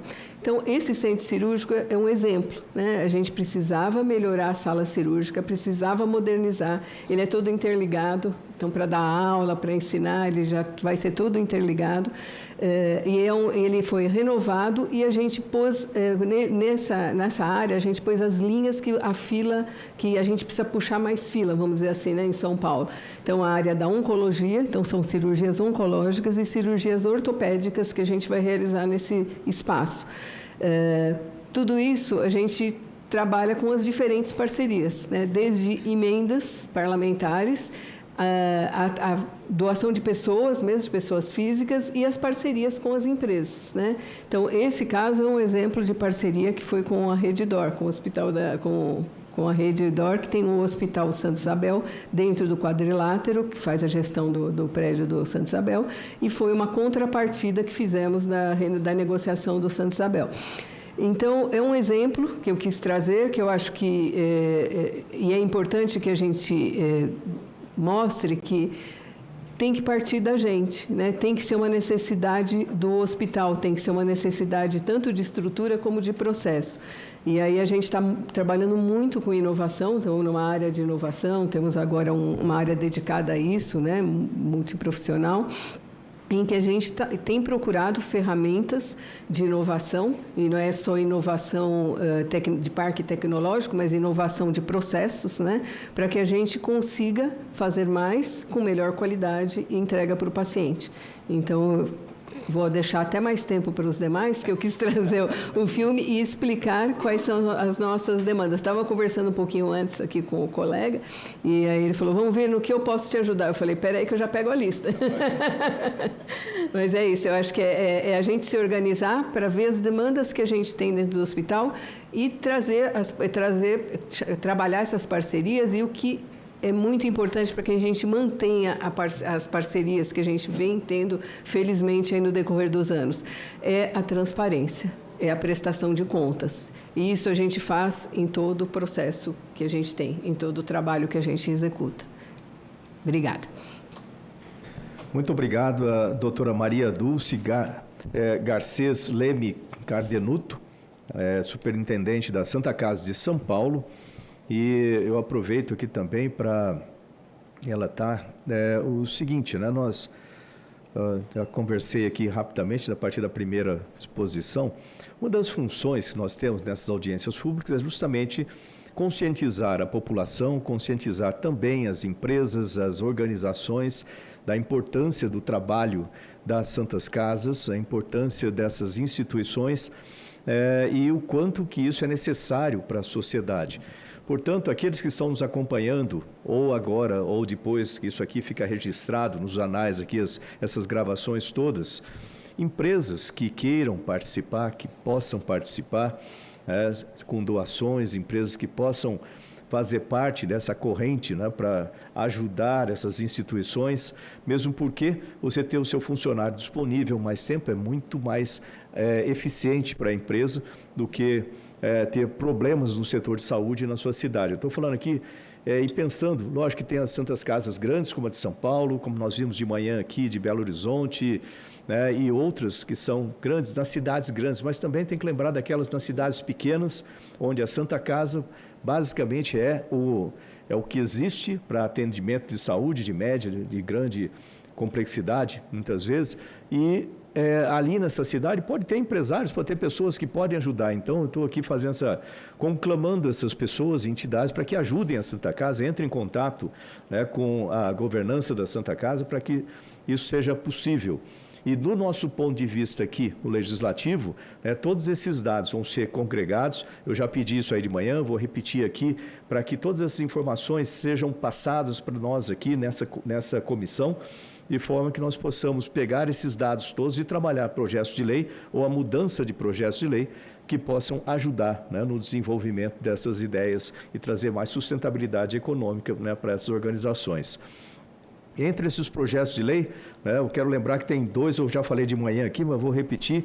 Então, são dois projetos de lei da minha autoria que já estão lá na mesa do Senado, aguardando designação de comissões e relatores, mas uma delas é o 3232, que trata de ressarcimento ao SUS, altera a lei dos planos de saúde para corrigir a destinação de valores pagos pelos planos de saúde ao SUS. Determina que o ressarcimento das operadoras seja feito diretamente ao Fundo de Saúde do Estado ou município que prestou atendimento e não apenas ao Fundo Nacional de Saúde. Exige que a regra de cálculo seja revisada periodicamente para garantir que o valor cubra os custos reais dos serviços prestados. O objetivo é fortalecer a descentralização, garantir justiça financeira e melhorar a sustentabilidade dos serviços públicos locais de saúde. O outro é o PL 3233, que trata de entidades filantrópicas no SUS, altera a Lei Orgânica da Saúde para garantir a prioridade às santas casas e entidades sem fins lucrativos na participação no SUS. Prevê preferência na certificação beneficente, apoio à gestão e tecnologia, acesso a linhas especiais de financiamento e complementação da remuneração para preservar o equilíbrio financeiro. Autoriza as entidades a cobrar diretamente das operadoras de planos de saúde pelos atendimentos feitos aos seus beneficiários dentro do SUS, medida que desonera o sistema público e fortalece financeiramente o setor filantrópico. O objetivo é garantir sustentabilidade, eficiência e valorização das instituições que sustentam grande parte da rede de atendimento do SUS. E estávamos conversando aqui também da possibilidade, isso aí por enquanto é uma possibilidade, eu só estou colocando aqui, é para também trocar ideias. Eu vou pedir para fazer a análise aqui dentro do Senado, possibilidade de empréstimo. Eu ouvi várias vezes empréstimos sendo feitos com a Caixa Econômica Federal, né, e com os juros, o pessoal logicamente reclama dos juros que são aplicados, e de repente pode existir uma possibilidade através do BNDES, né, com a sua característica de desenvolvimento, né, e saúde é parte do desenvolvimento, é a base de tudo isso também, e poderiam ser feitos empréstimos através do BNDES com juros, vamos dizer assim, incentivados, de forma a reduzir essa carga, né, para que as instituições possam ter acesso ao crédito mais barato, né. Seguindo, então, na sequência de apresentações, eu passo agora a palavra à doutora Alir Terra Lima, presidente da Santa Casa de Campo Grande, para 8 minutos. Eu peço para controlar o tempo por lá, porque não vai ter os avisos que nós temos aqui no nosso sistema aqui visual. Boa tarde, senador Marcos Pontes. Em seu nome, eu cumprimento toda a mesa. Nós somos da Santa Casa de Campo Grande, Mato Grosso do Sul.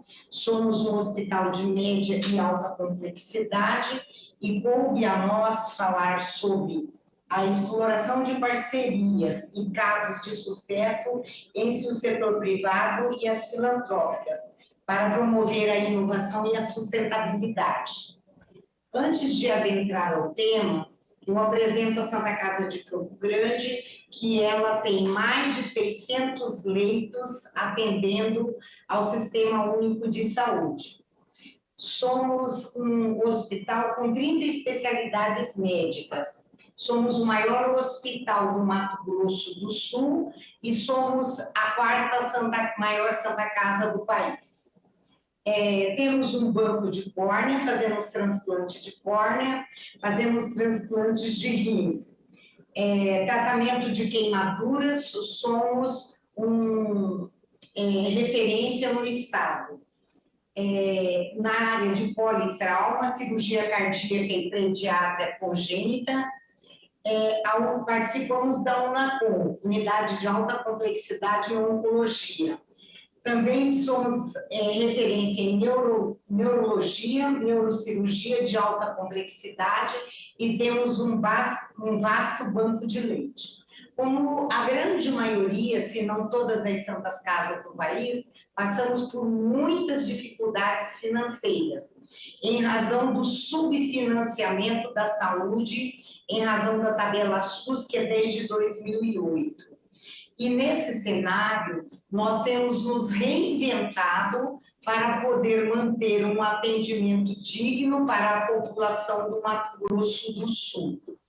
É muito bem-vindo esse tema, até assim no Senado Federal, para que a gente possa expor as dificuldades por que passam as filantrópicas, em especial com os altos juros de que ela pega empréstimos para cumprir uma função que é a função do Estado, que a saúde é direito de todos, mas é obrigação do Estado. Eu digo sempre que é o único contrato entre um hospital particular filantrópico e o poder público que eu vejo que o poder público contrata X e manda 2X para a instituição.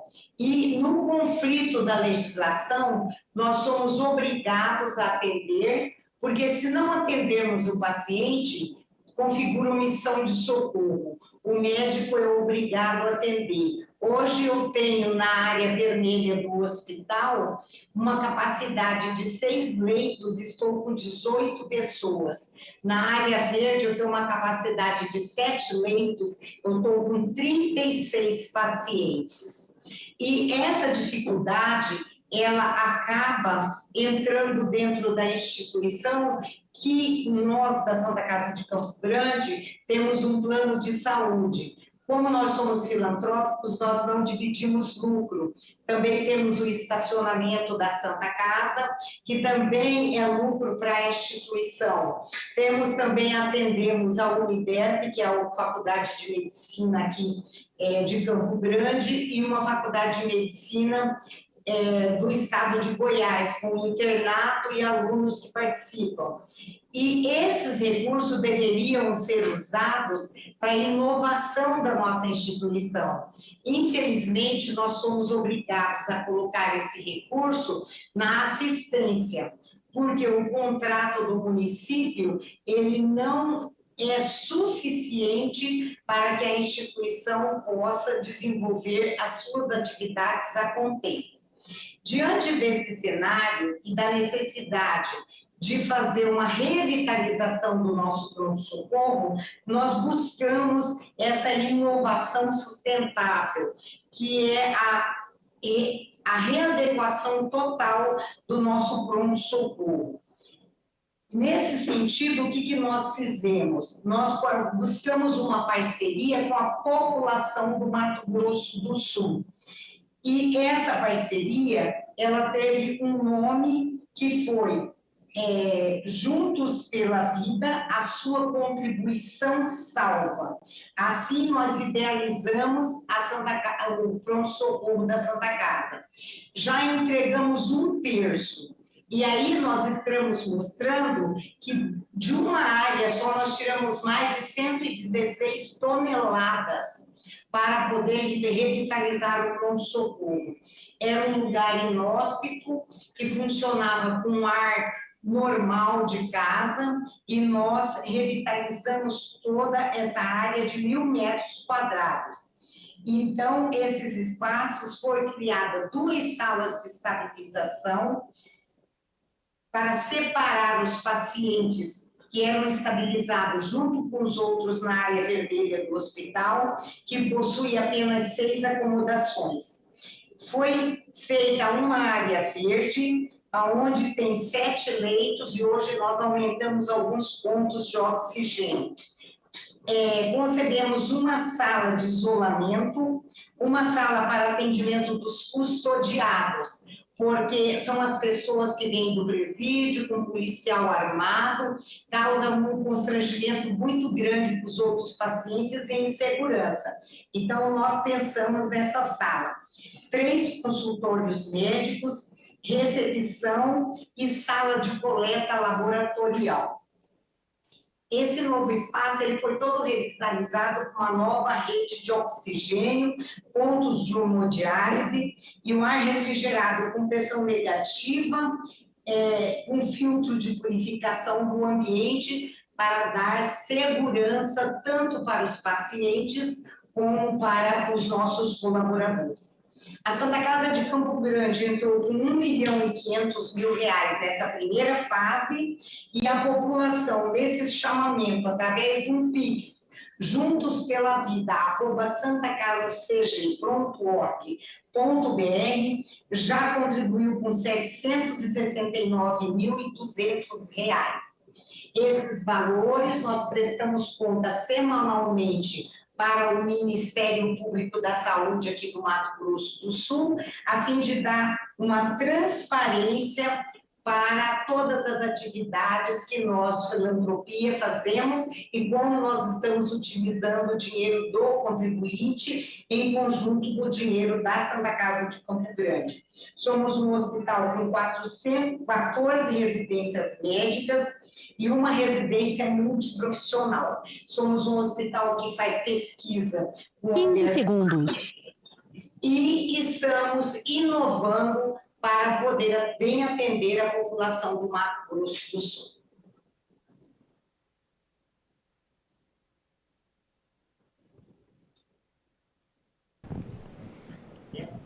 Ok. Eu agradeço, então, a participação da senhora Alir Terra Lima, presidente da Santa Casa de Campo Grande. Parabéns pelo trabalho.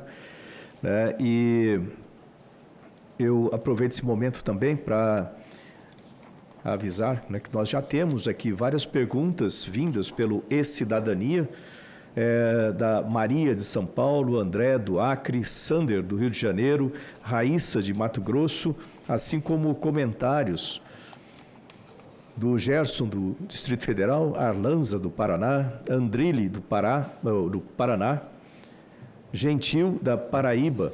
E no nosso sistema aqui, o que vai acontecer é que no final das apresentações eu vou ler essas perguntas, vou pedir para a mesa passar uma cópia para os nossos apresentadores, debatedores, e no final, então, nós podemos discutir as perguntas nos comentários finais, né? Nos 2 minutos de comentários finais.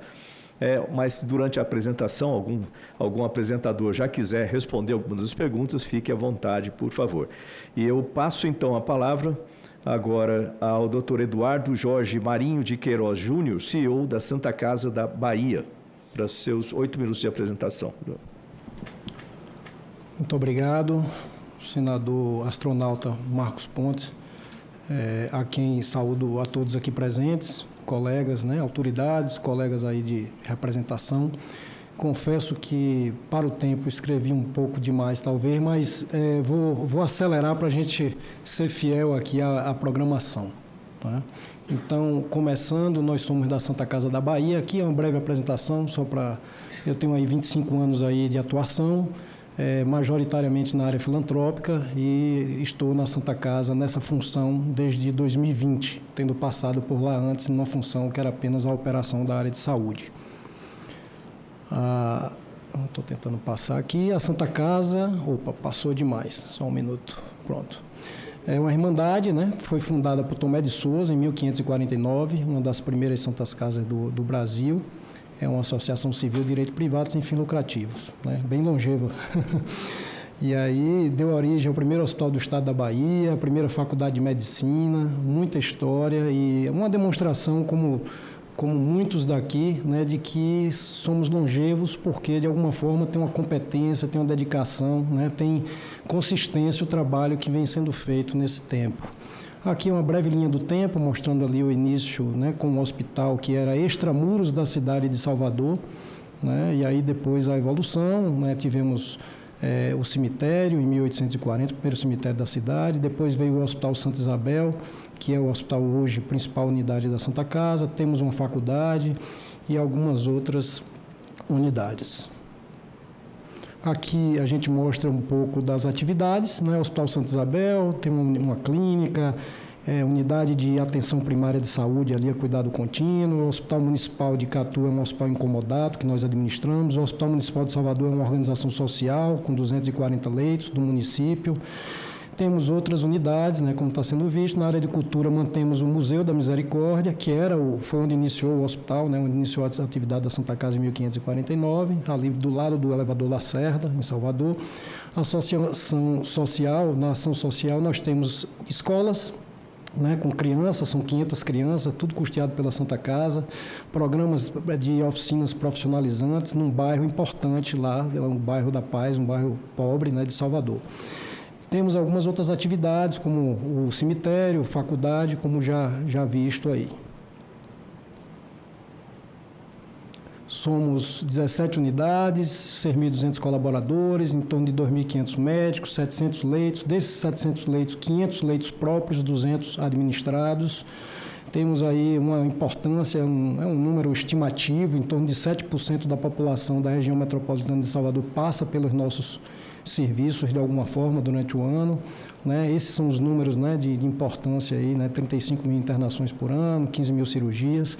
Temos os programas de residência 40 anos, né? Um hospital muito com viés de ensino, muito estudante. A faculdade começou em 2018.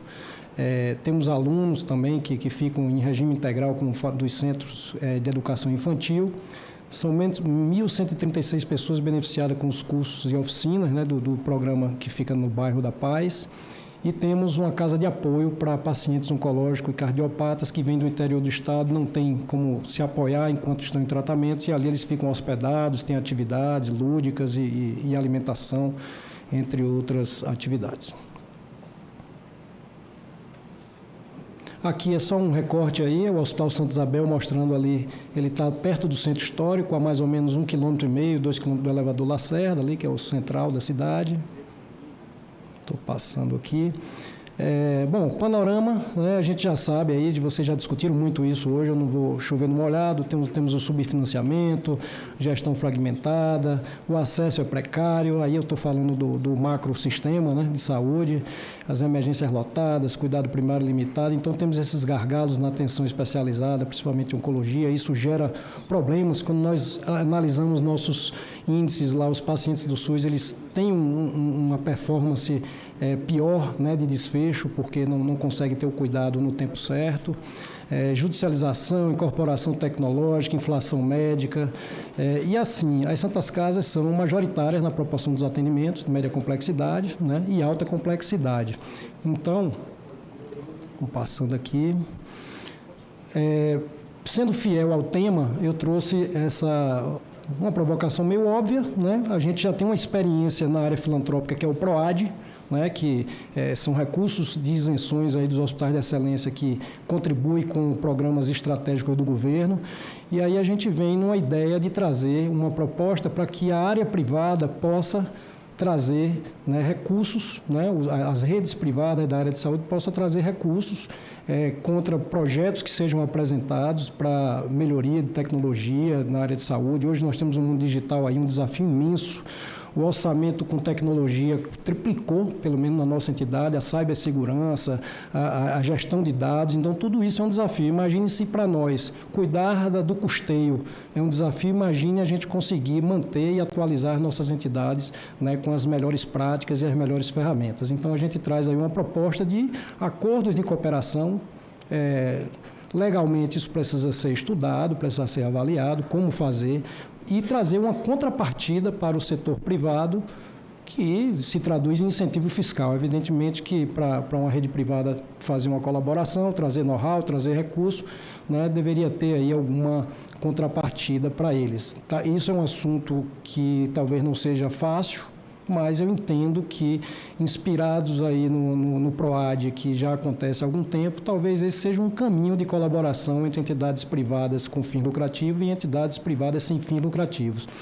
Eu coloco ali o como, né? Acordo de cooperação, o porquê as Santas Casas historicamente entregam muito, manter esses atendimentos é preciso, a população vem sofrendo e o ideal é investir onde é fácil aferir os resultados. Então, controlar e avaliar é mais fácil e mais econômico do que fazer.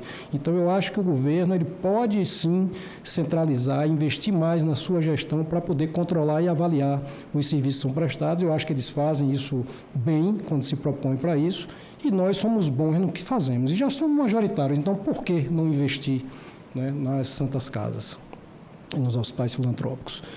Então, nós da Santa Casa temos dificuldades em manter a operação, né? Imagine os investimentos obrigatórios, como já dito aqui. Então, pouco importa quem governa efetivamente as Santas Casas. O povo precisa de serviço de qualidade, que o acesso e a sequência do cuidado seja garantido.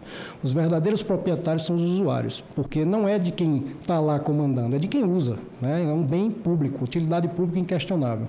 Manter as Santas Casas atualizadas, competitivas e inovadoras é, no mínimo, pavimentar a entrega real de serviço à população e busca por melhoria dos pontos críticos já mencionados.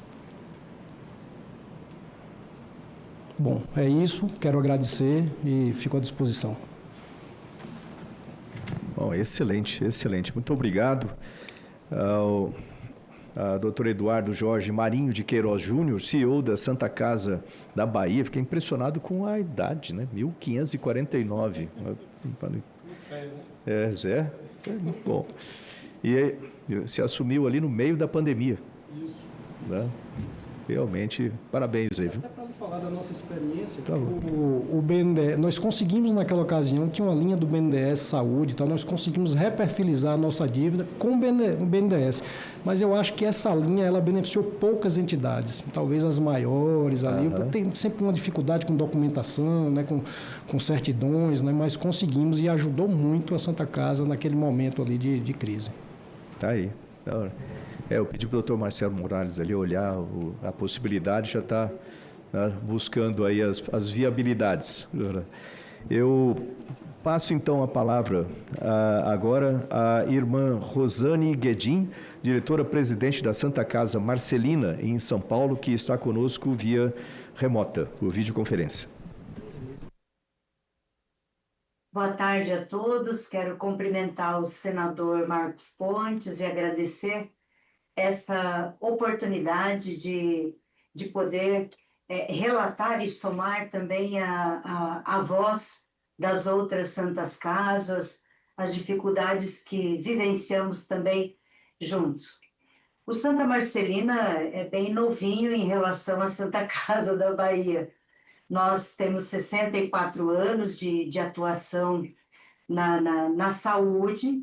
A nossa expertise é a saúde pública, somos praticamente militantes do SUS e prestamos serviço aí a 97% do atendimento SUS. Estamos localizados na Zona Leste de São Paulo, onde nós temos uma alta demanda, uma grande população, a única referência.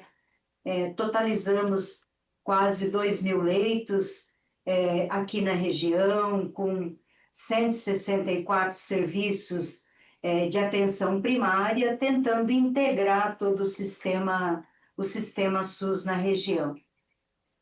Como os demais, talvez falar quase a mesma coisa, mas dizer que nós também trabalhamos com o grande desafio da sustentabilidade, que é uma busca diária e constante, a busca da eficiência, o controle de custos, de gastos e o controle em geral de todas as coisas para tentar manter o atendimento, visto que a região depende totalmente do nosso atendimento SUS dependentes. E também buscamos, ansiamos, né, por essa correção da tabela. Esperamos que isso possa, de fato valer, né, e a gente ter alguma correção que, ao menos, corrija os índices de defasagem aí em relação a RH, em relação a insumos, em relação a medicamentos, a materiais especializados, que isso pesa muito no atendimento SUS. Eu queria também dizer que nós temos aqui em São Paulo um exemplo exitoso, né, a iniciativa do nosso governador, sobre a tabela SUS paulista, que trouxe para nós também a possibilidade, para todos os parceiros, né, da secretaria, a possibilidade de poder atender mais e melhor as linhas prioritárias, como oncologia, como cardiologia, como filas cirúrgicas. Eu acho que isso trouxe um grande ganho. Então, essa é a prova de que as santas casas necessitam de recurso. Nós evoluímos muito na eficiência, na gestão, precisamos de recursos para poder vencer as grandes demandas que nas várias regiões desse Brasil afora nós temos e a necessidade. Então, acho que essa é uma questão, né? O subfinanciamento, ele castiga muito, temos dificuldade, né? Precisamos ter prioridades, escolhas para manutenção das atividades, do atendimento. Então, a correção da tabela se faz muito necessária e importante. A outra questão é a questão das emendas parlamentares, que a gente vem tendo essa, eu diria, essa forçação, essa imposição, né, de que as emendas precisam de plano de trabalho, aumento de produção. Só que aí nós temos um problema em cascata. Quando nós vamos para o aumento de produção, nós aumentamos o problema, porque nós temos que contratar mais equipes, nem sempre temos leitos disponíveis, aí nós vamos ter dificuldade aí da capacidade instalada, muitas vezes, porque o excesso já faz até parte do nosso cotidiano, das santas casas, de um modo geral, porque nós sempre atendemos muito e normalmente não paramos apenas no teto, porque somos impulsionados pelas necessidades e pelos problemas graves que a nossa população sofre diariamente na busca de soluções de saúde. Então, é importante que essas emendas pudessem ser voltadas, né, para atualização de parque tecnológico, para manutenção, reformas, acesso qualificado da população, especialidades que fosse focado em especialidades estratégicas, porque as Santas Casas nunca vão mudar o seu compromisso social. Prioritariamente, o nosso compromisso é social e nós damos conta de uma grande quantidade de atendimento SUS.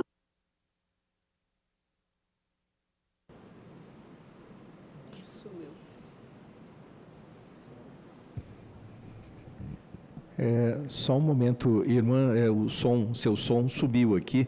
O pessoal está vendo na parte técnica aqui. Acho que o problema está contigo aí. Dá uma olhadinha no som, no microfone, se não está mutado, se não está calado, né?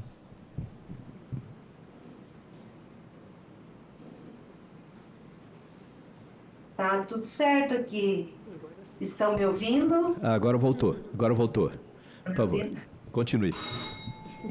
Não sei até que momento vocês me ouviram, mas a importância das emendas parlamentares, que nós contamos muito com elas para atualização de parque tecnológico, reformas, qualificação da nossa assistência, o acesso qualificado, o atendimento de especialidades estratégicas. Eu estava dizendo do nosso compromisso social. As Santas Casas têm grande compromisso com a população SUS dependente e compromisso com a população de menor poder aquisitivo. Embora o SUS é o sistema para todos, mas as pessoas que mais se beneficiam deste atendimento são as pessoas com maior dificuldade social.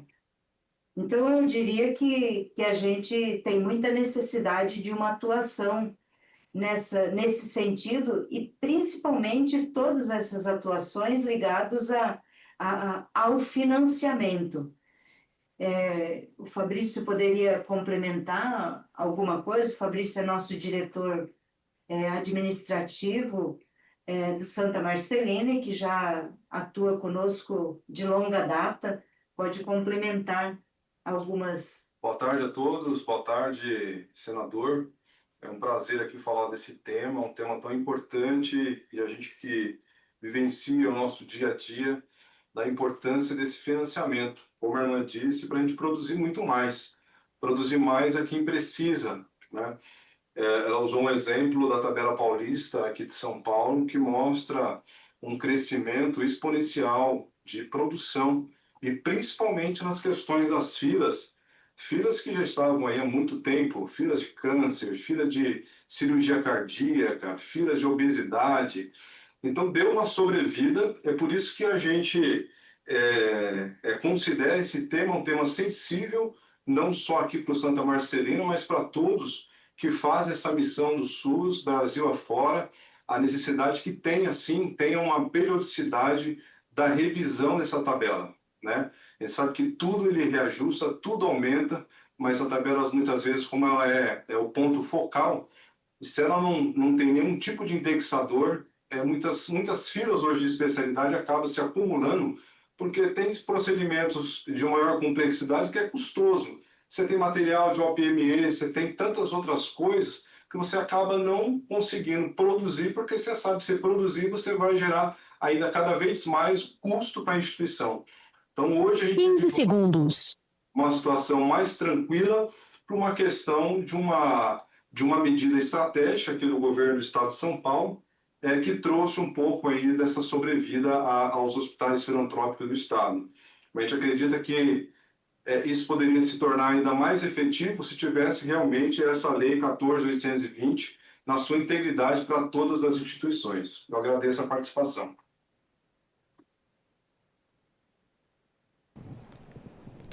Muito obrigado. A irmã Rosane Guedin, diretora-presidente da Santa Casa Marcelina, em São Paulo. Parabéns pelo trabalho. Nós já nos encontramos algumas vezes pessoalmente.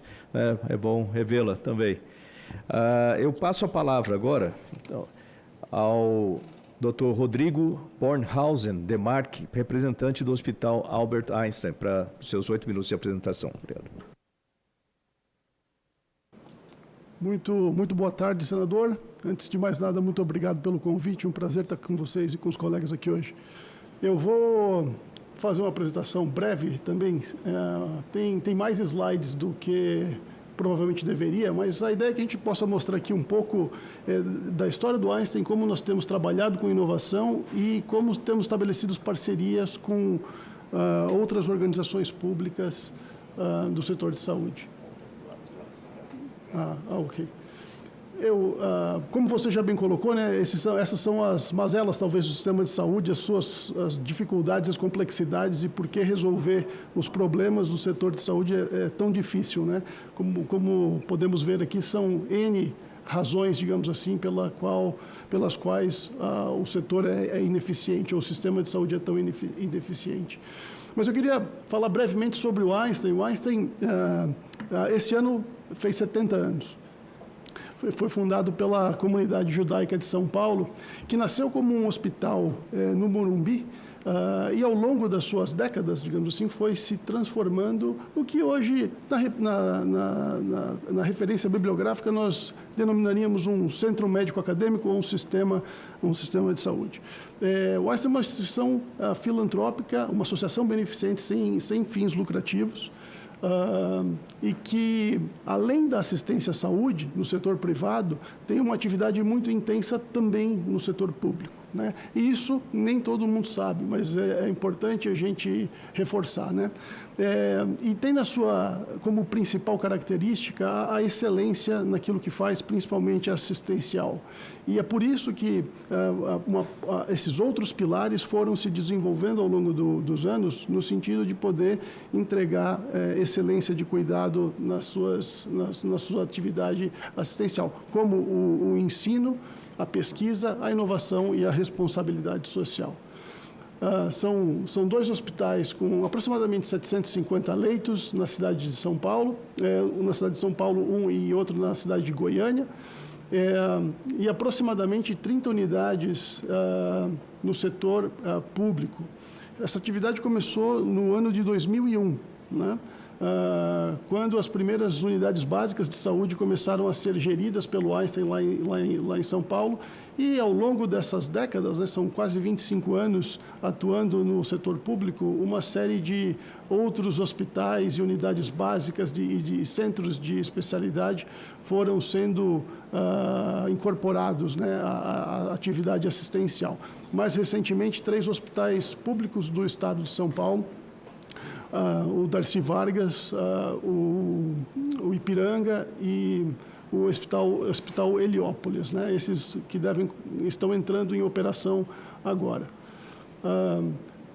Dentro das diretrizes da organização, talvez uma das mais importantes é justamente a de contribuir para o desenvolvimento do sistema público de saúde através das atividades junto ao Ministério da Saúde e gestão de serviços assistenciais para as secretarias estaduais e municipais de saúde, né?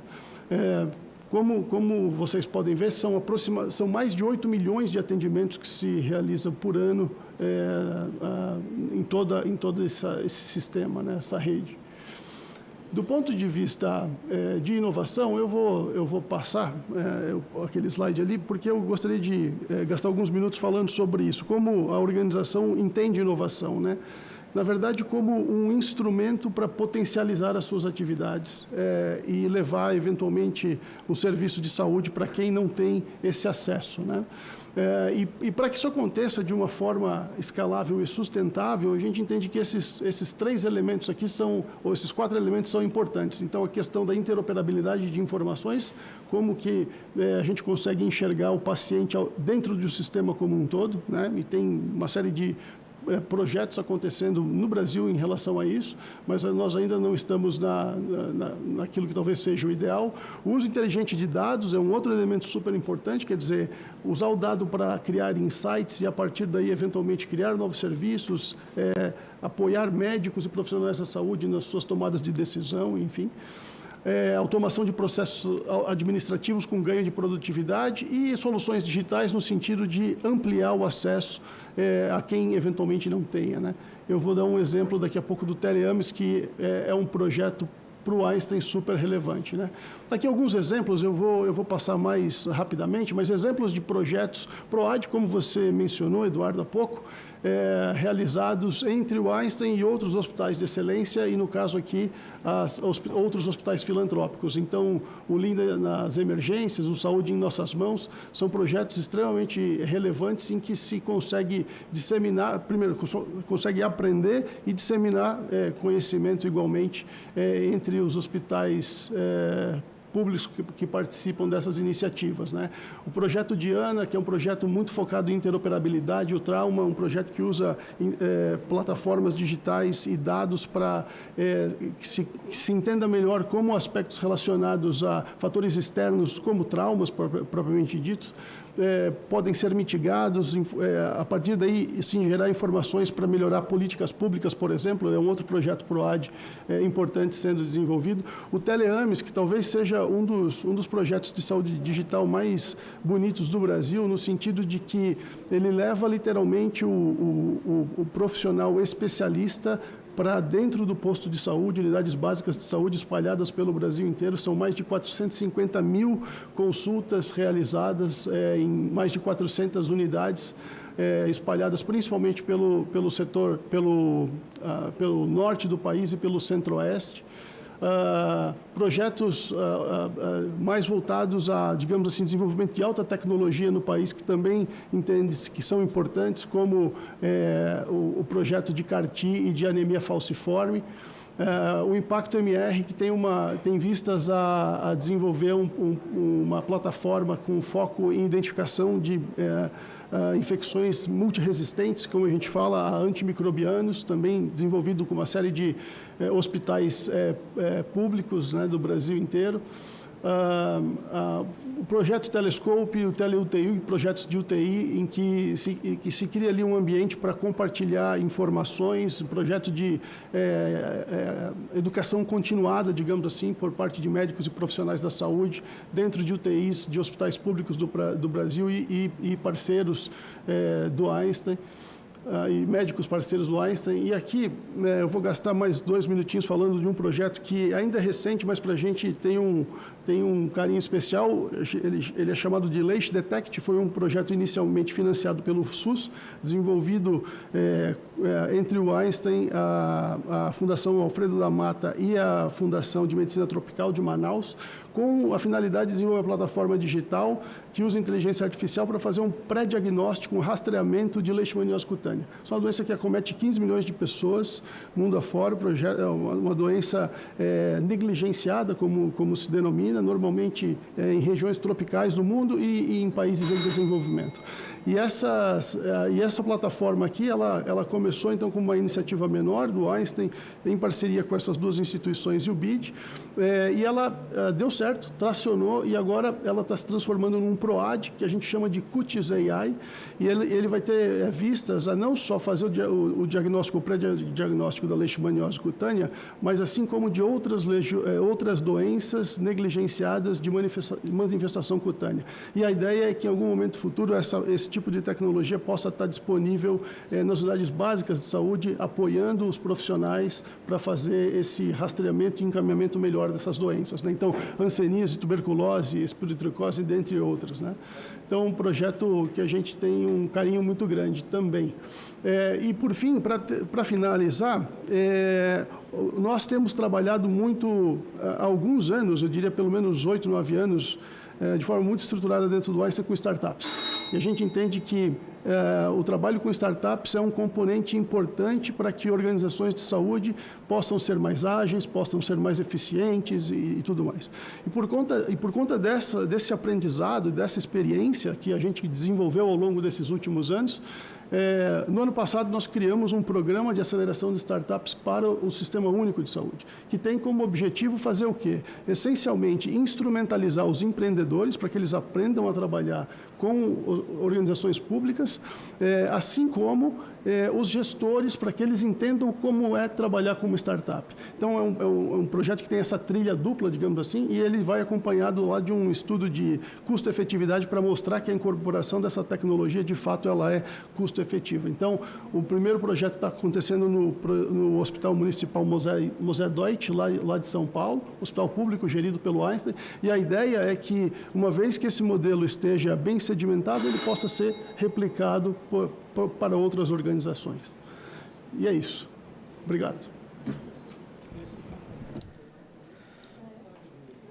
Muito obrigado, Dr. Rodrigo Bornhausen Demarque, representante do Hospital Albert Einstein. Parabéns aí pelo trabalho. E foi muito citado inovação, né? Eu só queria relembrar uma coisa que aconteceu hoje, né? Hoje de manhã. E são 3 cientistas, pesquisadores que receberam o Prêmio Nobel de Economia, justamente pela associação direta da inovação com o desenvolvimento econômico do país. Eu fiquei muito feliz com isso, porque uma coisa que eu tenho falado desde o tempo lá do Ministério de Ciência e Tecnologia, da importância do investimento consistente em ciência, tecnologia e inovação como um dos pilares para o desenvolvimento do país, né? E hoje está aí confirmado para o Prêmio Nobel, né, para esses 3 economistas. O que eu falo sempre é o seguinte: se a gente olhar todos os países desenvolvidos, todos eles, sem exceção nenhuma, eles chegaram lá não é por causa de língua, não é por causa de localização geográfica, religião, cultura, nada disso. Eles chegaram lá por investimento consistente com educação com resultado, né, para resultados, focado em resultados, incluindo educação técnica e profissionalizante e tecnológica, investimento contínuo, né, e consistente e inteligente em ciência, tecnologia e inovação para transformar uma ideia em um produto ou um serviço, basicamente transformar uma ideia em nota fiscal e emprego, né, e, finalmente, um ambiente de negócio favorável para o desenvolvimento de empresas, principalmente de base tecnológica, como as nossas startups, por exemplo, que consigam proliferar e gerar empregos, gerar novos produtos, novos serviços. E a gente viu ali no Ministério quanto que isso funciona quando a gente faz o investimento através da FINEP, por exemplo, nos editais da FINEP, colocava ali para desenvolvimento de, por por exemplo, o IA2, né? Inovação aberta em inteligência artificial, né? Saúde 4.0, indústria 4.0, agro 4.0, cidades inteligentes. Nós colocamos nessas 4 áreas recursos, e não era um absurdo de recurso não, mas a quantidade de projetos interessantes, empresas que foram criadas no setor, né? Você vê que o Brasil tem condição de desenvolver essas empresas, tem condição de desenvolver esses negócios baseados nessas empresas. Basta um pouco de foco e prioridade, né, no sentido. Não está aí a confirmação, né, a inovação realmente faz parte do desenvolvimento econômico, como correlação, para quem gosta de matemática, uma correspondência 1 aí no gráfico, vamos colocar assim, né? Então, vamos para frente aqui e eu passo a palavra agora ao Dr. Rodrigo de Freitas Garbeiro, gerente de governança clínica do Hospital Sírio-Libanês. Boa tarde a todos. Boa tarde, senador astronauta Marcos Pontes. Obrigado pelo convite. Tá ligado? Tá.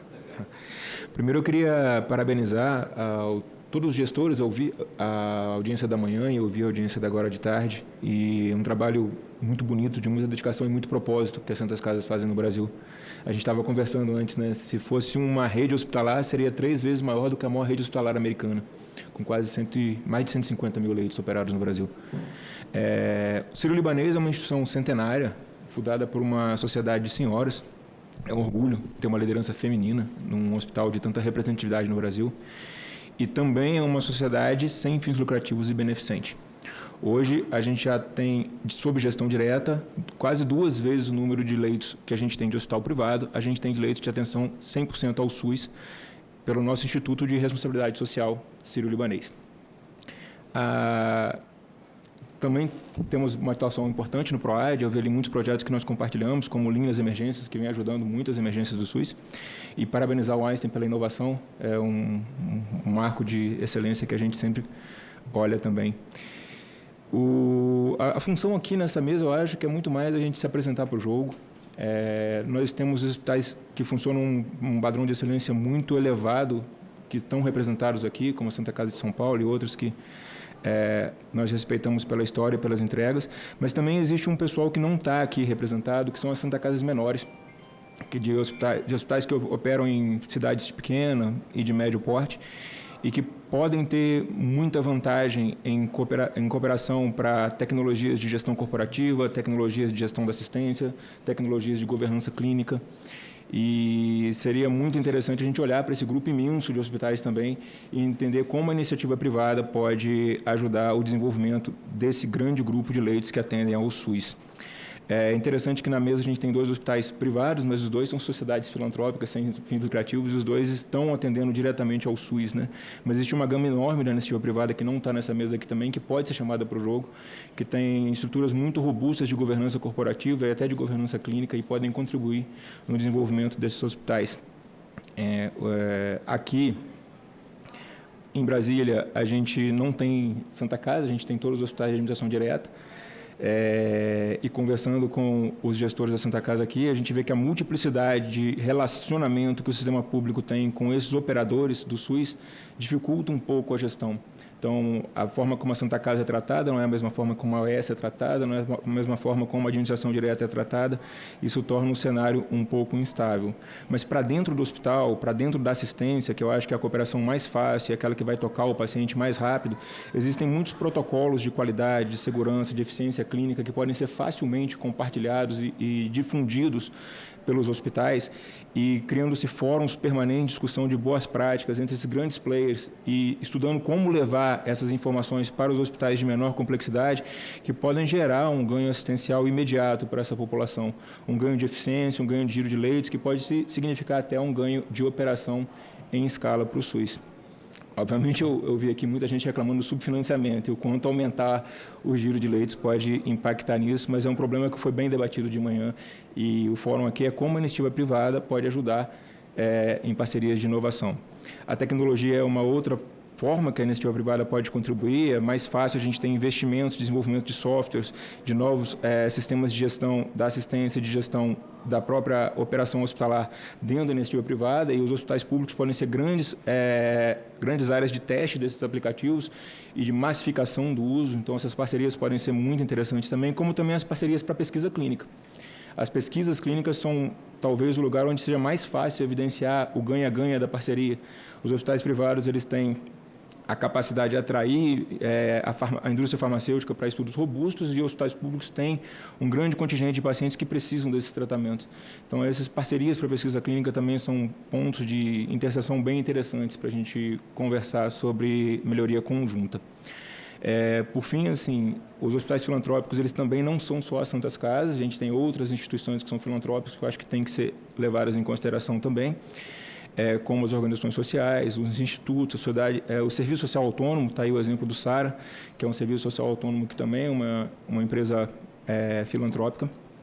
E o olhar mais ampliado pode nos deparar com outros modelos de gestão integralmente dedicados ao SUS, que podem ser bastante interessantes para a massificação.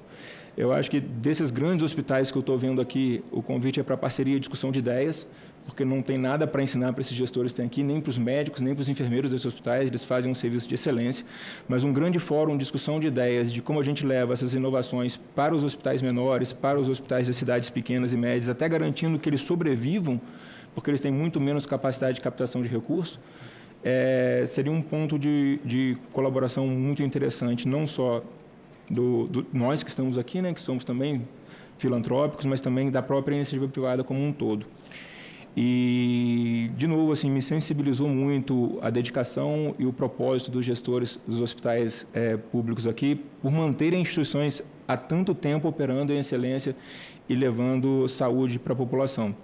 Então, se a gente puder, como hospital de excelência, compartilhar experiências, compartilhar modelos de gestão, compartilhar tecnologia, compartilhar informações com esses grandes hospitais e criar estratégias para que isso capilarize para os outros hospitais filantrópicos, a gente vai ficar muito feliz em poder ajudar. Eu não vou tomar o tempo, e eu só queria novamente agradecer o convite em nome do Hospital Sírio-Libanês de estar aqui nessa mesa. Muito obrigado, doutor Rodrigo de Freitas Garbeiro. Ele é gerente de governança clínica do Hospital Sírio-Libanês. E parabéns aí também aliás, aqui a gente tem que parabenizar todas essas instituições de saúde que fazem um trabalho essencial, de importância gigantesca para a sociedade no Brasil.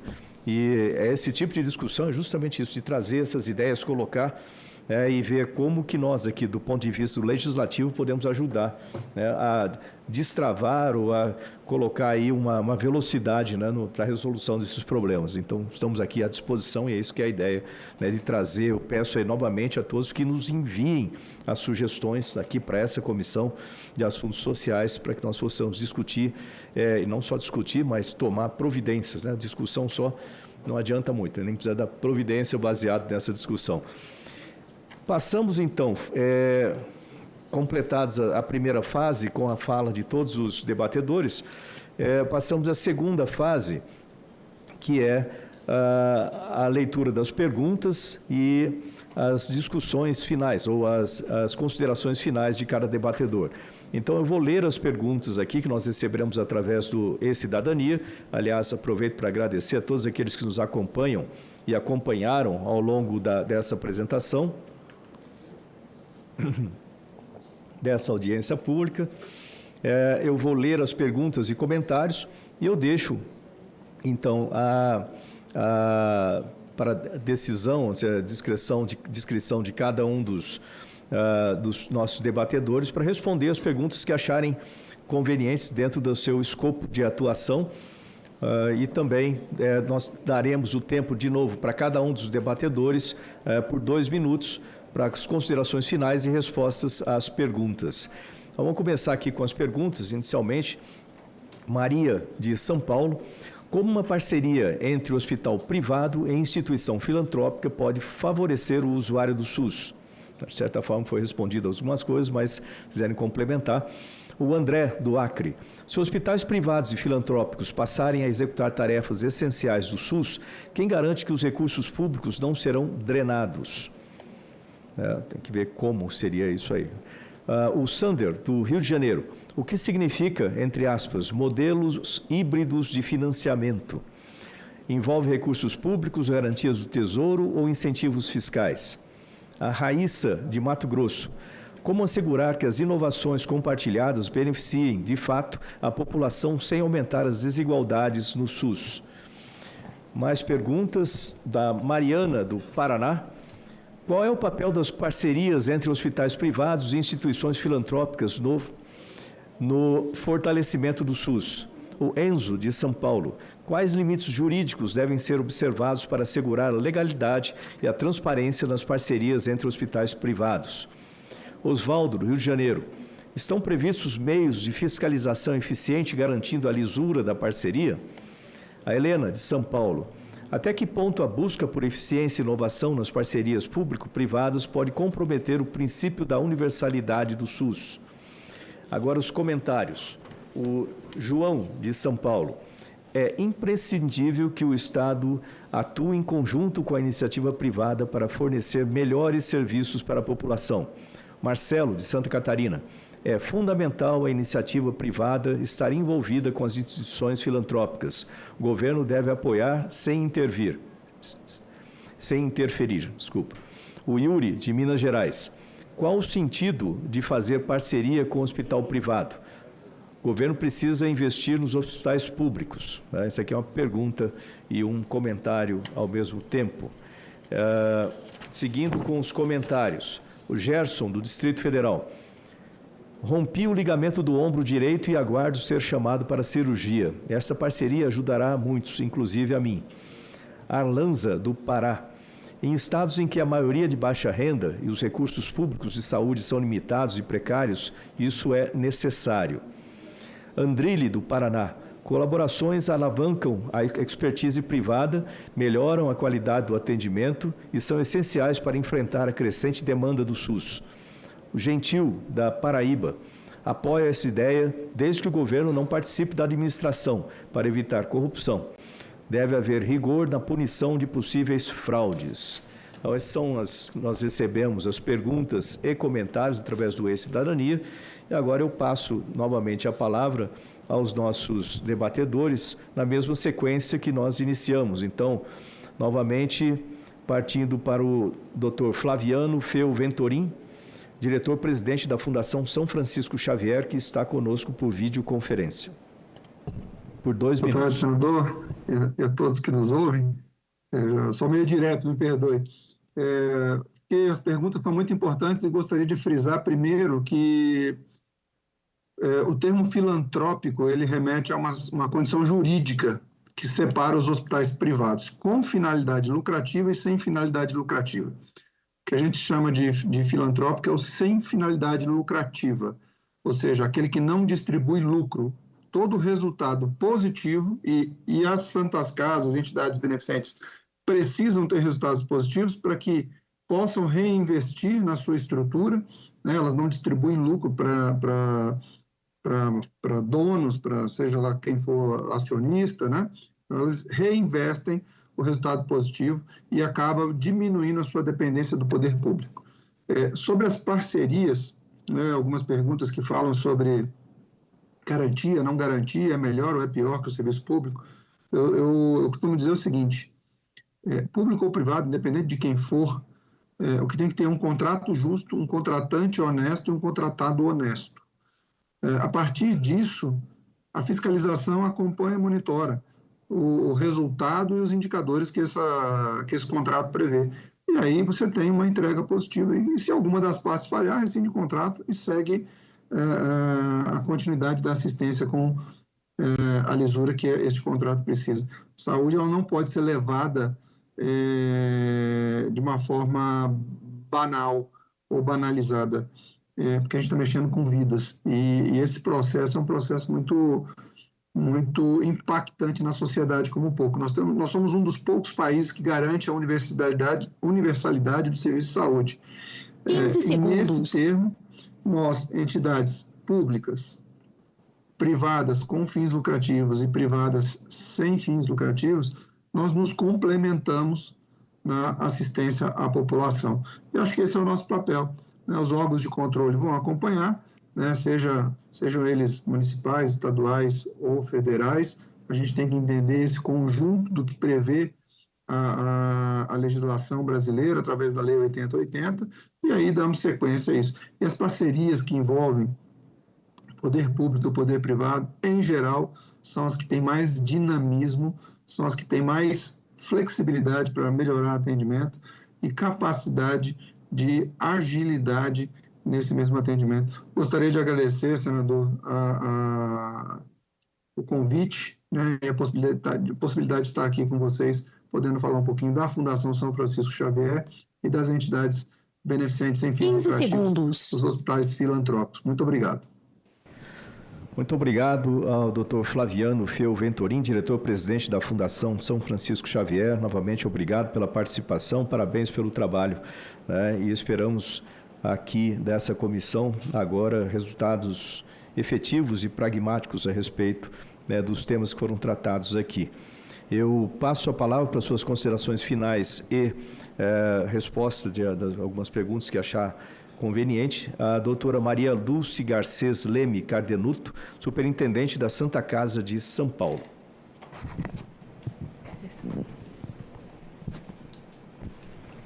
Eu vou utilizar o meu 1 minuto e meio que eu economizei da outra. Então, eu vou iniciar. Como eu disse, todos os projetos e tudo que a gente elabora internamente é feito com muita colaboração, né? Vem através da governança clínica, através do corpo clínico e também das áreas multiprofissional, e todas as categorias profissionais nos apoiam para que a gente escolha o melhor caminho. E se eu não mostrar esse vídeo para o senador Marcos Pontes, o meu neurocirurgião vai ficar bravo comigo. Então, eu tenho que mostrar. Ele é um vídeo curtinho, é 1 minuto e meio, a Júlia, 1 minuto. Mas eu preciso mostrar para o senador, eu pediria, então, a gentileza de passar o vídeo.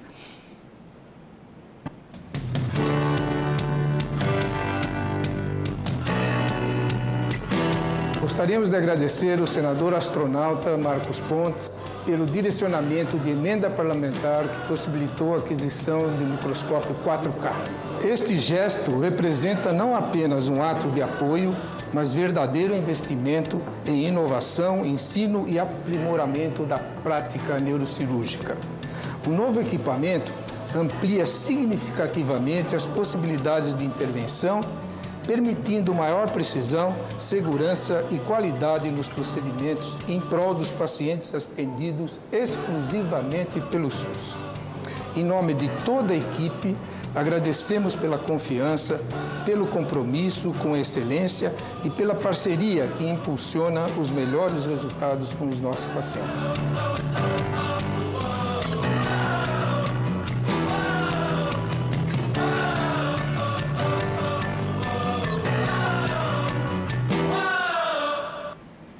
Tá aí, olha, obrigado, viu? Obrigado mesmo. Nós que parabéns lá.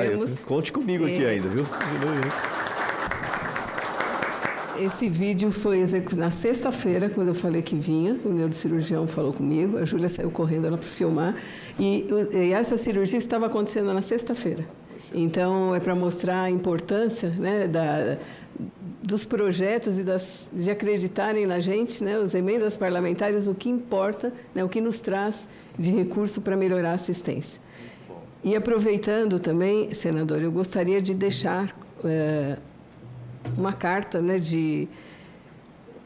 em que nós apoiamos, né, os projetos que foram citados, o projeto 32 de 25, seus 2 projetos de lei em questão, né, que eu vi 32 e 32-33, ambos de muita importância para as nossas instituições. Então, estou encaminhando para que a gente possa encaminhar para a mesa diretora do Senado, para que isso tenha uma celeridade, vamos dizer, na avaliação, que para nós é bastante importante. E muito obrigado pelos projetos apresentados. Aqui, ó. Olha, muito obrigado também pela carta. Sem dúvida nenhuma, isso aqui nos ajuda a acelerar os processos junto com a mesa diretora. Eu peço à nossa mesa que registre, né, isso para que nós coloquemos na ata e para mandar para a mesa diretora, né, essa carta. E eu espero que esses projetos auxiliem as nossas santas casas a cumprirem o seu papel, né, com mais recursos e com mais sustentabilidade financeira. Muito obrigado. Nós que agradecemos. Muito obrigada. Se quiser fazer mais um comentário, fique à vontade. Não, acho que aqui já as questões foram bem faladas pelo Flaviano. Só uma questão aqui da Helena de São Paulo, né, que ela pergunta até que ponto a busca de eficiência e inovação nas parcerias públicos-privadas pode comprometer o princípio da universalidade no SUS. Eu acho que fortalece, né? Então, é o contrário, Helena. Eu acho que essas parcerias fortalecem a universalidade, melhoram o acesso da população às melhores práticas e às melhores técnicas disponíveis. Então, acho que é um ganho para todos. Excelente. Muito obrigado à doutora Maria Dulce Garcês Leme Cardenuto, superintendente da Santa Casa de São Paulo. Eu passo agora a palavra à doutora Alir Terra Lima, que está conosco por videoconferência, presidente da Santa Casa de Campo Grande, para suas considerações finais e respostas a alguma das perguntas que achar conveniente. Senador Marcos Pontes e toda a mesa. Eu quero aqui complementar a palavra do Flaviano Venturim e da doutora Maria Dulce, no sentido de que as filantrópicas, elas sim recebem emendas parlamentares, e diferente do que a população pensa que o dinheiro chega e é aplicado em algum processo, isso não é a realidade, porque nós prestamos conta de todos os valores que são destinados às filantrópicas por emenda parlamentar. Então, que isso fique bem claro com a população, porque muitas vezes há uma falta de informação em relação a isso. E nós fazemos a gestão dos recursos das emendas parlamentares e somos todos fiscalizados por isso. No que se refere a sermos uma filantrópica, nos cabe apresentar uma estrutura digna e decente para prestarmos serviços ao SUS como contratados. Mas o artigo 196 da Constituição Federal, de 88, ela diz que a saúde direta é obrigação do Estado brasileiro. E hoje, quem está prestando parte dessa assistência são as filantrópicas. E por isso que elas estão tão endividadas, porque geralmente a dívida é de empréstimo para poder manter os pacientes de forma adequada na instituição. É um tema que deve ser revisto, nós precisamos rever esse subfinanciamento da saúde brasileira, porque vai chegar um ponto em que as filantrópicas não terão a condição de continuar assistindo aos pacientes que precisam. Muito obrigado, doutora Alir Terra Lima, presidente da Santa Casa de Campo Grande. Parabéns pelo trabalho, obrigado pela participação. Eu passo a palavra agora ao doutor Eduardo Jorge Marinho de Queiroz Júnior, CEO da Santa Casa da Bahia, para suas considerações finais e respostas às perguntas.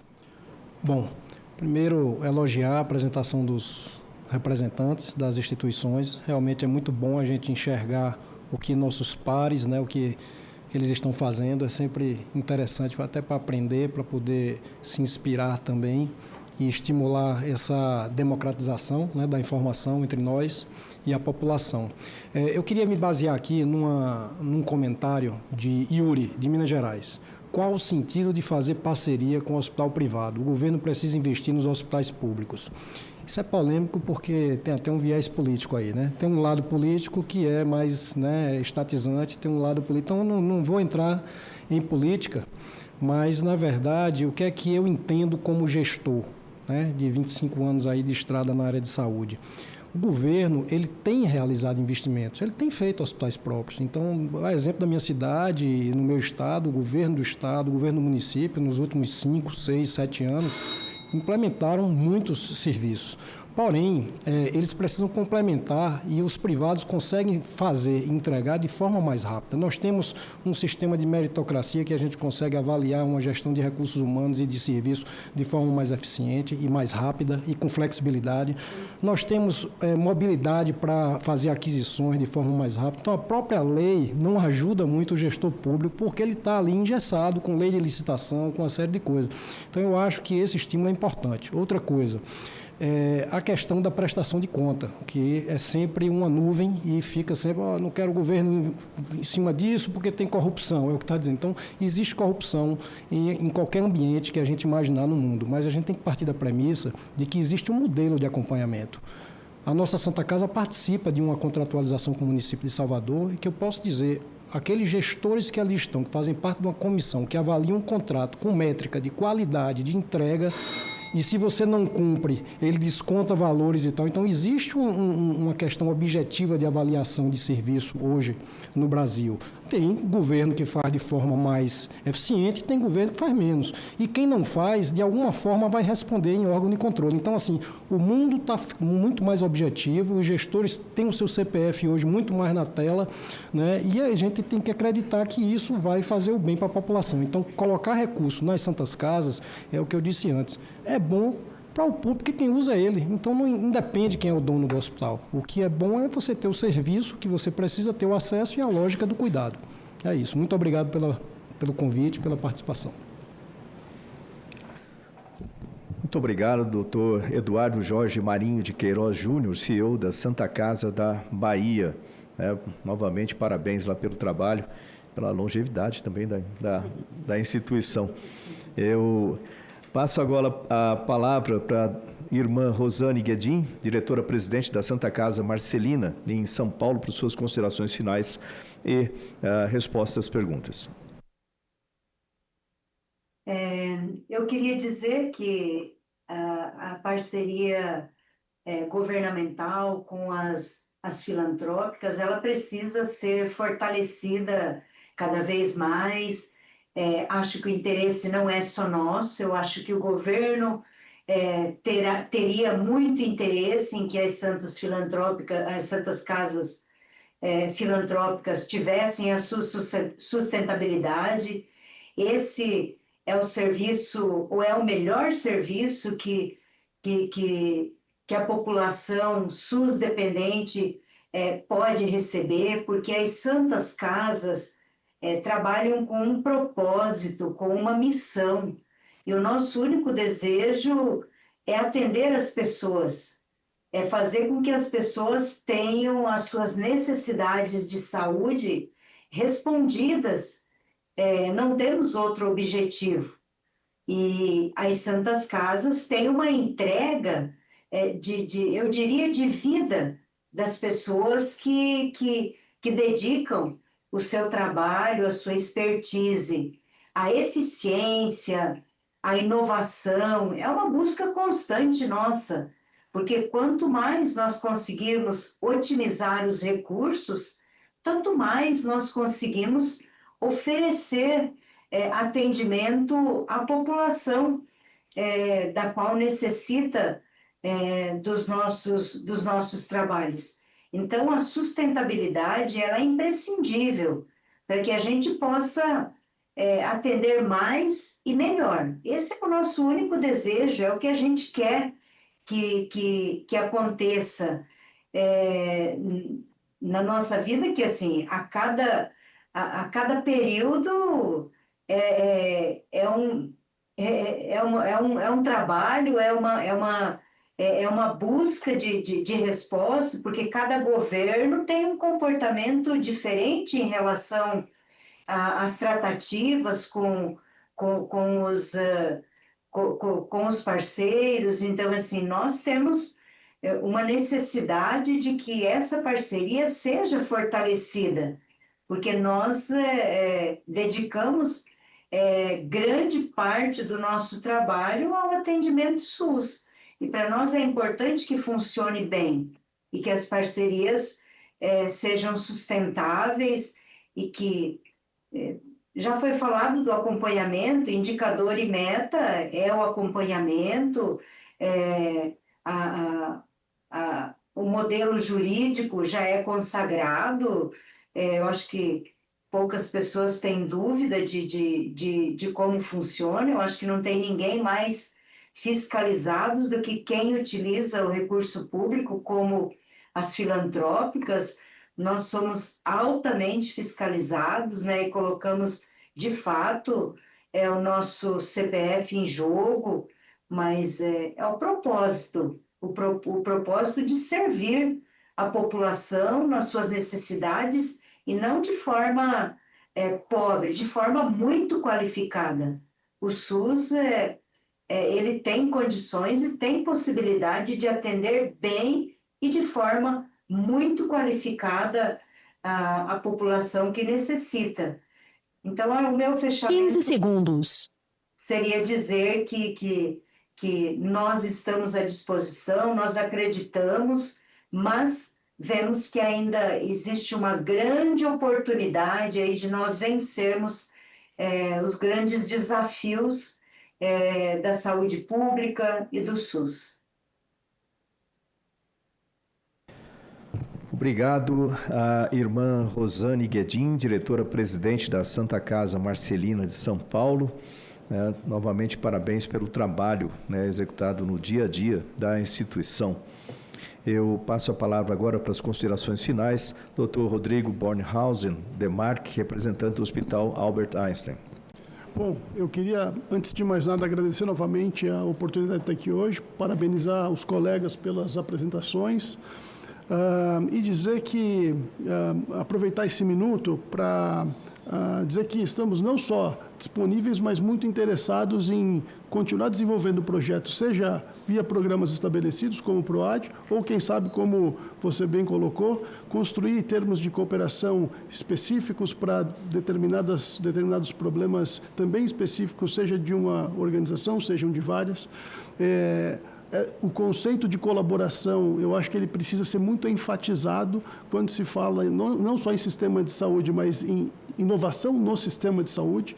É algo que nós acreditamos e, portanto, super abertos a colaborar com os nossos parceiros de longa data ou aqueles com quem a gente eventualmente não tenha trabalhado ainda e assim construir um sistema de saúde que realmente o Brasil merece. Obrigado, doutor Rodrigo Bornhausen Demarque, representante do Hospital Albert Einstein. Parabéns pela instituição. Aliás, acompanhei ali aquele centro de inovação que foi feito ali do lado, muito impressionante, realmente muito bom. E a universidade ali já funcionando também, né? Agora eu passo a palavra para as suas considerações finais, do Dr. Rodrigo de Freitas Garbeiro, gerente de governança clínica do Hospital Sírio-Libanês, para as suas considerações finais. Senador, obrigado pelo convite, parabenizar a todos que fizeram as apresentações e pela iniciativa de trazer o tema. A complementariedade sempre foi tratada como uma compra de serviço do SUS nos hospitais privados, naquilo que o SUS não conseguia atingir. E trazer essa discussão mais para a universalização de tecnologia, de boas práticas, para parcerias mais estruturantes, onde você possa não só vender serviço, mas melhorar efetivamente a prestação da população, é uma iniciativa muito valorosa e parabéns mesmo pela iniciativa.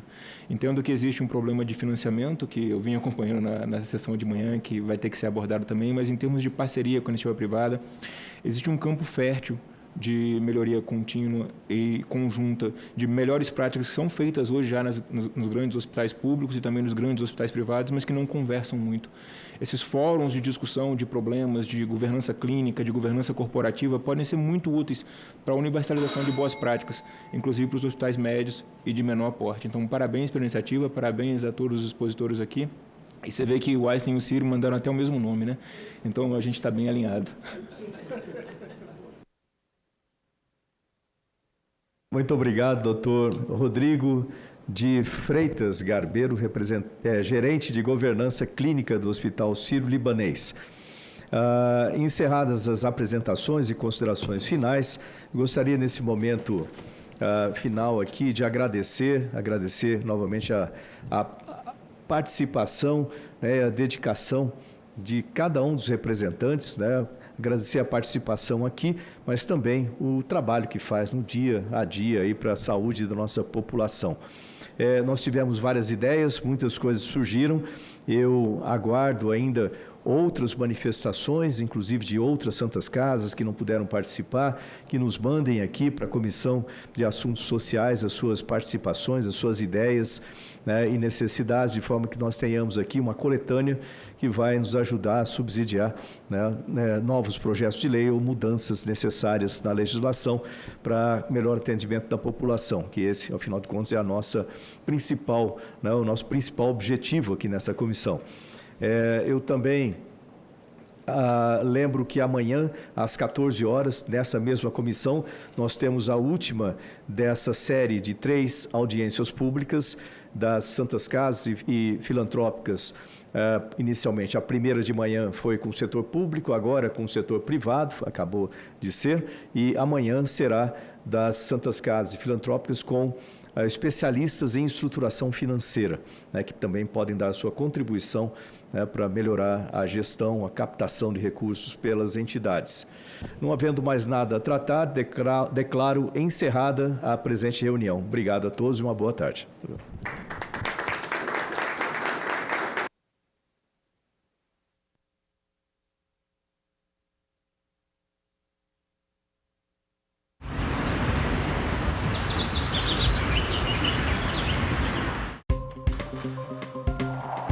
O que muda no corpo da mulher durante a menopausa?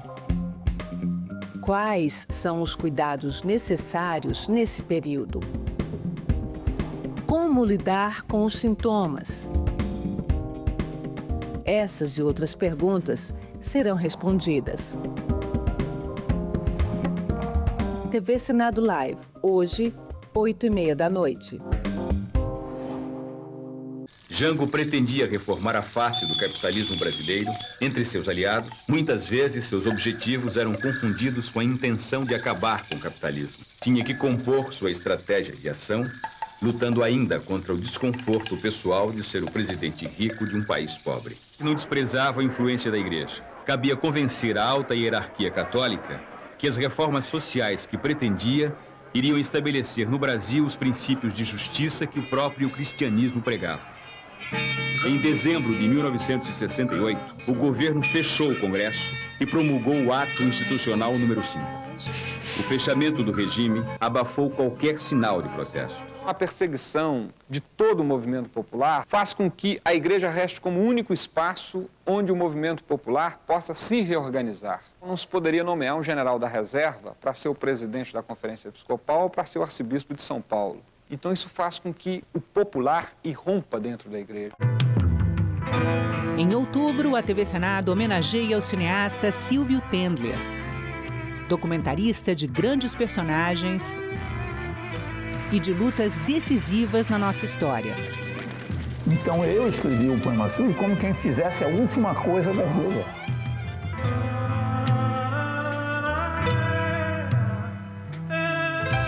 Mostra Silvio Tendler, todo sábado às 9 horas da noite. O mundo cabe dentro de um museu. É só entrar e deixar a curiosidade te guiar. O museu é um espaço para todos, crianças, jovens, adultos e idosos. Acessível, educativo e divertido. Um lugar acolhedor e cheio de descobertas. Cada visitante faz parte da história que continua sendo contada. Museus, onde o passado encontra o presente e inspira o futuro. Visite, descubra, valorize.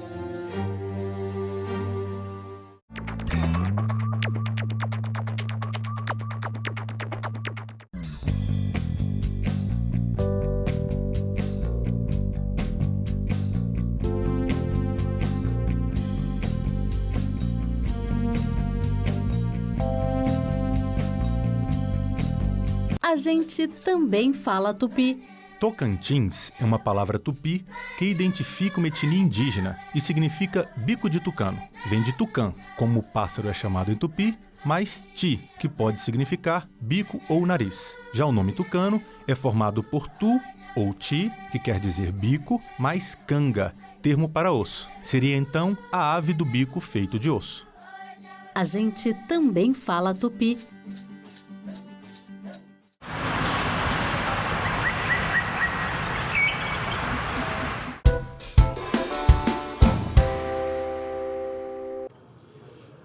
Declaro aberta a sessão.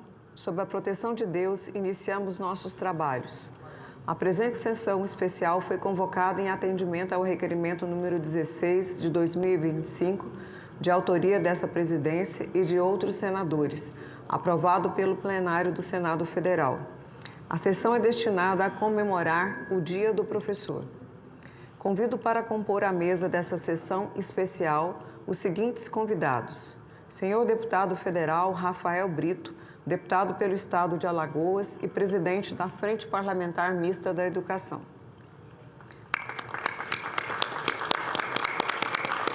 Senhor Gregório Durlo Grisa, secretário de Articulação Intersetorial e com os Sistemas de Ensino do Ministério da Educação.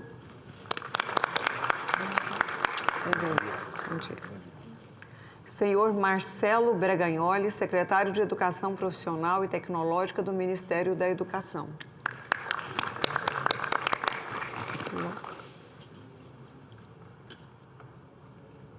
Convido a todos para, em posição de respeito, acompanharmos o hino nacional.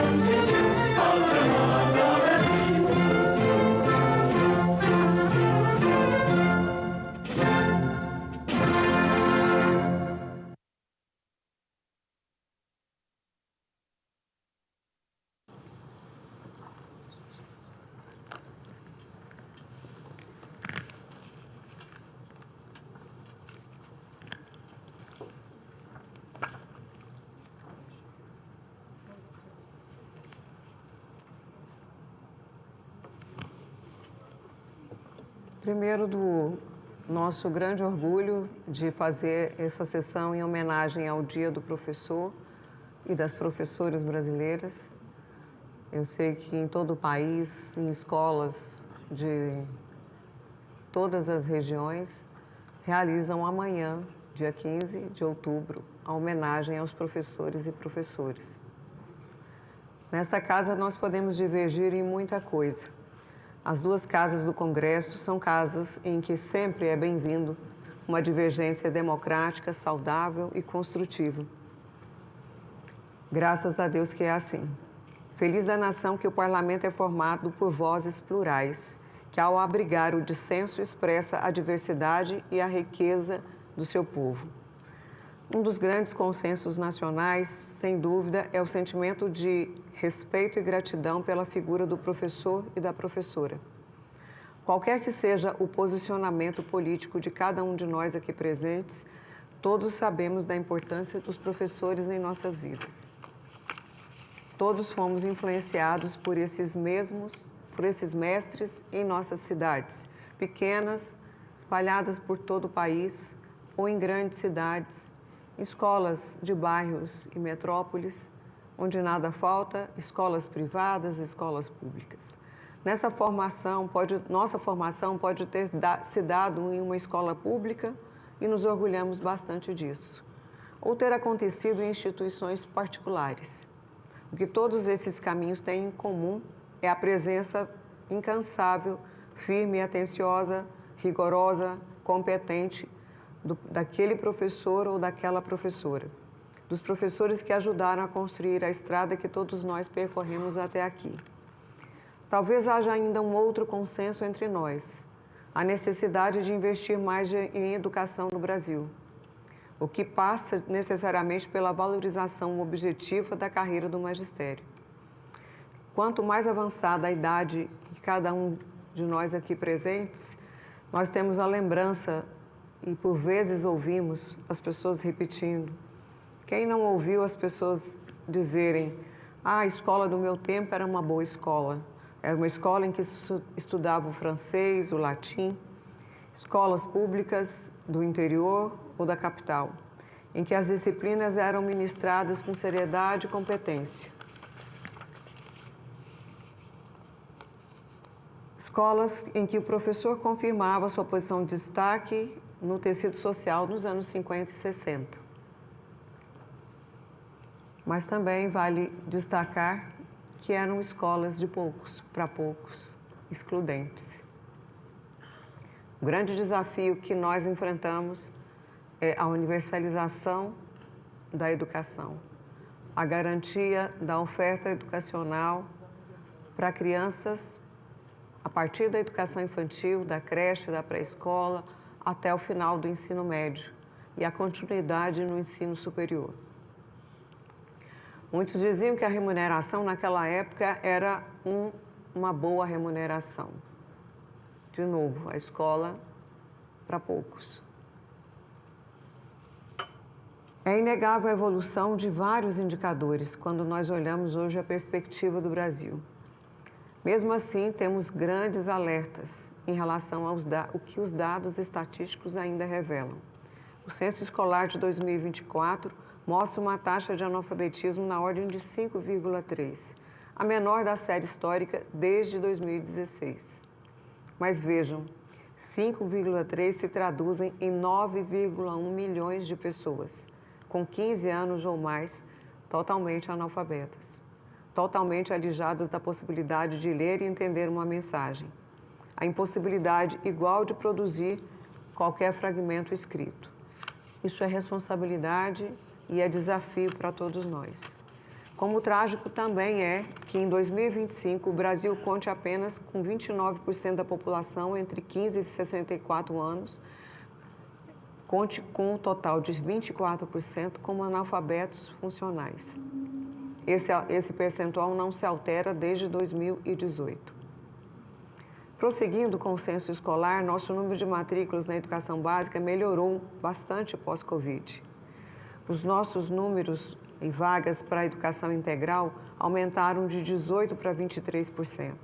Já chegamos a 44% das escolas públicas conectadas com a internet, um número razoável, dada a dimensão continental, mas o desafio permanece, da educação igual para todos. Já chegamos, são 4,2 milhões de alunos em atraso escolar, um número ainda bastante significativo.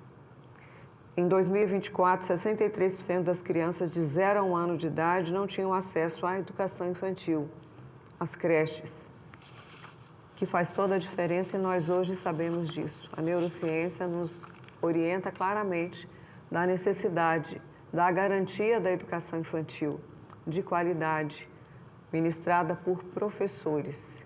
Essa é a nossa responsabilidade. Nossos alunos estão 82% abaixo da média de ciências e 93% abaixo da matemática, nos exames do PISA.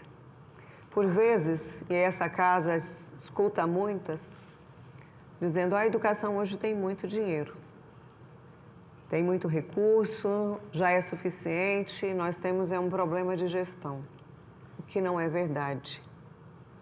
Vez ou outra, o professor Rafael sabe o que nós enfrentamos, do discurso que se repete em que existe muito dinheiro hoje disponível para a educação, mas que a educação não tem conseguido cumprir a sua tarefa, que também não é verdade. Quando nós comparamos os valores investidos, enquanto os países da OCDE investem, em média, mais de 12 mil dólares anualmente, o Brasil fica em torno de 3.800 dólares. Não precisamos lembrar como são mal remunerados e não precisamos lembrar que quando nós falamos de piso, nós estamos falando de uma parte da valorização. O maior desafio nosso é que, a partir do piso, nós possamos ter carreiras que sejam atrativas desde o início. Não um piso ou uma carreira que chegue no final, meia dúzia de professores com mestrado, doutorado, e que não incentive a permanência na carreira. Como educação pública, nós acreditamos que ela transforma, ela impulsiona um país. O nosso desafio no Congresso é de persistir na segurança e na garantia da continuidade dos pisos separados de educação e saúde, da continuidade do Fundeb, do uso dos royalties do petróleo, de que a reforma tributária não retire recursos da educação, porque os desafios ainda são enormes, de escolas que não têm sequer saneamento básico. Eu estou falando do básico, de não ter saneamento, de não ter uma biblioteca, de não ter sala de aula. Por isso, nós votamos com grande alegria, na semana passada, o Sistema Nacional de Educação, que na Câmara foi relatada pelo meu colega, deputado Rafael Brito, e que agora, dentro do Sistema Nacional de Educação, há meta de nós trabalharmos pela primeira vez na organização do custo aluno qualidade, de que o novo Plano Nacional de Educação possa se organizar com metas para serem cumpridas. E eu digo que se o plano não tiver responsabilidade e controle dos órgãos de controle, dos tribunais de contas dos municípios e estados, do Tribunal de Contas da União, o plano vira mero documento bonito, mas sem efetividade, porque o orçamento tem que refletir as prioridades colocadas nos planos, tanto nacional quanto estadual. Como a educação transforma, e nós acreditamos, a realidade precisa mudar quando ela realmente se transformar nessa prioridade. Prioridade orçamentária, prioridade suprapartidária, e que, apesar das mudanças políticas que um país democrático enfrenta, a educação não deve pagar o preço de rupturas e de descontinuidade. Finalizando, a nossa expectativa é de que o Plano Nacional, sendo votado, o Sistema Nacional com a sua estrutura e implementação, a continuidade do Fundeb, porque ano que vem nós temos a avaliação do Fundeb, mas ele já é permanente, ele está na Constituição. São ajustes dos modelos do financiamento, os modelos desenhados que devem cumprir a sua tarefa acima de tudo, da garantia e o respeito do direito à aprendizagem, mas que seja em busca da redução das desigualdades. Isso significa investir mais onde existe maior vulnerabilidade, investir na formação dos nossos professores e, ao mesmo tempo, carreiras, um piso salarial e carreiras que sejam atrativas e motivadoras. Parabéns a todos os professores e professoras desse país. Parabéns ao Brasil, que através das escolas, nas nossas aldeias, regiões quilombolas, pequenos municípios, nas capitais e periferias, nós, através das escolas, estamos construindo um Brasil em que haja respeito à democracia e a busca da redução de toda e qualquer desigualdade. Muito obrigada.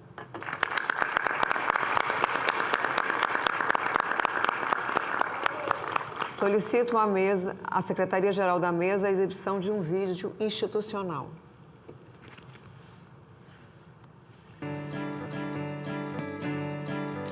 Eu tenho fé e acredito na força do professor. Eu disse assim: um guerreiro sem espada, sem faca, foice ou facão, armados só de amor, segurando um giz na mão. O livro é seu escudo que lhe protege de tudo que possa lhe causar dor. Por isso, eu tenho dito que eu tenho fé e acredito na força do professor. A luta por igualdade, a luta contra o racismo, contra o preconceito burro, homofobia, machismo, a luta pelo respeito de quem tem amor no peito, é a luta do educador por um mundo mais bonito. Tenho fé e acredito na força do professor. O professor que é um arquiteto de sonhos, um engenheiro do futuro, um motorista da vida dirigindo no escuro, um plantador de esperança, plantando em cada criança um adulto sonhador. Esse cordel foi escrito porque eu ainda acredito na força do professor. Nesse mundo tão cruel, somente a educação mata a fome da miséria, combate a corrupção. É possível até que mude o sistema de saúde desse povo sofredor. Eu insisto, eu repito, tenho fé e acredito na força do professor. É tanta solidariedade doando o seu saber, tirando da própria mente para outra mente crescer, salvando e guiando vidas por estradas tão compridas, com mais espinho que flor. Em poesia eu recito, tenho fé e acredito na força do professor. Porém, não sinta vergonha, não se sinta derrotado. Se o nosso país vai mal, você não é o culpado. Nas potências mundiais são sempre heróis nacionais. E por aqui, sem valor. Mesmo triste, heróis que constroem essa nação. Ah, se fizessem justiça, sem corpo mole ou preguiça, lhe dando o real valor. Eu daria um grande grito, tenho fé e acredito na força do professor, na força de quem é forte, mesmo sendo enfraquecido por não ser valorizado, por não ser reconhecido por quem está lá no poder, assistindo padecer sem ouvir nosso clamor. Ah, se fosse diferente, ah, se até o presidente se curvasse ao professor.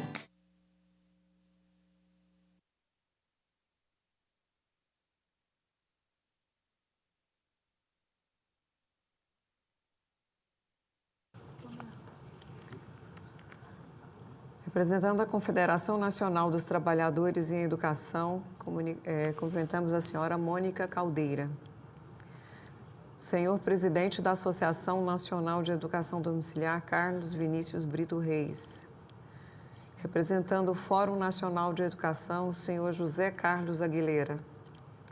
O senhor Presidente da Frente Norte-Nordeste em Defesa da Educação, o senhor Anísio Santos Melo. Cofundador do Ecossistema Square, senhor Ricardo Schneider. Senhor Henrique Pimentel Filho, secretário executivo do CONSEC. Cumprimentar presentes representantes do Instituto Península, do Todos pela Educação e da Fundação Lehman.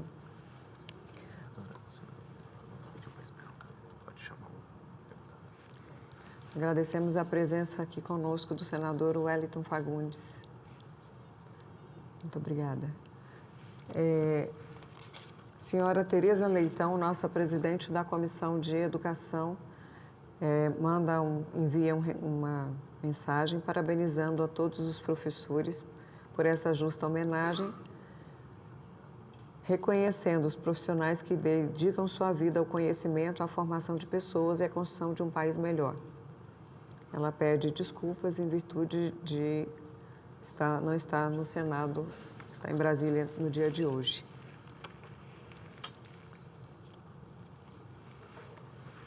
Passo a palavra nesse momento ao senhor deputado federal Rafael Brito, deputado pelo Estado de Alagoas e presidente da Frente Parlamentar Mista da Educação. Senador Wellington, quando desejar falar, é só sinalizar, tem prioridade, deputado. Se quiser na tribuna. Não, pode.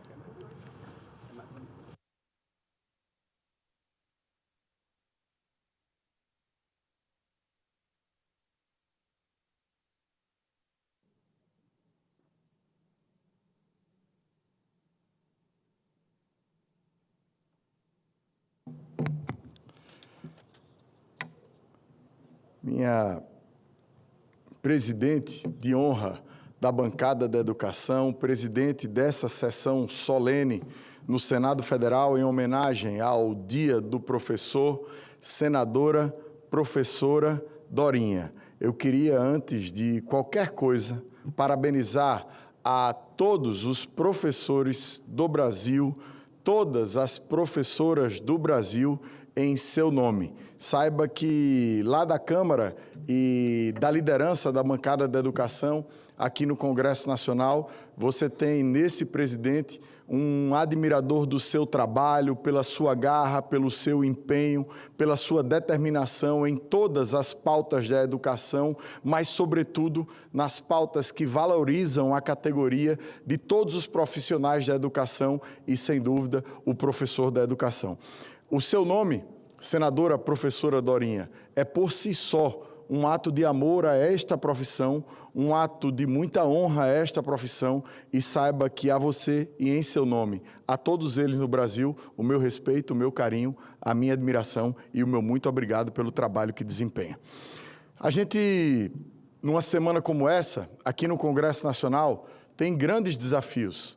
Durante esse ano, várias matérias de interesse da educação foram votadas, várias matérias foram aprovadas, várias matérias estão sendo discutidas, mas eu preciso destacar algumas delas. Mais recentemente, aprovamos na Câmara dos Deputados, e eu tive a honra de ser relator, projeto de autoria do senador Flávio Arnes, que cria o Sistema Nacional da Educação. Esse projeto veio ao Senado Federal e teve a primorosa relatoria da senadora professora Dorinha. Foi aprovado por 70 votos a nenhum voto contra. Uma aprovação totalmente unânime do tamanho, Gregório, do tamanho, Marcelo, da importância de um projeto como esse. Só quem está aqui dentro e trabalha e vive e torce por educação sabe a importância que tem a criação de um sistema nacional para tudo que a gente imagina e tudo que a gente defende.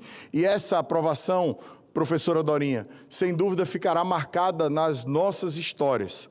A senhora que é sempre uma defensora da educação e no seu discurso de abertura, a senhora bem falou e passou um filme pela minha cabeça. Me parece que toda semana que a gente tem que vir a Brasília e trabalhar, tem sempre alguém falando hoje em dia, nos tempos atuais, que a educação tem muito dinheiro, que o novo Fundeb colocou muito dinheiro na educação, Marcelo, que o novo Fundeb fez com que a educação nadasse em dinheiro. E sempre que se levanta os defensores do rigor fiscal em cima do que é importante para o país, está sempre o Fundeb como alvo. E sempre, Gregório, o Fundeb encontra no Senado Federal a defesa da professora Dorinha, a defesa do professor Flávio Arnes, a defesa da professora Tereza Leitão e a defesa de uma série de outros senadores defensores da importância do Fundeb. E não é diferente na Câmara dos Deputados, onde a bancada da educação conta com uma série de parlamentares prontos para defender sempre o que for importante. Hoje, logo mais a pouco, às 2h da tarde, teremos a entrega do primeiro relatório do Plano Nacional da Educação em cerimônia na Câmara dos Deputados, com o relator, deputado federal Moses Rodrigues, com a presidente da Comissão Especial, deputada federal Tabata Amaral, com a presença da senadora professora Dorinha, com a presença do ministro Camilo Santana, e eu queria, nesse dia importante, me comprometer em trabalhar para que a gente possa, o mais rápido possível, fazer as pontes necessárias para que o Plano Nacional da Educação possa ter trâmite célere e ser aprovado o mais rapidamente possível, tal qual foi aprovado o Sistema Nacional da Educação. Voltando ao dia de hoje, a gente tem uma série de projetos importantes no Senado Federal, na Câmara dos Deputados. A gente tem um projeto do senador Flávio Arnes, que está sendo relatado pela competentíssima deputada federal do Estado do Acre, professora Socorro Neri, que cria a política nacional de incentivo à docência no Brasil.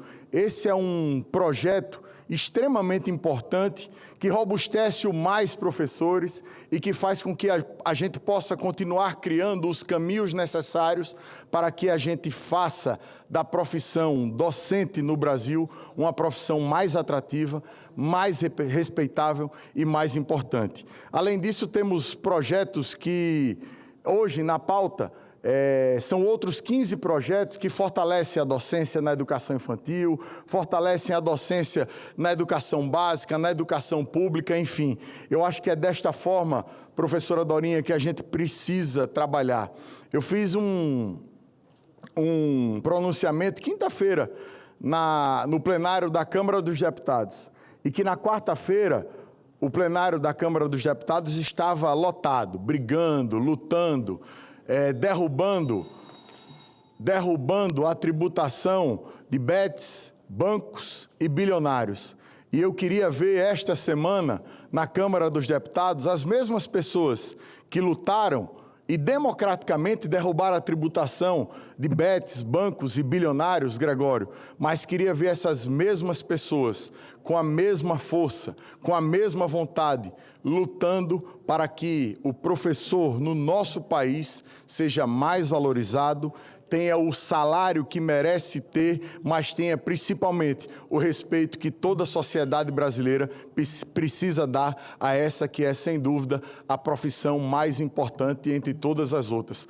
Por fim, professora Dorinha, eu gostaria de, estando aqui na tribuna do Senado Federal, lembrar dos meus professores.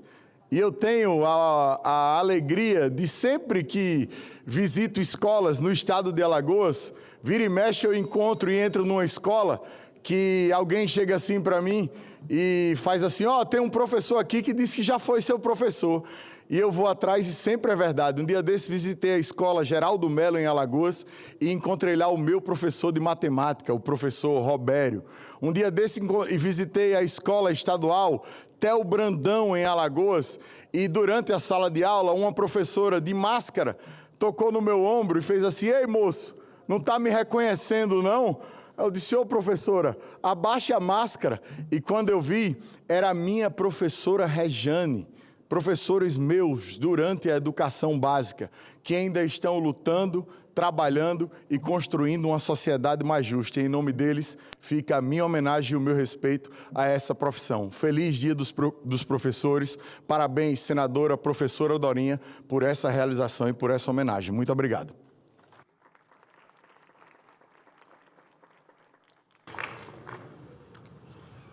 Muito obrigada, deputado federal Rafael Brito. Passo a palavra para o senador Wellington Fagundes. Quero cumprimentar o nosso primeiro vice-presidente, senador Eduardo Gomes, que está aqui conosco, que também vai usar a palavra. O prefeito, nosso querido prefeito Romeu de Campos Lindos, da cidade de Tocantins, lá no nosso extremo norte. Seja bem-vindo, senador.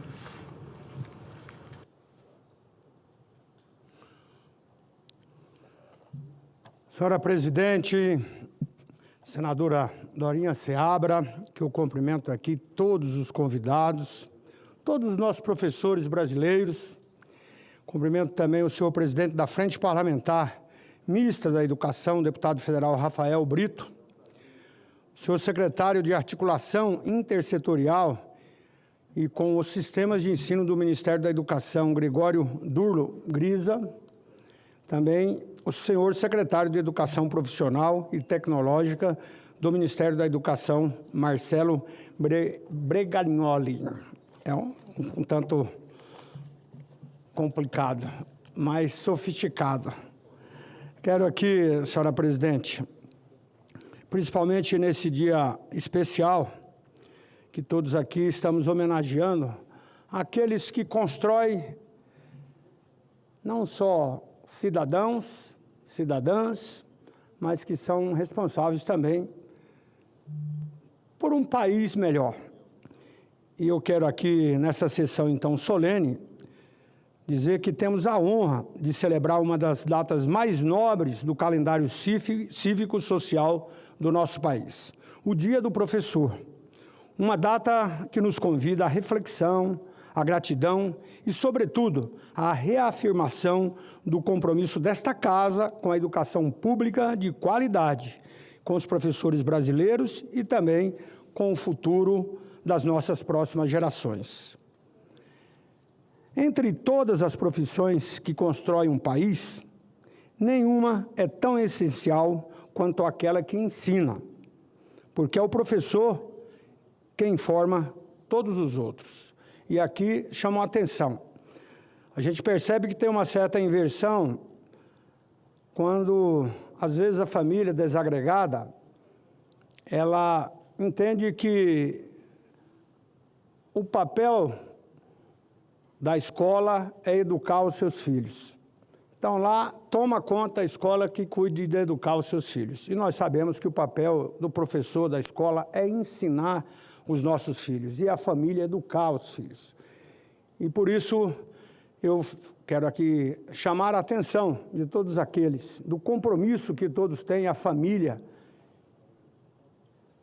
que infelizmente o crime organizado praticamente está tomando conta de grande parte das nossas famílias. E aí, para falar em educação, em ensino, é claro que não é simplesmente dizer do compromisso e da obrigação do professor. Eu quero aqui começar essa homenagem também dirigindo uma palavra de profundo reconhecimento à nossa senadora Dorinha Seabra, cuja trajetória e coerência são um exemplo para todos nós aqui. No Congresso Nacional, não só no Senado, já que também convivemos como deputados federais, e ela sempre extremamente atuando e com foco, principalmente na educação. A senadora Dorinha tem sido, ao longo de sua vida pública, uma voz incansável em defesa da educação, especialmente da educação básica e da valorização do magistério.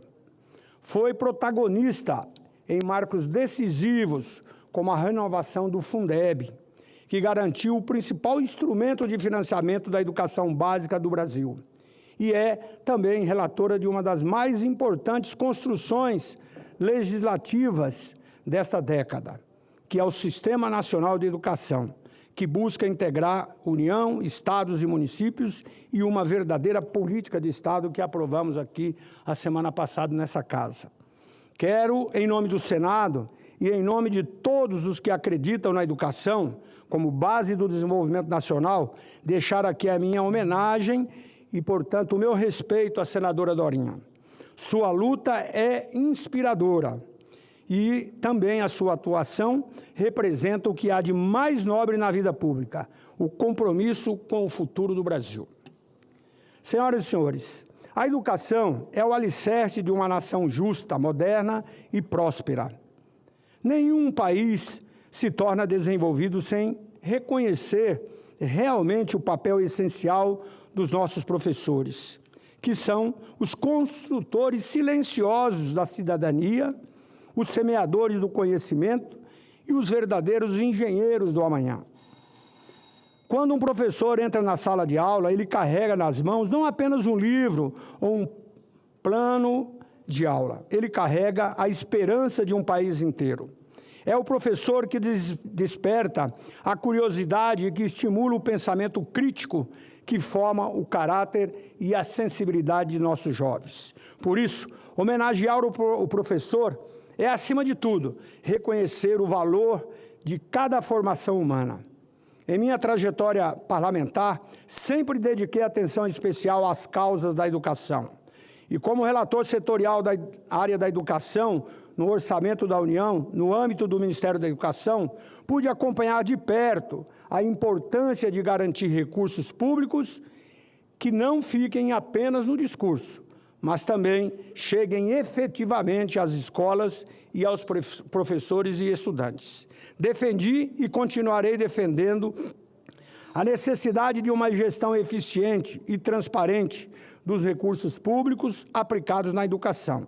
Porque ir investir em educação não é gasto, é investimento com o melhor retorno social. Foi com essa convicção que apoiei projetos de expansão da Rede Federal de Ensino, em especial os Institutos Federais de Educação Tecnológica, que fui, inclusive, ex-aluno. Também as universidades públicas, que tive a felicidade de criar a segunda Universidade Federal do meu estado, a Universidade Federal de Mato Grosso.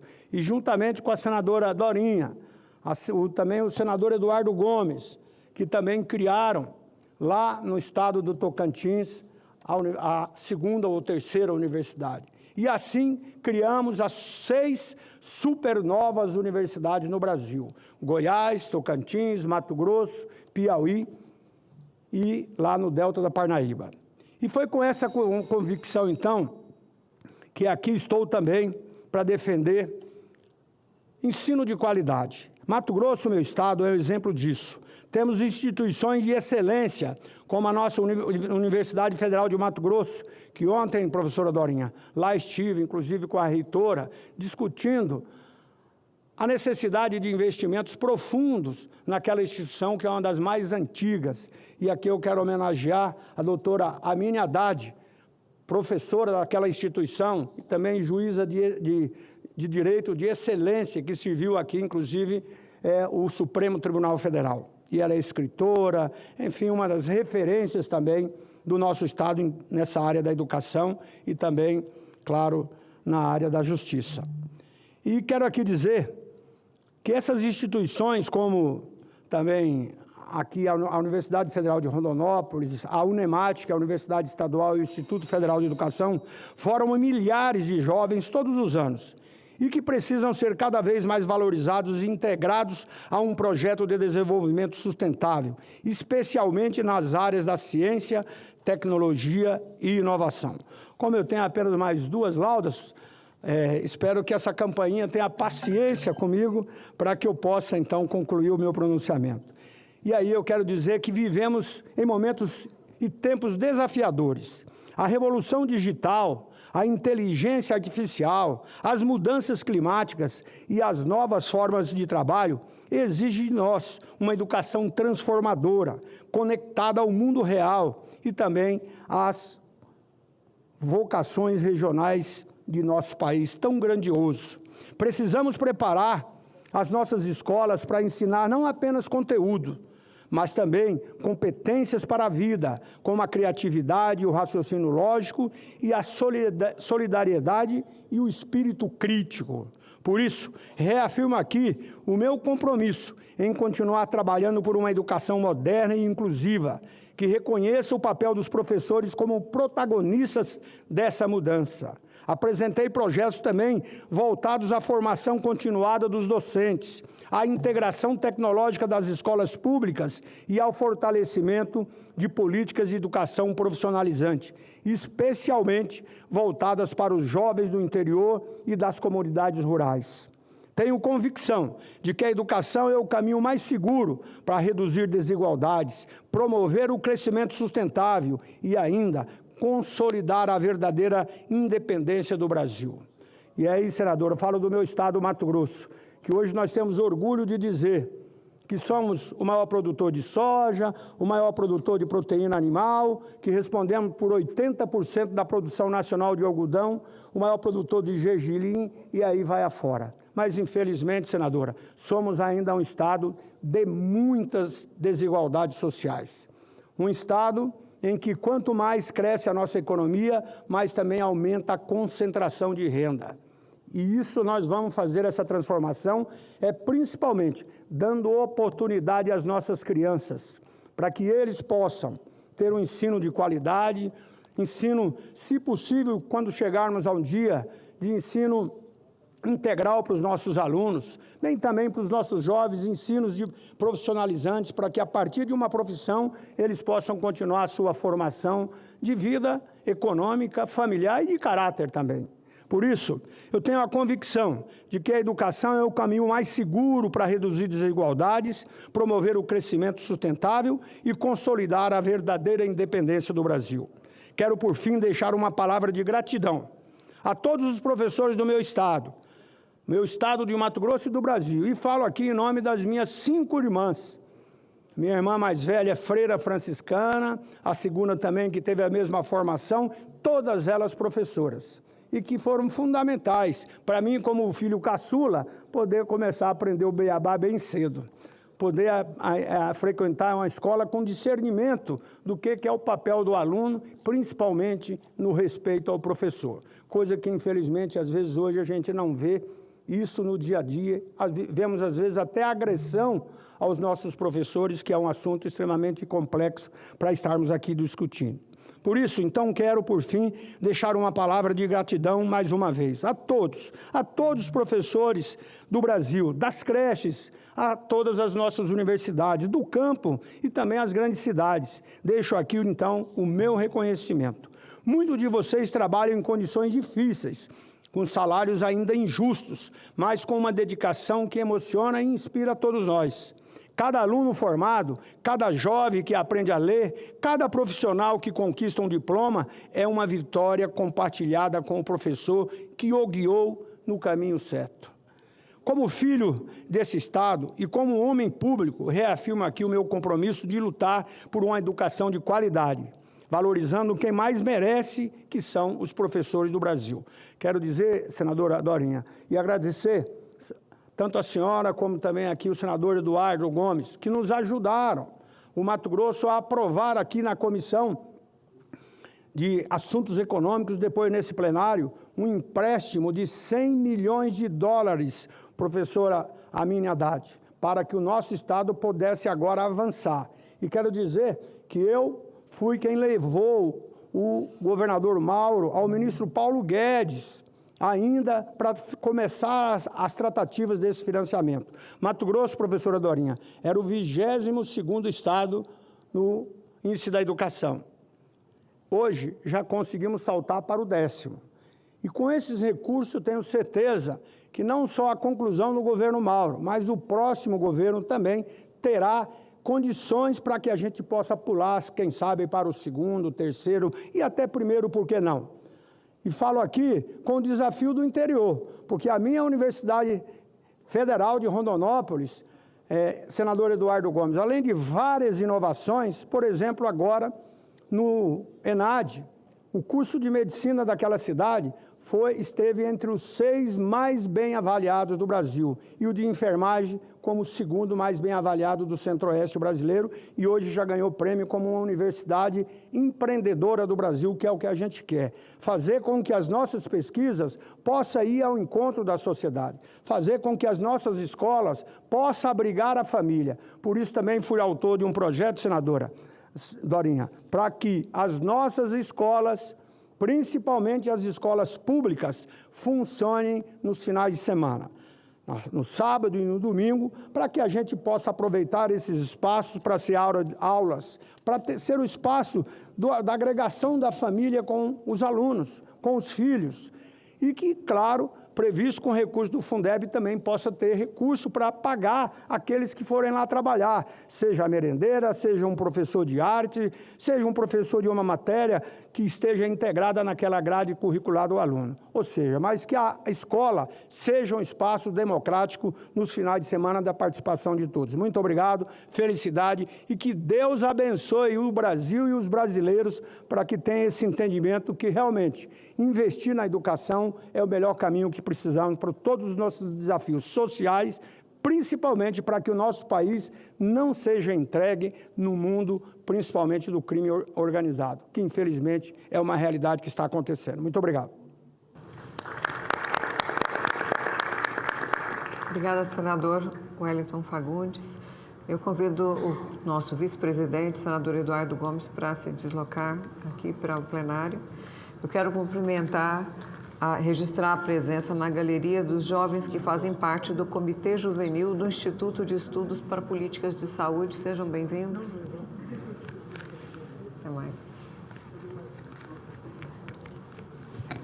Senhora presidente, professora Dorinha, senadora, professora Dorinha, todos os convidados da mesa que foram citados aqui na abertura dessa sessão, o senador Wellington Fagundes, que tem certeza que, na sua previsão, já está em conta a sua dedicação aqui ao Senado e ao Congresso Nacional e o tempo que o povo lhe guardará lá em Mato Grosso para desenvolver todos esses projetos. Tenho certeza que isso vai dar certo. Eu quero cumprimentar os que vieram de outros estados, quero cumprimentar o prefeito Romeu Calugin, de Campos Lindos, no estado de Tocantins, município maravilhoso, professores, professoras, aqueles que nos acompanham pela TV Senado. Falar nesse momento sobre uma homenagem ao Dia do Professor e ter na presidência desta sessão a senadora professora Dorinha Seabra é uma feliz coincidência, porque na nossa carreira política, ainda como vereador na cidade de Palmas, nos primeiros anos de criação do estado do Tocantins, logo da sua criação, a professora Dorinha já dedicava integralmente a sua vida profissional à educação dos tocantinenses, a todo o processo de estruturação da educação do nosso estado, durante 10 anos como secretária de Estado e nos seus mandatos de deputada federal e agora no Senado. Portanto, para nós tocantinenses, há uma simbologia muito grande. O Tocantins que recebe as boas notícias. Ontem, a Universidade da Maturidade, aqui eu cumprimento o professor Sinésio Neto, foi escolhida numa palestra e um grande evento na República Tcheca como exemplo de educação da terceira idade, nos processos de longevidade intergeracional, numa experiência que já dura há 20 anos, junto à Universidade Federal do Tocantins, que recebeu o apoio da professora Dorinha na sua criação, na criação da Unitins, no espaço que teve como secretária de Estado da Educação para fortalecer nossa educação, e essa é mais uma das tantas atividades da senadora, não só como a criação do Salão do Livro e tantas outras que fizeram da nossa educação uma educação vitoriosa, uma educação ainda que reluta com uma agenda política sempre tumultuada, infelizmente, do nosso Estado, por outras questões. Hoje, por exemplo, da nota que tem que dar, que não gostaria de dar nesse momento, é a paralisação dos professores no dia de hoje, justamente no dia de hoje, para chamar a atenção a um plano de cargos e salários que já vinha sendo debatido na Assembleia Legislativa e com a sociedade e com os professores, para ser debatido novamente na mesma Casa de Leis, ainda há o argumento de que precisa ser melhor conhecido. Então, falar para professores que o que já está conhecido precisa ser melhor conhecido, significa protelar, deixar de dar uma boa notícia num dia tão importante de uma carreira que está vinculada diretamente a todos nós. Eu quero agora já dizer, na segunda etapa, por que é importante estar falando aqui hoje, é que a professora, a senadora Dorinha, se tornou uma referência nacional e internacional em educação, pelo seu trabalho destacado na questão do Fundeb, no Sistema Nacional de Educação, e eu tenho certeza que o que passamos hoje no Estado vai passar, sendo redundante, e a gente pode, se Deus quiser, dentro de pouco tempo, ter alguém que tenha melhor sensibilidade e que consiga levar para o nosso Estado essas vitórias que a educação teve no país, que levaram diretamente a sua marca. Portanto, professora, a você, a Vossa Excelência, a todos os senadores que conhecem a sua luta, assim é reconhecida por todos os sistemas de acompanhamento legislativo do Brasil. Basta, hoje, na função de relator de algumas matérias aqui na Casa, basta falar com qualquer consultoria do Brasil e que o assunto seja educação. É impossível que o seu nome não seja citado, junto com parlamentares também, deputados federais e deputadas federais, que se dedicam quase que exclusivamente ao tema da educação.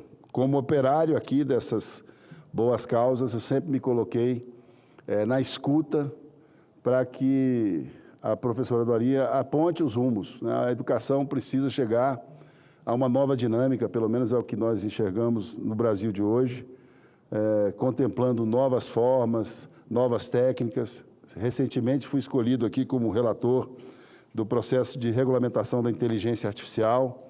É um desafio, mas é um desafio que só pode dar certo com educação, com inclusão, com inovação, com dedicação estrutural daqueles que ainda buscam essa mesma infraestrutura no sistema convencional. Senão não estaríamos aqui falando hoje do nosso Estado, nessa nota do Sintete, que explica bem o momento que nós estamos vivendo.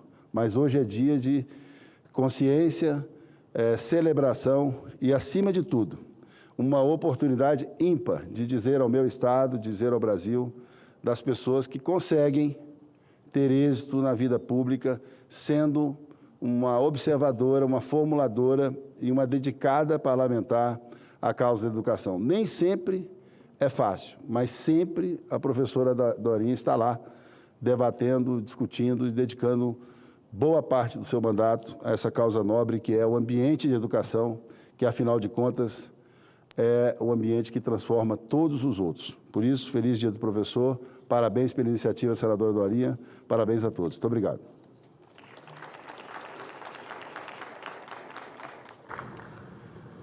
Obrigada ao senador Eduardo Gomes, vice-presidente do Senado, um parceiro de luta e que a gente pode contar com os votos sempre. Obrigada. Cumprimento o senhor Ricardo Henrique, do Instituto Unibanco, também um parceiro de muitos anos da educação. Não estou vendo aqui o Ricardo, aqui no plenário. Seja bem-vindo, Ricardo. A senhora Patrícia Ramiro Deise Rocha, da Campanha Nacional pelo Direito à Educação. Senhor Henrique Pimentel Filho, secretário executivo do CONSEC. A União Nacional dos Conselhos Municipais da Educação, UNCME. Professor Luiz Cipriano, diretor nacional de articulação. As famílias educadoras, FAMEDUC, na pessoa do senhor Rafael e Juliana, e o Movimento Nacional Somos Todos Professores. Muito obrigada pela presença de cada um. Concedo a palavra ao senhor Gregório Durdo Grisa, secretário de Articulação Intersetorial e com Sistemas de Ensino do Ministério da Educação.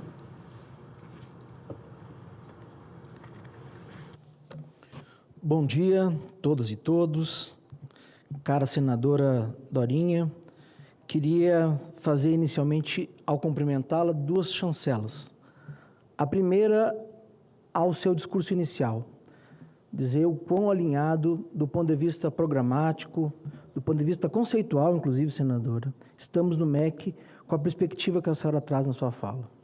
E a segunda chancela é a todas as homenagens dirigidas à senhora em função do protagonismo que já ocupava como deputada e que ocupa agora como senadora. Meus cumprimentos por dirigir dirigir o tema da educação no parlamento e ser o expoente que nos legou, talvez aí mundialmente reconhecido hoje, um sistema de financiamento como o Fundeb e agora o SNE, Sistema Nacional recentemente aprovado. Caro deputado Rafael, parceiro de toda hora, do cotidiano da construção da agenda educacional, também queria lhe agradecer muito e publicamente, Rafael, a parceria na construção do texto do SN lá na Câmara e dizer o quão relevante foi a costura e a construção que fizeste nessa matéria.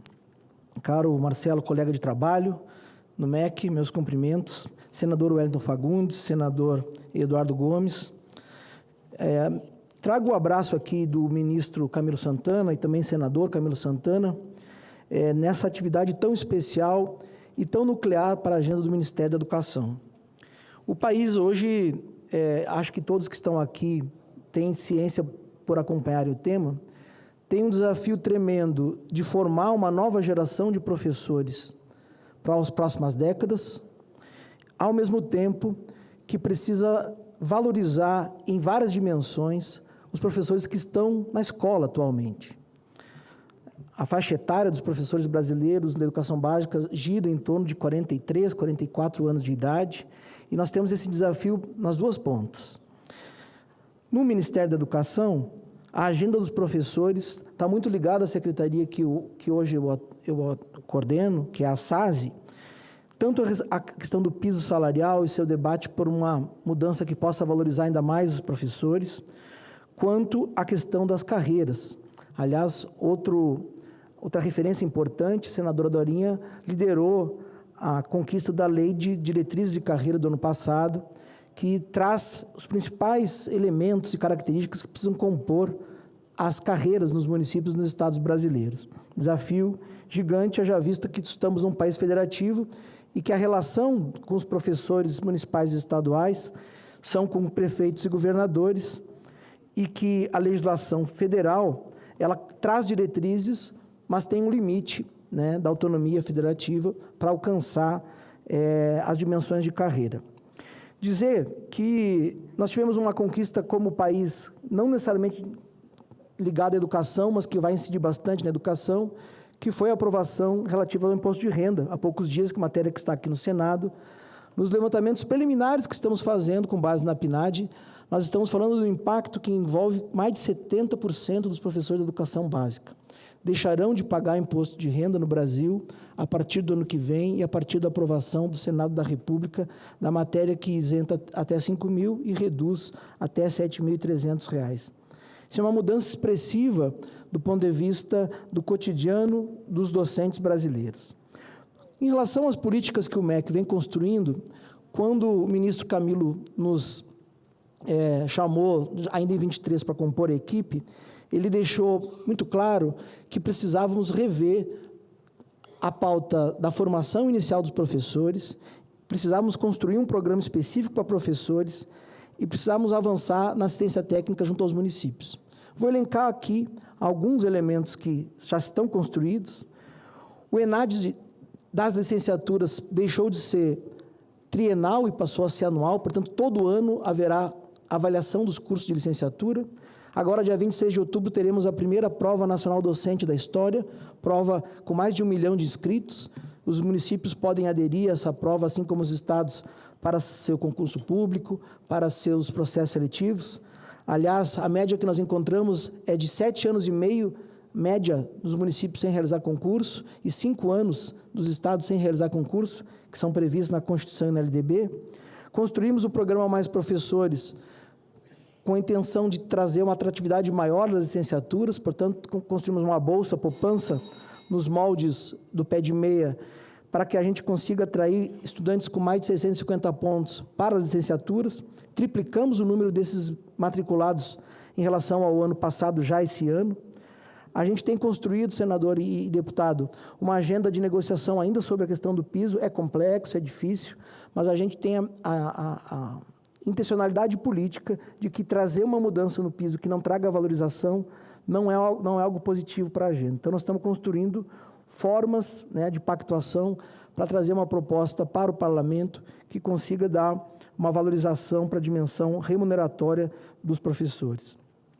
Dizer, por fim, que a gente tem um debate muito caro mundo afora, gente, nos eventos que a gente vai com outros países, que sonham em trocar juros por educação. Acho que o Breguilar vai falar um pouco isso. O Brasil é um dos únicos casos que as duas casas aprovaram o PROPAG, né, a renegociação da dívida dos estados, drenando mais recursos para a educação profissional e para outras agendas, como educação em tempo integral, educação infantil.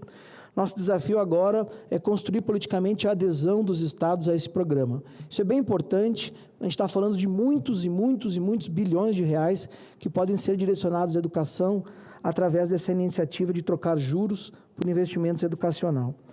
Já falei da tributação justa e progressiva, desafio para acharmos o recurso que a senadora tanto bem destaca. É falso esse discurso de que a gestão por si só, não que não tenhamos que nos debruçar na gestão, mas a gestão por si só, ela consegue dar contornos de mudança estrutural na educação. Hoje à tarde nós veremos que a demanda, senadora, que tanto faz parte do seu discurso, está presente no diagnóstico do PNE. O Brasil precisa ampliar significativamente as suas rubricas da educação. E, por fim, trazer novamente o abraço a todos os professores. Eu sou professor, minha mãe é professora, meu pai é professor, minha irmã é professora, meu núcleo familiar é todo de docente. Eu nasci numa família e dentro de um chão de escola. Então é um orgulho tremendo representar o Ministério da Educação e trabalhar com essa agenda. Um abraço e parabéns aos docentes brasileiros.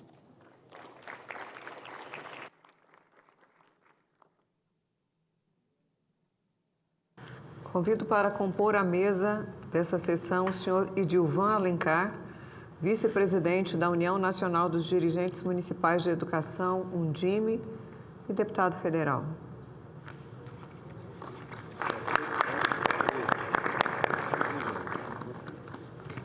Em tempo que já agradeço ao senador Isalci.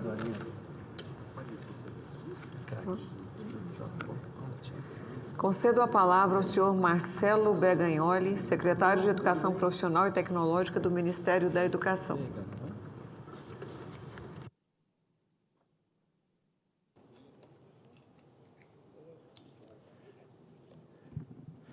Muito bom dia a todas as pessoas que nos acompanham nessa sessão. Saudar especialmente os professores aqui presentes, que estão também nos acompanhando pela internet, dizer do nosso respeito e admiração, eu também que sou professor, e esse reconhecimento, né, saudando aqui a nossa presidente, senadora professora Dorinha, deputado Rafael Brito, desse momento que a gente celebra o Dia do Professor, já bem dito aqui, a mais nobre, a mais importante das profissões, e eu quero reiterar a fala do nosso secretário Gregório, já saudando sobre a importância tanto da senadora Dorinha quanto do deputado Rafael Brito, em todos os processos que temos caminhado conjuntamente dessas casas, com o Ministério da Educação, em prol das juventudes, em prol da educação brasileira.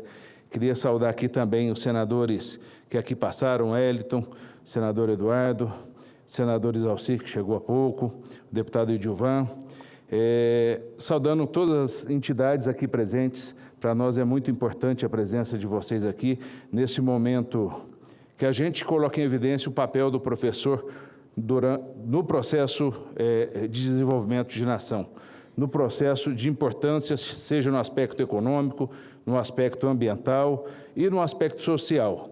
Já bem falado aqui pela nossa senadora, em relação à redução das desigualdades e, sobretudo, na questão da melhoria de qualidade de vida. E aí, reitero, né, os parabéns em relação à criação, à aprovação do Sistema Nacional de Educação, educação que inclui, transforma, empodera, aglutina.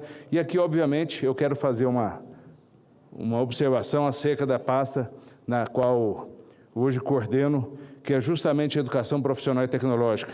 Nós tivemos, há pouco menos de um mês, um momento de celebração também dessa educação, e na semana passada, uma 5ª Semana Nacional de Educação Profissional e Tecnológica, que reuniu mais de 30 mil pessoas aqui em Brasília. Foram 400 projetos que, de uma forma ou de outra, desenvolvidos, planejados lá na base, nas escolas, mas apresentado aqui ao público, e a gente só teve êxito nesse processo, porque nós tínhamos professores, docentes, trabalhadores da educação que se envolveram, para além da sala de aula, nos projetos de pesquisa, de extensão, e isso para nós é muito importante, essa visibilidade. E nesse momento, né, de destaque, e aqui trago também um abraço do nosso ministro Camilo Santana, que ele e presidente Lula têm dado para a educação profissional e tecnológica.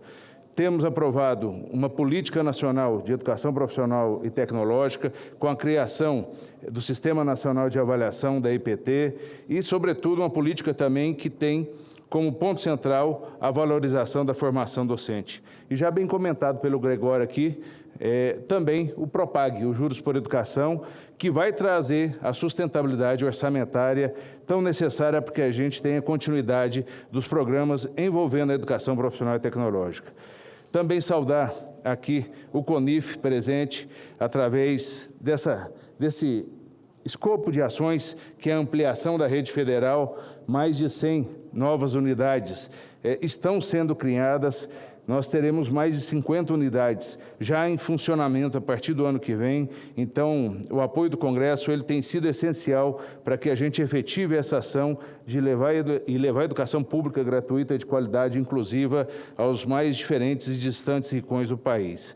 O Pronatec, também que tem uma atuação docente muito forte com a retomada de programas importantes como Mulheres 1000, o Bioeconomia, e dizer da nossa formação docente em educação profissional e tecnológica, feito conjuntamente com a CAPES. É um dos maiores programas de lato sensu envolvendo formação docente, são 27 mil matrículas efetivadas através dessa parceria CETEC-CAPES, levando esse desenvolvimento, esse repensar da educação profissional e tecnológica dentro do princípio da gestão, dentro do princípio da docência, dentro do princípio do EAD.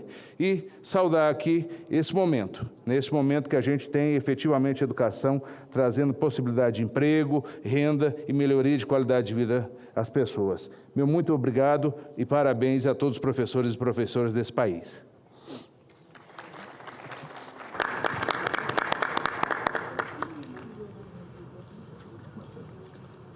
Quero cumprimentar, chamar o senador Isalci, logo em seguida o meu líder, senador Efraim, há um tempo que já agradeço a presença.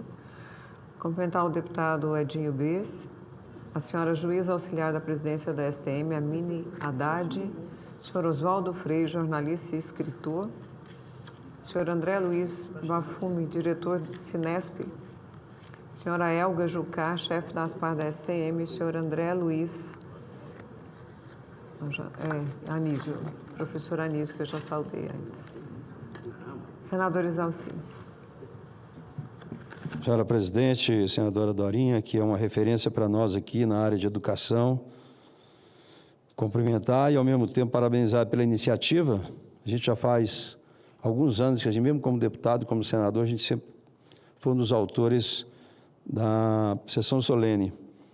Cumprimentar também o meu amigo deputado federal Rafael Brito, que é o presidente da Frente Parlamentar Mista da Educação, que tem feito um belo trabalho, o secretário de Articulação Intersetorial do Sistema de Ensino, do Ministério da Educação, o Gregório Durlo Grisa, o secretário de Educação Profissional, Marcelo Bregagnoli, e também o vice-presidente da União Nacional dos Dirigentes Municipais de Educação, Edilvan Alencar. Bem, um dos grandes problemas que nós temos no Brasil é falta de política de Estado. Lamentavelmente, nós temos política de governo. E é incrível o que acontece nos nossos municípios, nos estados e a nível de União. Eles não conseguem dar seguimento naquilo que é bom, no sentido de aperfeiçoar. Muitos deles, inclusive, acabam com os programas bons, porque era de governo diferente. Esse é um dos grandes males da educação. E eu estou falando isso aqui porque o Dia do Professor, apesar de ser aqui para comemorar, mas a gente precisa de um dia de reflexão sobre a educação. Nós temos sérios problemas, como a alfabetização, que está na competência dos municípios, que normalmente não tem dinheiro e não tem... Hoje, infelizmente, ainda muitos prefeitos são eleitos em troca de alguma coisa, cesta básica, uma receita médica, né? E hoje qualquer empresinha pequenininha, se você bota um mau gestor, ela quebra. Mas para botar um prefeito, um governador, muitas vezes as pessoas não observam isso, colocam qualquer um que não tem a mínima noção do que é gestão pública. E aí, esse caos que está aí. Óbvio, se você não tem uma boa educação infantil, uma bela alfabetização, esse problema vai para frente, vai para o fundamental, para o médio, para a universidade. Você carrega essas dificuldades todas. Então, esse é o grande problema que nós temos. Nós precisamos garantir que todas as nossas crianças, a primeira infância, tem que ter acesso à educação, creche para todo mundo, e de qualidade.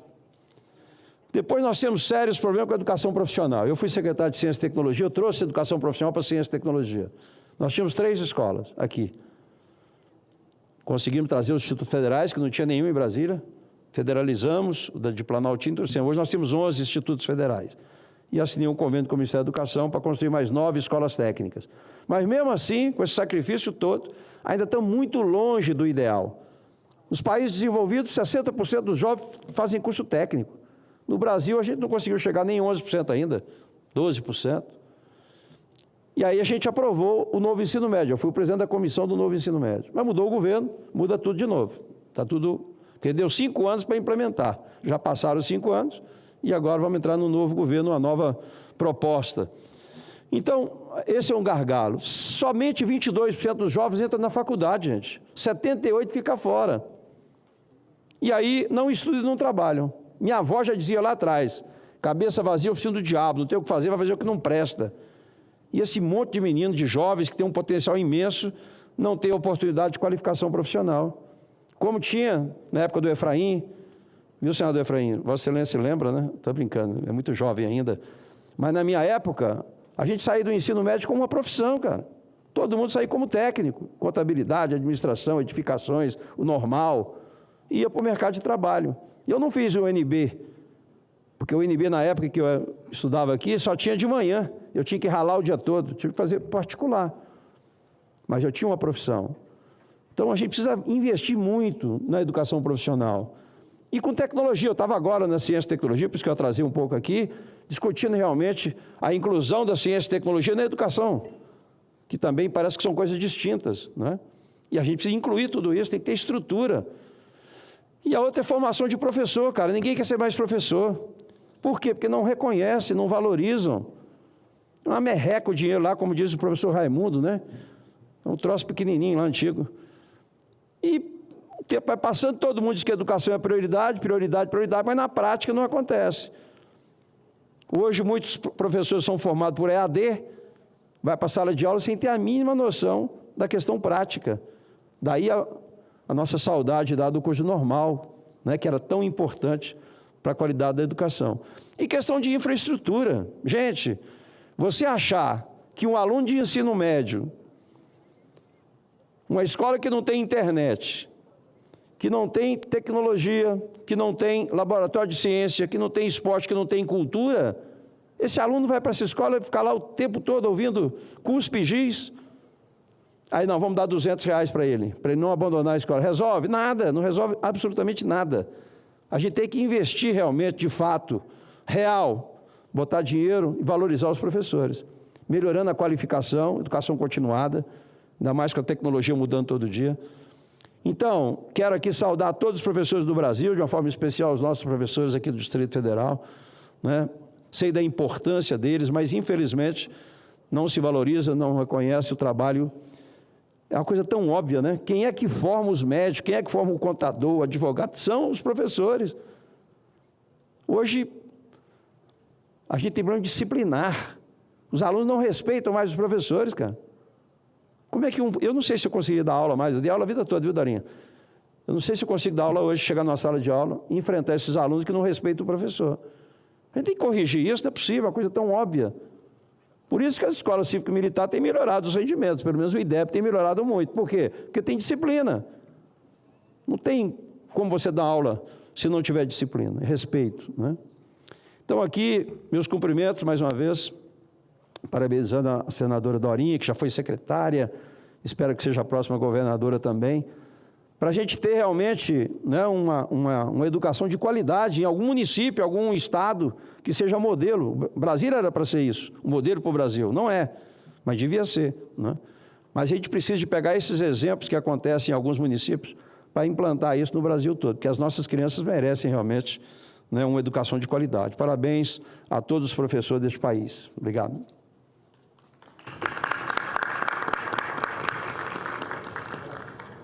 Obrigado, senador Exalci. Convido o senador Efraim Filho, líder do União Brasil. Quero cumprimentar a Priscila Cruz, diretora-presidente do Todos pela Educação.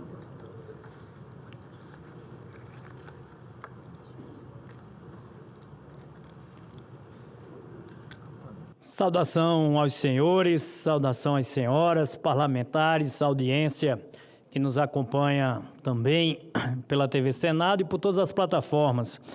Ser presidido nessa sessão pela professora Dorinha Seabra é muito simbólico. Eu que tenho a alegria de compartilhar as bancadas com ela desde a Câmara dos Deputados, fizemos mandatos juntos lá, tivemos a coragem de juntos disputar o Senado e a felicidade de juntos recebermos, né, o acolhimento, o carinho e a confiança do povo dos nossos estados para chegar ao Senado. E, como líder da bancada, lhes digo que quando o tema é educação, há sempre uma voz a ser escutada para decidir a nossa posição, e é a voz da professora senadora Dorinha Seabra, porque Dorinha consegue trazer consigo os dois pilares do conhecimento em educação.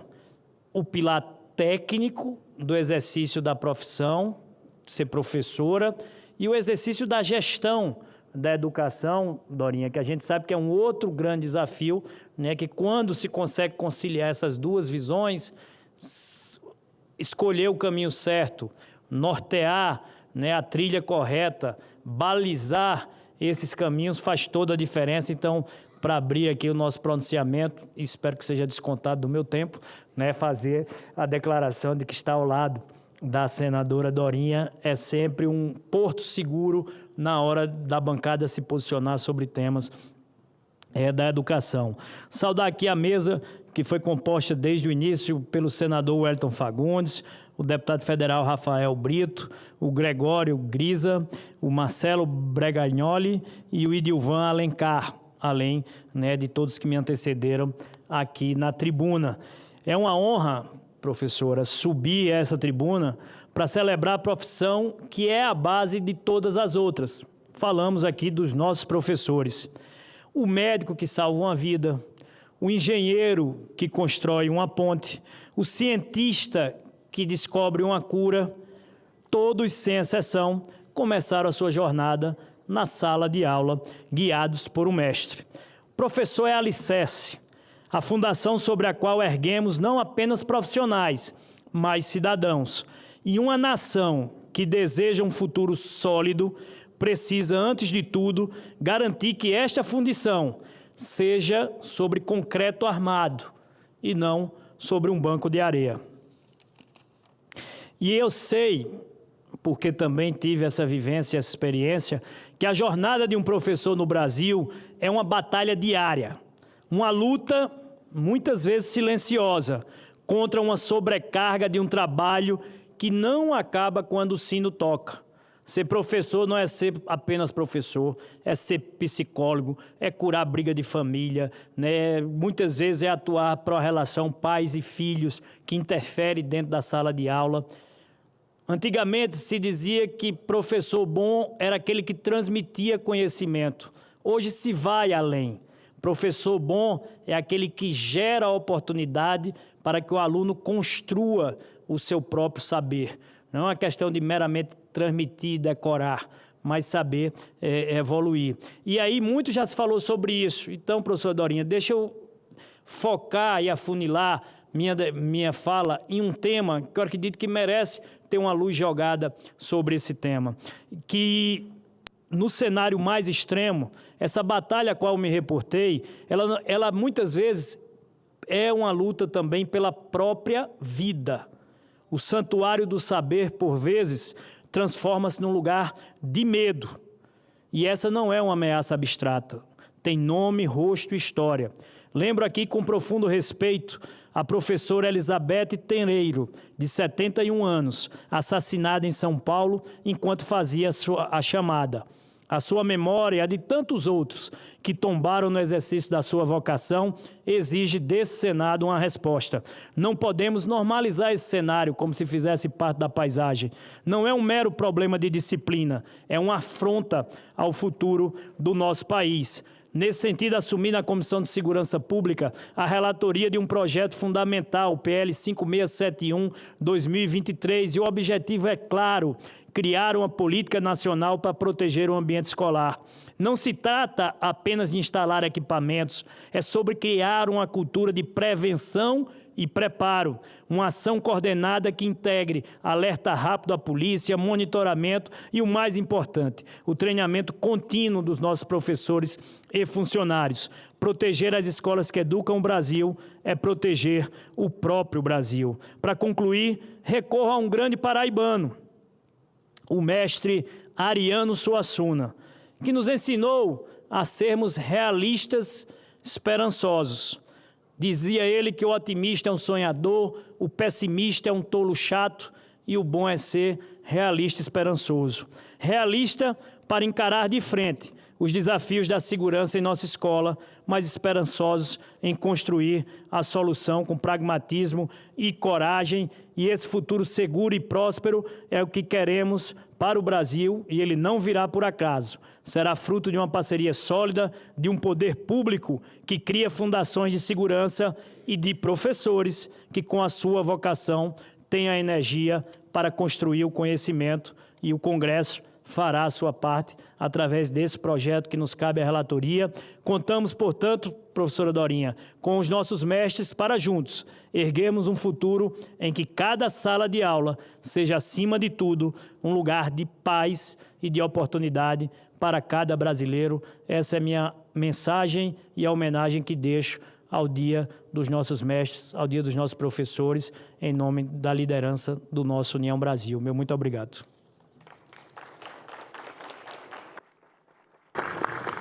Obrigada, senador e líder Efraim Filho.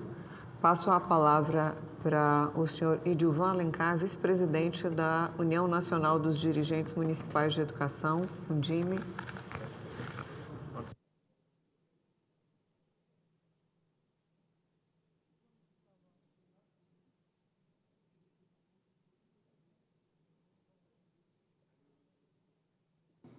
Muito bom dia a todos os presentes aqui no Senado. Queria inicialmente saudar a Dorinha, na minha opinião, o maior nome da educação brasileira, uma pessoa que tem muitos feitos e mérito, uma amiga pessoal e um grande profissional. Rafael, né, revelação no Congresso em defesa da educação, já como secretário. Queria saudar aqui também Isalci, o MEC, representado pelo Gregório e pelo Marcelo, tem uma boa representação. E aqui eu também vejo o Anísio, líder sindical do estado do Ceará da PO, que é uma pessoa que eu tenho muito apreço, que faz um bom trabalho. Estamos celebrando o Dia dos Professores, né? E eu estou aqui representando a UNDIME, sou vice-presidente nacional. O Luiz Miguel manda um abraço para todos, né? Então eu vou falar aqui em nome dos secretários municipais de educação de 5.700 municípios desse país. Queria dizer que nós celebramos o Dia do Professor de várias formas, né? Lá em Fortaleza teve palestra, teve programação teatral, de circo, festa, eu gosto de festa, teve até uma corrida dos professores, né? Foi bem intenso, mas, na verdade, a essência dessa celebração é na garantia dos direitos, né? O essencial. E eu fico aqui olhando para a Dorinha e me lembrando como é que estariam esses direitos se a gente não tivesse aprovado o Fundeb há 5 anos atrás. Como é que estaria isso, hein, Dorinha? O que é que a gente estava garantindo para o professor e para os estudantes desse país, né? Eu sempre digo, o Fundeb é a maior conquista dos últimos 40, 50 anos da educação brasileira. Ele tinha a Dorinha à frente e eu ali ajudando aí, contribuindo no que era possível. Então, eu acho que é esse ponto. E quando a gente fala em direito, a gente pensa no piso salarial dos professores, né? Pensa no piso. e a gente já tem aqui uns rumores que próximo ano não pode ser uma coisa não muito boa. Nós temos que agir rápido para garantir que o professor tenha, assim, essa constante valorização. Não podemos abrir mão disso de forma alguma. Não podemos abrir mão que o professor seja valorizado todo ano. E o piso é essa garantia, e a gente tem que ter alguns anteparos a qualquer direção contrária, né? Eu fico vendo também, e alguns pontos de preocupação, o PNE, que em algum momento pode, na interpretação, facilitar a questão do professor não concursado, que a gente tem respeito e presta um serviço, mas nós somos defensores do concurso público para dar mais direito, para garantir melhor qualidade da educação pública, né? E já que a gente fala em desafio, vamos nós. A questão da quantidade de alunos em sala de aula é um desafio ainda constante, né? E muitos professores não conseguem realmente ter um processo de aprendizagem mais eficiente quando tem uma quantidade enorme de alunos em sala de aulas. A gente fala em educação inclusiva, é um grande desafio, que apoio nós estamos dando aos professores nesse processo de educação inclusiva. Hoje no Brasil, 12% em média são pessoas com deficiências. Em Fortaleza nós temos aí 28 mil, de uma rede de 250 mil estudantes, só para a gente ter ideia de como é desafiador. E eu também me assusto e fico indignado com a violência nas escolas crescentes. Há pouco tempo atrás não tinha esse processo. Então, como um dificultador, isso aí nos clama, nos convoca a ter ações rápidas, né? Eu também trago aqui 2 exemplos, né, de ações que a gente precisa celebrar e valorizar o professor. Lá em Fortaleza, nós temos um dos maiores programas de qualificação de professor do Brasil. Lá são 36 milhões investidos em 4 anos, agora, nos próximos 4, vamos investir, para formar mestres e doutores. 1.050 mestrado e doutorado pago pela Prefeitura de Fortaleza, né? O prefeito Evandro fez essa ação, e essa sim valoriza o professor e celebra, né? Nós temos uma ação que eu diria que essa é simples. Simples, tem um impacto financeiro pequeno, mas que nós fizemos e o Brasil precisa fazer. Nós sabemos que o PENAI não paga alimentação para professor, nem servidor. Aí o professor, às vezes, não tem nem onde merendar na escola. Lá, uma lei municipal agora permite que o professor merende na escola, sim. Quando eu falo de celebrar, é isso. A gente tem que ter ação afirmativa que, de fato, valorize. Então, o professor de Fortaleza hoje pode, sim, merendar dentro da escola. Então, essa é uma pauta que o MEC tem que abraçar, os parlamentares têm que abraçar, porque isso faz uma diferença. E eu fico aqui pensando no momento atual, né? Eu aproveito esse espaço, me permitam, de dizer a nossa preocupação com a reforma administrativa. Reforma administrativa que cria uma nova avaliação que pode demitir as pessoas, não. Nós temos um país que 4 mil municípios têm menos de 20 mil habitantes. Em alguns deles já acontecem umas coisas terríveis. O professor que não votou no prefeito é lotado no local mais distante desse país, a escola da zona rural. Agora, uma nova avaliação que pode demitir professor. Nós estamos sujeitos a essa situação desconfortável. Então, aproveito esse dia de celebrar, e a minha forma de celebrar é exatamente lutar e defender. E para encerrar minha fala breve, Dorinha, eu queria, assim, dedicar esse momento a 2 pessoas especiais, tá? A dona Consuelo e a dona Vicencinha, que eu perdi há 3 meses. 2 professoras, a minha mãe e a Dorinha, que nos inspiraram. Muito obrigado.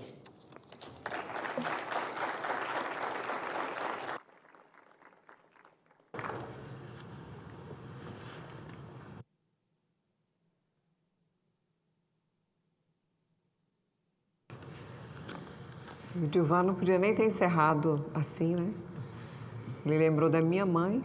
A minha história de vida, ela é de verdade educação. Eu não passei pela educação, eu nasci dentro de...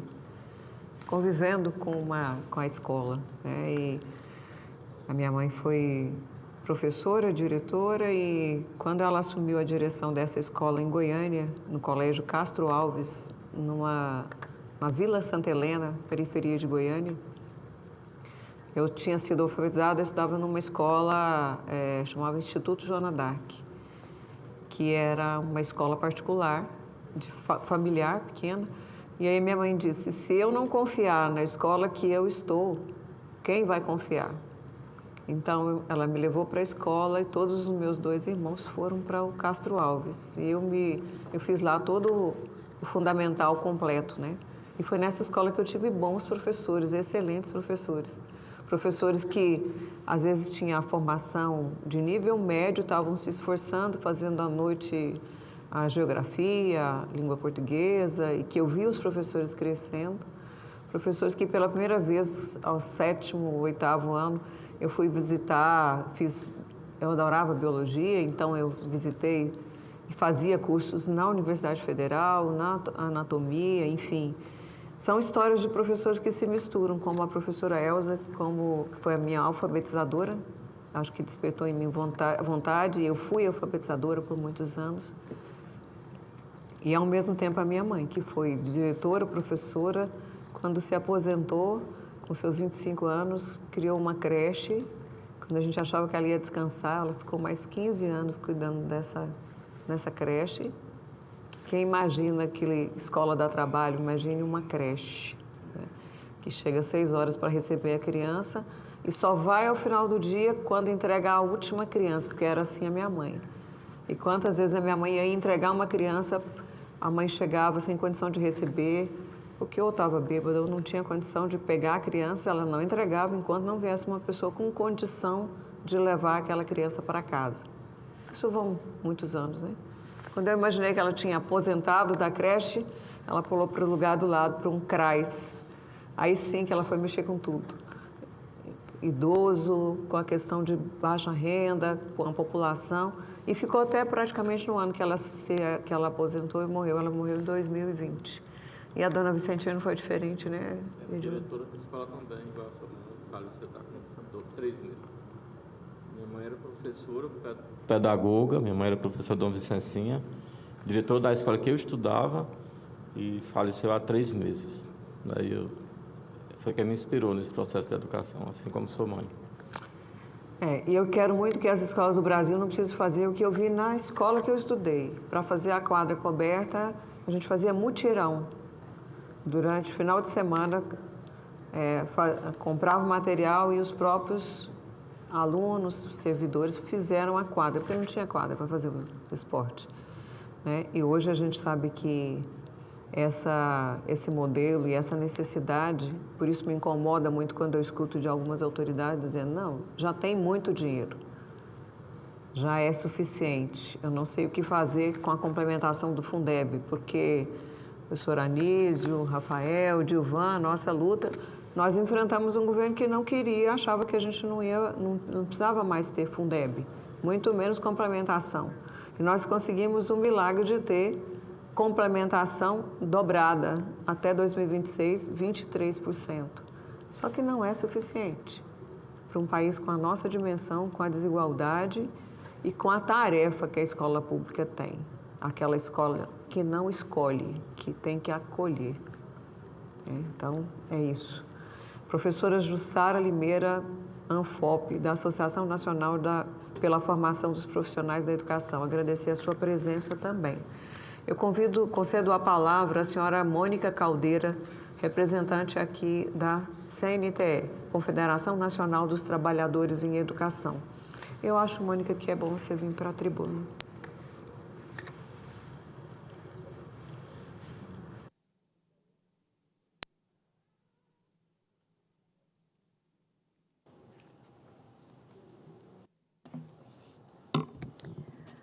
Muito bom dia a todos os estudantes. Bom dia aqui à plenária, à mesa, na pessoa da nossa querida, tão necessária professora Dorinha. Que essa porta se abriu hoje do Senado para mim, em nome de uma mulher, não basta ser mulher professora, e com uma história de vida na educação. E aí dizer...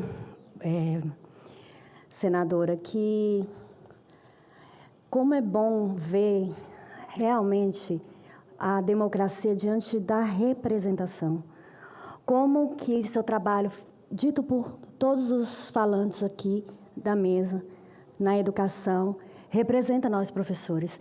Eu venho aqui hoje porque eu sou uma professora que estou na diretoria colegiada dos sindicatos professores aqui do Distrito Federal.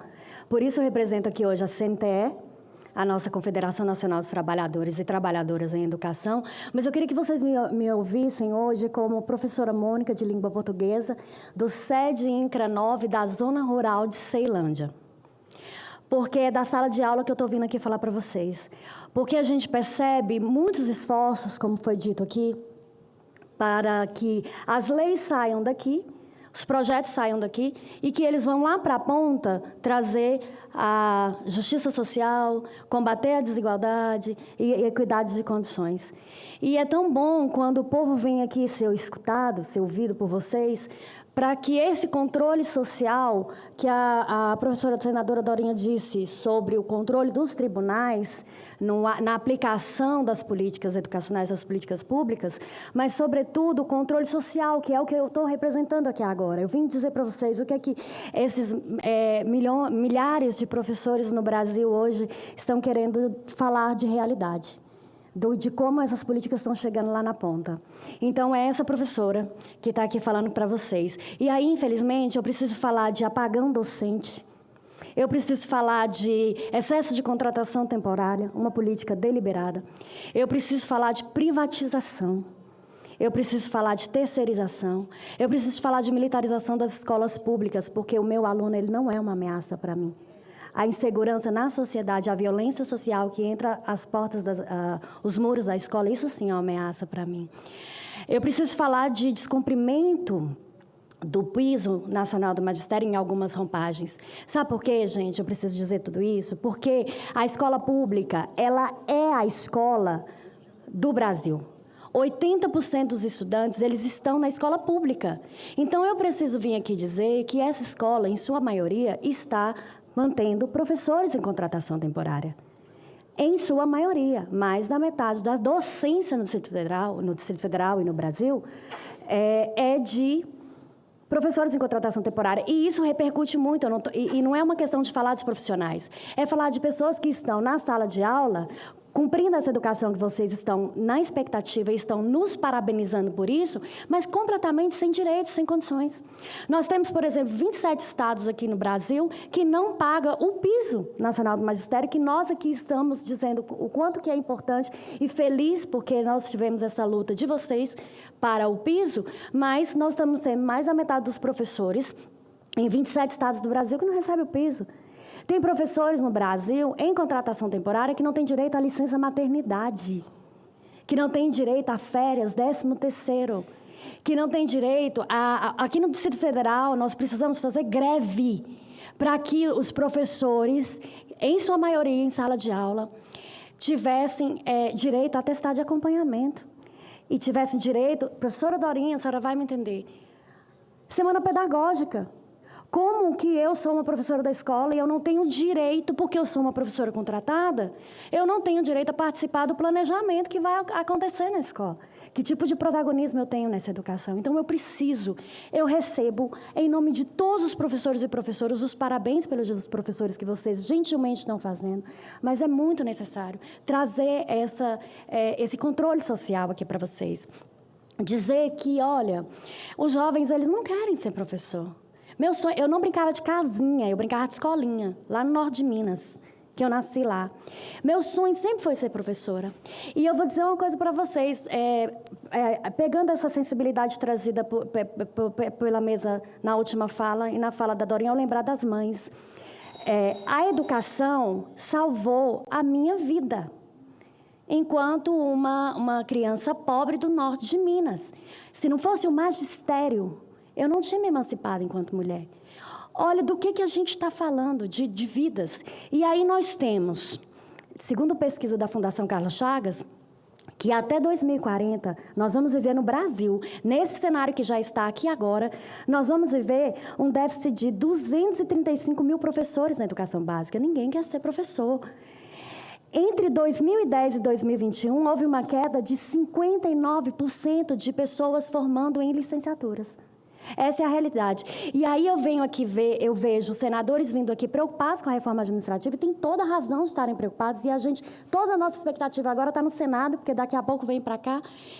esse cenário de reforma administrativa, que é aumentar o número de contratação temporária e impedir a formação e os direitos, a formação continuada e tudo, esse cenário já está se criando, porque o Poder Executivo dos estados e municípios estão desrespeitando as leis criadas aqui.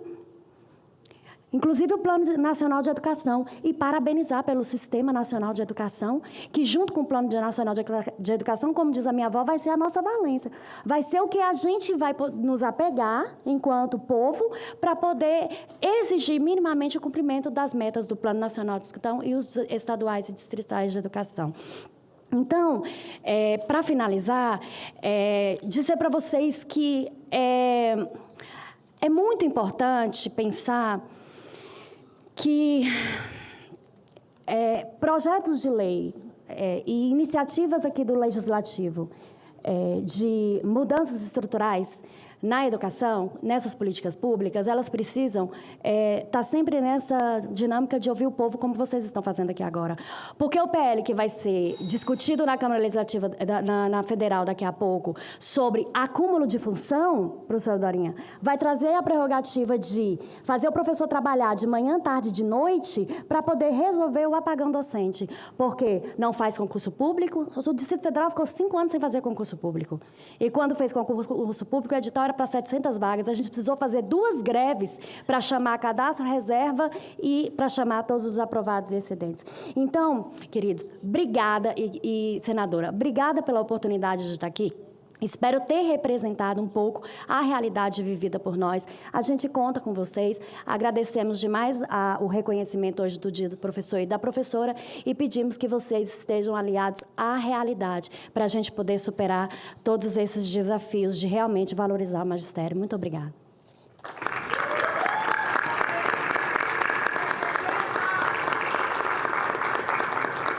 Eu agradeço a fala da professora Mônica, e ela traz questões extremamente graves e que nós, como eu disse, é uma realidade do país, nós enfrentamos esse dia a dia. No meu estado, ficaram quase mais de 13 anos sem fazer concurso público, como eu tinha feito. Eu virei deputada, fiquei 12 anos como deputada, há cerca de 2 anos que foi feito um concurso novamente. Mas essa realidade não é só do Tocantins, tem contratos temporários de 15 anos, 20 anos, espalhados, né?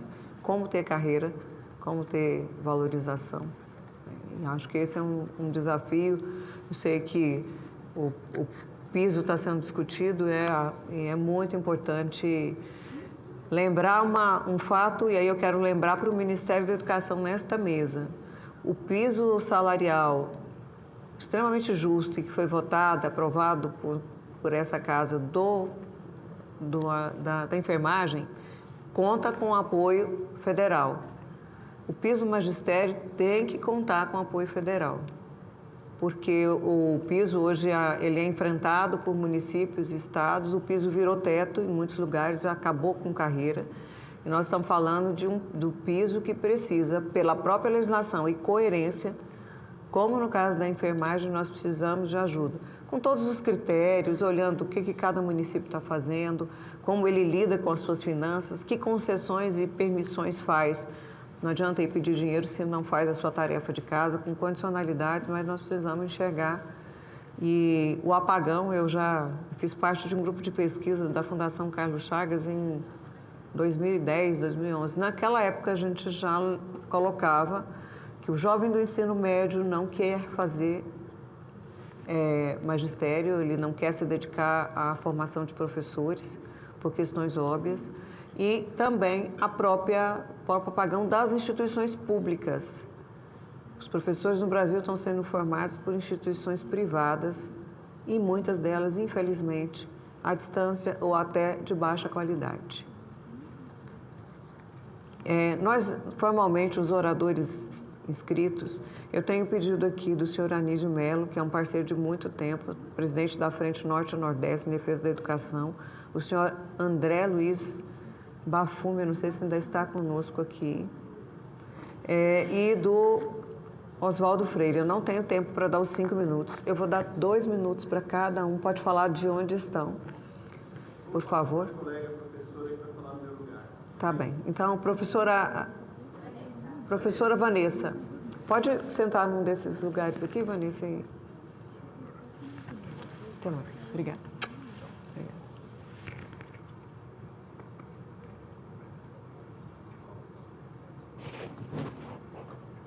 Só. Eu agradeço a oportunidade e venho dizer que é uma honra, né, estar aqui nesse dia. Digo que a fala da professora Mônica Caldeira representa a realidade do que temos vivido em São Paulo e no país.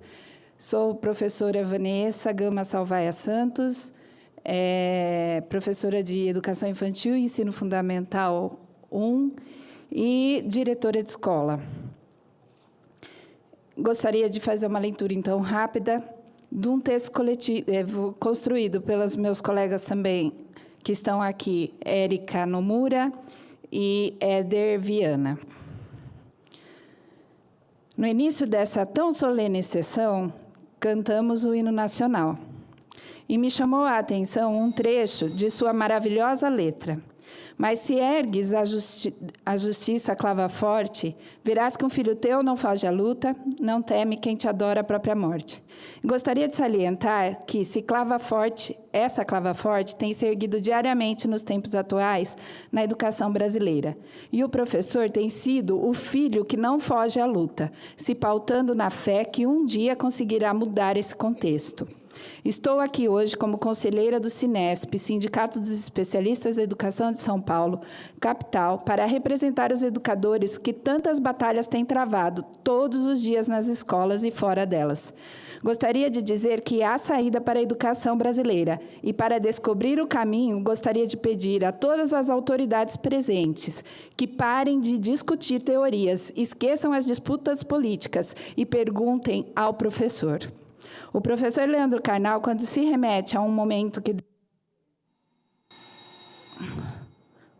Posso concluir? Sua sanidade se refere aos anos como professor do ensino fundamental. Gil do Vigor, garoto propaganda do Enem, chora ao lembrar que, mesmo com doutorado por uma universidade pública, não tinha condições de pagar um tratamento de saúde digno para sua mãe. Paulo Freire, nosso mestre maior, falava do esperançar, e em meio a um dia que gostaríamos de ter tanto para comemorar, celebramos que, mesmo com tantos desafios, ainda conseguimos ensinar. Encerro citando Cora Coralina: recria a tua vida sempre, sempre. Remove pedras e planta roseiras e faz doces. Recomeça. Esperamos recomeçar com esperança de mais respeito, recursos humanos, financeiros e pedagógicos, bem como com incentivos para que os jovens se interessem pela profissão na busca da continuidade deste honrado ofício. A valorização do professor é um tema crucial que merece destaque nas discussões do Senado e da Câmara Federal. Esses profissionais são pilares fundamentais na formação das futuras gerações, moldando não apenas o conhecimento, mas também os valores e a cidadania dos nossos jovens. Infelizmente, a realidade enfrentada pelos professores é desafiadora. Muitas vezes, eles trabalham em condições precárias, com salários que não condizem com a importância da sua função. A falta de reconhecimentos e de investimentos adequados em educação resulta em desmotivação e, consequentemente, na perda de talentos que poderiam transformar o sistema educacional. É imperativo que os legisladores priorizem políticas públicas que garantam melhores salários, condições de trabalho dignas e formação continuada para esses profissionais. A educação de qualidade passa necessariamente pela valorização de quem está na linha de frente, que dedica ensino e estou concluindo, e ao desenvolvimento dos nossos jovens. Além disso, é fundamental que o Senado e a Câmara promovam campanhas de conscientização sobre a importância do papel do professor na sociedade, ao reforçar a imagem desses profissionais como agentes de transformação. Podemos inspirar uma nova geração e respeitar e valorizar a educação. A valorização do professor não é apenas uma questão de justiça social, mas um investimento no futuro do nosso país. Portanto, é hora de unir forças e garantir que a voz dos educadores seja ouvida e respeitada nas esferas públicas. Obrigada. Obrigada, professora Vanessa. A campanha ela é automática, viu, gente? Ela buzina 1 minuto antes de terminar. Mas muito obrigada pela sua fala. O senhor Oswaldo Freire, também com os 2 minutos, peço. E fechamos com o professor Anísio. A senhora, alô? Está ligado. Alô? Excelentíssima senhora presidente desses trabalhos, dessa sessão especial de homenagem ao Dia do Professor, a nossa querida ícone da educação brasileira, a senadora Dorinha Seabra, do Tocantins. Agradeço muito essa oportunidade e vou, nesses minutinhos, só vou focar a questão das pessoas com deficiência. Eu sou pesquisador, palestrante e autor desse livro, O Desafiante Mundo Autista. Eu estudei 10 anos na Austrália, Emirados Árabes, Estados Unidos, Argentina, México, Canadá e França, indo, aprendendo, e ainda continuo a aprender sobre o autismo. Eu gostaria, senadora, só de focar que em 2000 eu fiz uma proposta para o senador Romário para nós destinarmos, focarmos 5% de cada S para programas de capacitação, de aperfeiçoamento de mão de obra de pessoas com deficiência no Brasil.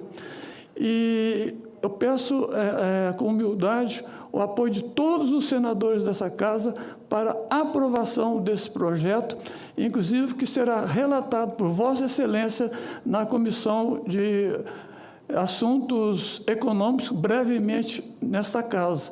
É importantíssimo esse destino para que nós não vamos mexer no orçamento de nenhum S. É só prioridade para curso, capacitação, tanto de professores como dos nossos deficientes, em torno aí de mais de 18 milhões de brasileiros que precisam dessa oportunidade de trabalho, e eu conto com o apoio de todos.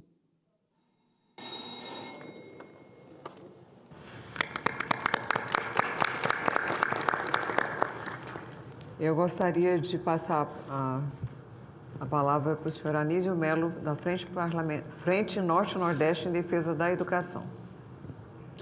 Obrigado.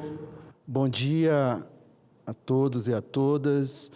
Essa é uma homenagem importantíssima para nós, educadores e educadoras, e quero relatar, e não poderia deixar de fazer, que devemos conhecer, reconhecer sempre o trabalho daqueles que lutam pela educação. Conhecer e reconhecer para manter, ampliar e recuperar direitos. E eu quero dizer à professora, senadora Dorinha, que eu tenho a obrigação de dizer que sempre que a educação precisou de uma mão companheira, estivemos essas mãos da professora Dorinha, hoje senadora. Nós precisamos radicalizar no sentido de garantir financiamento para a educação. E aí essa história de luta do povo brasileiro, de nós educadores e educadoras, passa quando a gente quebrou a questão da DRU, quando nós recuperamos 150 bilhões de precatórios Fundef e, principalmente, quando, através da luta, quando muitos diziam impossível, nós conseguimos mudar a Constituição, professor Dorinha, e tornar o Fundeb permanente, com mais recursos, que proporciona hoje a possibilidade de a gente avançar na educação. E agora, esse desafio que o Senado e a senhora está encaminhando, da revisão do novo Fundeb, e aí apontar para as novas fontes. A faixa equatorial do Brasil, de petróleo e gás, a faixa do pré-sal, a faixa sul, precisam, sim, garantir que esse novo Fundeb possa permanecer apontando para o futuro, garantindo recursos para valorizar a educação, seus profissionais.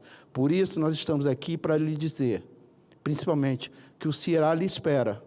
Nós temos uma audiência pública, um encontro, articulamos com a Secretaria de Educação, articulamos com os prefeitos, estamos articulando com a União Nacional dos Estudantes, com a UBS também, e o Sindicato APO, que é a Frente Norte-Nordeste, quer a senhora no Ceará para dar continuidade a esse farol que tem sido a luta pelo financiamento. Por isso, radicalizar e apontar uma fonte. E a fonte que nós temos hoje é, sim, os recursos do pré-sal, dos royalties do petróleo e do gás, para que o novo Fundeb continue forte, firme, para banir da educação a precarização, a quarteirização e garantir piso e carreira digno para uma profissão que merece não só homenagem hoje do Senado através das suas mãos, mas que a gente possa homenagear a população brasileira, garantindo que a educação seja esse farol que ilumina o nosso país e garante uma sociedade diferente, com mais equidade, respeitando a diversidade e apontando para a transição que nós precisamos fazer. Democracia com direitos, é isso que a gente quer dizer para a senhora. Obrigado pela mão amiga, obrigado pela mão companheira, estamos juntos e misturados nessa luta.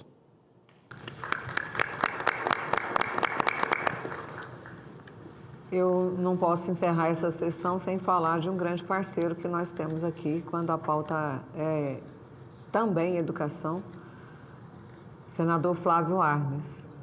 Ele foi relator do Fundeb no Senado. Conseguimos construir uma parceria importante, porque talvez poucos se lembrem, mas foi em período da pandemia.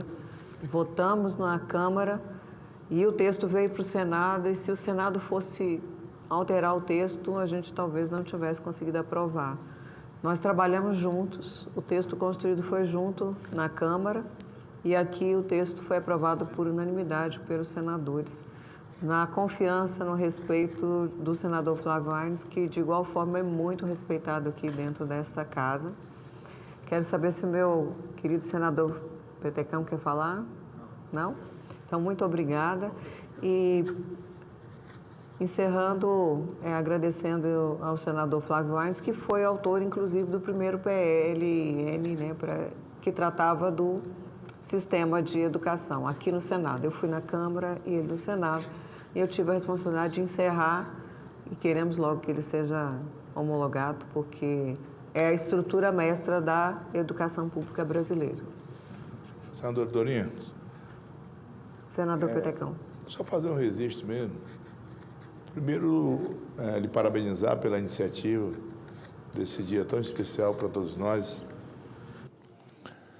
que é o Dia do Professor, e também falar do nosso projeto que nós temos aí, que isenta o professor. Isso é um sonho meu, uma luta, não é de hoje. A senhora está como relatora agora do projeto, que isenta o professor de pagar imposto de renda. Por quê? Porque isso não é privilégio, é porque nós temos que criar, e eu falo pelo meu estado, lá no estado do Acre, nós temos, ou nós tomamos algumas iniciativas de criar alguns incentivos, alguns benefícios para essa classe, sob pena daqui a um tempo nós não temos mais professores. Hoje, eu digo porque converso com muitos professores, é preciso que nós, aqui no Congresso, seja na Câmara ou aqui no Senado, nós possamos criar alguns incentivos, e esse meu projeto, nós sabemos que o país passa por um momento difícil, mas nós também estamos vendo algumas classes serem beneficiadas, e eu não conheço uma classe mais importante para esse país. Eu faço um mandato focado na educação, ajudo muito a educação do meu estado, seja na Universidade Federal, seja no IFAC. Eu acredito que, através da educação, nós podemos, sim, melhorar o nosso país e melhorar o mundo. Então, eu acho que está na hora, professora Dorinha, de nós... Eu sei que a senhora é uma batalhadora, a senhora tem sido uma guerreira aqui em prol da classe, mas de nós avançarmos com esse nosso projeto aí, que com certeza nós vamos dar uma ajuda grande aí aos nossos mestres, aos nossos queridos professores. E, mais uma vez, lhe parabenizar pela sua iniciativa de trazer essa sessão solene aqui, para que nós possamos homenagear não só os professores que estão aqui no plenário, mas os professores do Brasil todo, com certeza, estão ligados agora na TV Senado. Parabéns, Dorinha.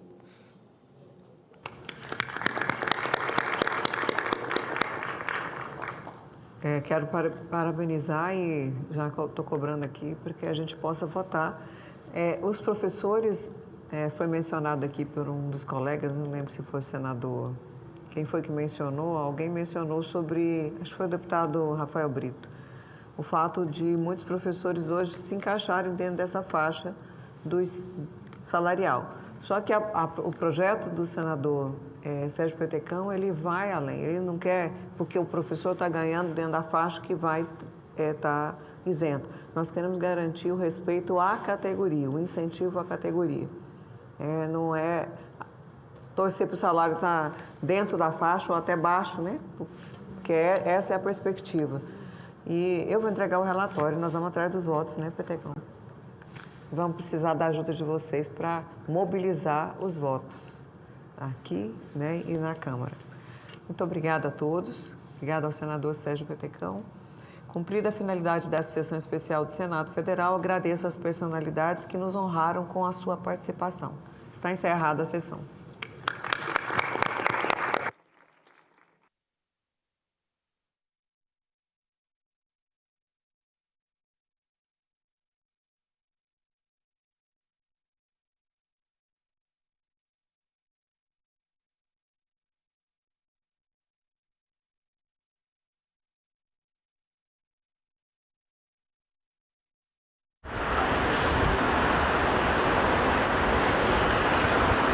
Fazenda em Goiás vira exemplo de agricultura sustentável.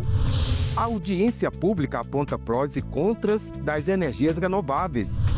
Pensão alimentícia via Pix. Câmara aprova e envia projeto ao Senado.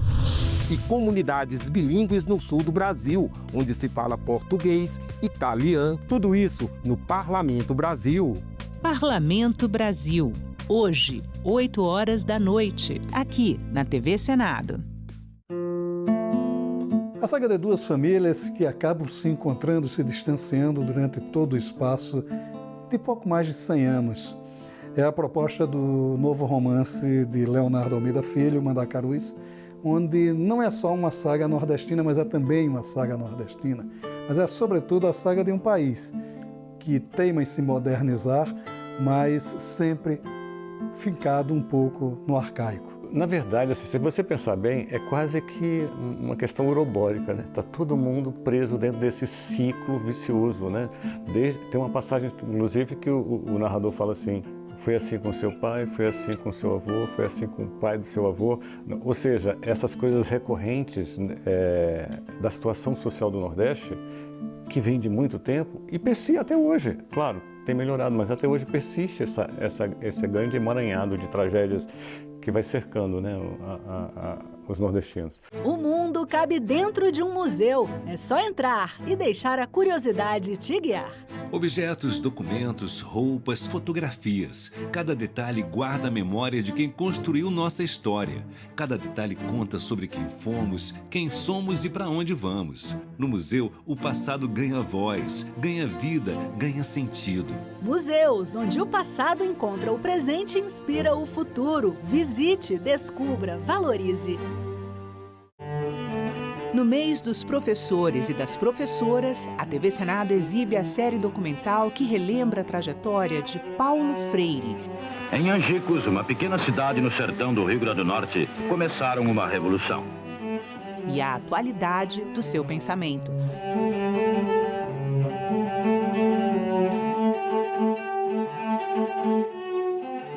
Toda sexta, a partir das 9h, aqui na TV Senado.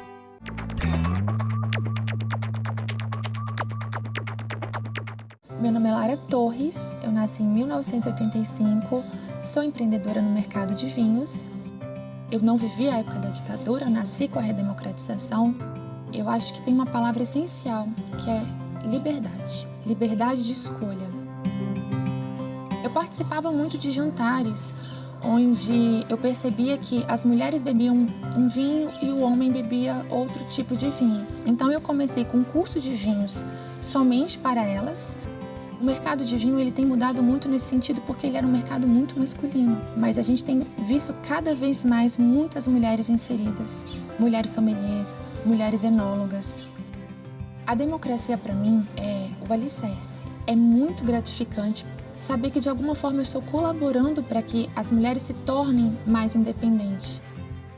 Meu nome é Lara e eu nasci com a democracia.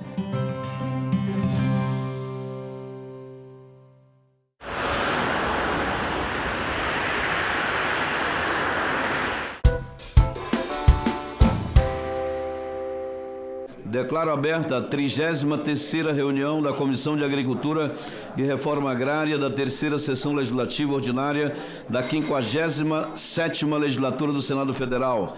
Esta reunião destina-se à deliberação das indicações cadastradas pelos senhores senadores no sistema SINEC para a programação decorrente das emendas RP8 desta comissão, número 60120002, à Lei Orçamentária Anual de 2025, nos termos do artigo 5º da Lei Complementar número 210 de 2024 e do artigo 45A da Resolução número 1 de 2006 do Congresso Nacional. Emenda 60120002, ação 20ZV. A coordenação, relatoria das indicações da CRA segue a cargo desta presidência. Trata-se do 4º momento de aprovação de indicações. Antes de passar a leitura do relatório, comunico o recebimento dos ofícios número 188 e 190, ambos da Subsecretaria de Orçamento, Planejamento, Administração do Ministério da Agricultura e da Pecuária, por meio do qual são apontados impedimentos técnicos e indicações aprovadas. Passo a leitura do relatório.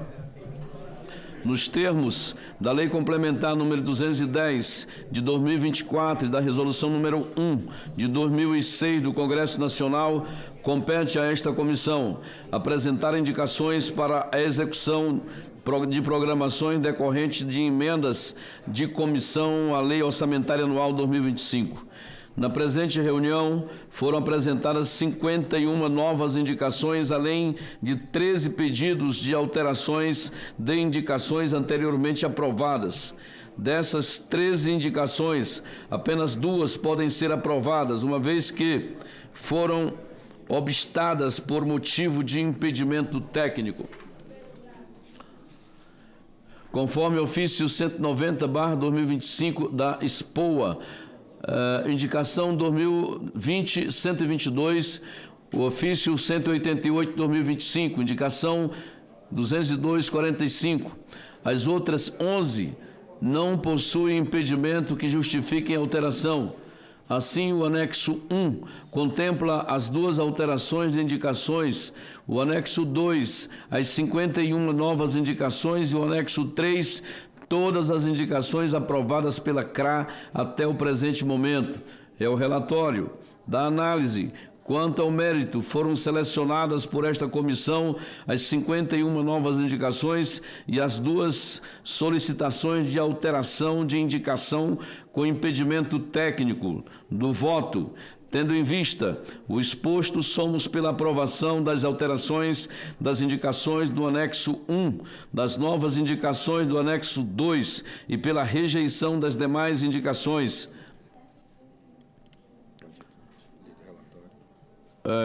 Lido o relatório, a matéria está em discussão. Acredito que está tudo bem. Não havendo mais quem queira discutir ou não havendo quem queira discutir, em votação. A aprovação das alterações no anexo 1 e das novas indicações no anexo 2, feitas pelos senadores no sistema SINEC. A rejeição das demais indicações. As senhoras senadoras e os senhores senadores que concordam, permaneçam como se encontram. Aprovadas as indicações desta comissão. Todas as indicações aprovadas serão consolidadas no anexo 3 em planilha única extraída do sistema SINEC. Estão rejeitadas as demais indicações.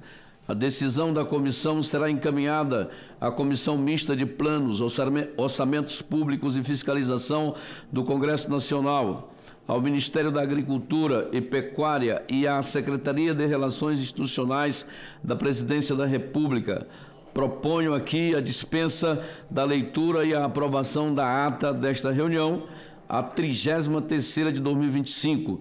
Os senhores senadores e as senhoras senadoras que concordam permaneçam como se encontram. Aprovado. Nada mais havendo a tratar, encerro a presente reunião agradecendo a todos os senhores senadores, senhores assessores, técnicos e o pessoal da imprensa. Muito obrigado. Boa tarde a todos.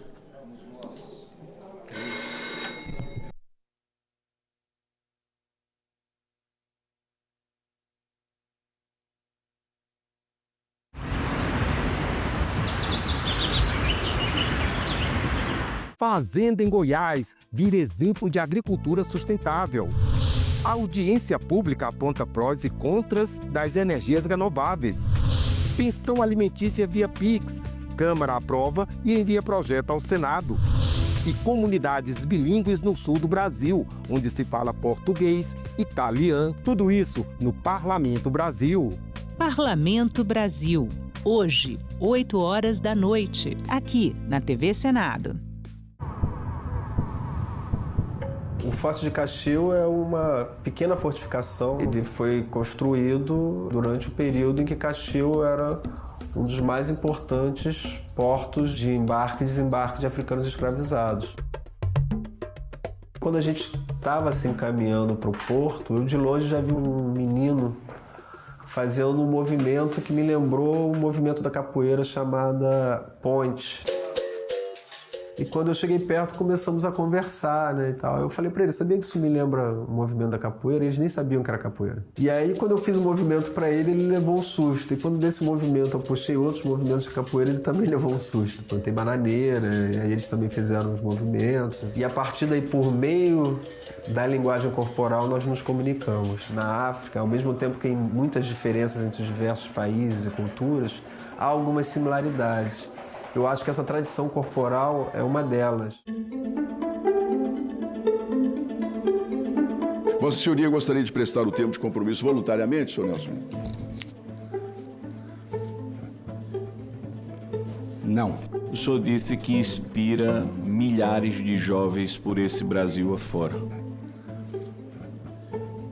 Eu pergunto, como é que o senhor vai se dirigir a esses jovens para continuar inspirando se o senhor, perante uma comissão parlamentar de inquérito, se nega a assinar um termo de compromisso de falar a verdade?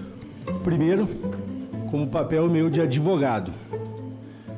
Se eu estivesse aqui representando um cliente meu, eu daria esta mesma recomendação, nobre relator. Eu daria esta mesma recomendação, porque isto é um direito consagrado. Vi nas suas redes sociais um jato de milhões de reais. Vi nas suas redes sociais carros de milhões de reais. Vi nas suas redes sociais relógios de milhões de reais. Tudo isso tem dinheiro dos aposentados do Brasil? Vou ficar em silêncio. Você recebeu 15 milhões de reais. Ou melhor, você pagou ao Maurício Camisotti 15 milhões de reais no intervalo de 2016 a 2022. Conta pra gente esse case de sucesso, de pagar pra trabalhar e ter uma adega só com vinhos importados, ter carros importados, ter jatinho, ter, inclusive, um jardim que foi comprado pelo Camisotti, que custou 22 milhões de reais. Com todo o respeito, deputado, eu vou permanecer em silêncio e eu não tenho nada a ver com o objeto desta CPMI.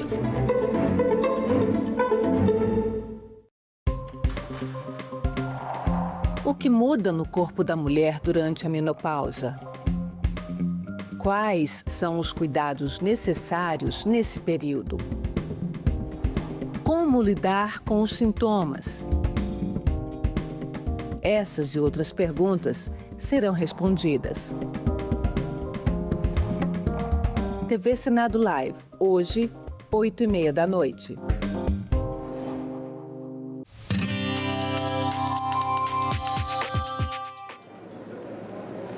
Olá, eu sou a Carla Benevides e está começando mais um programa Argumento. O câncer é uma das maiores causas de morte no mundo e desafia a ciência em busca de novas respostas. Por isso, uma missão brasileira vai agora em outubro à Rússia e ao Reino Unido para conhecer centros de pesquisa e políticas de prevenção e combate à doença.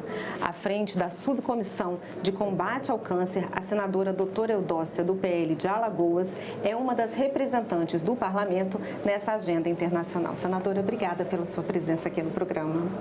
Eu que agradeço, Carla. Senadora, eu queria que a senhora contasse qual é o objetivo principal dessa missão brasileira, tanto à Rússia quanto ao Reino Unido. Essa missão vai ser de suma importância, porque na Rússia nós iremos visitar um instituto muito importante, chamado Instituto Gamaleya.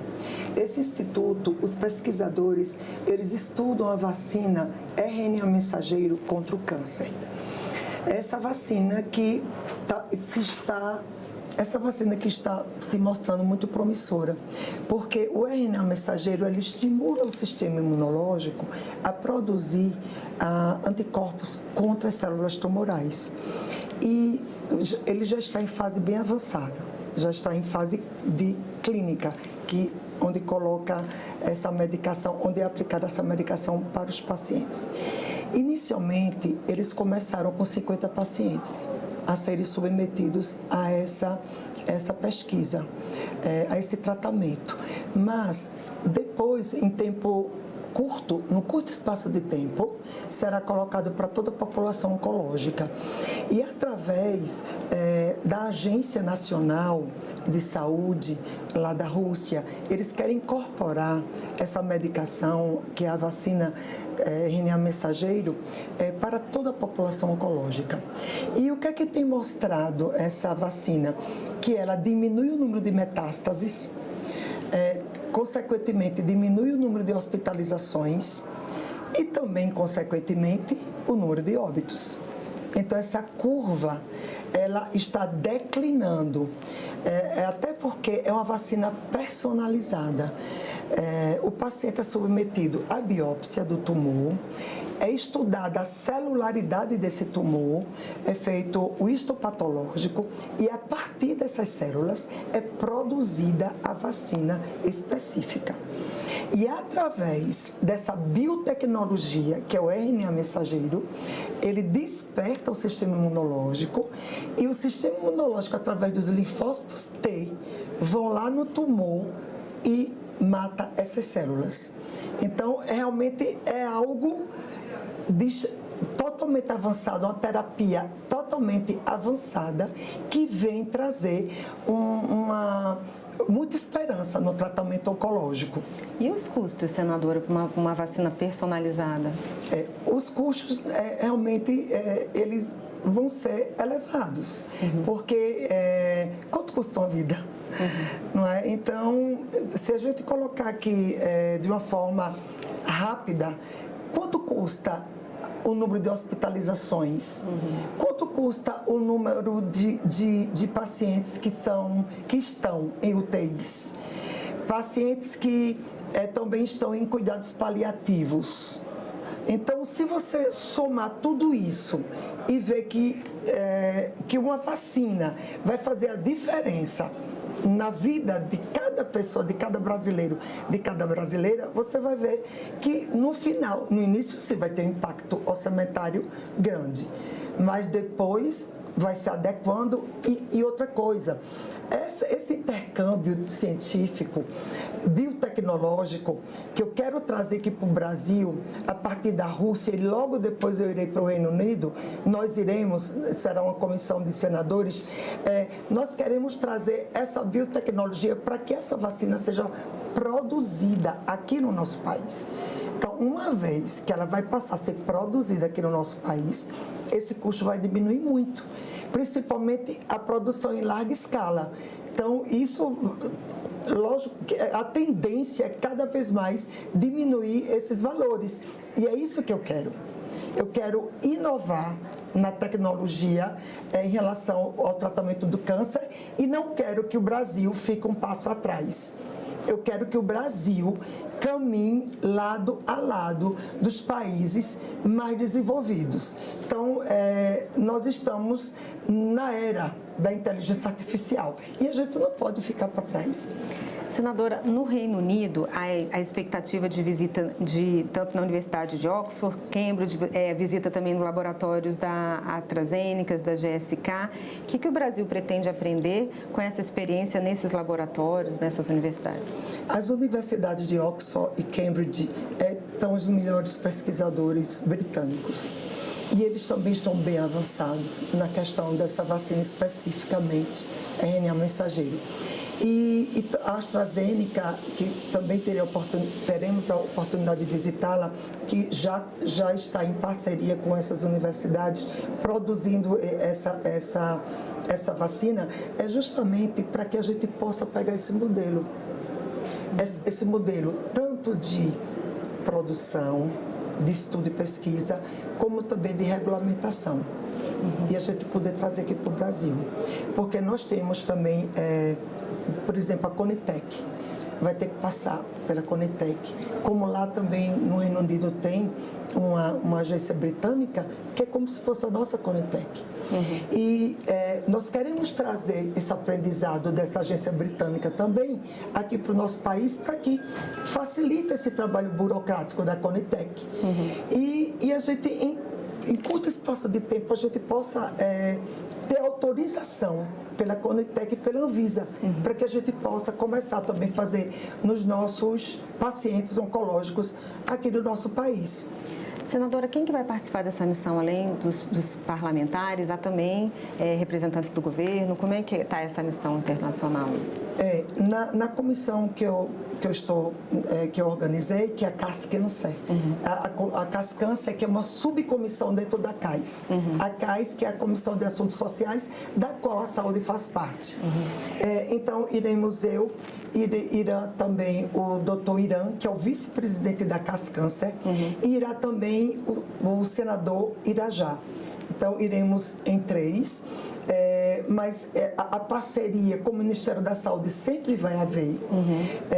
Uma vez que eu tive informações, inclusive, que o ministro Alexandre Padilha está visitando o Reino Unido, não sei exatamente quando, mas creio que um pouco antes dessa missão, mostrando que realmente estamos tendo o mesmo pensamento.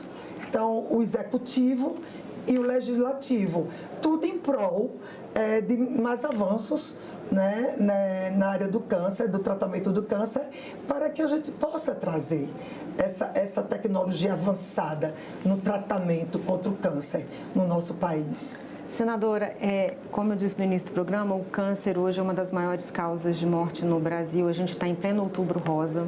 Essa missão casa exatamente nesse mês, né, que é um mês de campanhas, né, de debate sobre o tema. Queria que a senhora falasse um pouquinho sobre a importância do diagnóstico precoce e também sobre o que se fala muito, que hoje em dia o câncer não é necessário, o diagnóstico de câncer não é necessariamente uma sentença de morte, como era antigamente. Realmente, Carla, graças a Deus, hoje nós temos, avançou tanto a medicina, que realmente hoje não é mais uma sentença de morte, como você bem colocou, e você foi feliz nas suas palavras. Atualmente, o câncer ainda não é a doença que mais mata. A doença que mais mata são as doenças cardiovasculares. Mas estudos realizados mostraram que até 2030, o câncer, sim, será a doença que mais vai causar morte, não só no nosso país, mas em todo o mundo. E com todos esses avanços, o que é que eu deixo aqui para a nossa população? É que as pessoas procurem as unidades básicas de saúde, tenham o autocuidado, procure os consultórios médicos, façam seus exames de rotina. Nós conseguimos, lá na CAS-Câncer, aprovar um projeto de lei que diminui o prazo para acesso à mamografia de 59 anos de idade para 40.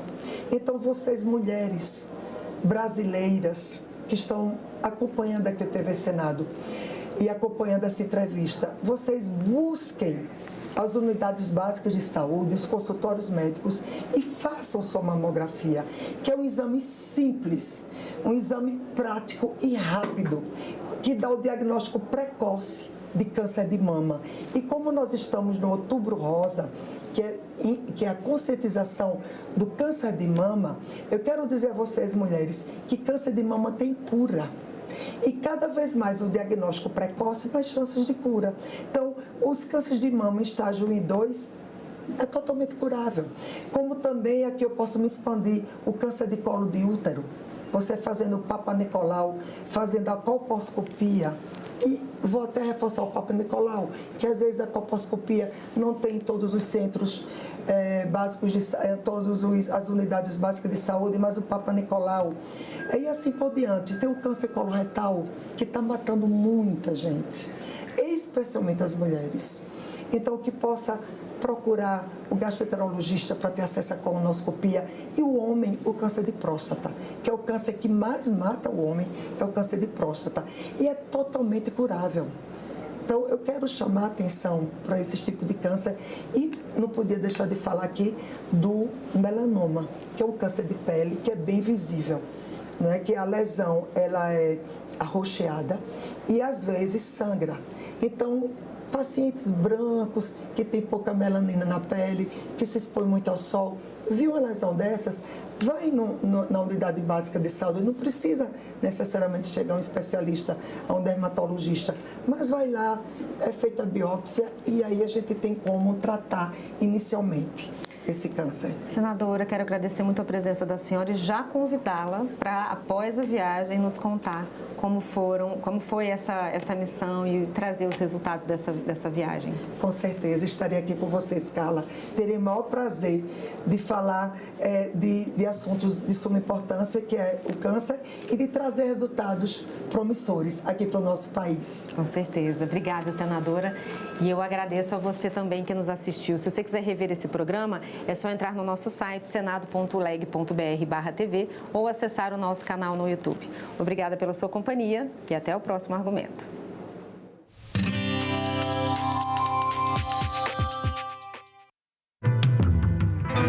Em outubro, a TV Senado homenageia o cineasta Silvio Tendler, documentarista de grandes personagens e de lutas decisivas na nossa história.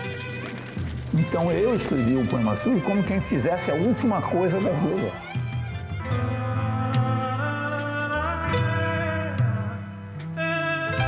Mostra Silvio Tendler, todo sábado às 9 horas da noite. O Congresso Nacional é o órgão que representa o povo brasileiro, que elabora leis, que fiscaliza as ações do Poder Executivo. O nosso sistema é o bicameral, ou seja, ele é composto por 2 câmaras ou 2 casas legislativas, a Câmara dos Deputados e o Senado Federal. Um projeto de lei que começa aprovado pela Câmara é sempre revisado pelo Senado. Da mesma forma, uma proposta apresentada pelo Senado também precisa passar pela votação dos deputados antes de ser sancionada ou não pelo presidente da República. A Câmara dos Deputados é composta por 513 deputados, que são eleitos a cada 4 anos pelo sistema proporcional. Cada estado brasileiro e o Distrito Federal elegem seus deputados de acordo com o tamanho de suas populações. Já o Senado Federal é composto pelos representantes dos estados e do Distrito Federal. Mas os senadores são eleitos pelo sistema majoritário. Vence o que tiver o maior número de votos. Cada unidade elege 3 senadores, independentemente do tamanho de sua população. Isso garante uma representação mais equilibrada entre os diferentes estados e as diferentes regiões do Brasil. As 2 casas também possuem uma série de atribuições que são exclusivas. Por exemplo, os deputados podem autorizar, com a aprovação de 2/3 de seus membros, o início de um processo de impeachment contra o presidente da República. Mas são os senadores que julgam se o presidente sofrerá ou não o impeachment. Além disso, são apenas os senadores que analisam e aprovam as indicações do presidente da República para diversos cargos muito importantes, como os ministros do STF e o Procurador-Geral da República. O Congresso é o nível mais alto do nosso poder legislativo. Escolha bem os seus representantes. No mês dos professores e das professoras, a TV Senado exibe a série documental que relembra a trajetória de Paulo Freire. Em Angicos, uma pequena cidade no sertão do Rio Grande do Norte, começaram uma revolução.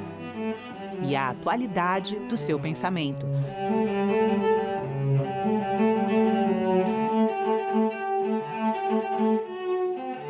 Toda sexta, a partir das 9 horas da noite, aqui na TV Senado.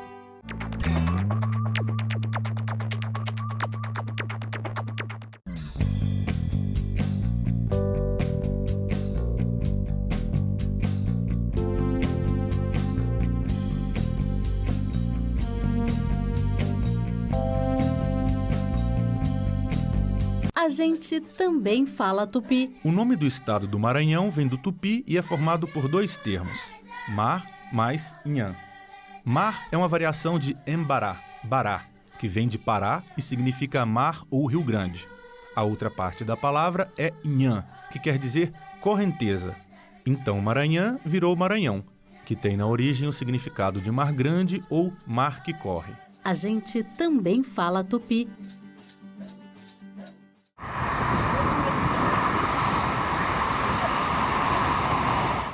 Olá, está começando agora o Senado Notícias Revista e você vai ver nesta edição. CPMI do INSS ouve assessor de presidente da Conafer e ex-presidente do INSS. Comissão de Assuntos Econômicos começa a discutir o projeto que isenta do imposto de renda quem ganha até R$5 mil. E professores são homenageados no plenário do Senado. Confira comigo estes e outros assuntos que são destaque aqui no Senado Federal.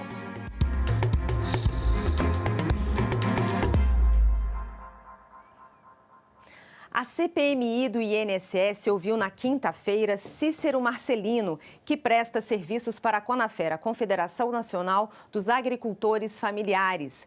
As empresas de Marcelino receberam quase R$300 milhões. O depoente negou que lucrasse esses valores e disse que repassava o dinheiro para pessoas diferentes. Logo no início do seu depoimento, Cícero Marcelino de Souza Santos falou que é proprietário de várias empresas prestadoras de serviço. A Conafer me contratou para fazer essa assessoria e vinha para mim fazer pagamento.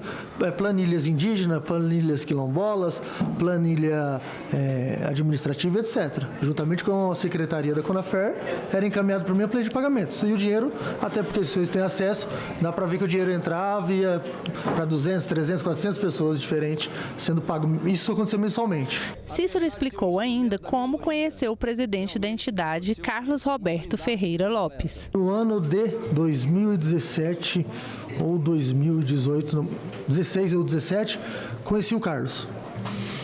Gostou do meu atendimento, numa loja que eu trabalhava. Comecei a falar um pouquinho da minha história de trabalho, geral, desde atendimentos, como consultoria e assessorias.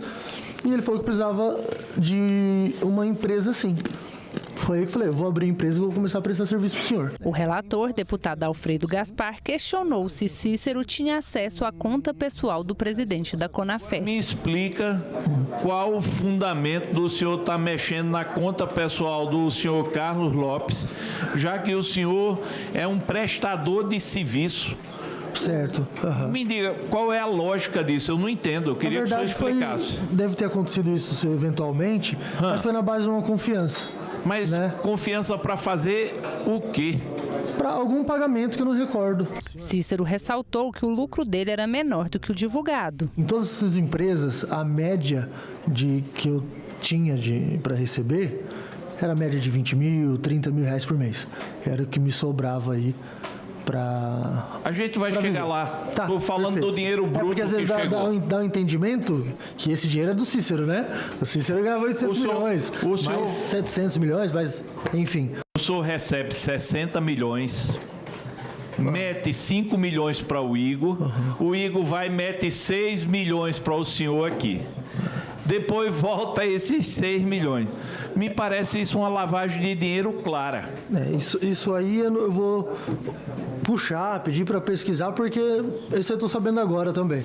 Vinha valores, vinha planilha de pagamentos diretamente da Conafer e eu fazia os pagamentos. O relator falou sobre a evolução patrimonial do depoente. Eu admiro a pessoa que com suor ganha dinheiro, consegue dar conforto à família. Todo mundo luta para isso.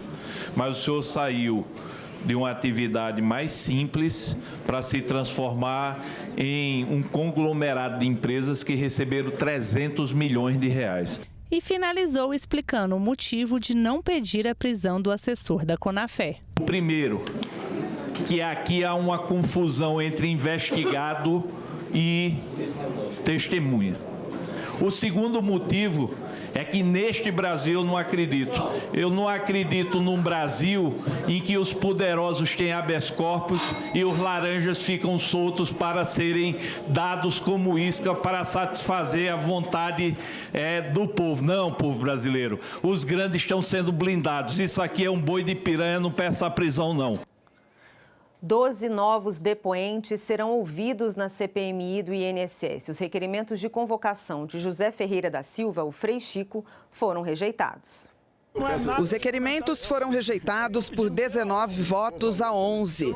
José Ferreira da Silva, conhecido como Frei Chico, é irmão do presidente Lula e vice-presidente do Sindinap, o Sindicato Nacional de Aposentados, Pensionistas e Idosos. O senador Isalci é autor de um dos requerimentos. Essa convocação, esse requerimento de convocação aqui do Zé Ferreira da Silva, Frei Chico, que é o vice-presidente do sindicato, ela é fundamental. E aqueles que votarem contra estão exatamente blindando, não querem fazer o que nós temos por obrigação aqui de descobrir exatamente quem foi que assaltou, que roubou os aposentados e pensionistas desse país. O Frei Chico, nós já discutimos isso aqui nesta comissão, aliás, ele leva o nome de Frei Chico não por ser padre, não por estar ligado a uma atividade específica à Igreja Católica, mas pela sua trajetória franciscana, pela sua visão e pela sua postura, que é totalmente desprendida a materialismo, a patrimonialismo.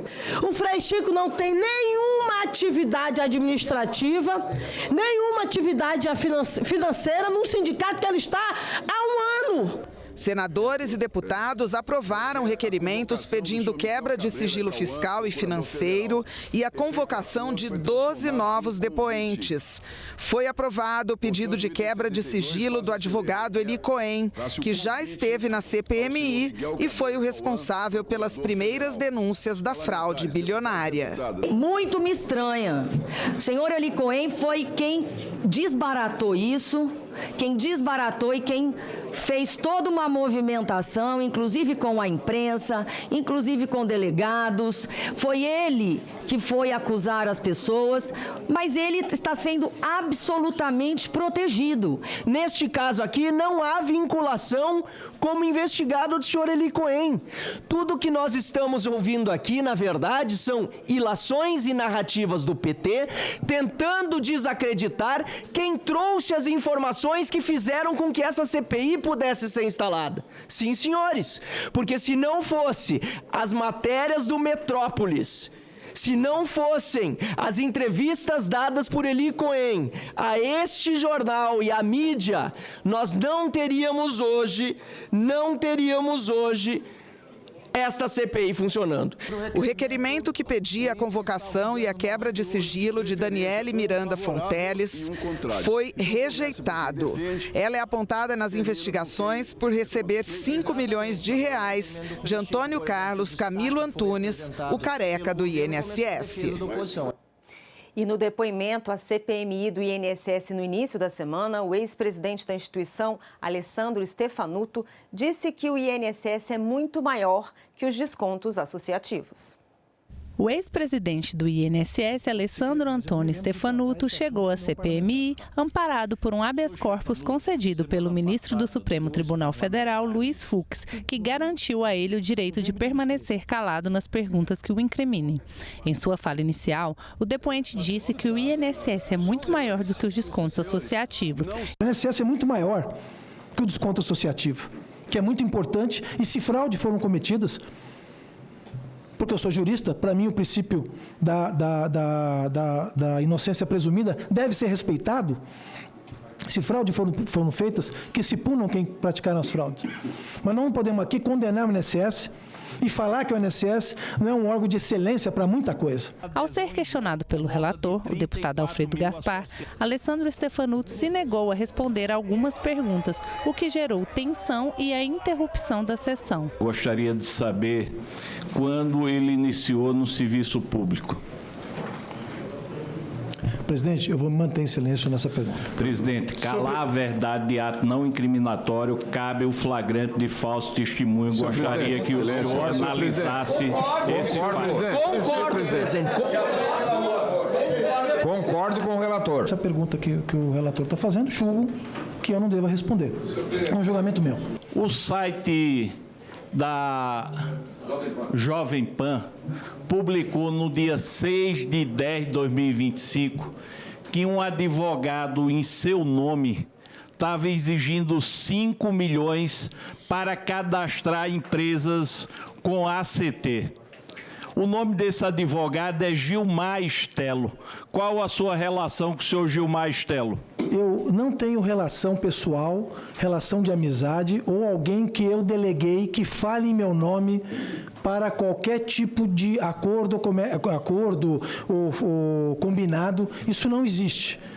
Não existe.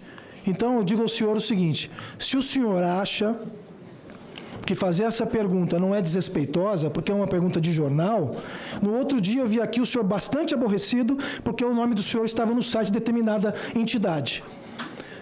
Então, notícia de jornal, notícia de site, rapaz, o senhor me respeite. Sendo cabeça do maior roubo de aposentados e pensionistas. Por favor, relator, por gentileza. Presidente. Por favor, relator. Vergonha. Por solicitação do advogado, a sessão está suspensa. Com a sessão retomada, o depoente resolveu responder as perguntas. Desde que o senhor assumiu, mesmo após instrução normativa proibindo, ou 2020 ou 2021, foi autorizada pelo senhor essas inclusões em massa, 15 em 2023 e 2024, 24. Isso aqui, segundo a CGU, essa ação do senhor, segundo a CGU, deu um prejuízo direto de 62 milhões de reais e protegeu as associações, esquecendo os associados. O senhor com tanta experiência, o senhor com tanto conhecimento, o que levou o senhor a autorizar essa temeridade? Senhor relator, a única inclusão em lote que eu autorizei foi a da CONTAG, que foi a que deu ensejo, inclusive, está no lote da Polícia Federal. Eu não sei dessas inclusões, eu não assinei essas inclusões de autorizar a fazer remessa em lote. O ministro da Fazenda, Fernando Haddad, disse na Comissão de Assuntos Econômicos que a isenção do imposto de renda para quem ganha até R$5 mil é um marco na redução da desigualdade no Brasil. Essa é a primeira de 4 audiências públicas para instruir o projeto do governo aprovado pela Câmara dos Deputados e que isenta do imposto de renda quem ganha até R$5 mil e prevê uma redução gradual da alíquota para rendas de até R$ 7.350. A proposta também prevê a cobrança de imposto de renda sobre dividendos, que hoje são isentos. A medida estabelece uma alíquota de 10% sobre valores que ultrapassem R$50 mil por mês, pagos por uma mesma empresa. O projeto está agora em análise na Comissão de Assuntos Econômicos do Senado, sob a relatoria do senador Renan Calheiros. O ministro Fernando Haddad destacou a aprovação unânime do projeto pela Câmara dos Deputados e afirmou que a proposta representa um marco no combate às desigualdades. Um dia eu perguntei quantos países africanos são menos desiguais que o Brasil. Dos 54. Nós perdemos para 47 dos 54 países africanos. em desigualdade. Haddad ressaltou que o país vive um momento de inflação controlada e crescimento econômico e que o projeto avança neste caminho, já que corrige distorções e elimina privilégios. Ele rebateu críticas de setores que veem o fim das isenções como aumento de impostos e afirmou que é um equívoco confundir o fim de privilégios com elevação de tributos. Todas as iniciativas até aqui somadas, do ponto de vista tributário, vai resultar em 4 anos no seguinte placar. Quando eu falo de tudo, eu não estou me referindo só a esse projeto. Eu estou me referindo à tributação dos paraísos fiscais, à tributação dos fundos familiares que eram isentos. Nós estamos falando de 25 milhões de brasileiros que ou não vão pagar ou vão pagar menos impostos. E estamos falando de 200 mil brasileiros, repito, tudo somado. Aqui nós estamos falando de 140 mil. Tudo somado, são cerca de 200 mil brasileiros do andar de cima. Nós estamos falando de 0,1% da população. 200 mil brasileiros é 0,1% da população. Que vão deixar de ter alguns privilégios para que 25 milhões tenham um pouco mais de justiça. É uma relação de mais de 100 para 1. 100 brasileiros beneficiados para um que vai perder um privilégio, não um direito. Porque pagar menos do que a média dos brasileiros é ter um privilégio. É o primeiro passo para a gente iniciar o debate de uma reforma mais consistente sobre a renda, que é a isenção do imposto de renda, a atualização da tabela do imposto de renda, porque a gente está falando da isenção do imposto de renda, mas nós estamos falando aqui da atualização do imposto de renda que abrangeu milhões de brasileiros. E agora a isenção e a redução do imposto até 7.300. Veja, isso também é muito impactante com a cobrança. Só para 141 mil brasileiros a gente vai atingir mais de 28 milhões de pessoas. Um projeto que melhora a distribuição da renda, que aumenta o consumo das famílias e que promove um maior crescimento econômico é um projeto que merece prosperar. Ainda mais pela relatoria competente e, acima de tudo, vigilante que o senador Renan Calheiros tem procurado conduzir durante a tramitação desse projeto aqui. É um projeto que realmente, no meu ponto de vista, traz um conforto para a sociedade. A derrubada pela Câmara dos Deputados da MP que taxava as bets também foi tema do debate. O senador Humberto Costa defendeu que o governo reenvie uma nova proposta sobre o assunto. Se o governo decidir mandar alguma coisa nesse sentido, como projeto de lei ou o que quer que seja, eu acho que tem como a gente fazer prosperar. Porque eu acho que na sociedade há um clima de compreensão dos danos que esse tipo de atividade tem produzido no nosso país e também que nós sabemos que são ganhos bilionários que essas bets têm obtido. Basta olhar o que elas têm gasto de patrocínio para clube de futebol. No mundo inteiro é assim. Os setores que produzem externalidades muito negativas para a sociedade, como é o caso do álcool, do fumo e de qualquer tipo de dependência, tudo isso gera externalidades muito negativas para a sociedade. Esses setores são sobretaxados no mundo inteiro. O Brasil é até tímido na sobretaxação, porque em determinados países é quase inacessível você comprar uma bebida alcoólica. Vai lá na Escandinávia, que é um lugar frio para chuchu, que a turma vai ver quanto que você paga numa dose de destilado lá. Eu quero crer que nós vamos, agora com a volta do presidente, voltar a nos reunir, sentar com os líderes e buscar uma solução para o orçamento do ano que vem. Nessa mesma audiência, na terça-feira, que contou com a participação do ministro da Fazenda, Fernando Haddad, o senador Alessandro Vieira anunciou a intenção de apresentar um projeto de lei para taxar bets, bancos e bilionários.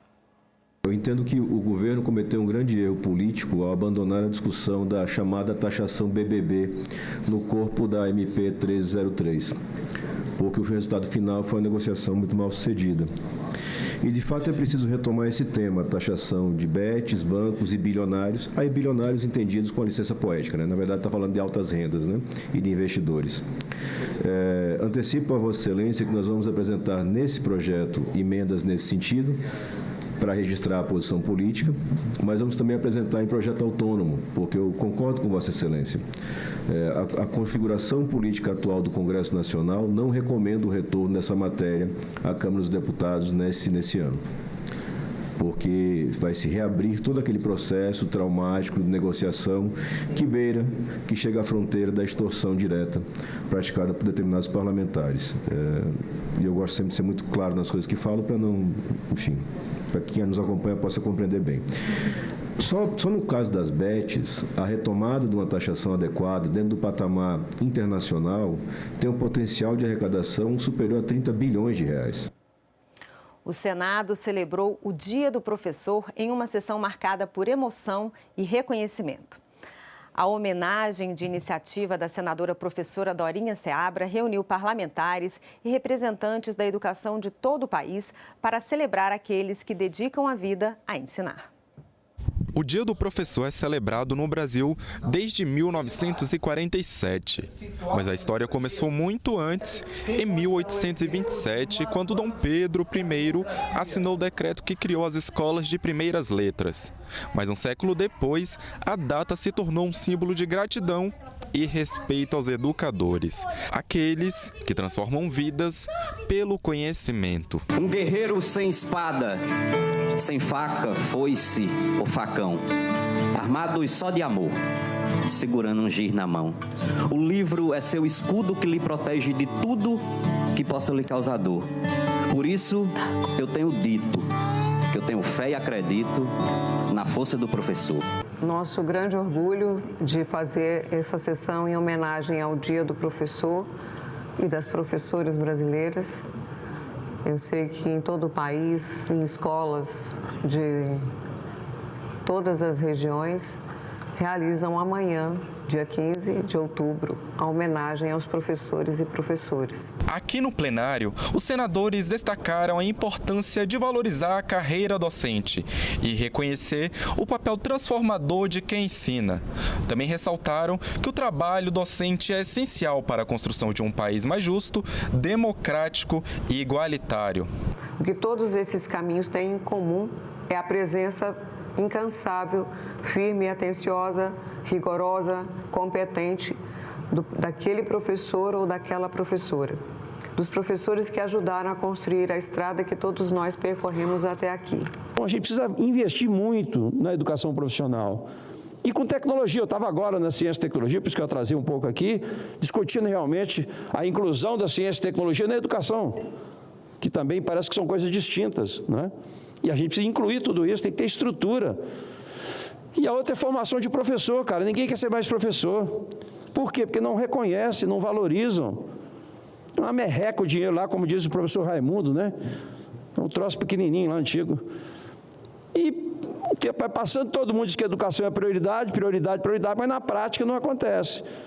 Outros parlamentares também homenagearam os educadores e defenderam mais investimentos na área. A educação é o alicerce de uma nação justa, moderna e próspera. Nenhum país se torna desenvolvido sem reconhecer realmente o papel essencial dos nossos professores, que são os construtores silenciosos da cidadania, os semeadores do conhecimento e os verdadeiros engenheiros do amanhã. Quando um professor entra na sala de aula, ele carrega nas mãos não apenas um livro ou um plano de aula, ele carrega a esperança de um país inteiro. O Ministério da Educação destacou o papel dos docentes na educação tecnológica e no sucesso dos projetos educacionais. Na semana passada, uma 5ª Semana Nacional de Educação Profissional e Tecnológica, que reuniu mais de 30 mil pessoas aqui em Brasília. Foram 400 projetos que, de uma forma ou de outra, desenvolvidos, planejados lá na base, nas escolas, mas apresentado aqui ao público. E a gente só teve êxito nesse processo porque nós tínhamos professores, docentes trabalhadores da educação que se envolveram para além da sala de aula. A sessão terminou com aplausos e um sentimento de gratidão, um reconhecimento a quem planta sonhos, ensina com amor e constrói um futuro do Brasil cada dia melhor. E este foi o Senado Notícias Revista. Você pode rever as reportagens desta edição na nossa página na internet, senado.leg.br/tv. Obrigada pela companhia e continue ligado aqui na TV Senado.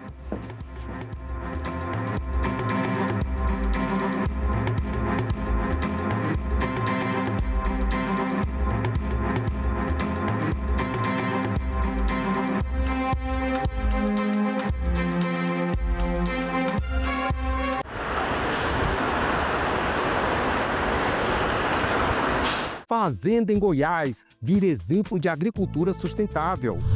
A audiência pública aponta prós e contras das energias renováveis. Pensão alimentícia via Pix. Câmara aprova e envia projeto ao Senado. E comunidades bilíngues no sul do Brasil, onde se fala português, italiano, tudo isso no Parlamento Brasil. Parlamento Brasil.